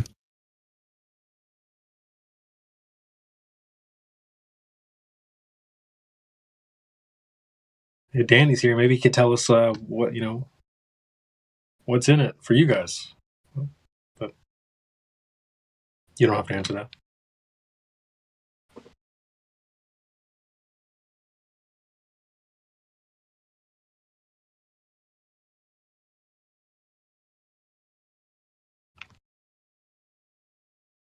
You guys are getting paid?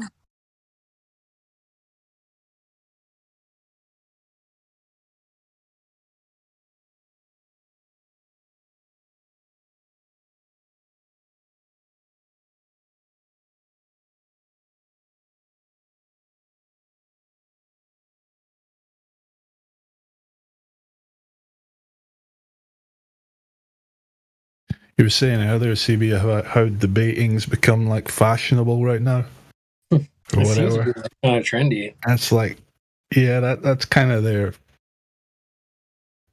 tool is to keep it in debate form. Because, well, there is no debate ultimately. The Earth is the Earth, and it's flat. So can't debate objective reality. But so long as they can keep it to just this ongoing nonsense debating, it's they can keep people hanging in the balance about it. Yeah. So they kind of like that setup. I'm not completely against debating. Of course, I'm here. But yeah, they we can't go out in the field, because when you go out in the field, it only proves what we're saying. They don't want to go in the field. They just want to keep it up in the air, I see. Just have your flat earther, have your glober, have your audience, and let the audience make up their mind, Whereas it could be, have your guy with an apple, have your guy with an orange, I've messed this up, but you got one guy saying something, and then another guy saying something, it's another way. Why not just give your audience the object and let them conclude exactly what it is? You know what I mean? Right. Instead of hanging on the interpretations of either side. And so they love that it's just these never-ending debates taking place, because, it never really gets to the bottom of anything. Mm-hmm. Except for the people that are actually really thinking for themselves and coming to their own conclusions. But most people are not doing that, unfortunately. Well, I wish people more revved up about this topic. I think people are so, it's like Daddy told them not to play with the flat earthers. Don't play with the flat earthers. I'm sorry, do you guys know where we're streaming? Because I'm looking and Helios not streaming. I don't see this channel, this Discord streaming anywhere. I'll see if I can pull up a link for you, if I have one running. I dropped it for you, Sonny. Oh, cool.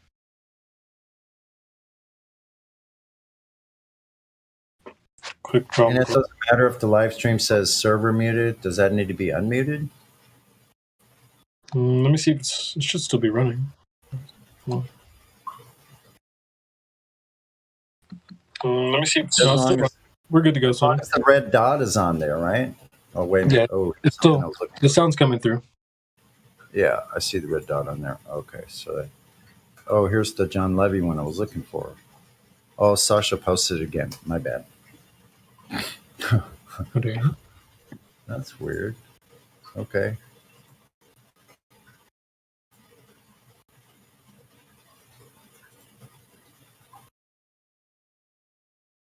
John Levy's such a storyteller, man. But not in a good way. I see what you're saying.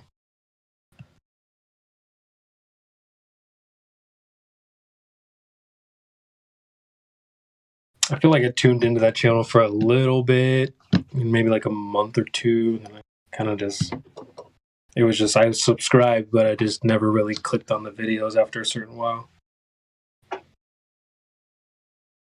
But to each his own, right? Do your thing if that's your thing.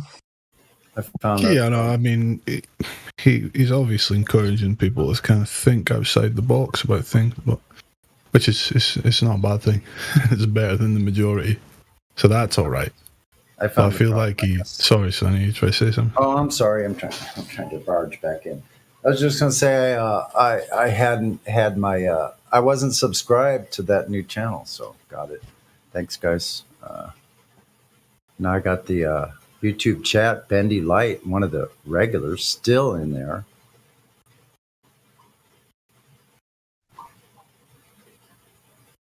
Yeah, where's the evidence of curvature?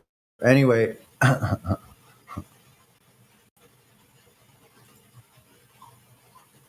oh, I see. There is no evidence of curvature. Oh, got it. Okay. Carry on as you were. Yep, still none. Well, the pesky refraction is hiding it. Perfectly every time.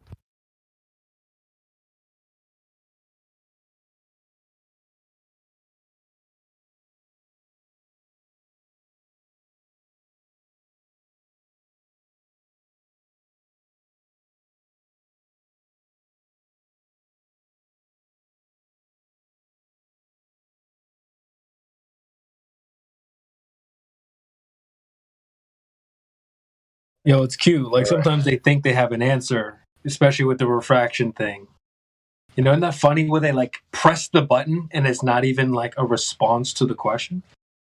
Like I've experienced that with I'm always talking about the moving houses. Is your house moving? A lot of people just go, yeah. A lot of people go, no.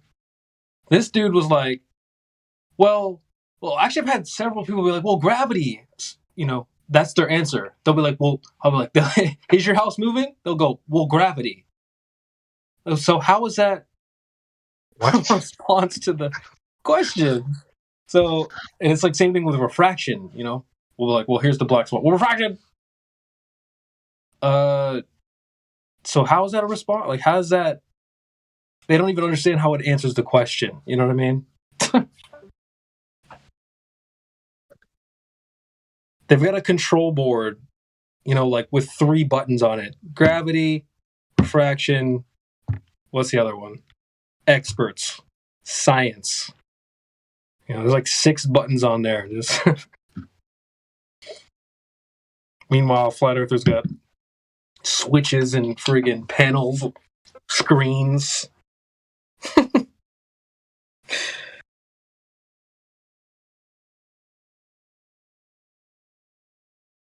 Shit, we got soundboards. They have 3 buttons. Hey, what's up, Gravity, guys? science. Hey.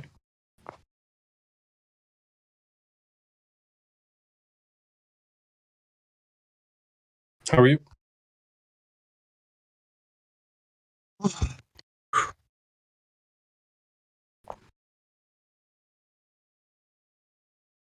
Do you guys want to talk about like speculations for like a moment? Seems like you do. Sounds good to me. I do. Go for it. So I was thinking, what the symbol for the Hermetic sun actually symbolize, because this was a symbol that they imposed on society. Hermeticism is like the occult. I guess Christians were against this like occult practice. It's like a generalized thing. So the Hermetic sun, it has the circle with the face. It's usually like a baby face, and then it has these wavy lines that indicate fire. So I was thinking, when you take a picture of the sun with a regular camera, you don't see like flames or solar flares. And I think what this actually was before the scientific revolution, they were literally trying to distort the reality of people using these symbols. So I think the Hermetic sun was a way to like make people think that the sun was on fire to support the heliocentric model.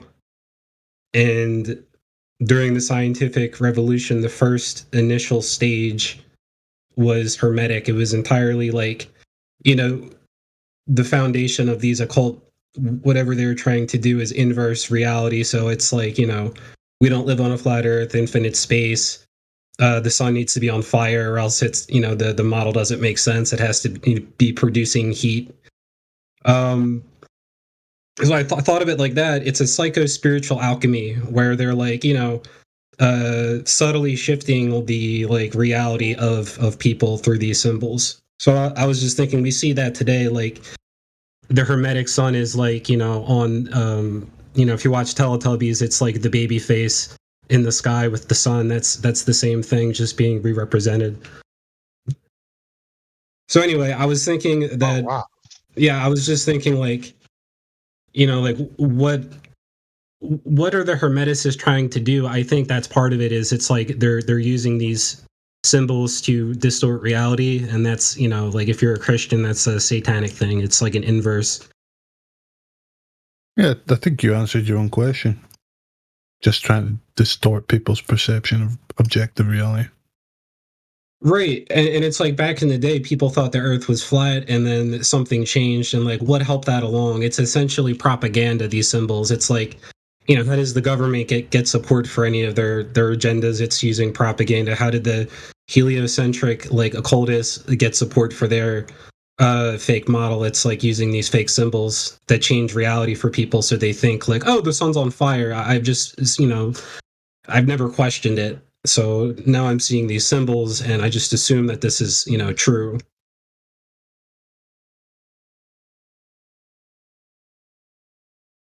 Yeah, I mean, it's all these constant symbolic kind of representations of things that eventually culminate into this ridiculously strong faith people have in this idea of how the world is, when it's not actually. Just this constant bombardment. But I'm not completely up on the history of how it all came about, so I can't really say too much. I did a little research on the scientific revolution because I just like, it struck me like, why are all these scientists that contributed to the heliocentric model like Freemasons or Jesuits? So I wanted to know like, what sparked this thing, and only to find out that the first initial phase of the whole thing, where they're constructing the foundation for all of these scientific ideas, was based in occult, Hermeticism. It basically like, what it seems like is they took the inverse distorted model of reality and then built, like a mathematical model to support it. And that's like, our sandbox that we use to deal with things in everyday life, through quote unquote science. But it even goes as far as to like, it's a matrix of things. Like the globe is like one part of the matrix, and then I think the other, one other potential one, I don't want to get too off topic, is like, the healthcare, the terrain theory versus germ theory matrix. That's another thing, because these symbols are used to represent the healthcare like establishment. It's in almost all aspects of life. All the primary narratives we're taught, you'll find these symbols you're describing that are kind of distorting our perception towards a certain conclusion, Right. It's interesting though, because back in those days, like, they had these like mystical schools, and it seems like, they're, whatever they learned, it's like a science, the science of distorting the reality of people through symbols.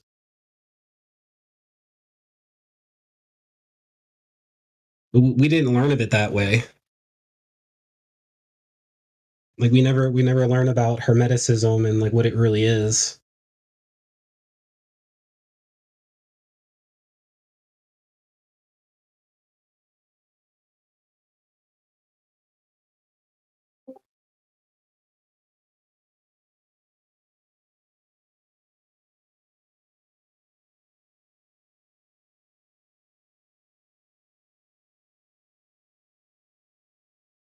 I mean, we're talking about symbols, and T-Wad's just posted something in the VC that's, kind of says it. Oh, let me check that. Just little inside jokes between flat earthers and the controllers, you know. But the average person has no idea what's right in front of them. Right.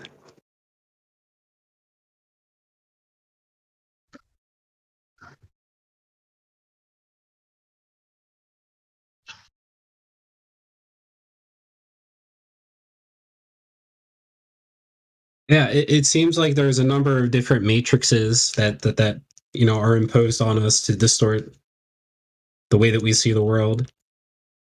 And I think that's the overall, you know, its overall plan is to do that. So we don't, you know, we don't see God, or, you know, we have a faith somewhere else. Well, when flat earthers talk to like people that are new to the topic, and we mention the indoctrination and conditioning that's taken place over the whole course of a person's life, that's what we're referring to. We're referring to all these small, minute kind of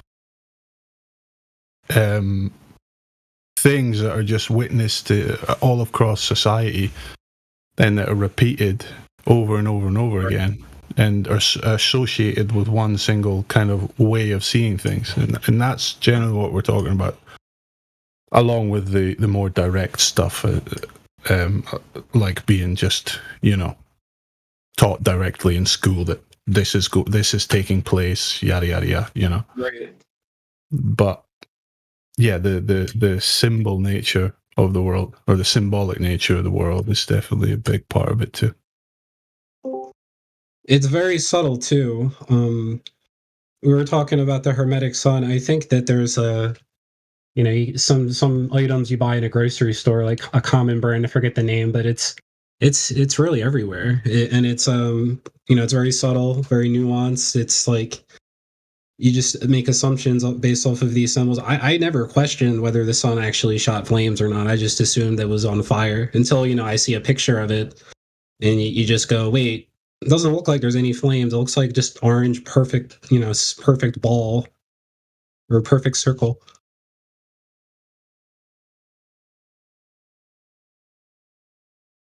Yeah, just a ball of light.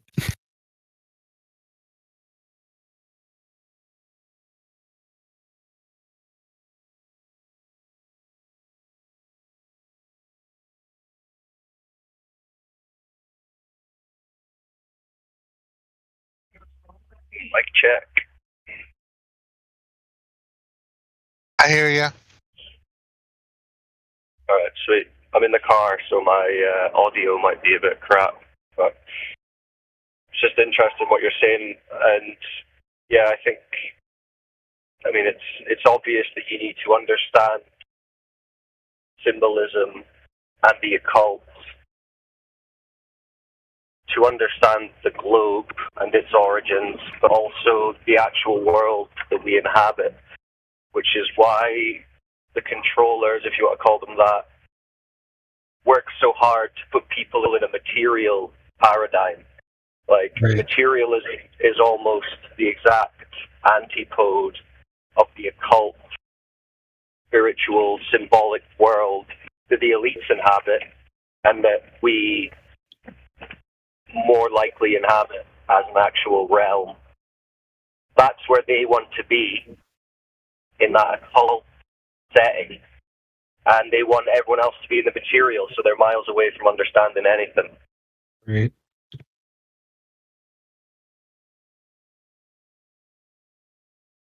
But I mean, that's a big trick of it. It's like you can start figuring out flat Earth by just studying what the elites are doing, like what they're actually into. Right. And if you don't understand that the elites are all deeply rooted in the occult, then you're not going to understand this. I actually understood that before I understood flat Earth, and that was always a question that gnawed at me, and it really threw me through a loop. It was like, why are they deists? Why are they satanic? Right? They've pushed a materialist paradigm of accidentalism, basically. And you just kind of naively assume this is what they would think. And then you start to realize they're coming at it from a totally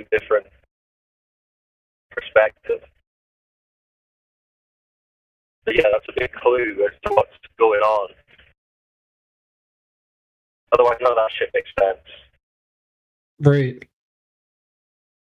What is the purpose of this mystical occult form of psycho-spiritual alchemy? Because that's what it is. Like what do they see it as? Like do they think they're doing evil, or how do they see what they're doing? Is really like what I'm curious about, because obviously Yeah, that's hard to know. I mean, they see it as a means to power. But I mean, when it really comes down to it, you have to go with the entity that's pushing the humans, right? So I mean, there's a dark force behind these guys, and that force is always lying. So whatever they believe is not the truth, but they believe it is. So I mean, you never really know what the truth is in essence, because they think they're doing something for a certain purpose, and the being that they serve is a deceiver. And that's what he's known for, deception. He deceived his own kind, right? I mean, in order for them to fall with him. So, I mean, this guy is just nothing but lies. So it doesn't matter what they believe in, because it's not the truth anyway. So, I mean, when you really get deep into the dark occult stuff, it's not even worth it, because it never ends.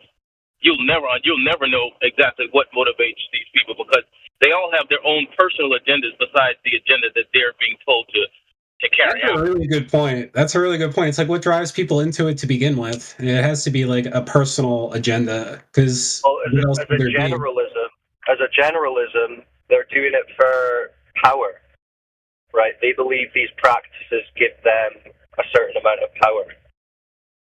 However you want to define that. I mean, physical, mental, spiritual power. Right. And they really believe in it. And I mean, going deeper than that, like Frog says, is kind of speculative, but in general, I think it's pretty clear that they believe they get power from serving this dark being. And it's a temporary thing, because you see, like, look at like the best way to gauge this phenomenon, or what's happening, is watching these pop stars and icons, watch them fall apart, right? They get to the highest they can get, and then all of a sudden it just comes crashing down. So now look at Kanye West, right? After his mother died, he went off the rails, and he ascended. He ascended after that car accident, right? Then he started ascending in the music industry and all this stuff. But you gotta sell out, man. You have to sell out, and then eventually you come crashing down. It happened to Biggie Smalls. It happened to Tupac Shakur. All of these high-profile artists come crashing down. Even in the rock world, look at all of the big hair bands. Dude, I used to love that music. But you had Guns N' Roses. You had all of these guys who came crashing down, because that's a lifestyle that's unsustainable, right? And you're gifted this stuff when you sell out to this entity, this organism, this system. And it eats you alive. You're never gonna, unless you continue to follow the rules or whatever. You have, and look at like Madonna. I mean, have you seen what? I mean, people, don't. It's stupid, but if you pay attention, you can see what really happens to these people. You know what I'm saying? Because when you sell out to this kind of a system, it's only for so long that you can ascend, right? And then you have to pay the pipe. You have to pay the piper. So I mean. A lot of these people, you know what's funny about that? Along those lines, it's like, what's a really common trajectory for people in the kind of celebrity realm? They go and get massively famous, and then they start getting crazy, and then they get a load of plastic surgery to their faces, and their faces actually start looking warped, right, and like demonic or something. You see, I saw a picture. Someone posted a picture of Simon Cowell's face or something after he's had. I don't know. He's looking mental. If you look up Simon Cowell's face, he just looks weird, right? And it's like, if you're getting stuck into some very negative shit, like they no doubt all are, it will manifest itself in your physical appearance, and it's like their physiognomy, bro. That's really cool. Becoming warped, like a perfect personification of Like if you start doing evil shit, your face is gonna start looking demonic almost. That's interesting that you mention it because, like, you know how like lions and stuff, like as a symbol, they're represented as like the strong, prideful nature. It's like physiognomy, but at the same time, that's like this, as you said, the stars rise up, then they get involved into this like satanic shit, then they start looking satanic, modifying their faces. Yeah, like their faces are actually becoming grotesque, like bloody gargoyles. I don't think I've heard you speak before. Are you new to the server? No, but I came in right when I started looking into the flat Earth theory, and then I learned a shitload of stuff, and then I popped in and out, and now I just popped in today to say what's up, and a lot of you guys, I haven't met yet. Well, it's good to hear. You sound like you've done quite a bit of research, because getting into the whole hermetic side and the symbolic side, that shows you're really figuring it out. So, how long have you been looking into the topic of flat Earth in general? I actually think that I started, I want to say like 6 months ago, maybe 6 or 7 months ago. That's when I, completely what brought me to the flat Earth. It wasn't anything to do with the actual flat Earth. It was just the observation that I've seen with my eyes that the sun and moon in the sky generally look like they're like the same size. So I thought like, okay, what are the odds that like the sun, that's like almost like 100 million miles away, however far it is, and the size that they say it is, and the moon being close and small, what are the odds that they'll be the same size? It's just, for me, it was just the weirdest coincidence. And I was like, all of these weird coincidences, the moon not you only see one side of the moon, like doesn't matter what part of the Earth you're on, everybody's seeing the same thing. So, what are the odds all these things are happening versus the other model that makes a lot more sense? I just used to think that Flat Earth was a psyop because of the Flat Earth Society, and then I came in here and I learned that everybody else agreed that that's like a psyop and that there's completely different, set of, completely different model. Like that makes sense and completely blew my mind. It's funny you mentioned the sun and moon, because that's the point that I like to bring up with new people. If there's any mods in the live, or if there's any gold in the live stream, if you do memes, take your time. That's an image that I use with the new people, just because it's a bit of a bait image, right? Because obviously it leads them into, basically it's showing the sun and the moon as a cartoon graphic, the same size, and it just says take your time. And well, it gives you like their distances. The sun's 93 million miles. Right. That's a good one. And they're exactly the same. And then so I post that and I just explain, knowing full well that their answer is, well, obviously one's 400 times bigger but 400 times further away, and the other one's 400 times closer but 400 times smaller. Which immediately leads into, okay, well, how do you know that? And then they instantly just start spiraling. Right. But okay, so that's a good one. So basically, you thought about these things by yourself and then started looking into it. So what were your moments where you were like, okay, this is adding up? Like, what other bits of evidence were you seeing that was making you question the globe? It was the video of the dog cam where you see like the sun spot below it, and the sun looks like it's like pretty close to Earth, like to the point where it just that's what put me into that positive spiral. It was questioning sun and moon, the size. Then it brought me to that dog cam video, and then I said, you know what, like. I came into the server and then I started learning a lot about, confirming my suspicions about the PSYOP, and that completely changed my view because, I'm really, I'm aware of like these shill sites because I investigated this one site called Metabunk years ago because it was like this common, they were trying to. That's Mick West. He's actually been on this server debating the flat Earth. Really? He's a shill, dude. Yeah, he's a huge shill. Yeah, man. Oh, it's crazy. I went through a list. I was like, okay, just tell me what conspiracies you believe. I feel like, yeah. Sure. Well, before the I think on flat Earth. JFK, he believed the conspiracy theories, he said, but on the other ones, he was like, that is what they said. Yeah. So is his like is his job to just be a shill and just go into even Discord servers and try? I don't know. It's weird because he's the guy. Like he helped make Tony Hawk, like the computer game. That's his like background. What? He was a programmer. He was like a programmer or something on Tony Hawk, and because that went insane, he made like a load of money. And I guess he just went into shilling, debunking conspiracies. Yeah, shilling basically. That's the story on paper anyway. So I don't know if he's just one of these. There's no way the government would ever lie to me. I must combat the conspiracy theories to soothe myself type How of do you guy. know Tony Hawk for PC? I remember that game. Like, is he involved in the industry somehow? And then he goes off to do some other thing. He was like, I think he was like a programmer or something on it. I don't know. Wow. Yeah, I think he was the main programmer on that game. Yeah. That's wild, dude. And now he just goes about spiraling about the Earth not being a globe. But I guess he has the money to do so fair enough.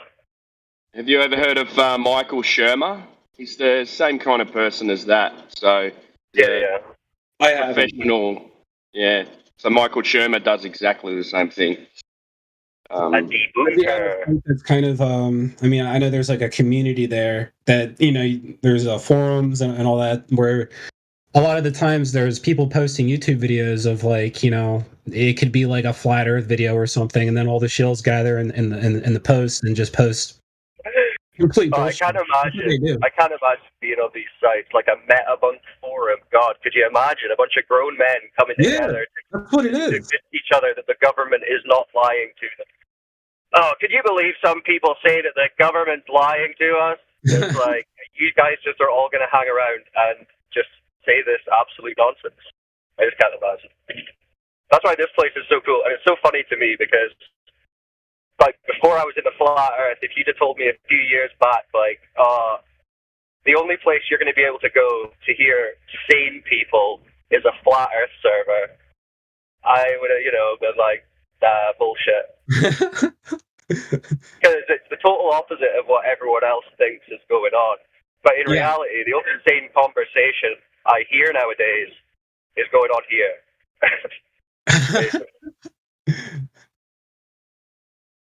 Yeah, there's a I turn on the news, it's so batshit crazy. I'm like, this is like someone. It's insane. Right? Like and everyone else, I'm like, I'll go out to normal people, quote unquote. I'll be like, are you seeing this? Are you seeing what they're doing? And they're like, yes. Okay. Well, whatever. I mean, we just got to do what we got to do. I'm like, holy shit, are you serious? I'm expecting everyone else to go nuts here, and I have to come here or somewhere like this to hear people being like, yeah, this is fucked up. Can we please get Mike West back in here and just debate him? Look at that post. He says he's a creator of the website Contrail Science and Metabunk, and he investigates and debunks pseudoscientific claims and conspiracy theories, such as chemtrails and UFOs. No, he goes for everything. This dude is just like a certified chill. Yeah. UFOs?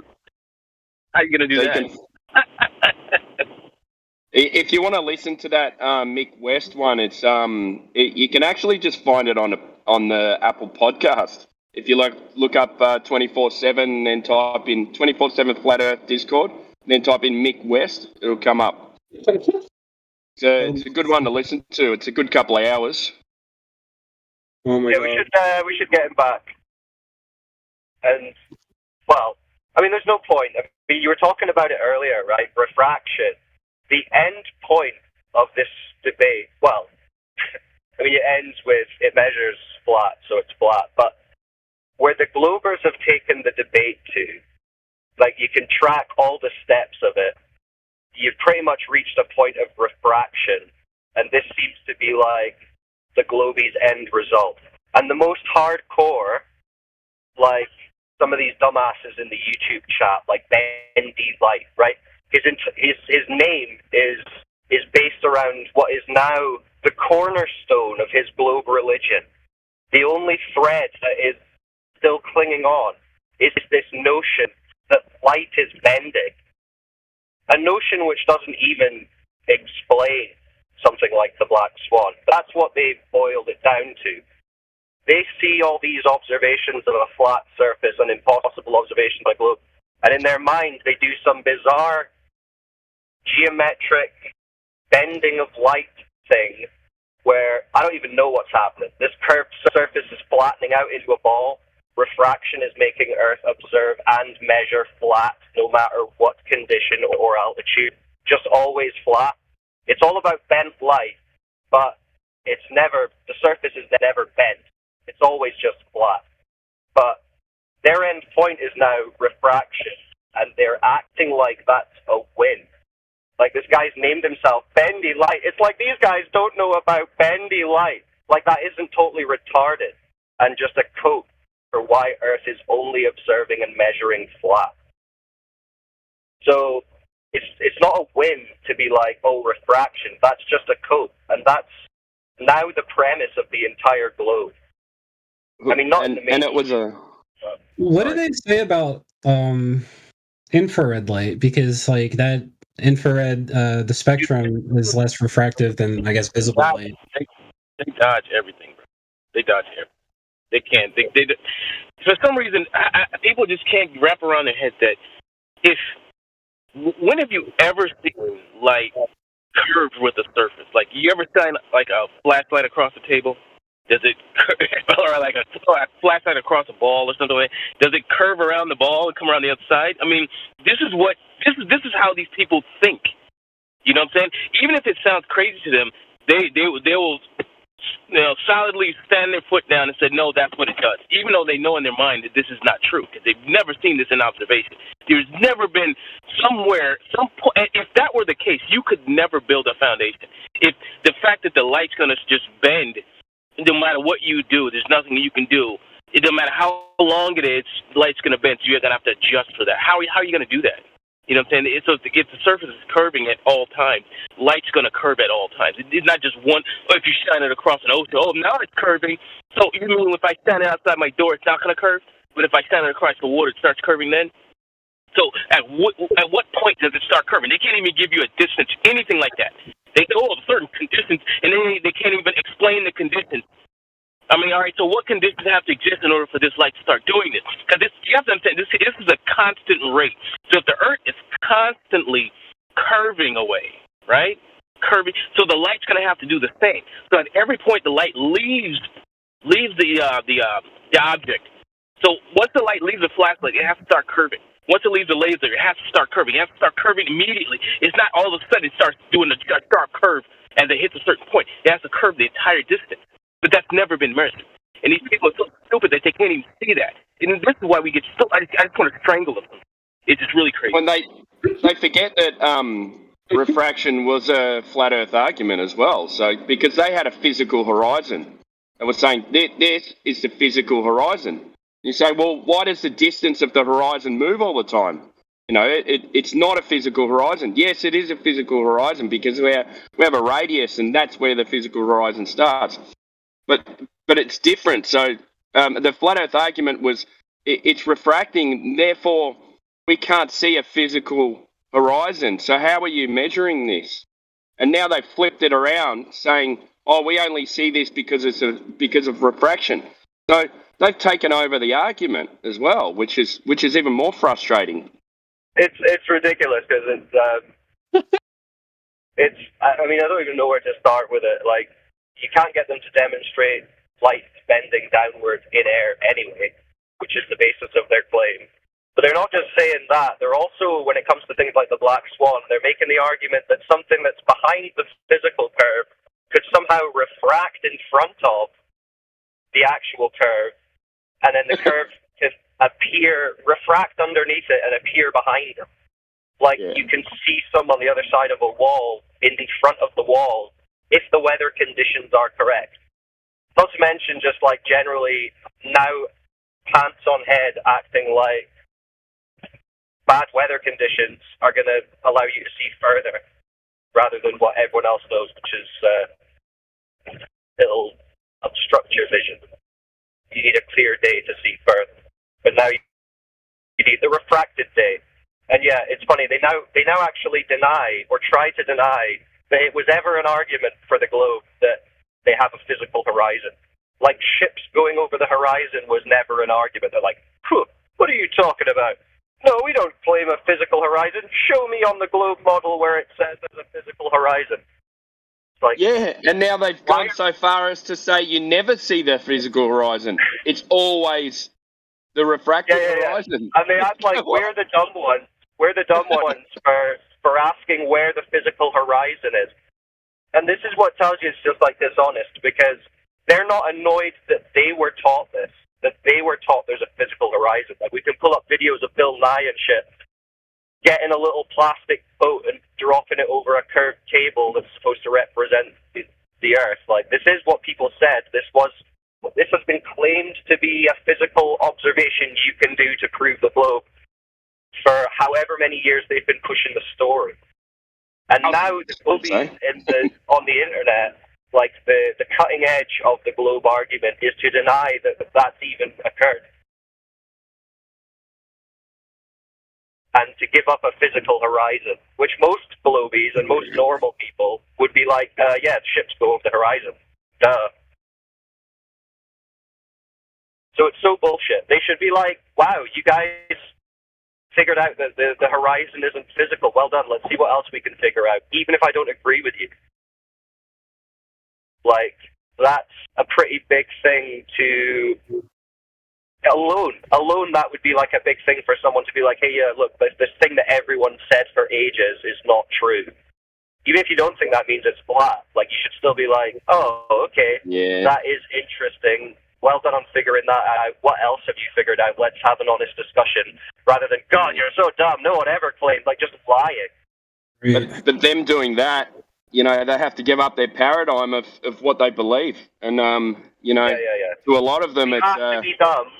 We have to be dumb. Like, we can't have any good points. Even if they are objectively good points, we can't have a good point or their entire worldview falls apart. Yeah. Because their paradigm also requires that they think we're dumb and that they believe we're dumb.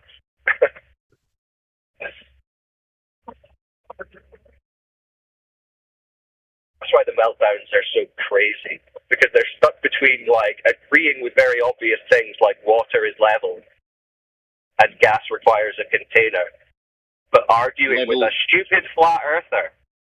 But the stupid flat earther can't be right.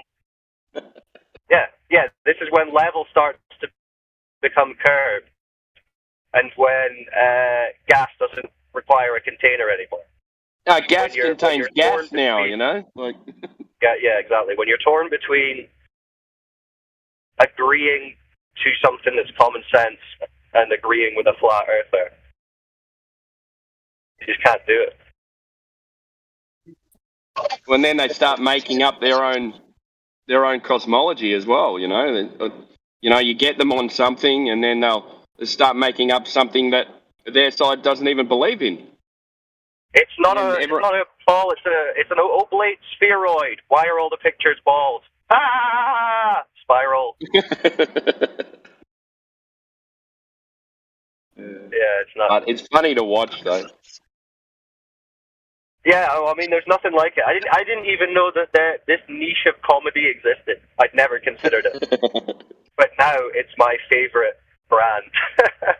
Like, I can barely enjoy genuine, like, comedy shows and stand-up comedians and stuff anymore for a number of reasons, but now mainly just because this is way more entertaining.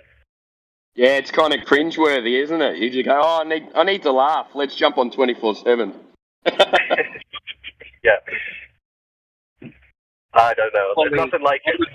All the comedians now, they're part of the system now. They've shown their true colors after this event that happened and supposedly happened in 2020. Now all of them are basically on board with the system, and I can't stand the comedians I used to love before. You know, after that situation happened, everybody's part of the system now. So do you know what's good? You don't have any more George Carlin, any more comedians like that. So that's it. But do you know what was useful about all that now? Whereas before I would have listened or like checked out what quite a few people were saying. Now the list of people that I'm going to have any kind of respect or pay attention to is so small, because it's only only the people that were standing up and being like, well, this is bullshit, that I'm like, well, he has a spine and common sense. I'll listen to him. But 99% of comedians, for some reason, didn't find any of that funny at the time, and we're all just like, better do your bit and help out. Make the money. Pay the money. Yeah, make the money. So like the amount of people in the public space that deserve any kind of attention or listening to anything they have to say is the small list of people that actually stood up at that time and said something at least made their voice heard. Otherwise, they are spineless worms, and they don't deserve to be telling anything to anyone. Yeah, but the thing is, though, anyone that stood up are not, you don't know who they are. You know what I'm saying? Yeah. But I'm just saying. The only one is like probably Kyrie Irving. That's it. And look how they come at him. You know, it's still a filter. Yeah. You know, Owen Benjamin too. Yeah. I mean, that's in the visible eye of people in that world. You know what I'm saying? I don't even know who Owen Benjamin is. I'm just gonna be honest. I mean, like, I know who Kyrie Irving is, and a lot of people do. Something on that level of fame, he's probably the only one that stood up and stood out. You know, so. You know, and they try to label him as crazy and he's fringe and blah blah blah. Wasn't he unable to play for several months in the NBA? Well, he just wouldn't because he didn't want to get the job. You know, so they came at him. You know, so and then he's a flat earther too, so they cut him at him. Yeah, good on him. This is what I'm saying. The filter was so great because so many people bowed down and complied. Now you at least know, regardless of what they say, and if you agree with it, who has balls. Right. Like, who has any balls whatsoever. Very few, bro. That's a scary thing because even on here, bro, think about it. I keep telling people this. We are a special group of people. We really are. I mean, you have to own it. You got to own it. You got to believe it, dude, because think about, we're like, out of our family members, how many of us are there? There's probably one of me in my entire family on both sides. On both sides. My brother's kind of there, but he really cares more about money. So I'm like, dude, that's a very small number.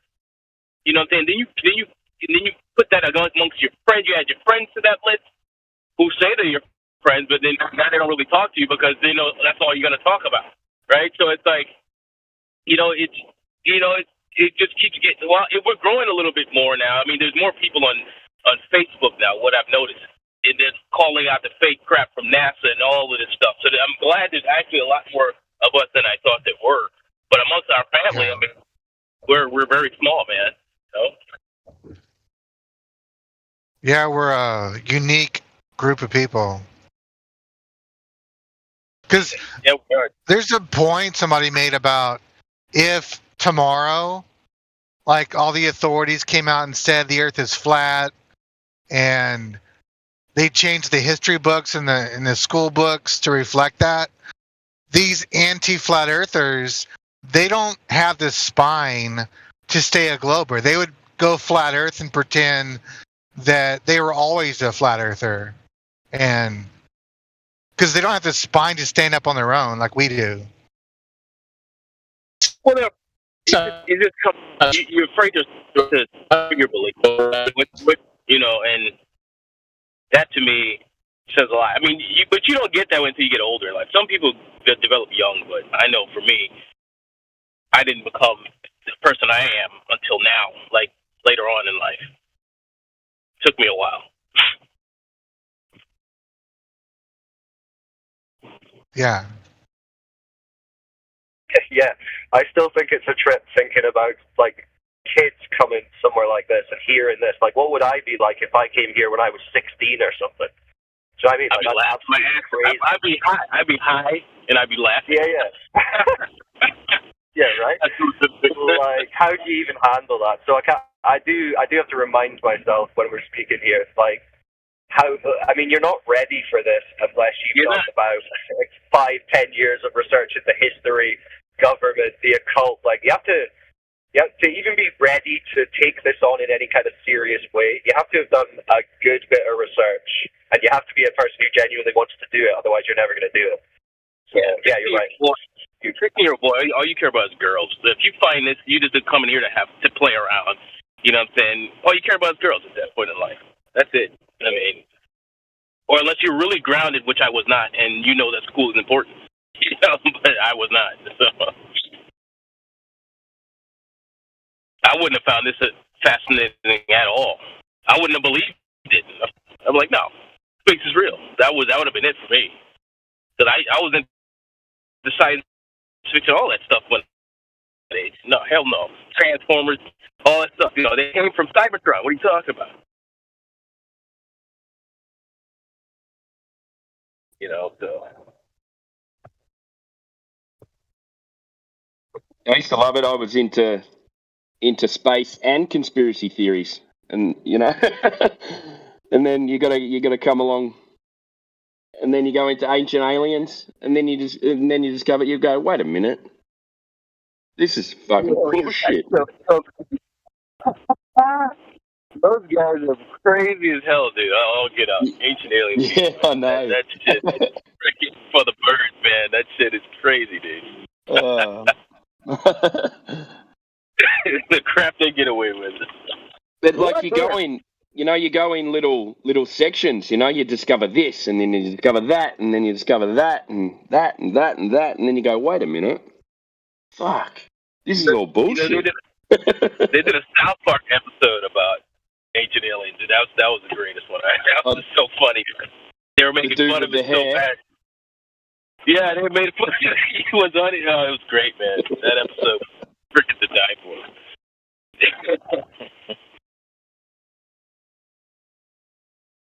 It makes fun of absurd stuff. That's what I love about them. They stay true to form. They made fun of the Corona crap, all of it. So those guys don't mince words. That's what I like about them. I forgot the name of what's the name of those guys again? Matt and Trey Parker. Yeah. Yeah, they didn't buy the Corona BS. So that's why I like those guys. I don't know how they feel about the flat Earth. They never talked about that. They haven't addressed that in any of their shows.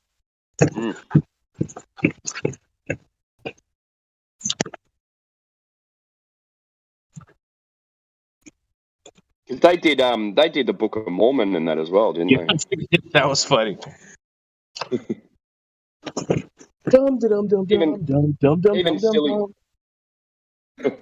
Even silly stuff like dodgeball.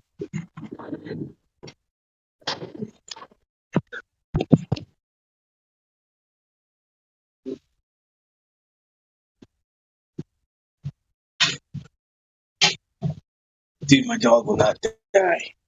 Gosh. That was just a weird change of subject, but he just refuses to die. He's like, how old is he? 15. But you would know, except for you got to live. But other than that, he won't die. What kind of dog? Most dogs are Akita. You know, most dogs like that, you know, they get the hip dysplasia. He has it, but he doesn't have it as bad as other dogs have it.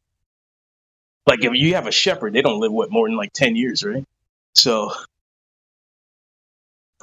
typically dogs like his are dead. Show some signs of dying.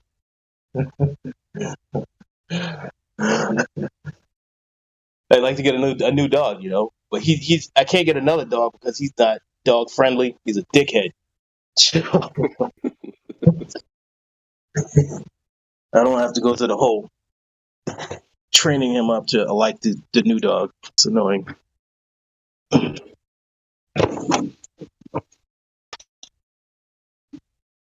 So, just the guy who was speaking before, I'm Freewing, is that right? Are you still there? You mean Wolfgang Pope? Nah, the other guy with the kitten avatar. I'm Freewing something. I'm Freewing good. Yeah, I think he's disappeared. He was pretty new, wasn't he?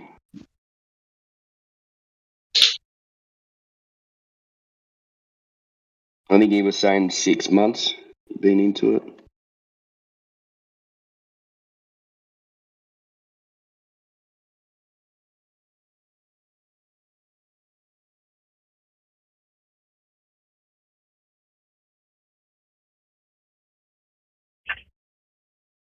Yeah, I was going to ask if that guy was still here. He sounds like he's well on his way to get into hermetic alchemy. Yeah. Already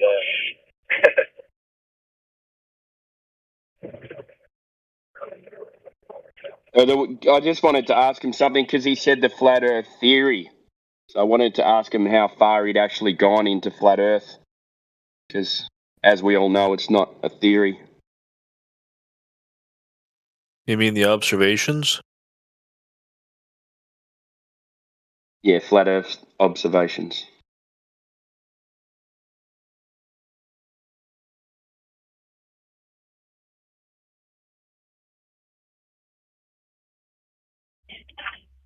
Yeah, like, flat Earth is just the experience that everyone has. That's the default. We should call it default Earth. Yeah, because it's not a theory you come up with, you know, it's observable. It's what, yeah, like you said, it's what we experience every day. So you don't have to come up with a theory for what we experience every day. Someone remind me to make the role default Earther.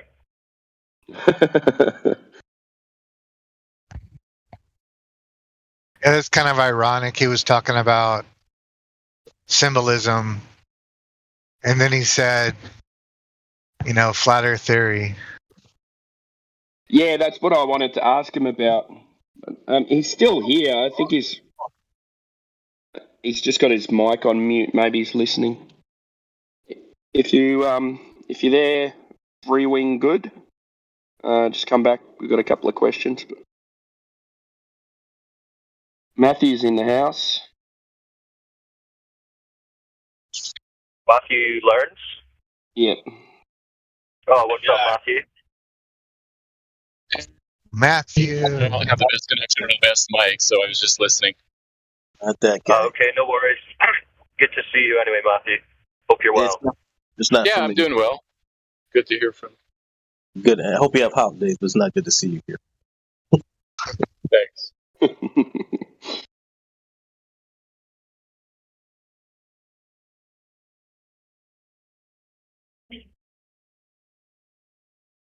It's funny that, so, the guys, whether he said flat Earth theory or whatever, that might just be a terminology thing or a slip of the tongue, I don't know, but it sounds like he's at least at the stage that he's trying to figure out the hows and whys and the roots of it all, which makes me think he at least sounds like he's fairly convinced. Yeah, I make slips all the time, out of habit. I do it. I still sometimes say globe, and also atmosphere always comes out. I think we all use atmosphere. Well, and calling something a theory doesn't mean it's false. There are theories that are true, so I don't see any problem with that term. Yeah, well, you're talking about scientific theory, aren't you? Well, any type of theory. Well, it's actually his theory would come second, right? Because it's an observation before it's even a theory. Yeah, we observe the right. Speaking, what Matthew's saying is fair enough. Like, calling it a theory doesn't necessarily mean that it's by itself false. That's true, and yeah, that might be just like I say, his terminology. Because if you're getting into hermetic alchemy and trying to figure out the sun symbols, it sounds like you're past the point of is this a globe? Maybe not, but... Matthew, I do have a question for you. All right, what's up? Do you think in your idea of the flat Earth, you think you should be able to see the sun in the sky at all hours of the day? It seems like that should be an implication. If the sun is truly above the horizon, it seems like you should see it. But not so much all hours of the day. The most puzzling thing is how come it's not visible 5 minutes after sunset? That would be the biggest question for me, because it doesn't move very far in 5 minutes. So how come you can see the whole sun right before the sunset, and within the space 5-10 minutes you can see 0% of the sun? What do you mean it doesn't move very fast? What are you relating that to? I mean, we're talking just about the 5 or 10 minutes worth of motion compared to the whole day. Well, the sun takes a lot longer to set down here in the south, so... Well, it depends on the latitude. It goes the fastest. And then we have the winter. Winter goes down really fast. Summer, we have twilight for, it could be an hour. The sun's gone and it's still light.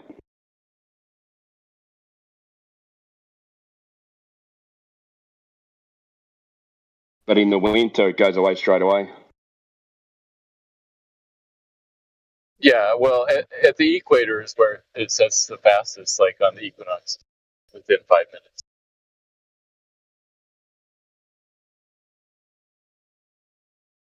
So do you think because the sun is setting the way it does, it's proof of a globe?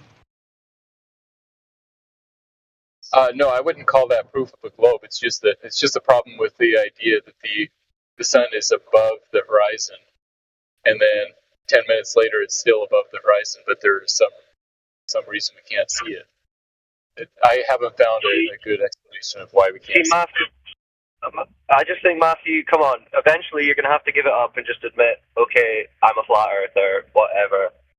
You'd make a good flat earther, right? Because you're... And I respect you for coming in here and always being polite from what I've heard. I know people get annoyed sometimes because it seems like you might just be being contrarian or whatever, but you're always respectful. And these are, it's interesting questions. I mean, you're not claiming that it proves a globe, because obviously it doesn't prove a globe, but I would say you're a bit set in your terminology in kind of framing it as a problem, right? You're looking at it as a problem for flat Earth, but really you should be using your mind to work with us and say, well, what about this? I mean, we accept that the Earth is observably and measurably flat. You might not accept that at the moment, but if you've got valid questions about observations that we have, these are the kind of things that we would like to explore as well, on the understanding that it's not necessarily a debate on what the Earth is, because we accept that it's flat. You obviously don't mind hearing that, or you wouldn't come here so often and you enjoy talking about it. So you should work with us on these kind of things, and don't. If you call it a problem, then you're kind of setting yourself up in an oppositional thing. But really, you should be thinking like, well, what about this? This is interesting. How does this work? And work with us on solving those issues, because, I mean, regardless of how it works, it's occurring over observably, measurably flat, motionless Earth. But we still have these questions too, like we don't know how exactly the sun and the moon and the stars work in the way they do. I mean, we can speculate, it's very difficult to test, but a mind like yours would be better served working with us, which I think you kind of understand to a degree. And it's not like you deny a creator and all that. We're pretty much on a similar page there, even if we're coming at it from what seems like slightly different perspectives. But I genuinely think that you'd be a good mind for discussing and advancing these topics, rather than just looking at them as like points of debate for two different sides. So I just wanted to add that in. Well, thank you. I appreciate that. I do enjoy talking about observations, and I think that everybody should get out there and look at what, do their own research and that type of thing. So yes, I agree that looking at the observations is a good place to start. Well said, brother. I do see you as at least more intellectually honest than the Globers at Jim Pandas that are staunch in their, the sun and moon are proof that the Earth is a ball and all that. At least you admit some things like, well, it's not proof.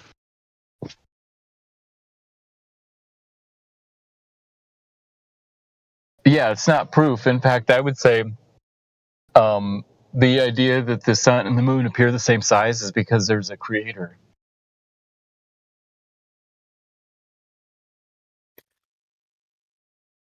Yeah, see, and that's really, I mean, as adversarial as this debate can be over the shape of the Earth, where it leads next is that question. As long as I'm on the same page with someone like that, I don't really feel as obligated to kind of get into why it matters that the Earth is not a globe. That's what it's always like, right? They're like, well, why does it matter that the Earth is a certain shape or whatever? And it's not. It's like it doesn't really matter what the shape is per se. What matters is what that implies about the nature of reality and creation itself. And that's why it matters, because, well, in my view, it's bulletproof evidence of a creator. But if you're already of that understanding and you're trying to live a righteous life, I mean, I've got nothing really to debate with you on in a hardcore way. I mean, we could disagree about things, but I'm more concerned with people who are like almost in a cosmological despair about things and feel that they have no importance and no meaning and no power, because that detracts from everyone when people feel like that. And I think that's the main thing that's being combated from what I see when it comes to something like flat Earth. So again, yeah, likewise, I would say the creator is powerful enough to make the Earth flat or to make the Earth a globe. The creator is powerful enough to make something like gravity or to use something else. And so, yeah, we can talk about how God created the universe and how God created everything. And that's interesting, but I still think that there's clear evidence that the universe is intelligently designed.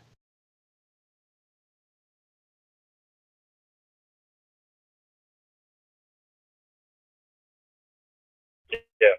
Well, that's why I think this is an important topic as well, because although many people can still, I guess, see that whilst believing they live on a globe,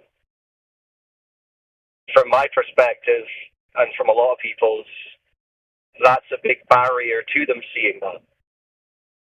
Right? The story that they're told about how all this came to be has a lot of influence on how they feel about the likelihood of a creator.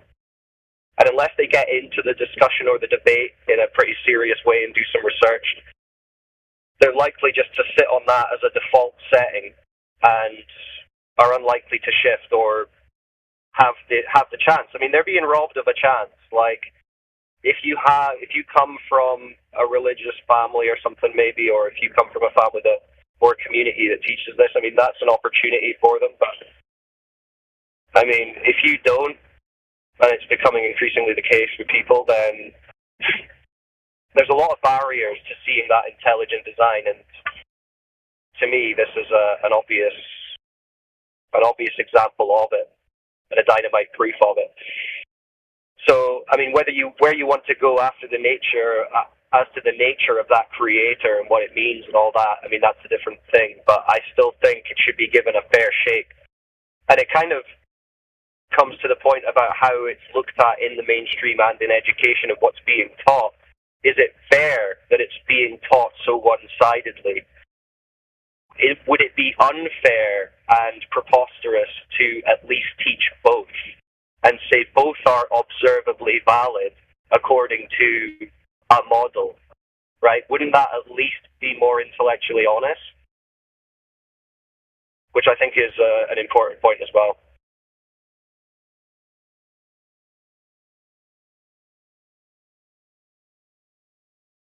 Sorry for rambling.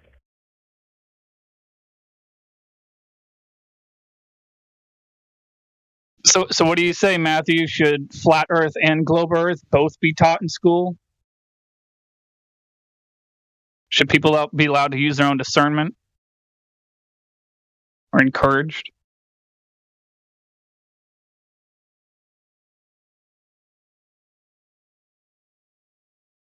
The funny thing is, I've already asked them this question twice, and I think I got two different answers, 2 different times. Reviewing each other's work in school is a peer review psyop.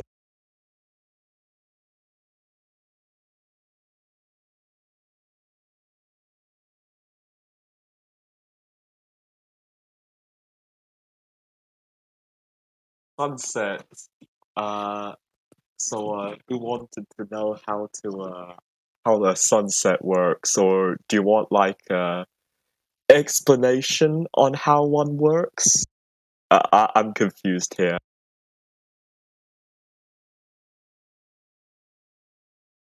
Someone came in. They wanted to know The sun just converges, right? Works. Just converges to the vanishing point. It's not really just that. It's also like because Rob Skiba and a few other videos, if I'm not mistaken, they also have that lens to simulate refraction from the moisture in the atmosphere. Because on instances where the days are really clear, you can see the sun get smaller in size at an angular perspective, I guess you could say. But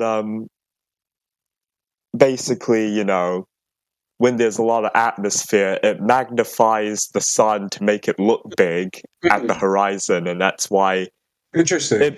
And that's why it makes it look like it's going down the horizon, supposedly, but in reality, it's an optical illusion created by the moisture in the atmosphere. Mm-hmm. And when the sun is moving away with this moisture, it gives it the illusion that the sun is being pulled down the horizon. Interesting. Do you think that the big sun is it has less to do with the sun being close and more to do with the atmospheric conditions? Yes, I believe it's more to do with the atmospheric conditions, because when you look up in the sky, when you see the sun, it literally looks like it's gonna blind you, and it's a blue sky and it's so bright. If the Earth were really a ball, and if that is really what causes sunsets, the sun actually moving down a physical horizon, then how come I don't see this blue sky at the horizon? It doesn't make sense to me. I was looking at the horizon. I was down the shore. It was in a hotel, just really high up, and at the horizon, the clouds just look really weird. It looks like the whole sky is compacting. Exactly, it's moisture. It's moisture, and on clear days, you actually see the sun look like it moves far away from you, and that's why it gets darker and darker over time as the sun moves away from you, and you see it get smaller, which is the thing, which is what a lot of globers, they tend to ignore, that the sun is actually getting smaller on clear days at the horizon when there isn't as much moisture. Interesting. That's the thing, is the blue sky is the epitome of, the sun being ultra bright and lighting up the sky.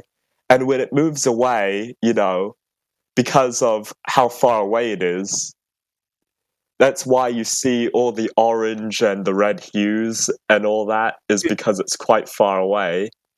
It's far away from you. It's darkening, What degree do you think that heat from the sun is due to like you said, atmospheric conditions versus the sun? Because if the sun's not shooting flames and it's just light, maybe that's more. Well, that's the thing, is light and heat kind of go together.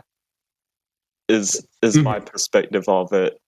That's why it's warm out in the sky. You feel the electromagnetic waves. The UV light, you could say, because in a sense that's kind of like electricity an electromagnetic force. I believe the sun in of itself and everything in of its existence has its own kind of electromagnetic frequency, you could say, or vibration, or whatever hippie kind of word you want to give it. That's kind of what it is. People call the phenomenon of the sun a plasmatic effect, or plasma, a plasmatic property. And people also say the same thing to the moon as well. In the 60s, I'm sure you might have seen this one scientist. He said that they cannot land on the moon because the moon is not a physical solid object. It is a plasma. But that's the thing, is the sun and the moon, this is what yin yang describes. They're opposites, basically. It's the law of polarity, but they're both the same size. They both have similar properties. They're both round. I don't have proof that it's spherical, but in of itself it's round. But they have opposite. They in of itself also have opposite properties. One is hot and one is cold. Oh, right. One symbolizes the light, one symbolizes the darkness that surrounds it. So you've seen the sun get smaller at the sunset? Yeah, I've seen both the sun and the moon get smaller in angular size. Huh, I've never seen that. I bet that's news to me. There's footage of it too. You can look up footage of the moon getting smaller. That's the thing, is a lot of globe earthers lie about, if the earth was flat and it was truly perspective or whatnot, why don't I see the sun and moon get smaller? But that's the thing, is they're ignoring footage of the sun and moon getting smaller, but they would like to cherry pick instances where atmospheric conditions refract and magnify the sun and moon, making it look larger. Yeah, I don't know about that footage. Well. I'm just saying, in my own experience, I've never seen the sun get smaller at sunset, and the full moon seems to be the same size all night long. In my experience. Well, that's the thing, is there's many factors playing. But generally speaking, in my experience, I have seen the moon get smaller, and so have I seen the sun. How much smaller did you experience? Well, basically, it's kind of like the usual thing, with perspective. Objects move so far away, and they appear to change in angular size. You know what angular size is, right? In perspective. Right, of course. Basically, when something moves far away enough, it gets smaller in your perspective. That's what you kind of see with the sun, is it gets so small and then it looks like it just disappeared, basically. That's what I've seen with the sun, is it's moved. So the apparent size. That depends on what's in the atmosphere at the time you're looking at it, right? So I live in North Dakota, so I see the sun for a long time in the spring and in the summer, right? 16 hours of sunlight. So depending on what's in the atmosphere, sometimes it looks small, sometimes it's bigger, right? So as it goes over the horizon, just depending on what's in the atmosphere further down, it's going to look bigger. And if there's less shit in the atmosphere, it's smaller. Okay, but I get the sun and the moon in the sky at the same time, almost all the time. I get it as well. I live in New Zealand. But there's days where you get them as well, and when you get a full moon, they're exactly the same size. And I have it on video recorded to put on it, but quality's gonna be crap because it's coming from my phone. But you get that. So they're actually one's in the west and one's in the east. These are adjacent to each other, exactly the same across. And so there's certain days you get that, but it's like people like Matthew would just deny certain things because they don't live certain places to where they can observe these phenomena happening, right? So they'll try. I agree that they're the same size. The sun and the moon appear the same size. Here's the thing, though, is there is indeed footage of this. You can look up sunsets, and you can see instances where, indeed, especially on YouTube, they still have them. And you can look this up for the moon as well. You will see footage of the sun and the moon get smaller towards the horizon. There is footage of that. In terms of my experience, I've seen both as well. If we're talking about sunsets, would you guys be okay with me interrupting and asking Matthew some questions? I haven't seen him in a while. All right. Anybody disagree? Once, twice. I'd be happy to answer. Excellent, Matthew. So when we look out and at the distance and it appears flat, is that because there's refraction going on? Because obviously the Earth is a globe. No, it's because the Earth is so large that we don't notice any slight. Right, but when we look at something like 273 miles away, like a mountain in a distance, the reason for that is because of refraction, right?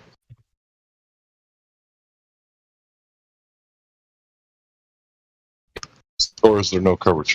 The size of the Earth, then. Sorry, you're breaking up, Matthew. You're cause breaking that, up. yes. Can you start over? Yeah. I don't. Maybe this isn't the best time. I don't have the best connection, right? So maybe we can talk about it some other time. Sorry about All right, see you around, Matthew. Please continue. Sunsets.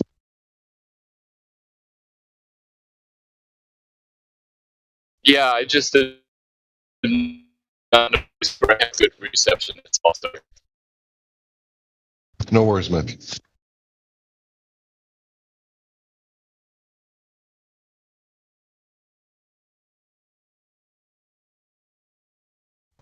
Yeah, but with the sun getting smaller, it just depends on how far you can see to the horizon. Because some people can see further than others, right? So like if you live just in your altitude, where your altitude is. So like if you're high up, you're gonna see as far out as possible. With that altitude, right? So the further you live closer to the mountains, the further out you can see, depending on what's in your what's in your viewpoint, right? So if you got trees and shit like that and hills, perhaps not. But like where I live, I don't have those obstacles, right? So I can see pretty damn far, So, but generally speaking, it doesn't get too much smaller, just depending on the day of what's in the atmosphere. Because sometimes you have like if you have like the right hazing, right, to where you can actually look at the sun and see its full diameter and its outline, and not be bothered to look at it, you can see it for a long time. But if it's so damn bright, you ain't gonna be able to look, and it looks bigger the brighter it is, right? But we obviously know that that's not the case. It's not as big as it appears because there's just shit is in the atmosphere making it just look a lot larger and brighter. But it's not a hard thing to understand, and I don't know why people have a problem with it. It's weird.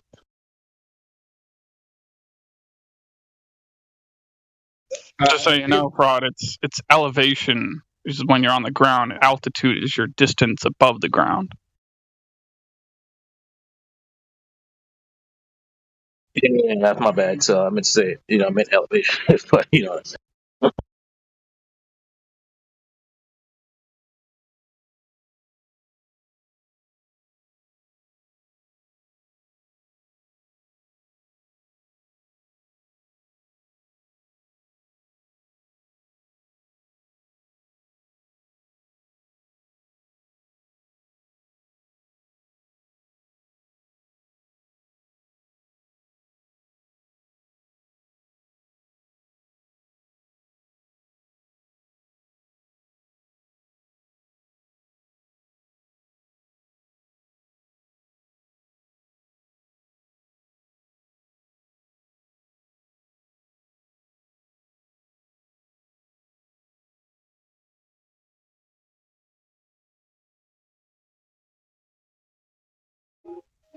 How's it going, y'all? Hey, what's up? Shopping at Walmart with the wife. Nice. I figured I'd let the broadcasters kind of play, and whatever anybody hears, they hear. She said she put those remedies in the chat, and she saw it. Oh, You at Walmart with your wife on Flat Earth. Fuck. Nice. That's an epic lifestyle, dude. I wish I was you. I need myself a flat Earth girlfriend. Or one that just doesn't care. Yeah, that I prefer they think the Earth is flat, though. Dude, it's hard to get a girl to care about anything men care about. I mean, come on. I mean, seriously. a lot of women these days, well, girls these days, only actually care about like how many viewers they have online or how many followers they have on social media. It's kind of Unfortunately, women have been corrupted by the Lilith spirit of Lilith and narcissism. But hey, it's not I mean, that's why men are on Earth to dominate women. Unfortunately.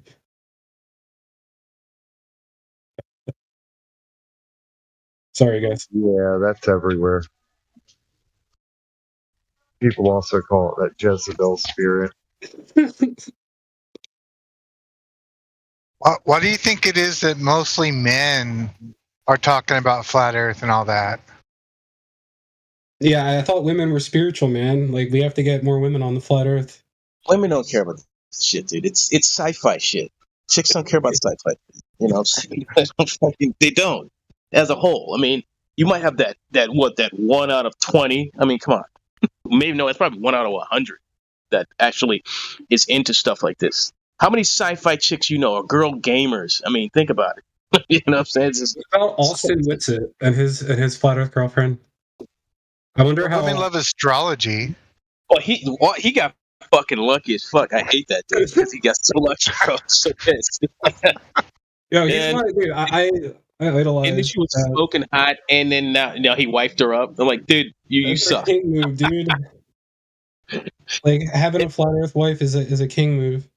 And then, dude, she raps. Dude, the chick is awesome, dude. Like, dude, yo, he deserves a gut punch for that one. Seriously, just like, bro, you took one of the best off the market. It's like, bro, that's so messed up, you know. But you got the, you know, it's like, being a firefighter. Every now we got female firefighters, right? You know, you have those ones that really make the mold, you know, but then they're hot too. So, and then one guy scoops her up. It's like, son of a bitch, you know. So it's like that's one girl out of like 300 guys in the department. So imagine that worldwide, that trend. I mean, come on.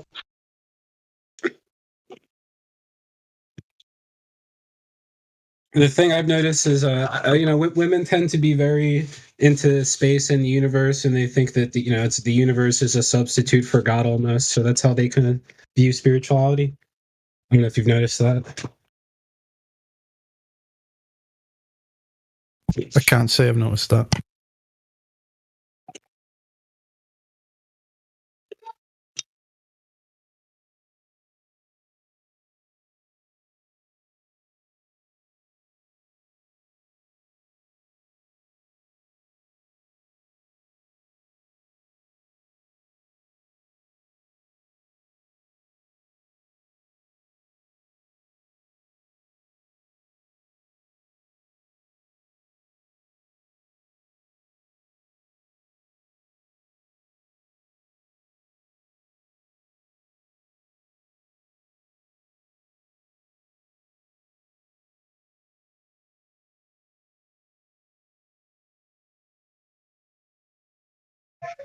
Suddenly got real cold real fast. And I'm not talking about in the store, even though I'm in like the that aisle. I mean, like outside. Earlier today it was really warm, and then suddenly it just like dropped. Yeah, unfortunately, I think part of it is geoengineering. Oh yeah, and getting back on chicks real quick. You think they're geoengineering snow for Christmas?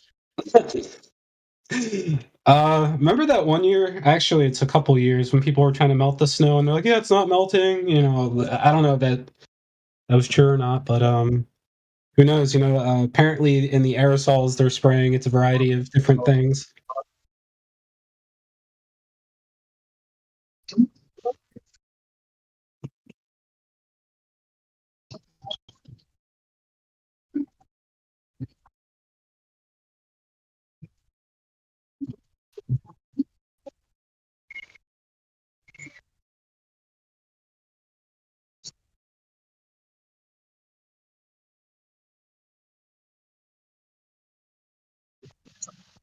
And another thing with women in flat Earth, I mean, they don't want to do with anything that's gonna take them apart from their family, right? A lot of women won't sacrifice their family for beliefs. I've noticed that. So, right, that's another thing I've noticed. They're really close, typically, to their family. Us men, we don't care. Whatever. Yeah, we don't, dude. But women, not so much. That shit's important to them, especially they have a mother and father in the lifestyle. They're not. They ain't fucking. Yeah, unless you go for the ultra traditionalists like Christian women who might be open to it.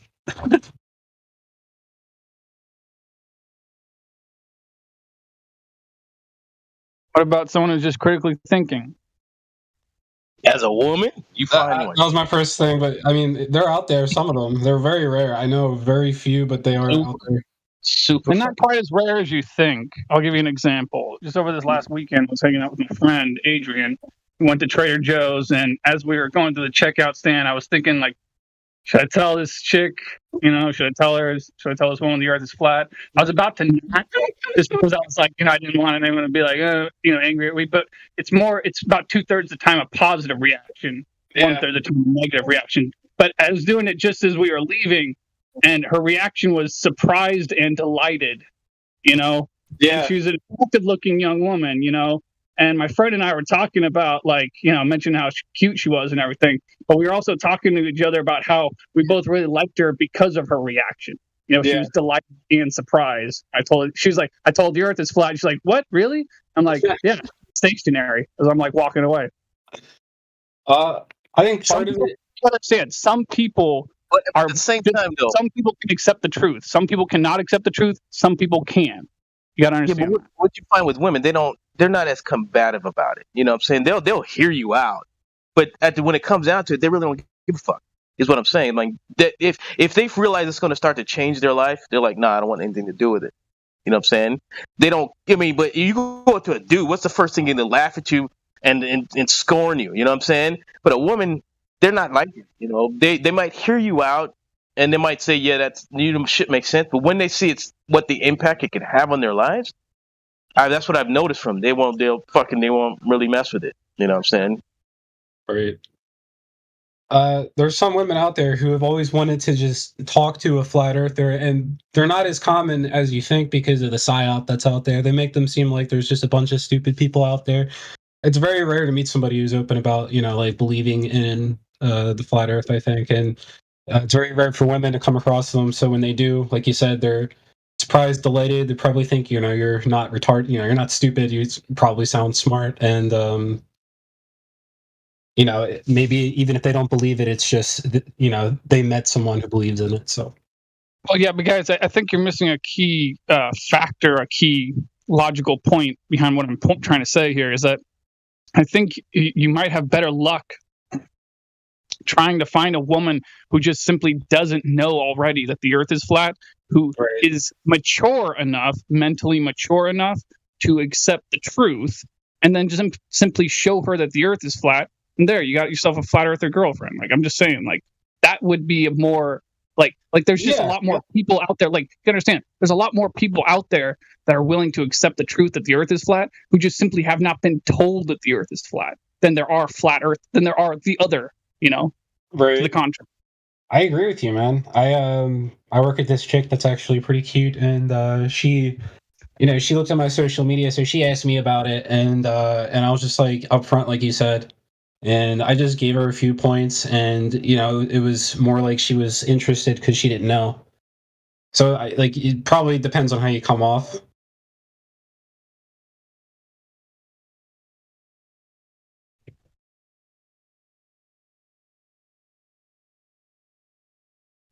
I've realized the perfect response when somebody wishes you Merry Christmas. May the Christ be with you always. Yeah, Merry Christmas, guys. Well, what I'm saying, some people don't celebrate that particular ceremony, as it were. But the perfect response would be, may the Christ be with you always. Because every day is God's day. So may Christ be with you always. I And it sounds like you're a Jedi too when you say it. May Christ be with you always. Yeah, did you know that Star Wars is like a reverse engineered medium that is like a replacement for the Bible, basically, and that George Lucas worked with somebody who worked with Carl Jung to make sure that like the Star Wars movies, especially the first ones, like hit on all the Jungian archetypes. So they basically like, you know, like you said, that's why people like talk about Star Wars like it's the Bible. It basically is. That Yoda character is actually based off of a real entity. Really? Religious lore, and it's related to like Judaism. Well, more like it's not really Judaism. It's more like the ancient stuff. The what's the word? Hold on.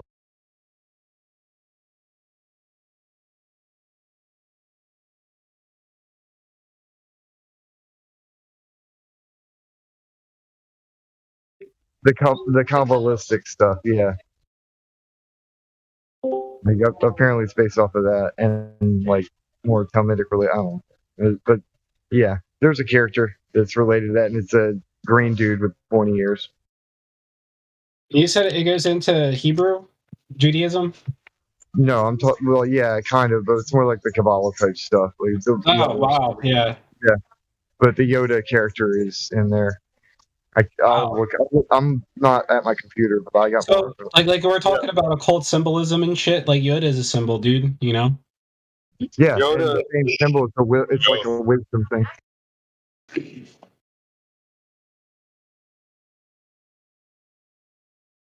Like Baby Yoda, making him cute and you know, relatable. Yeah. A Yod is a spirit. Another thing is the way that he talks is actually based off of how some of the Old Testament Jewish poetry is like ancient Hebrew, like how the words, the phrases are. Like if you were to read it directly in English, that's how it would sound. Wow. Can y'all hear me? Yeah, I only noticed that because I was like trying to transliterate it directly from like the English to Hebrew or Hebrew to English, and I was like, "Wow, this sounds like Yoda's talking." So a Yod is a spirit, just like Jinn in the Quran. Yod is a spirit. Yeah. Y-O-D. Look up. So, look up the symbol for the Yod. The symbol for, say it one more time. Hold on. Every time I try and talk, they have a Walmart announcement in there or something. The Yod, Y-O-D. Oh shit! All right, let's look at Yoda's crest. Yoda's crest.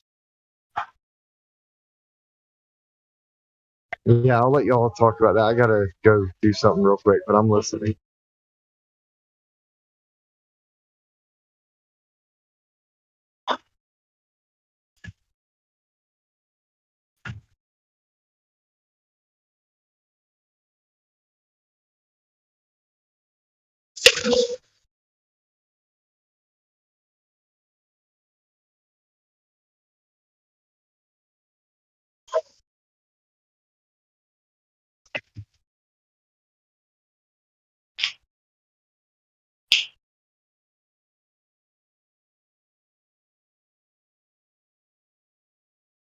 I mean, there's not much to talk about it, not unless you've done the research on it.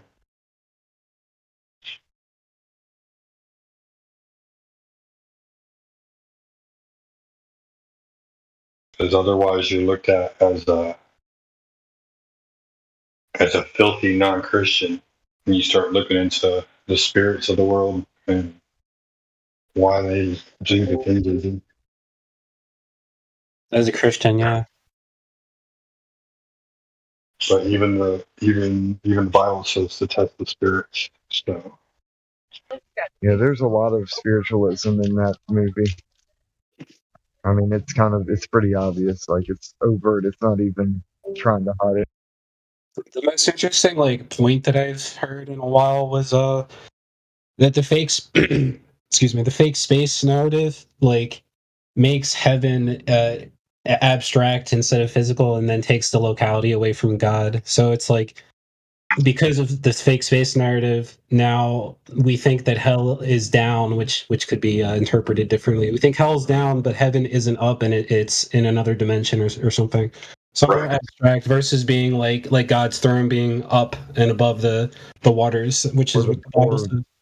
Didn't an astronaut go up there and be like, "I see no God up here" or something? Right.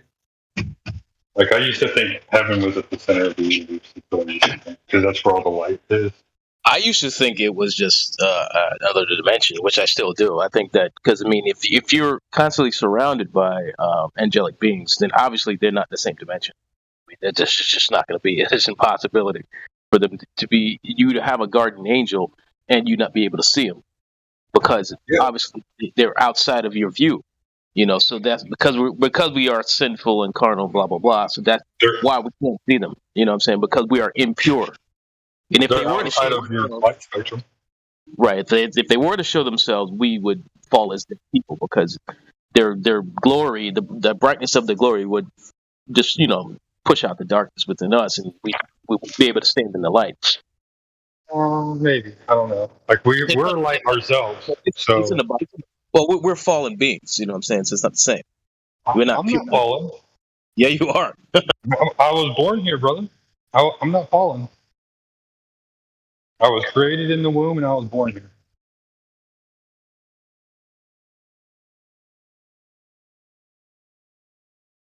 The spiritual entities exist on this plane are actually terrifying. That's why they have to keep some control, because they know how powerful humans are. Well, man. They're hiding the truth. They're hiding the spiritual aspect of our reality. We don't know what the stars do, dude.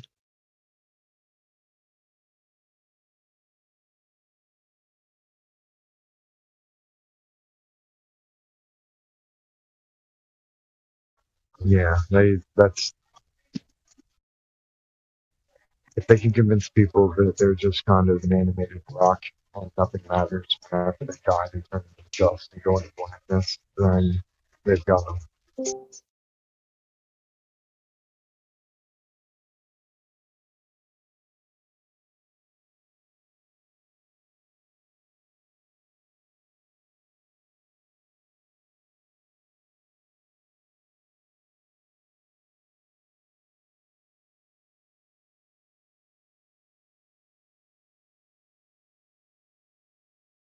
There's definitely something to the stars. It's very spiritual. All you have to do is take some mushrooms and just look at the sky at night. Focus on the stars.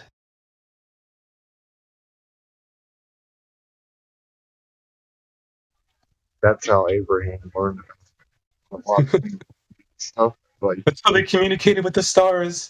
Well, I mean, like, declared the glory. Told like he could interpret it by a pretty obvious way. Yeah, I'm just taking the Bible literally, guys. Yeah, Ezekiel's wheel's real, and it's Polaris, and Polaris fell out of the sky because that's what they say happens before the second coming. The problem with taking it literally, though, is when people take the English literally and then they don't look at the Greek or Hebrew, and then it's like they have this weird abstract picture that's like, no way. Bro, the Freemasons definitely subverted the Bible, especially King James Version. Happened over time. Like you said, you have to like read like the original text. But all of our Bibles that are in like, like every hotel room has like the subverted Masonic Bible,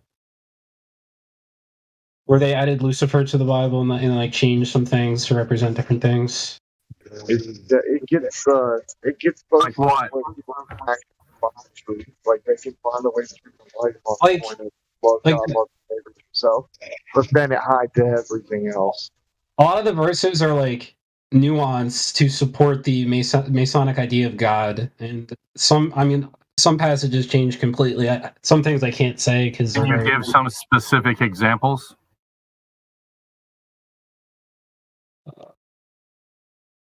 So what I actually did before is I just went on like a Bible translator where you can go to like a verse and then you can check out every Bible type and just look around, and you'll just notice like the Mason, like the King James version. It feels like if you've ever read like a Freemason, I want to say like Freemason literature, the Corpus, how it relates to the Corpus Hermeticum. If you've, I remember I was saying Newton actually constructed his algebraic theories and more based off of the Masonic idea. I was asking, like, what are some specific examples of manipulations and or translations and things that have been changed, like specific addresses versus words? Do you have any of those? Okay. Yeah. Let me go look on here. I just saw that they the specific one that I'm mentioning here is how they added Lucifer to the King James version, where he did not, he didn't exist before in that verse, so they changed it. So that's just a point that I thought was interesting. Was like, that was something that seems like a subversion by the secret society. It also seems like a Jesuit priest was the person who introduced, I think, wasn't heliocentrism. Well, that was the Big Bang, but I do know that the Catholic Church, heliocentrism was something that became very controversial, and it seems like it was like Jesuits and Freemasons that started, almost subverting the the religion. So that was a very popular, like, worldly version of Christianity, alternative to Christianity. I would say is like it's different and it's a subverted form of it, in my opinion. Which is why, like they've captured the widest Christian audience into a subverted form of Christianity, where they accept all these ideas and the globe and space and everything. Yeah, I understand the word Lucifer actually just means light bringer or light bearer. It's translated from the Latin, and then the Hebrew word actually just means one who brings light. So I don't see how that's a subversion or an addition or anything other than just a choice of words that was used. So I was wondering, did you have any specific examples? I mean, clearly the Roman Catholic Church has been subverted, and we understand that heliocentrism and the Big Bang and all of that are not scriptural, and that's not what the Bible teaches. And it was a Roman Catholic priest and a Jesuit and all these things who told us we lived on a spinning ball. But I was specifically asking about the King James Version. Specific addresses and words and ideas that you're saying are that are Freemasonic ideas of who God is. Yeah, so it's Isaiah 14:12, and it's the verse. It says, it's how art thou fallen from heaven, O Lucifer, son of the morning? How art thou cut down to the ground, which this weakened the nations. So that's just a specific verse. It's I mean, maybe they expanded on the Lightbringer idea, but that's I guess they just they named him in there versus. Are you basing your entire argument that the King James Bible is a Freemasonic Bible because of the word Lucifer found in Isaiah 14?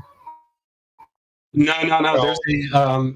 There's there's a history of who wrote the Bible that goes back to Albert Pike.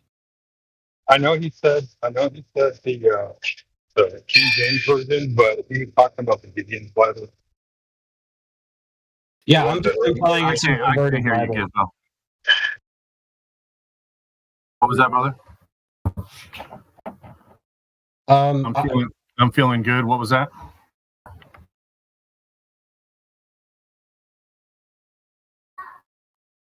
If you don't have any examples, that's fine. I just thought that was a fairly broad charge to say the King James Bible is a Freemasonic Bible. And I was wondering if you had any specific examples or passages that I could look at. If you don't, that's fine. I want to say I don't have enough research to cite them. That's just a general belief I have. Oh, so it's a belief. It's not you're not saying it's a fact. You're just saying you think that's something that's true.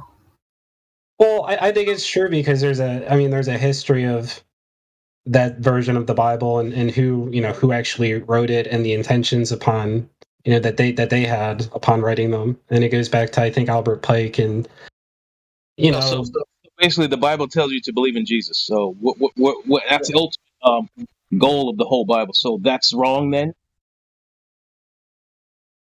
No, I don't want to That's say what it. it sounds I like don't he's want to saying, say it's brother. wrong. No, That's it's what not. Then, so, you have a problem with Jesus. So that's where you're coming. That's the point you're trying to bring forward. You have a problem with Christ, right?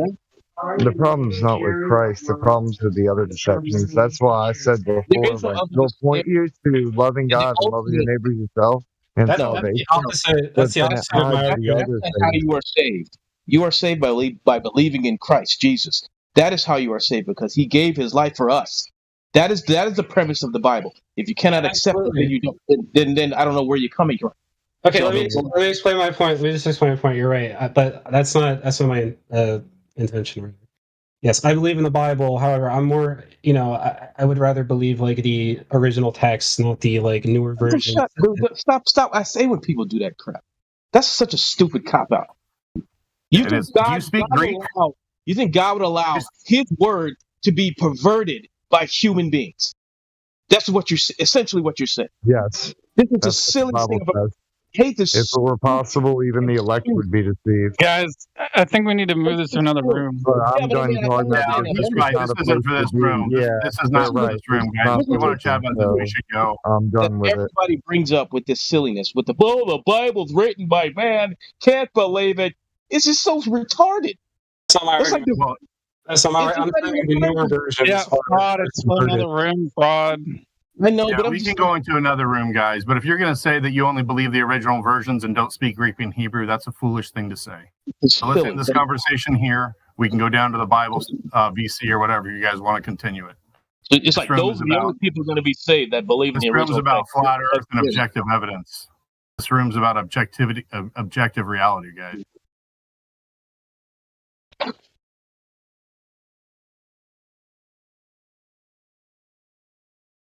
All about that curvature. 8 inches per mile squared. Sometimes I wish it was a ball, just so I wouldn't feel obligated to tell people all the time that it's not a ball.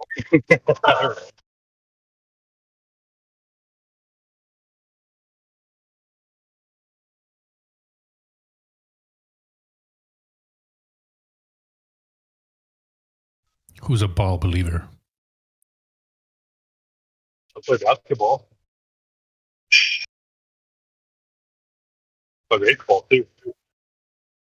And I play soccer. For what now? That's 3. Can y'all hear me?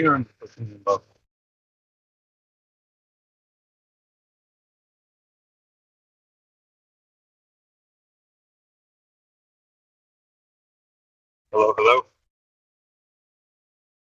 Hello.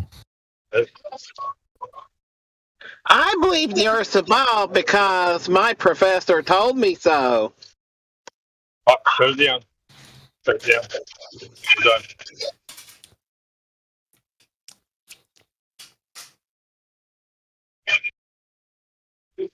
That was a good answer. I just want you to know that.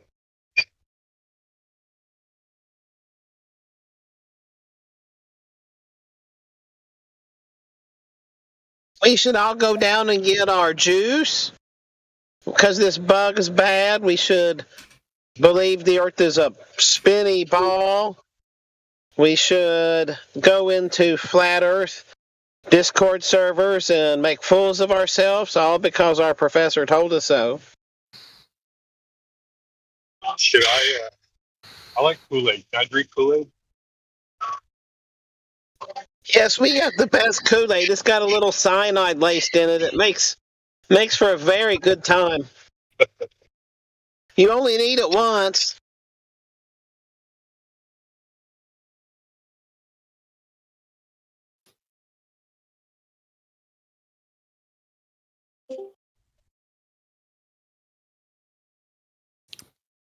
So what about the flat Earth thought? Oh, those flat Earth people, they make up stuff, you know. Even though they go out and observe it, it's all made up. It doesn't fit our preconceived notions, so we got to stop them because, you know, we accept our beliefs over anything we see. Good, that's good. That makes sense in my shallow, superficial brain. I mean, it must be true. I saw it on Star Trek and Star Wars and Avatar. Yeah, and Universal Pictures, they used to have a globe before they knew it was a globe. I mean, I've got the Schwartz. I've got the Schwartz. You use the Schwartz? No, we don't use the Force. I just got the Schwartz. Is there a cure for that?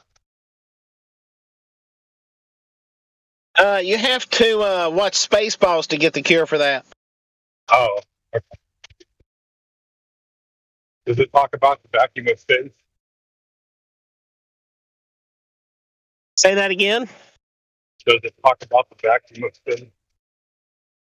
That always helps too. And they remove the physical barrier, that everything gets sucked up.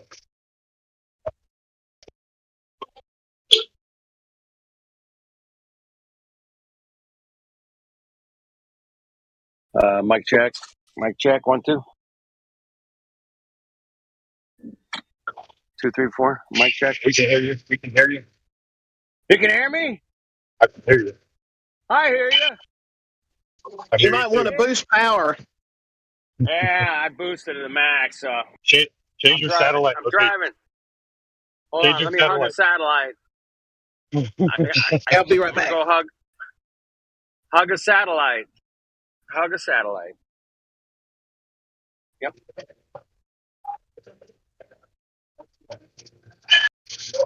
That dude. I heard we got a flat earther in Antarctica right now. Did you guys catch that? I saw it on Dave Weiss's app. Pretty cool, man. Pretty cool. It's like, why don't you flat earthers go down there, man? Check it out. Okay, we're doing that. Check.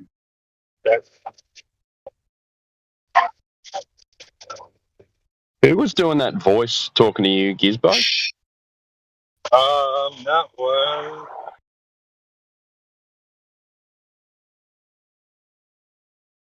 I didn't hear no more.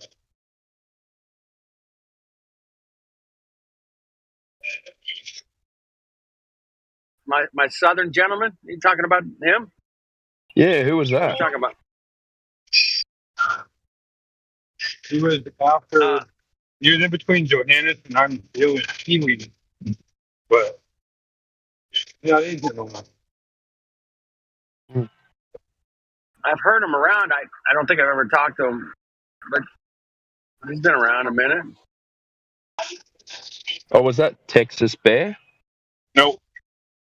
No. He had a white avatar, similar to Johannes, but like black and white like that. Obviously, it's in the picture.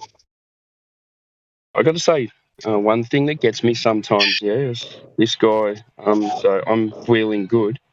He's just making a point of view, and everyone jumps on him and lambasts him for a different opinion about God. I know you guys know a bit about the Bible and stuff like that, but take it easy on people, yeah. Yeah. I apologize. Aggressive, I have to be a little more mindful of people who don't think, that everything is, everything is bullshit. So that's my bad too. I don't mean to offend anyone here. No, you're all right, mate. I'm not having to go with anyone. I'm just, it's we're all in the same boat. Just because we have a disagreement doesn't mean we have to start fucking yelling at each other. I have a fence in my front yard and in my backyard. Fence is taken, not given. Okay? I hope everybody's doing well today. I'm doing amazing. Just ran into somebody I'd known for 40 years or more. Had great lunch with a flat earther. Amazing day. Yeah, I'm just saying, I think we've got to have each other's back a bit more than fucking creating drama. Yeah. Exactly, man. Hey, I'm going to a flat earth meetup tomorrow. That'll be good.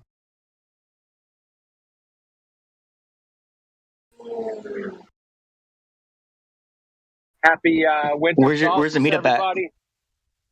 At a brewery. Right on. in Seal Beach, California. Seal Beach. You ever heard? Okay, I've not heard of it. No, I'm guessing it's Southern. Southern California, right? Yep. Yeah, that's really cool. I know. It's like right next to the water, and you can see it flat. It's totally cool. Hey, just do me a favor. Don't drink until the earth starts spinning because we don't need to give them any excuses. Now, how about now? You guys will have to be on the lookout for bendy water. There he is. Hey, I took a picture today. No bendy water. Or Timbo, that's who it is, Jake. Is Barrington hot micing or is he talking with a bad mic? Well, he's the one that's talking about his profession. Yeah, no, I said go get some pictures of bendy water. That's who I was I keep trying. Sonny and I. Yeah, I tried it for 20 years. Yeah. Nothing. We got nothing. Come on, people. We can do better. Find me some bendy water. Next time I'm just going to use a really wide angle lens. There you go. That might do it. I mean, if the facts don't fit your preconceived notions, then the facts need to change. That's right. What's your name, sir? What was your name? My name's Leonard. Leonard? That's it. Leonard, welcome. I never talked to you. Somebody was asking who was that gentleman. I was like, I do not know. Leonard. Yeah, I was off a few months from like May till now. We moved from Florida to Indiana, so we picked off and went across the country, and so I just got back on Sunday. Yeah, I thought I heard you in here like Sunday or something. I thought I heard you. I was like, well, welcome back. Thanks for coming back. Yeah, it's nice to be back because we've had so much going on. The truth is, we still do, but we had a meetup here that I kind of called it, and then Mark Sargent blasted it out. And then I started getting calls from people in Michigan and Illinois and Kentucky and all kinds of places. And then I kept telling them, look, nobody's confirming. I don't want you to drive from Detroit down here. And then we ended up with 10 people, and we could have easily ended up with another 10 had I kept my mouth shut, but I didn't want people to drive 5 and 6 hours to a little event in a small little dot on the map in southern Indiana. And next time I'll keep my mouth shut. But then, met some really nice people throughout the state that came to it. And so I was talking to one who I stay in close touch with now. Then I said, well, do you ever get any of the Discord stuff on Flat Earth? He said, what?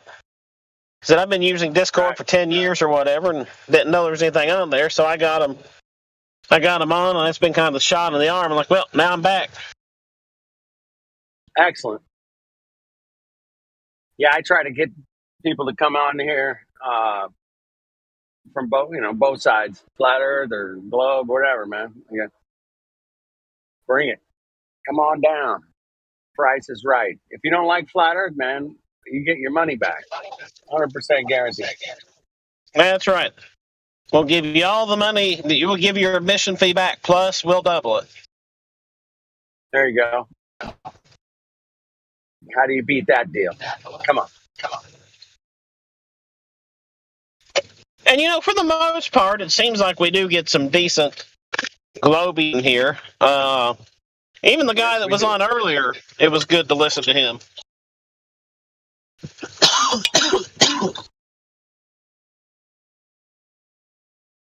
Yeah, I missed that. He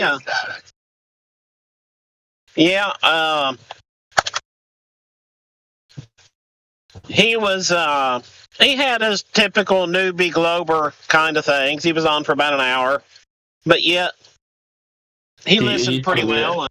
You're talking about Matthew Learns? He was on? No, He was on just I don't think before. so. Yeah, this guy was on about 4 hours ago, maybe 4.5 hours ago. It was with Miggy. Miggy was talking to him, right? Is that right? I believe so. Yeah.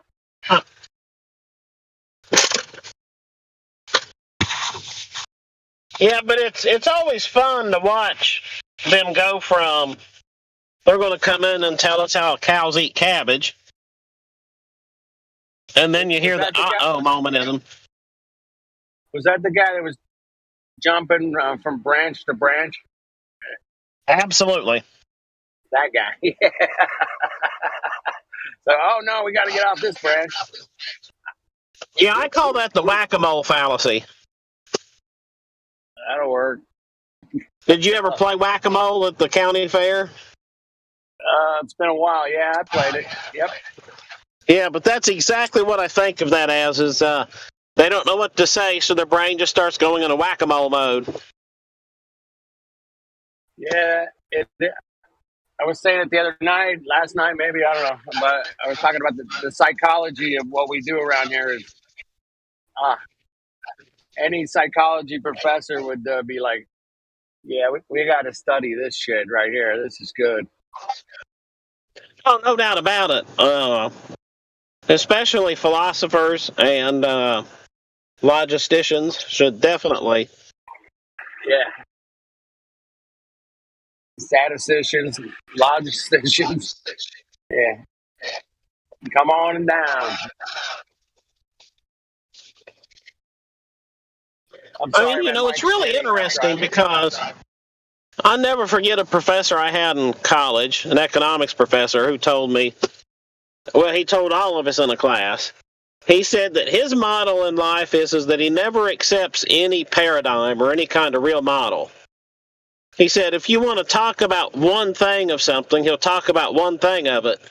But he's not going to jump around from topic to topic, and he's not going to say this is right because you've got 3 or 4 things, and this is wrong because they've got 3 or 4 things wrong. He said, if you want to sit down and analyze one point on something, I'll analyze it with you, but don't come to me asking me to expect some overarching philosophy. And that seems reasonable. And then he admitted, he said, that doesn't make me very popular with a lot of the other departments. Oh, no. No, that's... His constituents would not be happy. They'll be disturbed.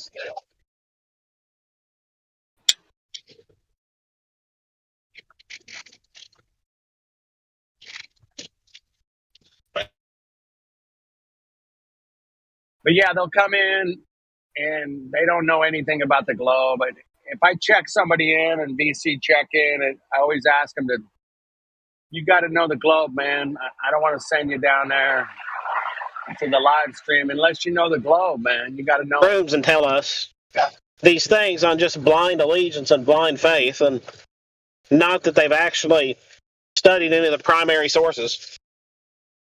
Exactly. And until they know the globe model, then you come in here, man, you're done, man. You got no chance. Sorry. Well, I just pulled back into the office, so I appreciate the chat as always, and I'll be back on in about another hour. Leonard, thank you, brother. Yes, sir. See you soon. All right. Cheers.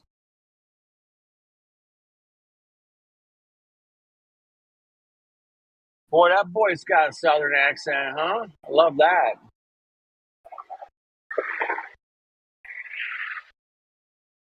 Talking the truth.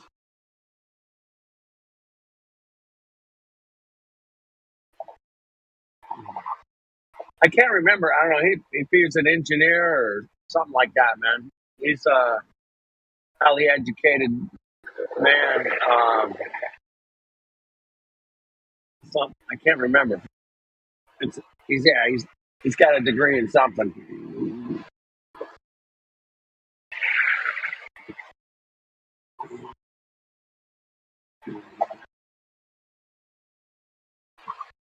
Who else is in here, man? I'm just driving for like 20 more minutes or something.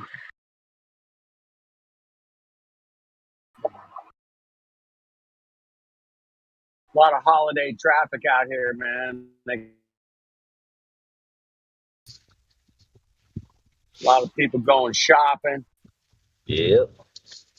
A lot of people out getting some food, Yep. having some drinks. Good stuff. Good. I guess. I don't know, man. I don't know where the whole gift giving thing came from, man, but it's a hell of a marketing campaign. You gotta have You're right. gifts on the, I don't know where the fuck it came from, man. It puts so Dude, much it is pressure a on marketing everybody. campaign. It's a marketing campaign from the inception of the premise of the holiday, is it not? Yeah, and it's like we have Which to give is, these gifts. well, you don't have to.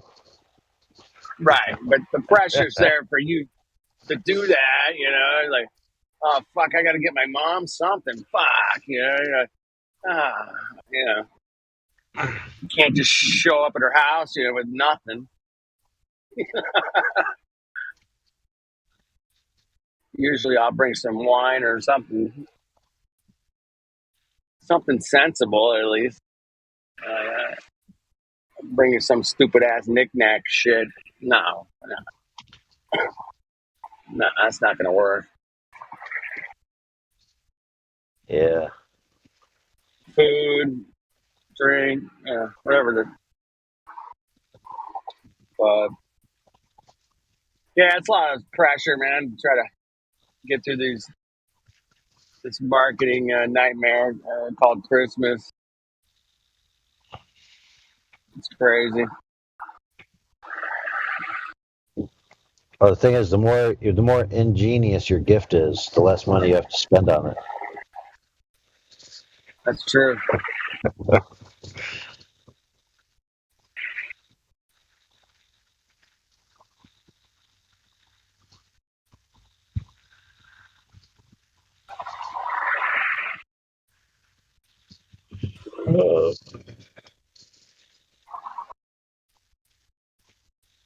Any newbies up in here? We got any new customers in here? I'm driving. I can't see. Oh. Ew.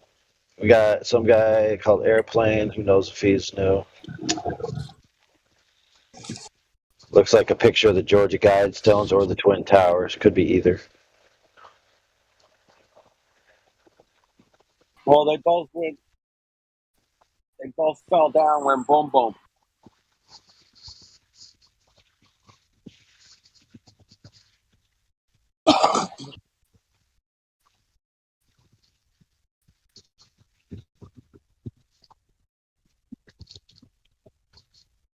Oh, yeah.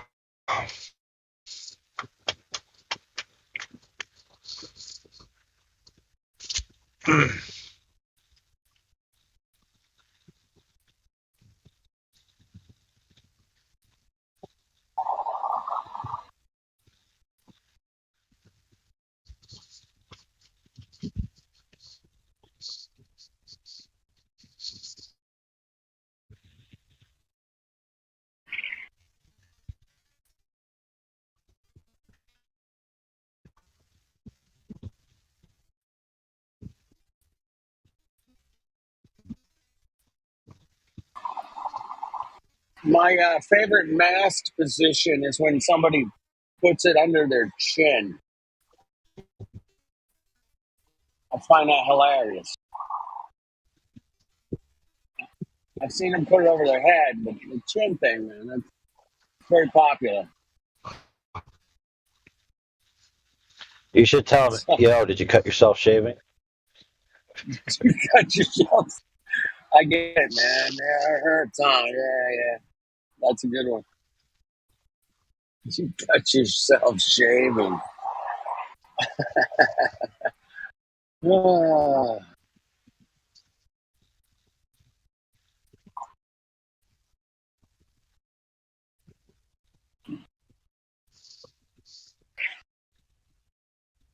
You get bonus points if it's a woman. Ooh. Oh. I'll be here all week. So no new customers yet? Nobody? No. Damn.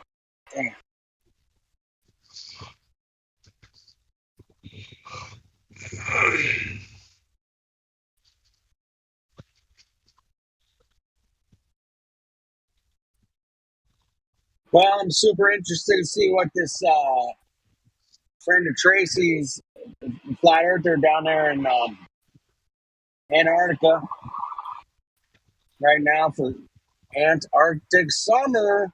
Woo!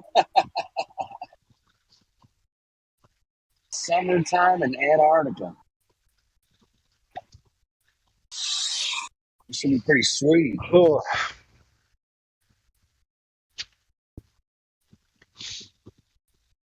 His GPS said he was in Finland.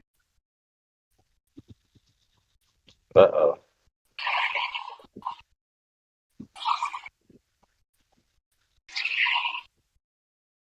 He's supposed to be in Antarctica. He's in Finland.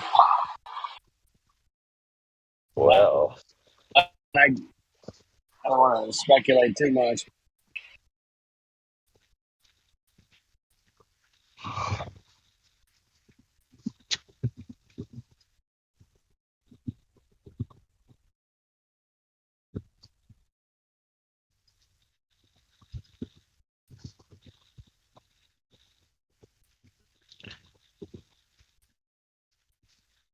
I've been driving since yesterday, 5 o'clock. Oh man. I'm about 10 minutes from my house, and my body's starting to say, "Oh, my body's like, oh, you're near the house, huh? Let's shut down." Oh yeah. You start to relax a little. Yeah, it works that way with having to take a dump too. It's like, oh, you're so close to the house, might as well begin. That's true, man. It's like, oh shit, I really go. Might as well watch the opening credits. Feels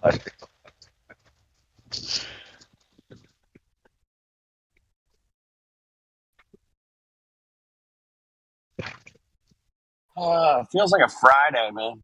I don't know what's going on. Yeah. It's only Tuesday. Tell you what, next year I'm taking these whole 2 weeks off. Yeah, I'd Not like playing to, this. but Yeah, not playing this. It's dumb, dude. You got to drive anywhere that's substantial. You're just done. Your whole weekend shot.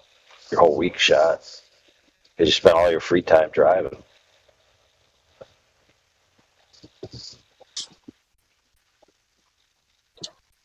it depends where you're driving. I like driving. I like a big open road, man. That's always cool.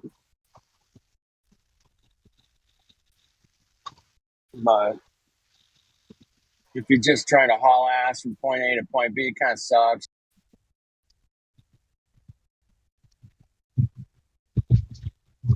But yeah, a lot of people be hitting the road this weekend. Going to see family and friends and parties and food and bunch of shit they're gonna fucking exchange that they don't need. Right? Yeah. That's great.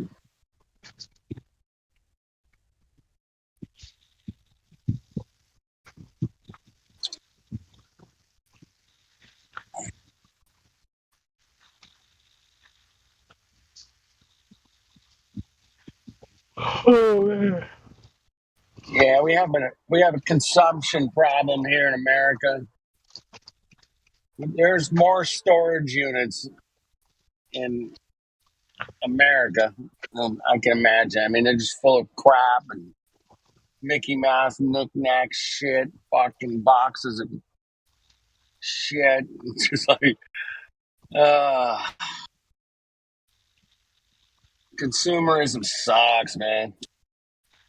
Really, it's a weird system, man. I don't like it.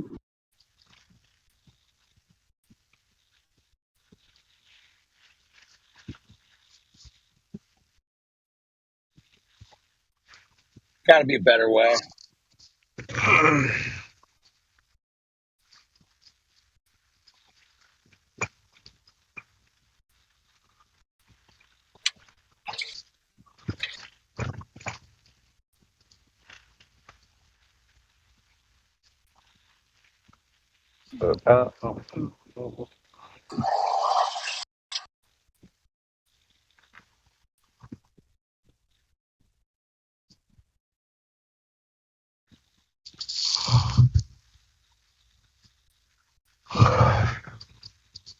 I hear you yawning. You almost said. Yep. Suck down that last little bit of coffee, man. You'll make it. You'll be all right.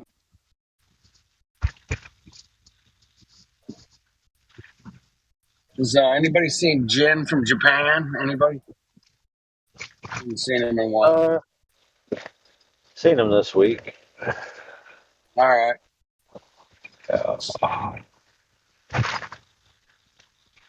For sure. Here in Japan. So what's the latest hotness from let's see, over at FED, let's see. The Bad Moon Shadow. Supposedly, for Eratosthenes and other such observations to work for a curved surface, you need a sun at a near infinite distance that's larger than the size of the Earth, so you can have effectively parallel rays as the majority of your rays. Right? That's the claim, so that you can have the angles of the shadows, etc. So lo and behold, Mr. Brian from the FED panel decided to, for some reason, I don't know what put him down that train of thought, to see if the moon has a similar type effect. And supposedly, it does. Especially during the full moon, that the angles are no different than the sun. And specifically, the moon dial.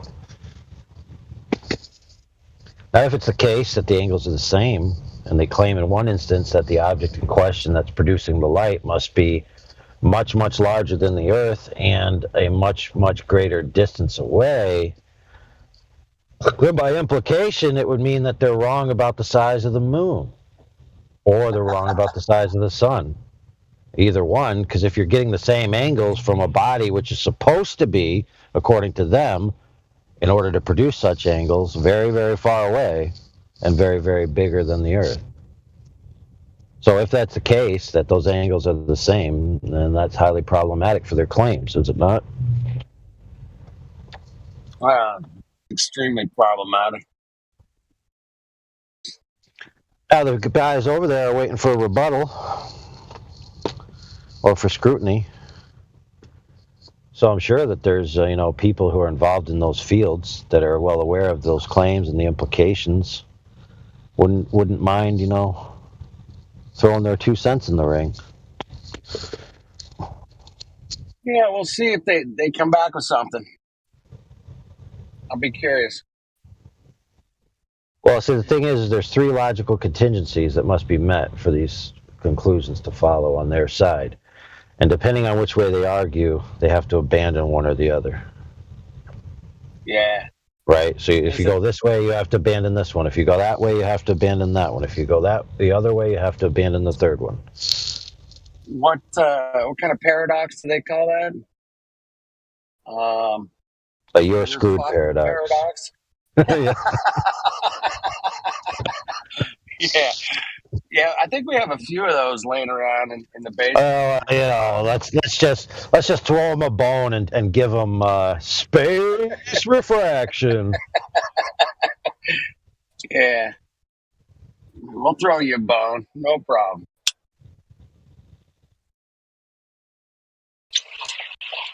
Yeah, I don't think Well, any of them will take. None of them will take that up, man. Is my prediction. It's like nobody's going to come in and try to defend that. They're going to be like, "Oh, I'm screwed." Oh well, I mean it's relatively only less than 3 days old, I think. So Well, we'll there's see. time. We'll see if somebody comes up. Yeah. There's time to come up with some, unproven, unfalsifiable explanation.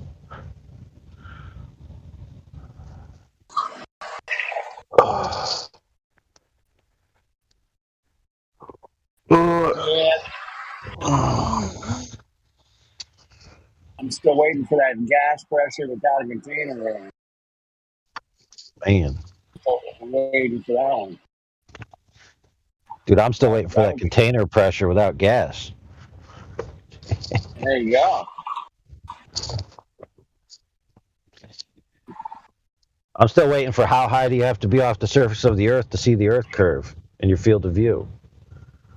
It's I found an article. Timbo found it, I think. It was on USA Today.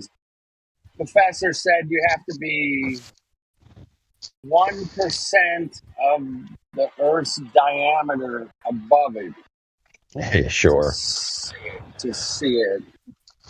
Well, how much is that? Well, 1% of 24,000 miles is like, what is it? 2,400 miles? 40? Or 240 miles? Anyway, that was what they came up with. Oh, so is that kind of like the height that the ISS is supposedly at? Or the ISS a little bit higher? 240 miles, yeah, that's right. Okay, so then why did that planetarium director, whose name escapes me at the moment, why did he say you have to be higher than the ISS? You're talking Neil Grabass Tyson? No. No. The other guy, Paul Larson. Larson, yeah. Don't know. Now, the principle he presented... Yeah, well, he presented some principles to back up what he was saying. He didn't just make an assertion. Right. Like, he had a whole little slideshow and video on the screen displaying, like, the angles and how it was all equidistant, how there's no discernible curvature information in your field of view from your point of reference. You know? It's pretty sound principles.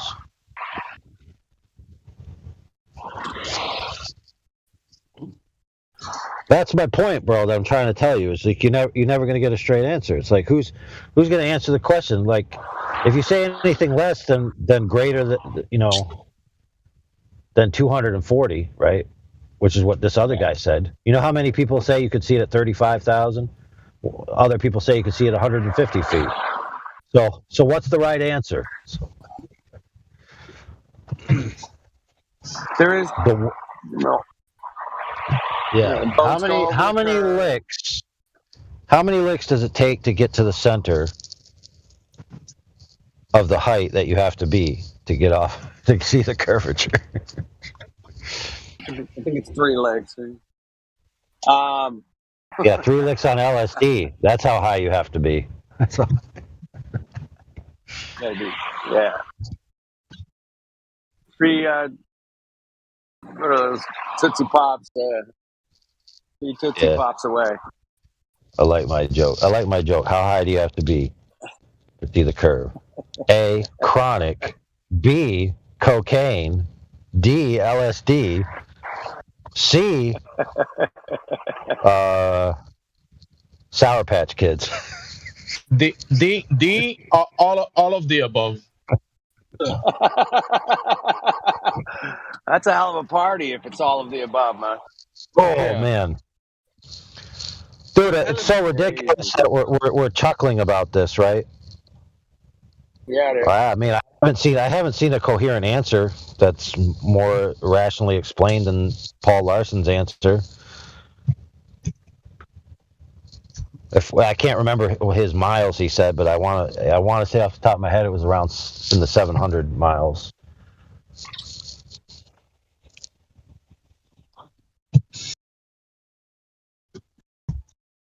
Way up there. Way up.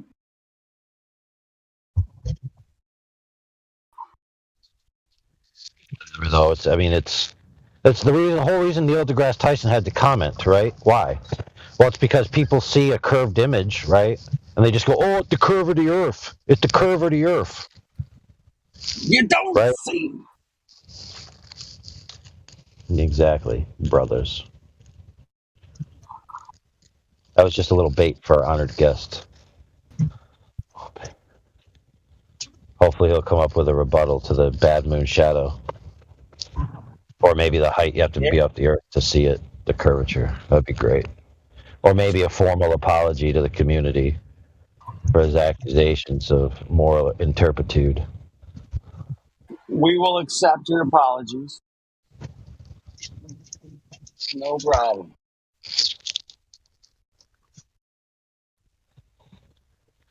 Getting rather boring. Give you guys an hour, man. But right. Accept the truth, man. Accept it.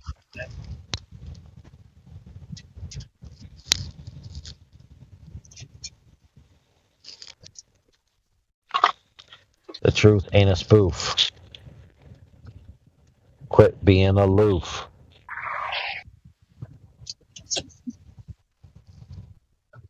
Well, I am almost home. And did you make it home all right? Yeah. Now I gotta decide if I want to clean, build, relax, eat, flat smack. Well, if we've got any new customers in here, anybody stepping up? No. We got a crypto in here. Yo. He needs to be informed about how naughty the moon has been lately. Go then. Yeah. That naughty moon, man, didn't get the memo that it's not supposed to be making the same shadow angles as the sun, because the sun is supposed to be bigger than the Earth and really far away. And so if the moon was really close and small, it wouldn't be able to make the same angles. So it clearly is being naughty, because according to a couple of the guys over at the Flat Earth Debate channel, if you take a moon dial, which is a real device, especially during the full moon, and there's little calculations, or not a calculation, sorry, a physical adjustment to the device you have to do when it's not a full moon, but it tracks the sun. It tracks the shadows the same as if they were from the sun. So if that's true, if the angles of the shadows are the same, then that would have implications that the objects are the same, based on the Glober interpretation of why these shadow angles are being caused. Yeah, that is very naughty. Has someone told the moon off and said you've been a bad boy? We're waiting. We're waiting for presents for the moon this year.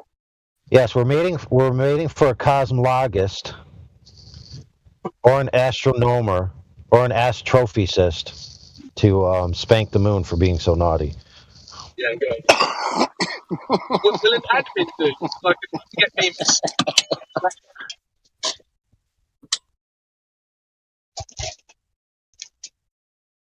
Say that again. Is an admin good enough? Like, I can go and get Memus or Indio? Would that work?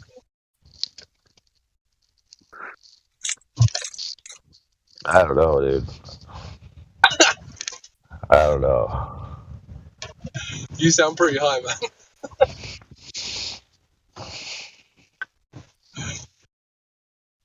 Dude, I've been roughly awake since yesterday at 5, and drove, and got like maybe 6 or 8 or varying combinations of energy drink. AI, I got a recommendation for you. Take a shower, go to sleep. That's it.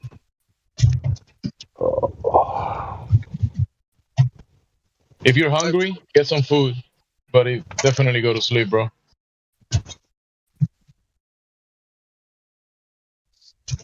Don't worry, Crypto is here. He got this. Sweet.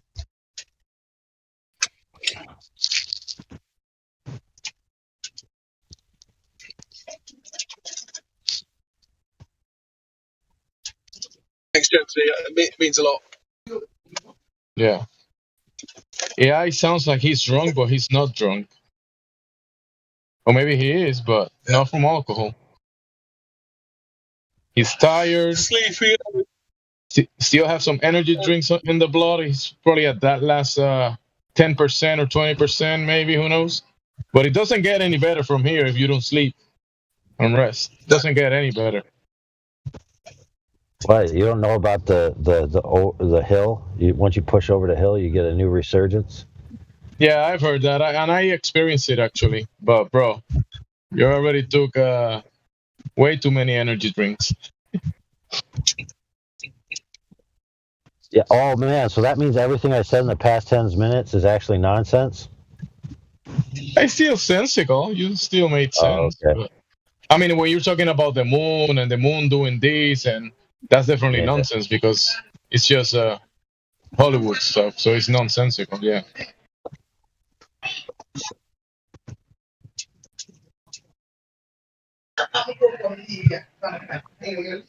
I could see the headline.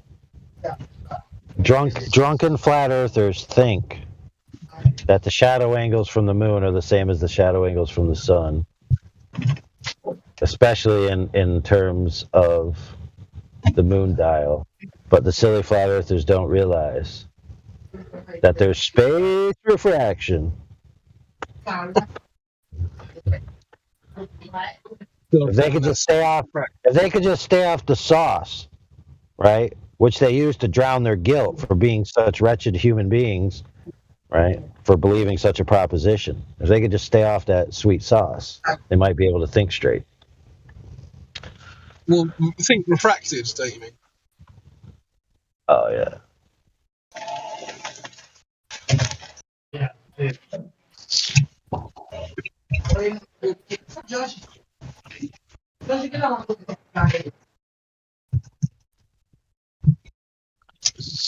Oh man.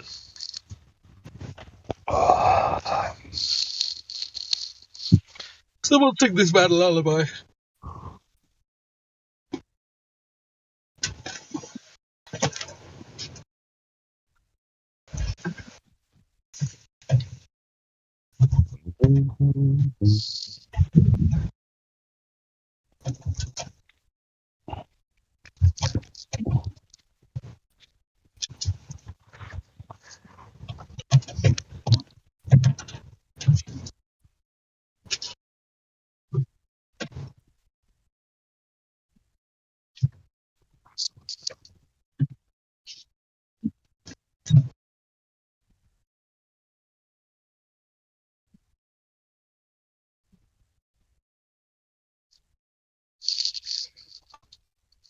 Ooh. Okay, I'm going on silent.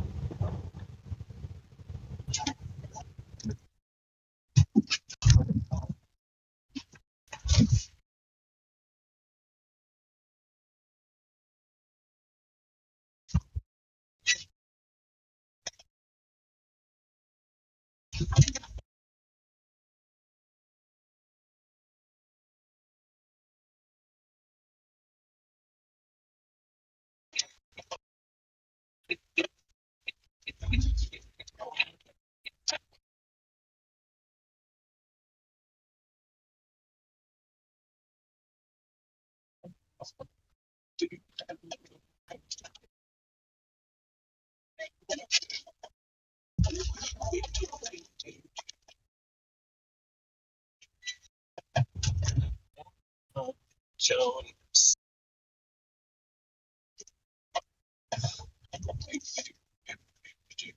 Why is it so quiet tonight?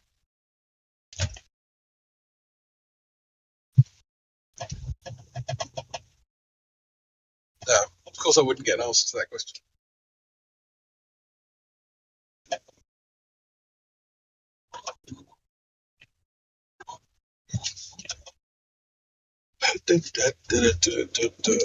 Ba-ba-da-ba-ba-da-ba.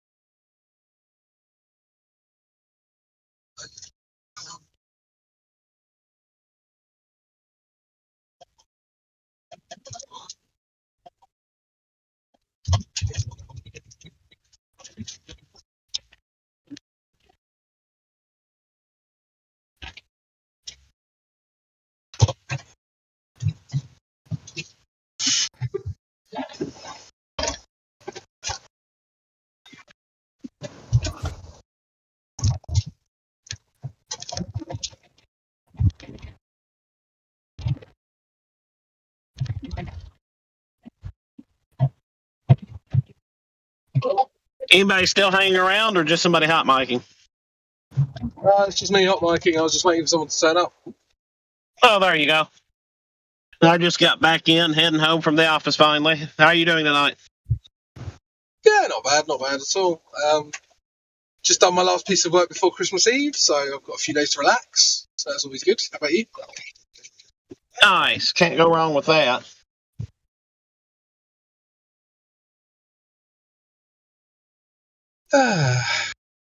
Trying to think, how am I talking to? Who's that? Sorry, who am I talking to? Well, I go by Jay Barrington on here. Real name's Leonard. How about yourself? Crypto. I don't recognise your voice. Well, I've not been on in a few months. We moved across the country, so I was on a lot in the winter and the spring, and then not at all during the summer and the fall. No, I just got to get back on come Sunday. Oh, very nice. So I take it you're of the flat persuasion?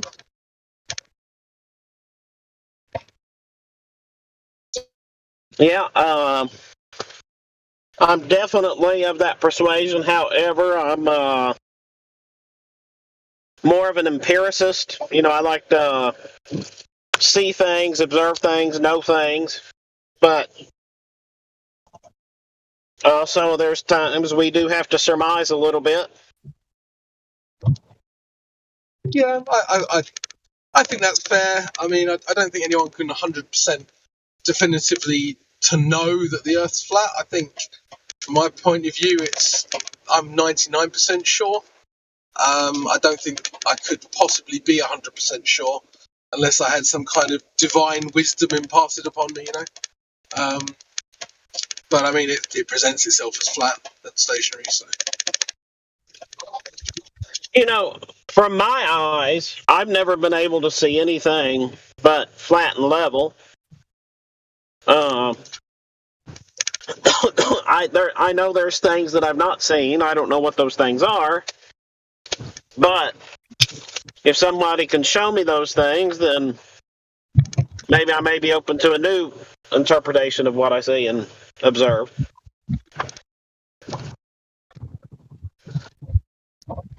But until that point, I have to go with what I observe.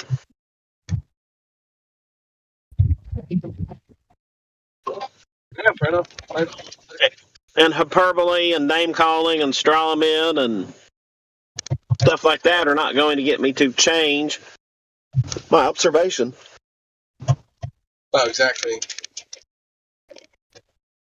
Yeah, that was actually when I was first getting into this. I was like, I watched a few videos on flat Earth, and I was like, "Wow, it might be flat."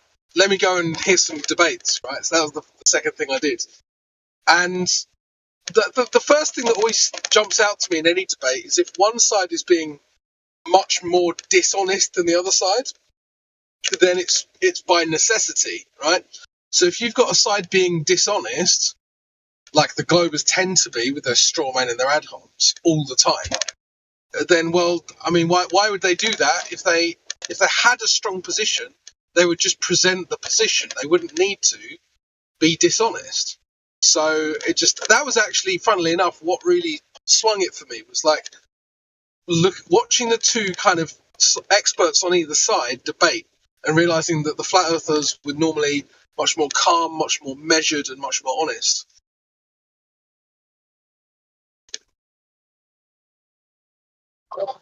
You know, I think it does say a lot about, though it doesn't exactly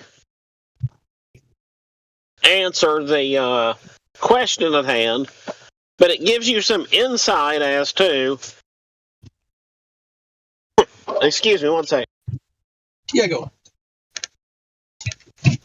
It gives you some insight as to what's being shared with you. Is it really an observation or not? So I have no issues with being things observed. I mean, you know, if somebody shares with me observations and things they know to claim that the Earth is a globe, I'm fine with that. But I noticed that they don't have those observations, so a lot of them, not all, but a lot of them then fall back on hyperbole and name-calling and bullying. Yeah. It's just general shaming as well, like, oh, you're a dumb fluff. All right, okay, so you've got insults, cool. Like, but calling someone a dumb fluff doesn't make the Earth a globe. So, you know, try harder. Which I think most of the people who attack on this subject, I think that they really don't care about the subject. I think they're just trolls and they think that we'll be easy targets. Yeah, I agree with that. Certainly for a large minority, let's say. Repeat that last part again, please. I would agree that a large minority of Globers are just trolls looking for easy targets. I mean, you got to think about it a moment here. If somebody came up to me and told me that the Earth was a magic 8-ball, and the reason there's not really an Antarctica is because that's where where it displays its messages. The last thing I would do is go onto a Discord server to argue with them about that. Yeah. Exactly. Yeah, it's nonsense. Like, I mean, you use the example of communism, right? I'm not a communist, and to be honest, I think communism is a bit silly. But you won't catch me dead in any communist servers arguing with communists. Yeah. Not going to be how I choose to spend my time. 100%. I know how I'm going to spend my time, and that's talking to well-reasoned people of all worldviews. But I'm not going to waste my time with trolls and those who are just intellectually dishonest. That is actually spot on.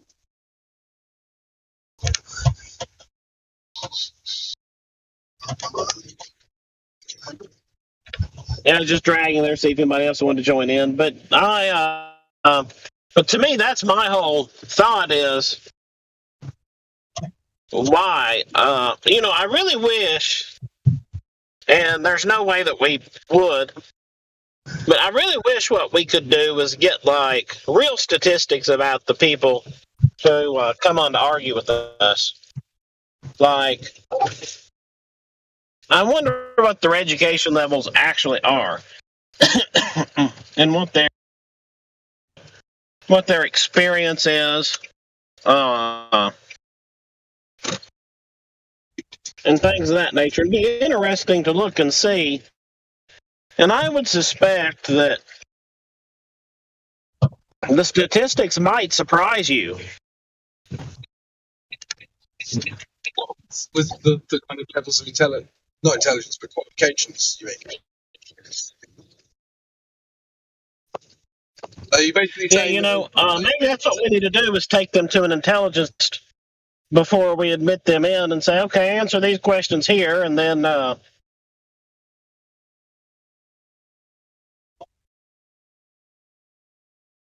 Yeah, that makes sense. It would just be interesting to see. I don't know.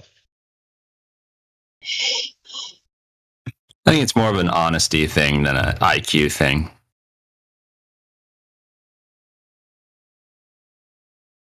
It might be a bit of both, to be honest.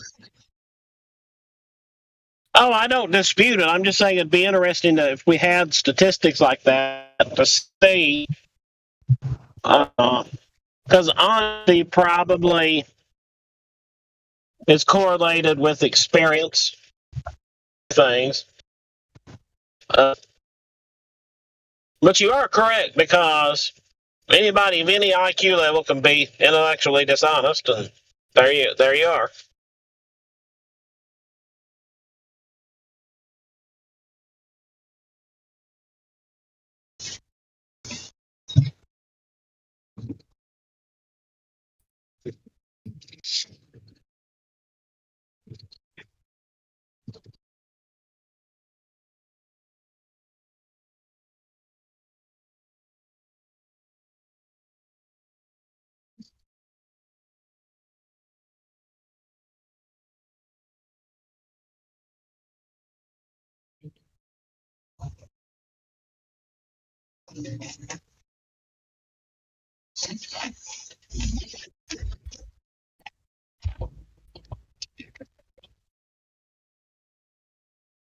Yeah, I guess it was kind of revival day today.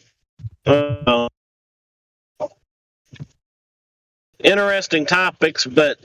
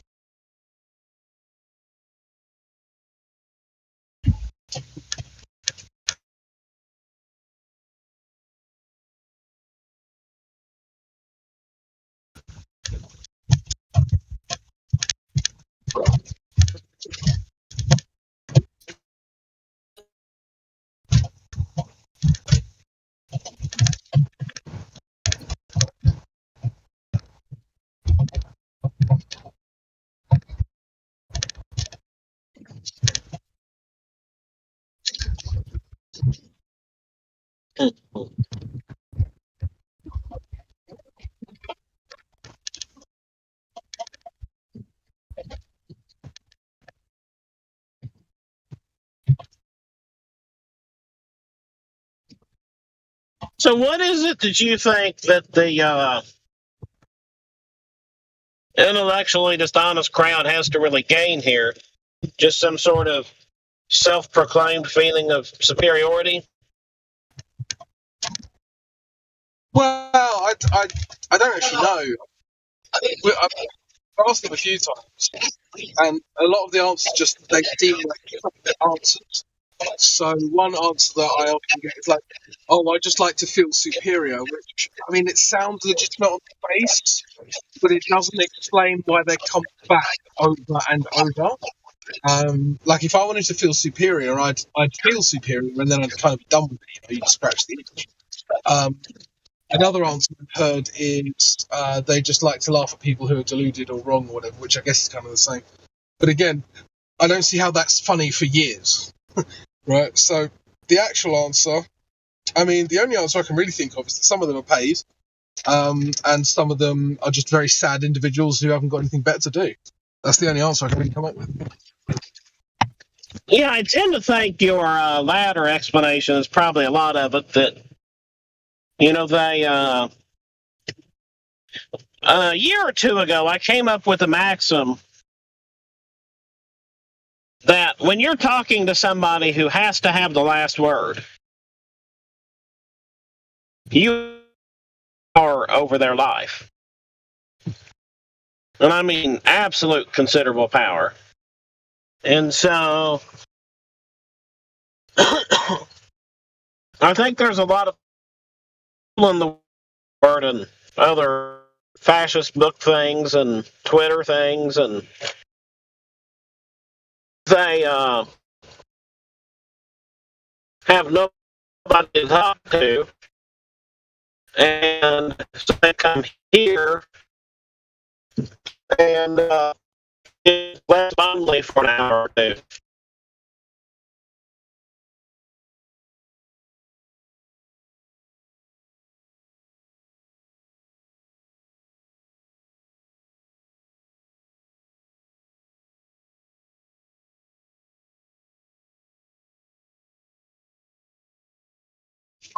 And what's that guy that gets on Nathan Oakley's show a lot? A Kumu virus that's been on there for years and years and years. Yeah, that guy's not like right. 5 days a week. You know, like, what's up with that? Like, now he doesn't have a show without those people coming, so I know he sincerely appreciates it. But, like, how do you do that all day, every day? I don't even do this all day, every day. Yeah, well, like I say, the ones that are a little bit too dedicated, they're obviously paid.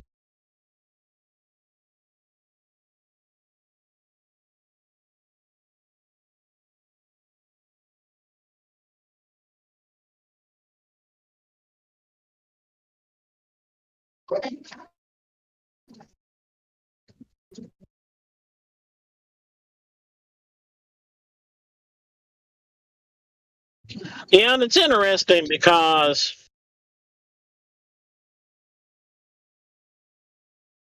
you know it's interesting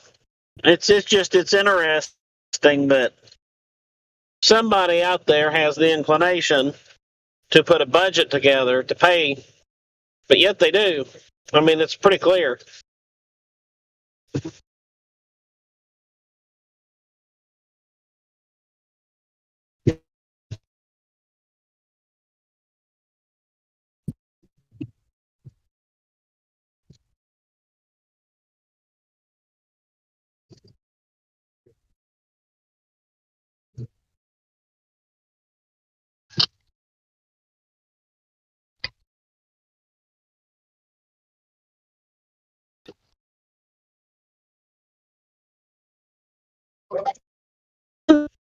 Mind is McToons and fake Professor Dave. Nicktoons. I mean, like,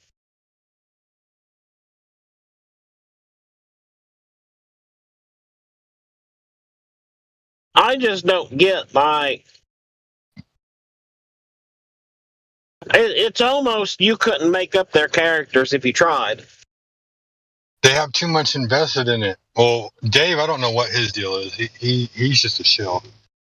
But a lot of the other ones. I sometimes wonder if he actually is a flat earther and he's trying to get people to start listening to the topic. Because I've heard that before. I'm not saying that he is or he isn't. I'm just saying the thought has crossed my mind because you would think that he would have better arguments by now, but he never does. Yeah, but anybody asleep is going to believe what he says. Yeah, he's pretty anti-flat Earth in every single topic you can think of.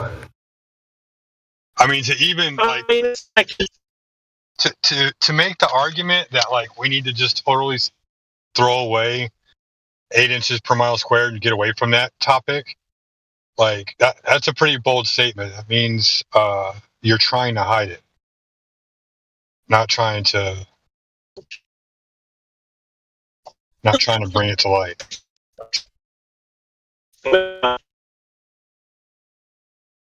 Maybe I'm reading that wrong. I mean, I do think there are some people playing roles and getting the truth out there, but I don't think Professor Dave is one of them. Well, and I don't know.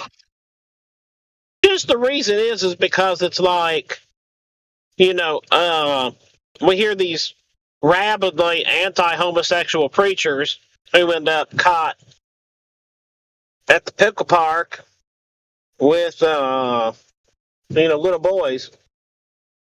And, it to me wonder, like, is he that flat phobic that he's, that he's internalized it and he just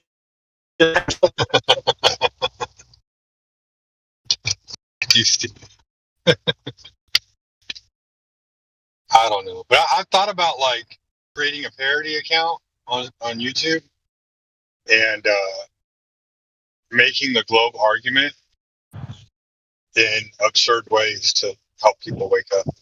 See what happens. Hey, it's like the dad from American Pie, huh? Yeah. I mean, like, I couldn't imagine being a globe earther and wasting my time on somebody like Dave Weiss. But yet, fake Professor Dave spent 3 hours really getting obliterated, logically speaking. And then he just come out with, personal ad hominem attacks. People can say what they want about Dave Weiss. I'll give credit where credit is due. The guy makes some really, really good videos on observations. Oh, no, I think the world of Dave Weiss. I've got his app. I watch a lot of his videos. I'm just saying that he's the last person I'd want to try to debate. I wouldn't waste my time with him. Well, that's true. Dave's a pretty smart guy. He might make you look a little silly. I notice sometimes Dave Weiss, he he'll get on, he looked like he needed sleep. Like he looked like he was just done for the day when he was having that debate. And sometimes I've noticed in his videos, he's just he just needs some sleep or something. I think he's tired of arguing. Personally, yeah, I don't think he's tired of telling the truth. I just think he's tired of putting on a show. He looked physically it's a lot. But if you watch the video, he just looked physically exhausted in the video. You talking about the one? No doubt about it. I just noticed because I remember watching it when I was first into it and watching his videos, and there's most of the time he's doing good, but then occasionally he's just not on his game. And so then you have Professor Dave just being a complete douchebag that whole thing. When Dave is like tired. I know, like he knew all of Dave Weiss's tricks. That was my favorite part. It's like, if you know all his tricks, then why are you even having a debate? Like the fact that you have to watch all his videos just to defeat him is ridiculous. You should know the answers. You should know the answers. Come on, we all grew up knowing the globe. I know what all the answers are. I mean, it's almost like Professor Dave or whoever his producers are wanted to. You roboted. Yeah, I'm going through a dead spot. Is this any better? Yeah, you're doing good. It's almost like fake Professor Dave's producers wanted to let Dave Weiss talk, like, because when fake Professor Dave would just come off with some silly nonsense rant about how stupid he was or ignorant or whatever, he never one time offered any real logical rebuttal. No, he didn't. So he just like straw man the whole thing, or what is it when you sit there and you make fun of it just as your rebuttal? That's your argument to make fun of it. Yeah, just ad hominem, really. Well, I mean, ad hominem's like name calling, right? Yeah, and if you're still making fun of the person, yeah, I would think anyway. I don't know the names, all of them, that well, just straight up and honest with you. I'm eager to learn, though. Like, I really think, An like... appeal to ridiculum. There you go. There you go. You know him, dude. Sonny knows him. But I think we should have, like, every once in a while, we should just have, like, a 1 hour refresher, like... Listen, check it out. I just made that one up, so... Well, you know what? It made sense. It made more logic than the globe Earth. Yeah, and I have a few logical fallacies that I think need to be named. One is appeal to vulgarity. And appeal to authority is the one that, like, in my opinion, is rampant on their side. It's always 100%. Appeal to authority. They can't make their own observations. They have to appeal to somebody else. You're like, oh, well, then we shouldn't use the Black Swan. No, that's not true. Anybody can go there and visit. You're more than welcome to, or you can go create your own Black Swan and go find a lake that's like 10 plus miles and go make your own observation. Though I'm not the biggest fan of L. Ron Hubbard by any means, he actually came up with something that describes globetillions to a T. I mean, absolutely perfectly describes them. That's funny. And he calls it the doctrine of stable datum. That more or less that people come up with things in their mind, like a whole number of things, a whole list of doctrine that are just stable. So, for instance, like when somebody says, well, it was in CNN, it must be true. Well, that's their stable datum that CNN's telling the truth. Or their professor's telling them the truth. Or... Yeah, and you could connect that to an appeal to concretism. Yeah, 100%. Yeah, that could be also known as an appeal to inertia, meaning standing still, right? Not going to move from position. Absolutely.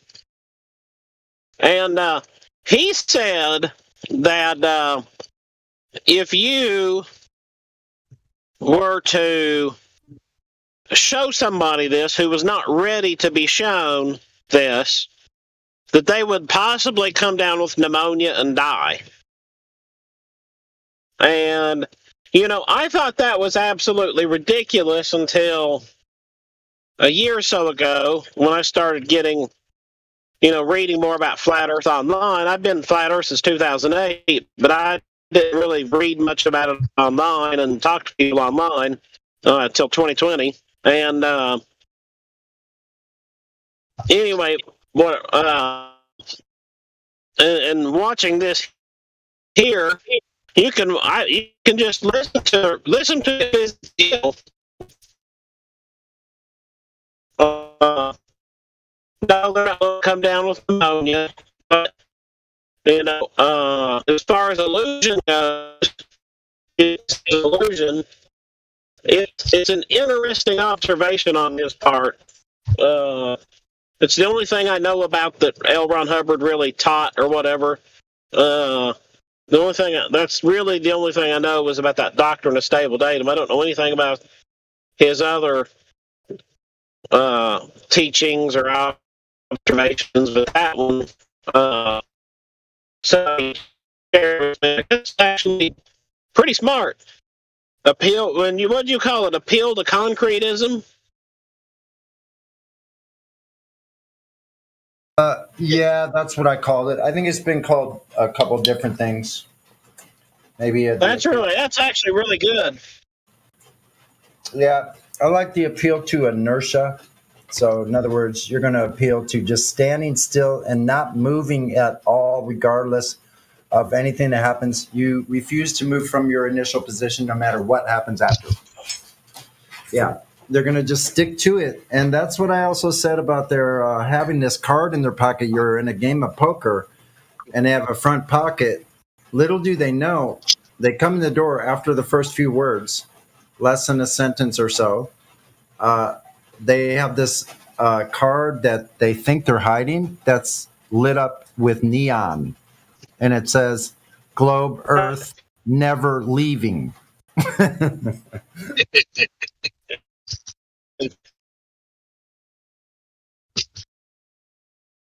And does it glow the longer they stay in the room?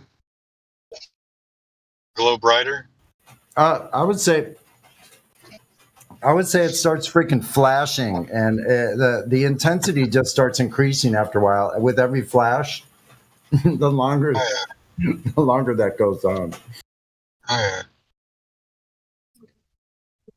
My favorite people are the ones that are like, "What's this in my fucking pocket?" And they take it, they throw it on the table, and then they start like actually being intellectually honest. Yes, we have that happen a lot, actually. Like after a while, you just kind of break down that wall a little bit, and you're like, well, like I'm not ready to leave the globe, but like what you're saying makes a lot of sense. It's like that's all we're asking you to do is be honest. Mm-hmm.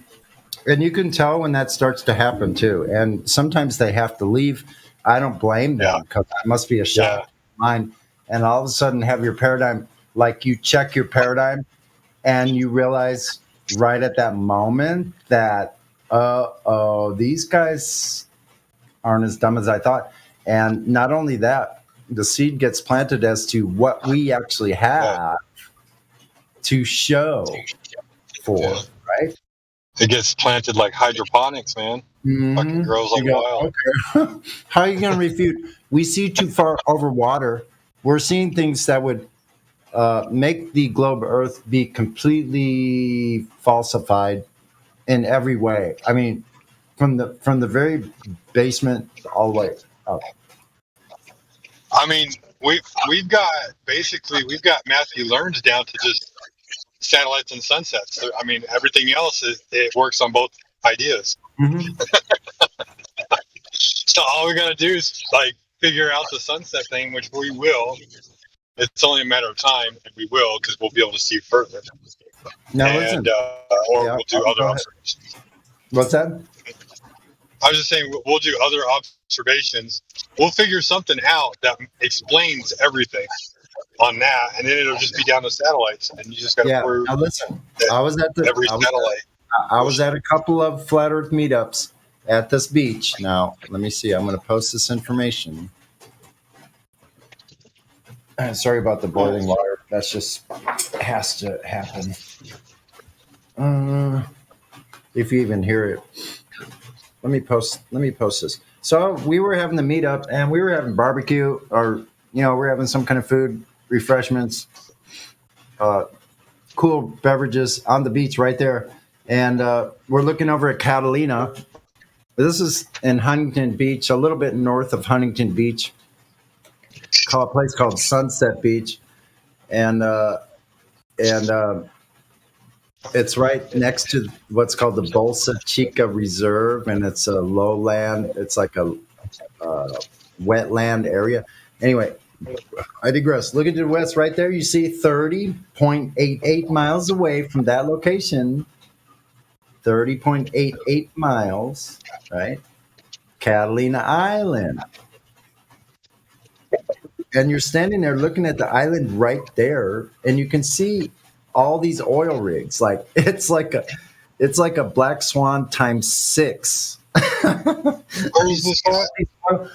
This is going out from Huntington Beach, because off of Long Beach you have a bunch of oil rigs off of there, and they go all the way out. And then beyond that, you have these big, huge tankers that anchor out there as well at different places. So you see them going out, and as they go out, they rise up further and further, and you see all the way out until you see lights of fishing boats right along the coast of Catalina Island.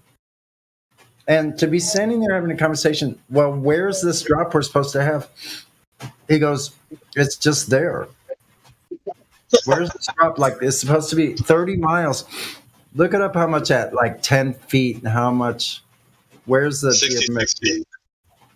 At 10 feet high. Oh, at 10 feet high. And 30 miles. And 30 miles. The geometric horizon. Someone pull that up, right? That'd be cool. So it's like 600 feet, I think. Should be missing. And at the top of the tallest peaks, I think, are 2,700 feet, or maybe 34. There, but still, you're looking at having probably, you would need a quarter to a third of that island disappeared. Now I'm going to show you my image. Hopefully it's not on my phone, or I could just pull it up from here. The distance to the horizon should be 3.8 miles. Yeah. Now look, I'll Object show you should be this. 455 foot. So right then I went out. Hold on. From the house, out to the beach, which is like 100 yards, two or 300 feet, not very far. And I took my picture. Now let me go back. Let me post this. I'll find it. Did I show you my little observation I did, Sonny? You might have from my work to Cowboy Stadium. Oh, I heard you talking about it the other day. I don't think I saw it. I'll post it for you. You can post it. I'm look. Here's a side by side of I took. So the color picture is Cowboy Stadium that I took off the internet, and then the orangish reddish color was Cowboy Stadium at sunset. Boy, I should post a lot. Okay, so here we go. You can post whatever you want, because I'm going to post these all kind of together. And there's two. One's my picture, and the second one is the actual map of the area, showing the distance from like Google Earth. Now, you look at that picture of that island. This is exactly what I'm talking about. You see way up there next to the island, there's lights. Yeah. Yeah. And blow that picture up as large as you can. And let's see, even if you go to the original, it'll be on the whole web browser screen.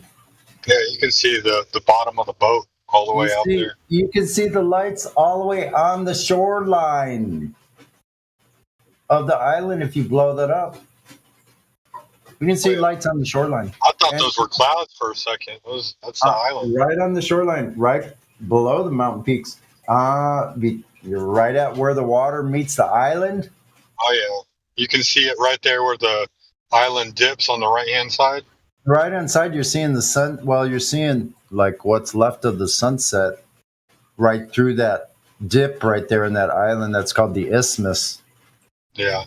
It's a real low area. I've been to that whole place there, that island, many times. Yeah. And the Beautiful sun stuff. sets off to the right.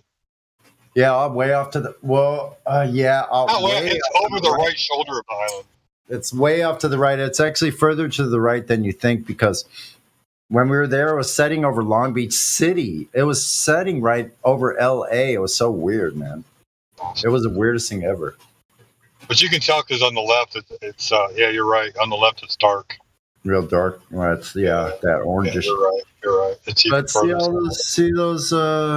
all those oil rigs going out. You know, several, and then ships. So that's notably there's if there was an obstruction in between there of 600 feet, you'd never see those lights right on the. You can see actually the lights on the shoreline if you look close enough. The glow of lights on the shoreline, and probably they're hitting the water right there too. So you're seeing like the actual shoreline, horizontal as could be. So that's kind of odd to be talking to Matthew and looking at that view, and him saying that there's still a curvature. It's bizarre. That was like it's not for the faint of heart, you know. Someone with a weaker character might like just freak out and go into some kind of spiral into some kind of delusional, like mind meld, like psychotic episode or something. Seriously. And not just that, but like most people don't even think about this, but like just with your own eyes, like get down in a plank position and get your eyes like just skimming across the top of the water. You can literally see the same distance straight.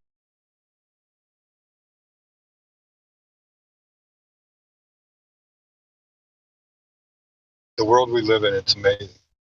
You guys want to hear something kind of cool? It's not for sure yet, but so the company that I work for is actually, we're going to be coming up here. My brother-in-law is buying it. Recently I went and did a bid for him that on like a 5-story building, 2 5-story buildings, that they were having major troubles getting pictures of the hail damage all over these things that they're going to be repairing. They had people spending like a kind of a small team of people spending like a couple of weeks trying to go into units, try to get pictures of things, and just couldn't get what they wanted. So he called me in with my drone, and I got the whole building done in about 45 minutes. Now he's so interested in that. He's talking about wanting me to get a commercial drone license and getting a freaking like kick-ass drone with LiDAR. Dude, how fucking awesome would that be if I had a fucking LiDAR fucking drone? Be 3D mapping the flat Earth everywhere. Yeah, hell yeah. That's awesome stuff. Oh yeah, that'd be the beginning of the end, man. Well, the whole thing is it still doesn't prove shit except for that in order for it to work, they have to assume a flat stationary Earth. Right. But it's still really cool. Yeah. I'm going to get it's the one that I was showing him. It's the DJI Zenmuse L1, I think it's called. This thing is fucking sick. I'll get the link here.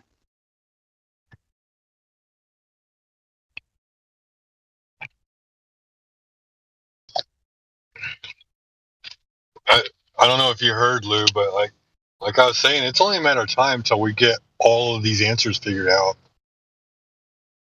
It's almost like reverse engineering everything.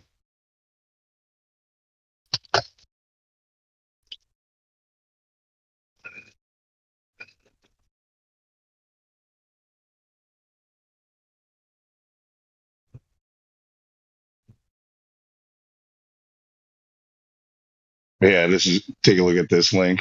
This is you can watch the video on it. That's like the overview video. It's only a minute or two long, but there's other videos about it too. Having a commercial drone pilot's license, like how long in the air would you be expected to fly around for? I'm not sure the flight time of these drones, but these are the same ones that do like law enforcement and uses and like search and rescue teams and shit like that. It's the same drone. So you're not talking about like a fixed wing drone. You're talking about like propeller drones and everything. Yeah, it's still a quadcopter drone. But yeah, for doing surveying, that's what this is for. Like with the LiDAR, because it's for construction that we'd be getting it. Big projects and things, you can track like the progress of buildings. You put it up for Temple uses it already. Fuck. No, that's cool. Yeah.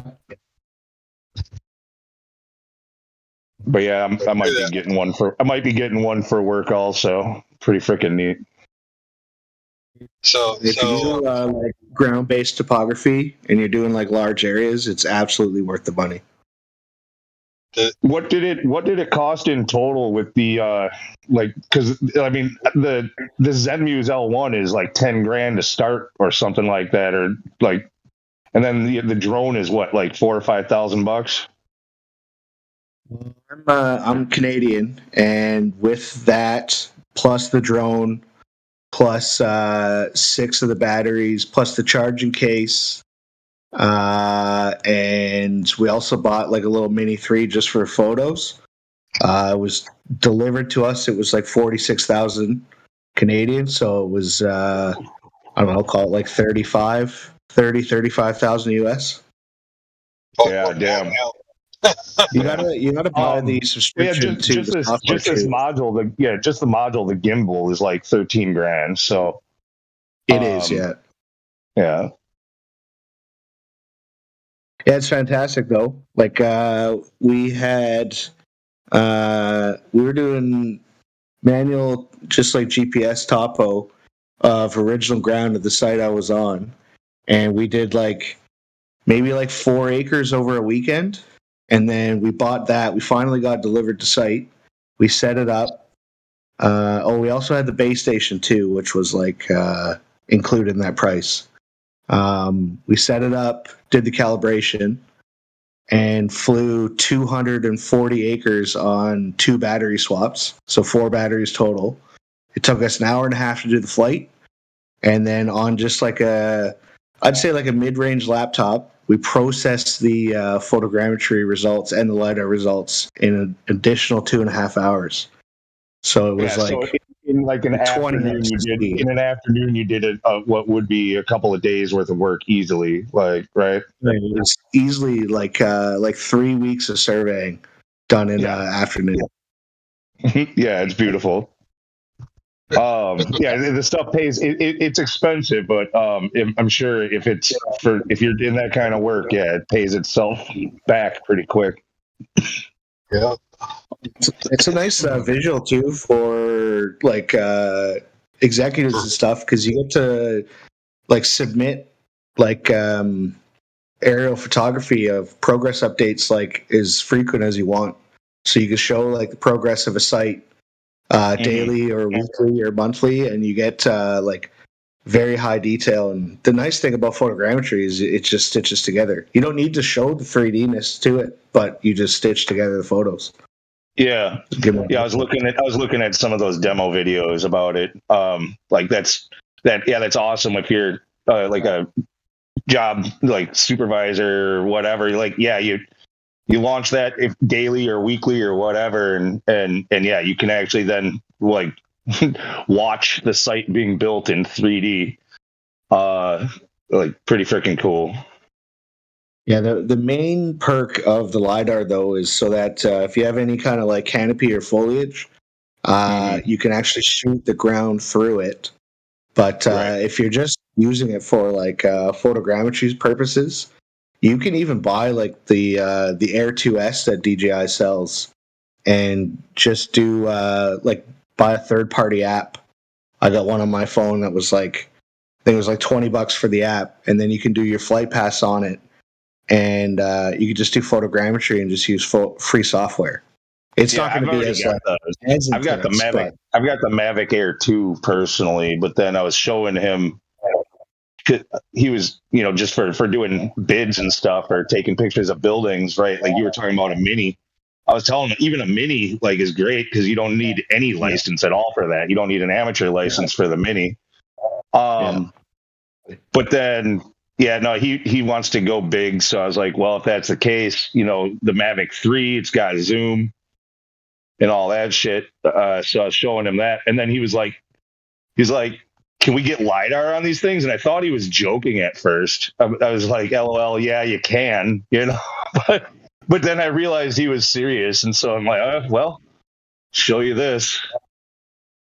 Yeah, no, it's absolutely worth it if you're in the industry where you're doing like anything over, like few acres of work at a time. Like, it's phenomenal. Like, the level of detail is insane, and there's certain tricks of the trade you could do too. When you're doing your flight pass, you can angle it, and also you can tilt the sensor at say like 5 degrees, so you can actually shoot underneath like overhangs and stuff too to get like extra level of detail. So sure. Yeah.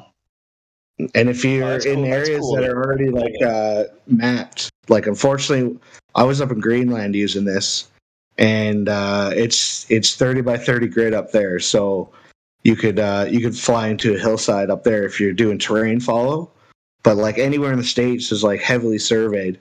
So you can actually use terrain follow and like stay a constant elevation above the existing ground. And it's such a handy feature because you can just set it to like 70 meters or say 200 feet. You keep it just above the tree canopy, and then as it goes up the mountain or whatever, it stays there. Exactly. Right. Yeah, it's phenomenal technology, man. It really makes surveying. It's like the leap from using theodolites and chain to fucking GPS. So. Yeah, this thing's got centimeter accuracy, so like that's pretty good. We were getting 3 mil tolerance, plus or minus 3 mils in all 3 directions. That'll do. I'm trying to see if I can add you as a friend here. It's like glitching out or something. Because if I do get this, I might want to talk to you. That's what I did for my last job. I took the company I was working for and basically transformed them into like switched them out from doing GPS topography into drone.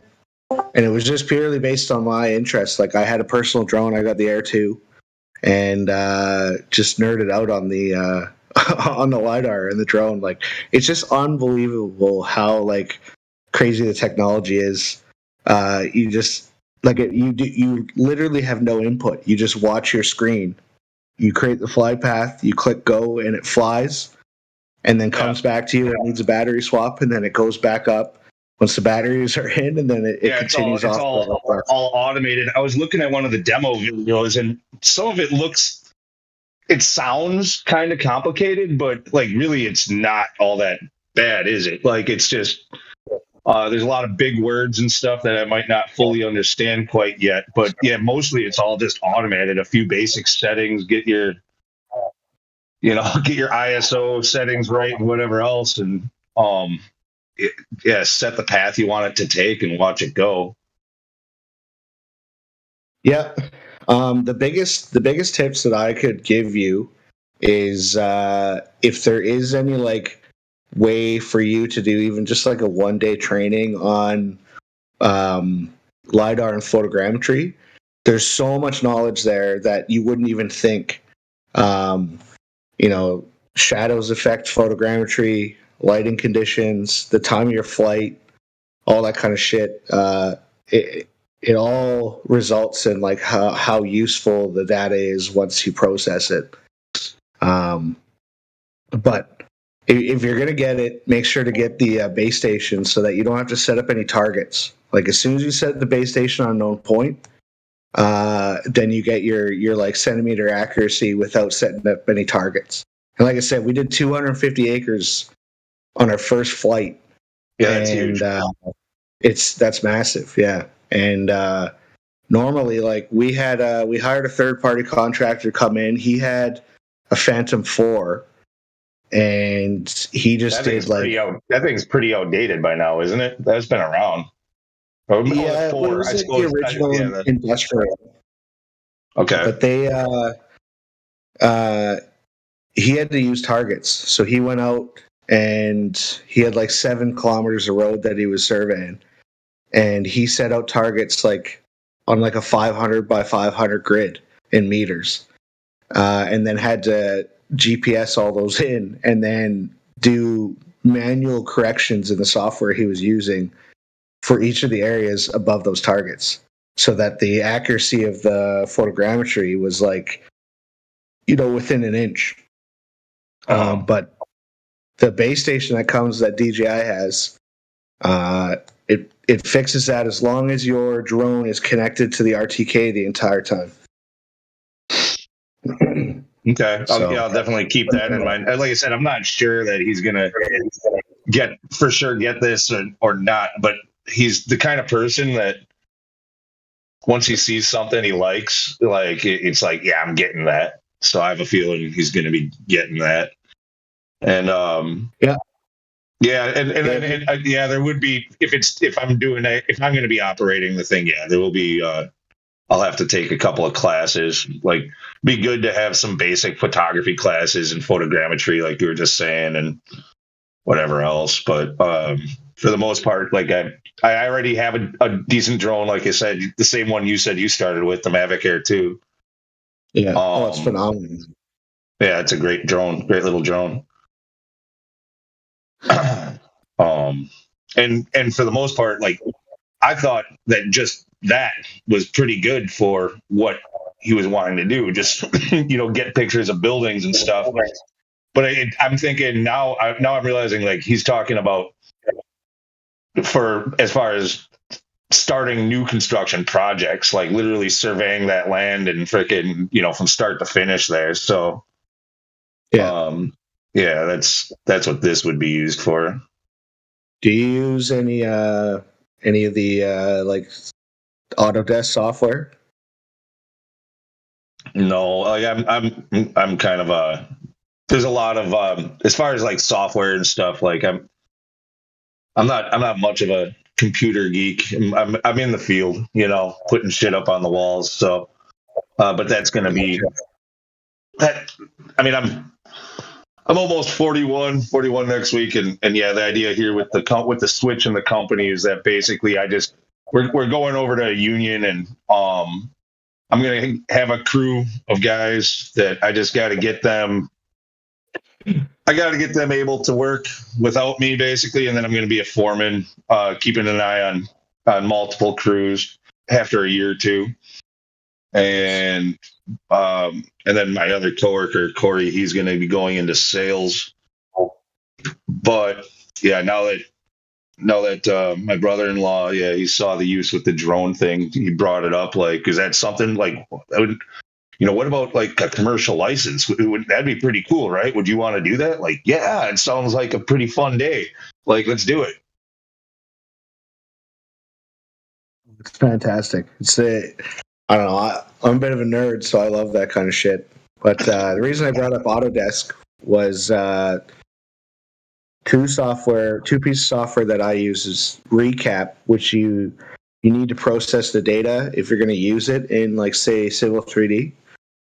But when you process the LiDAR data, because of the amount of returns based off of whatever the LiDAR is bouncing off of or reflecting off of, it can actually detect if it's like foliage, ground, rock, water, buildings, pavement, that kind of stuff. There's better, like a refractive index is all different for those type of materials. So you can actually filter it and generate surfaces or boundaries based on those areas. So like if you're going to bid a job and say you're doing like a residential complex and you need to figure out how many square meters or square feet of trees that you got to cut down. That used to be a fucking extensive survey project, or like Yeah, and now it's super simple. I saw the demo video about that too. Like they're showing, yeah, it can individually, it can count each tree and like the canopy size, and then you can remove it. You can remove that all from layers, and then see the, you can get just the ground, like the the elevations of everything, topography and all of that, and yeah, super cool. It's very neat. Very neat. Yeah. So anyway, like I sent you a friend invite. Hopefully I'll remember. Maybe I'll put a tag on your name so that I remember you're the Zen Muse guy.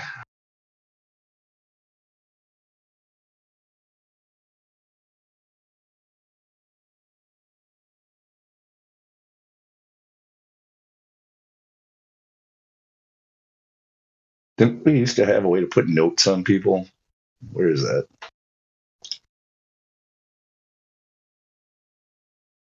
Ah.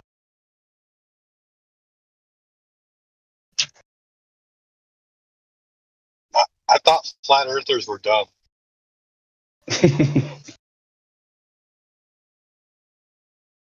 No. But Temple might disagree though. He thinks his LiDAR is measuring a globe. I was going to ask him. I wanted to ask him if he, when he plans that thing, do you think it calculates for the spin of the Earth? Sure, if you did a large enough survey, but again, it's all based off of an ellipsoid, anyways. It's how the RTK works. So I mean, but I'm not here to get into that. I had to ask. I know.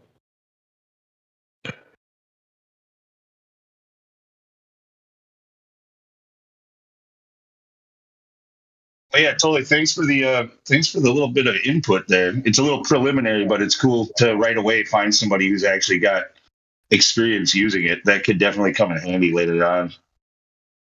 Oh, absolutely. Like I said, I fully nerded out on it before. I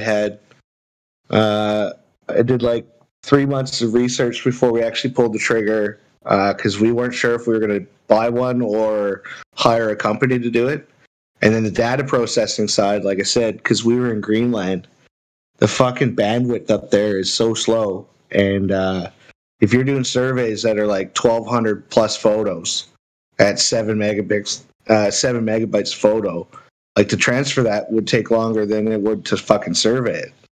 So we had a lot of options that we had to run through before we actually pulled the trigger, but it's actually a lot more streamlined than we anticipated. So you don't need like a crazy drafting computer in order to do the processing, because it actually just sends it to, if you get a license for DJI Terra, which is the software, they have supercomputers that do the processing. It just sends it back to you. Nice.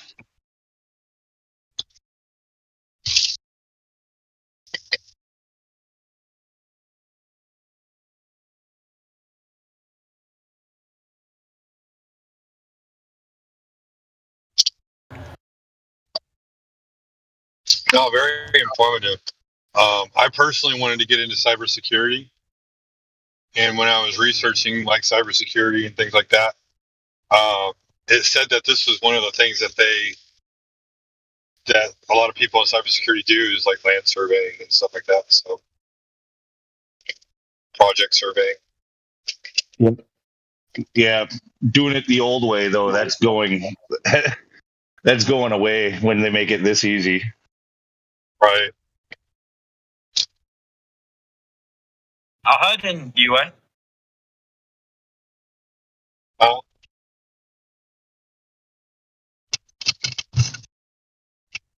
Yes, yeah, I missed. I didn't hear what he said. Sounded Canadian.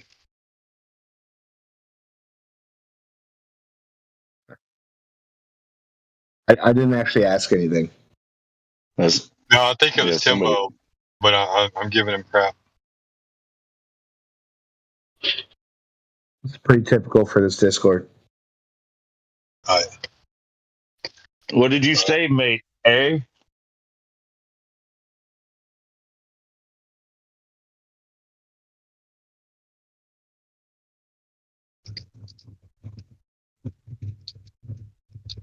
No.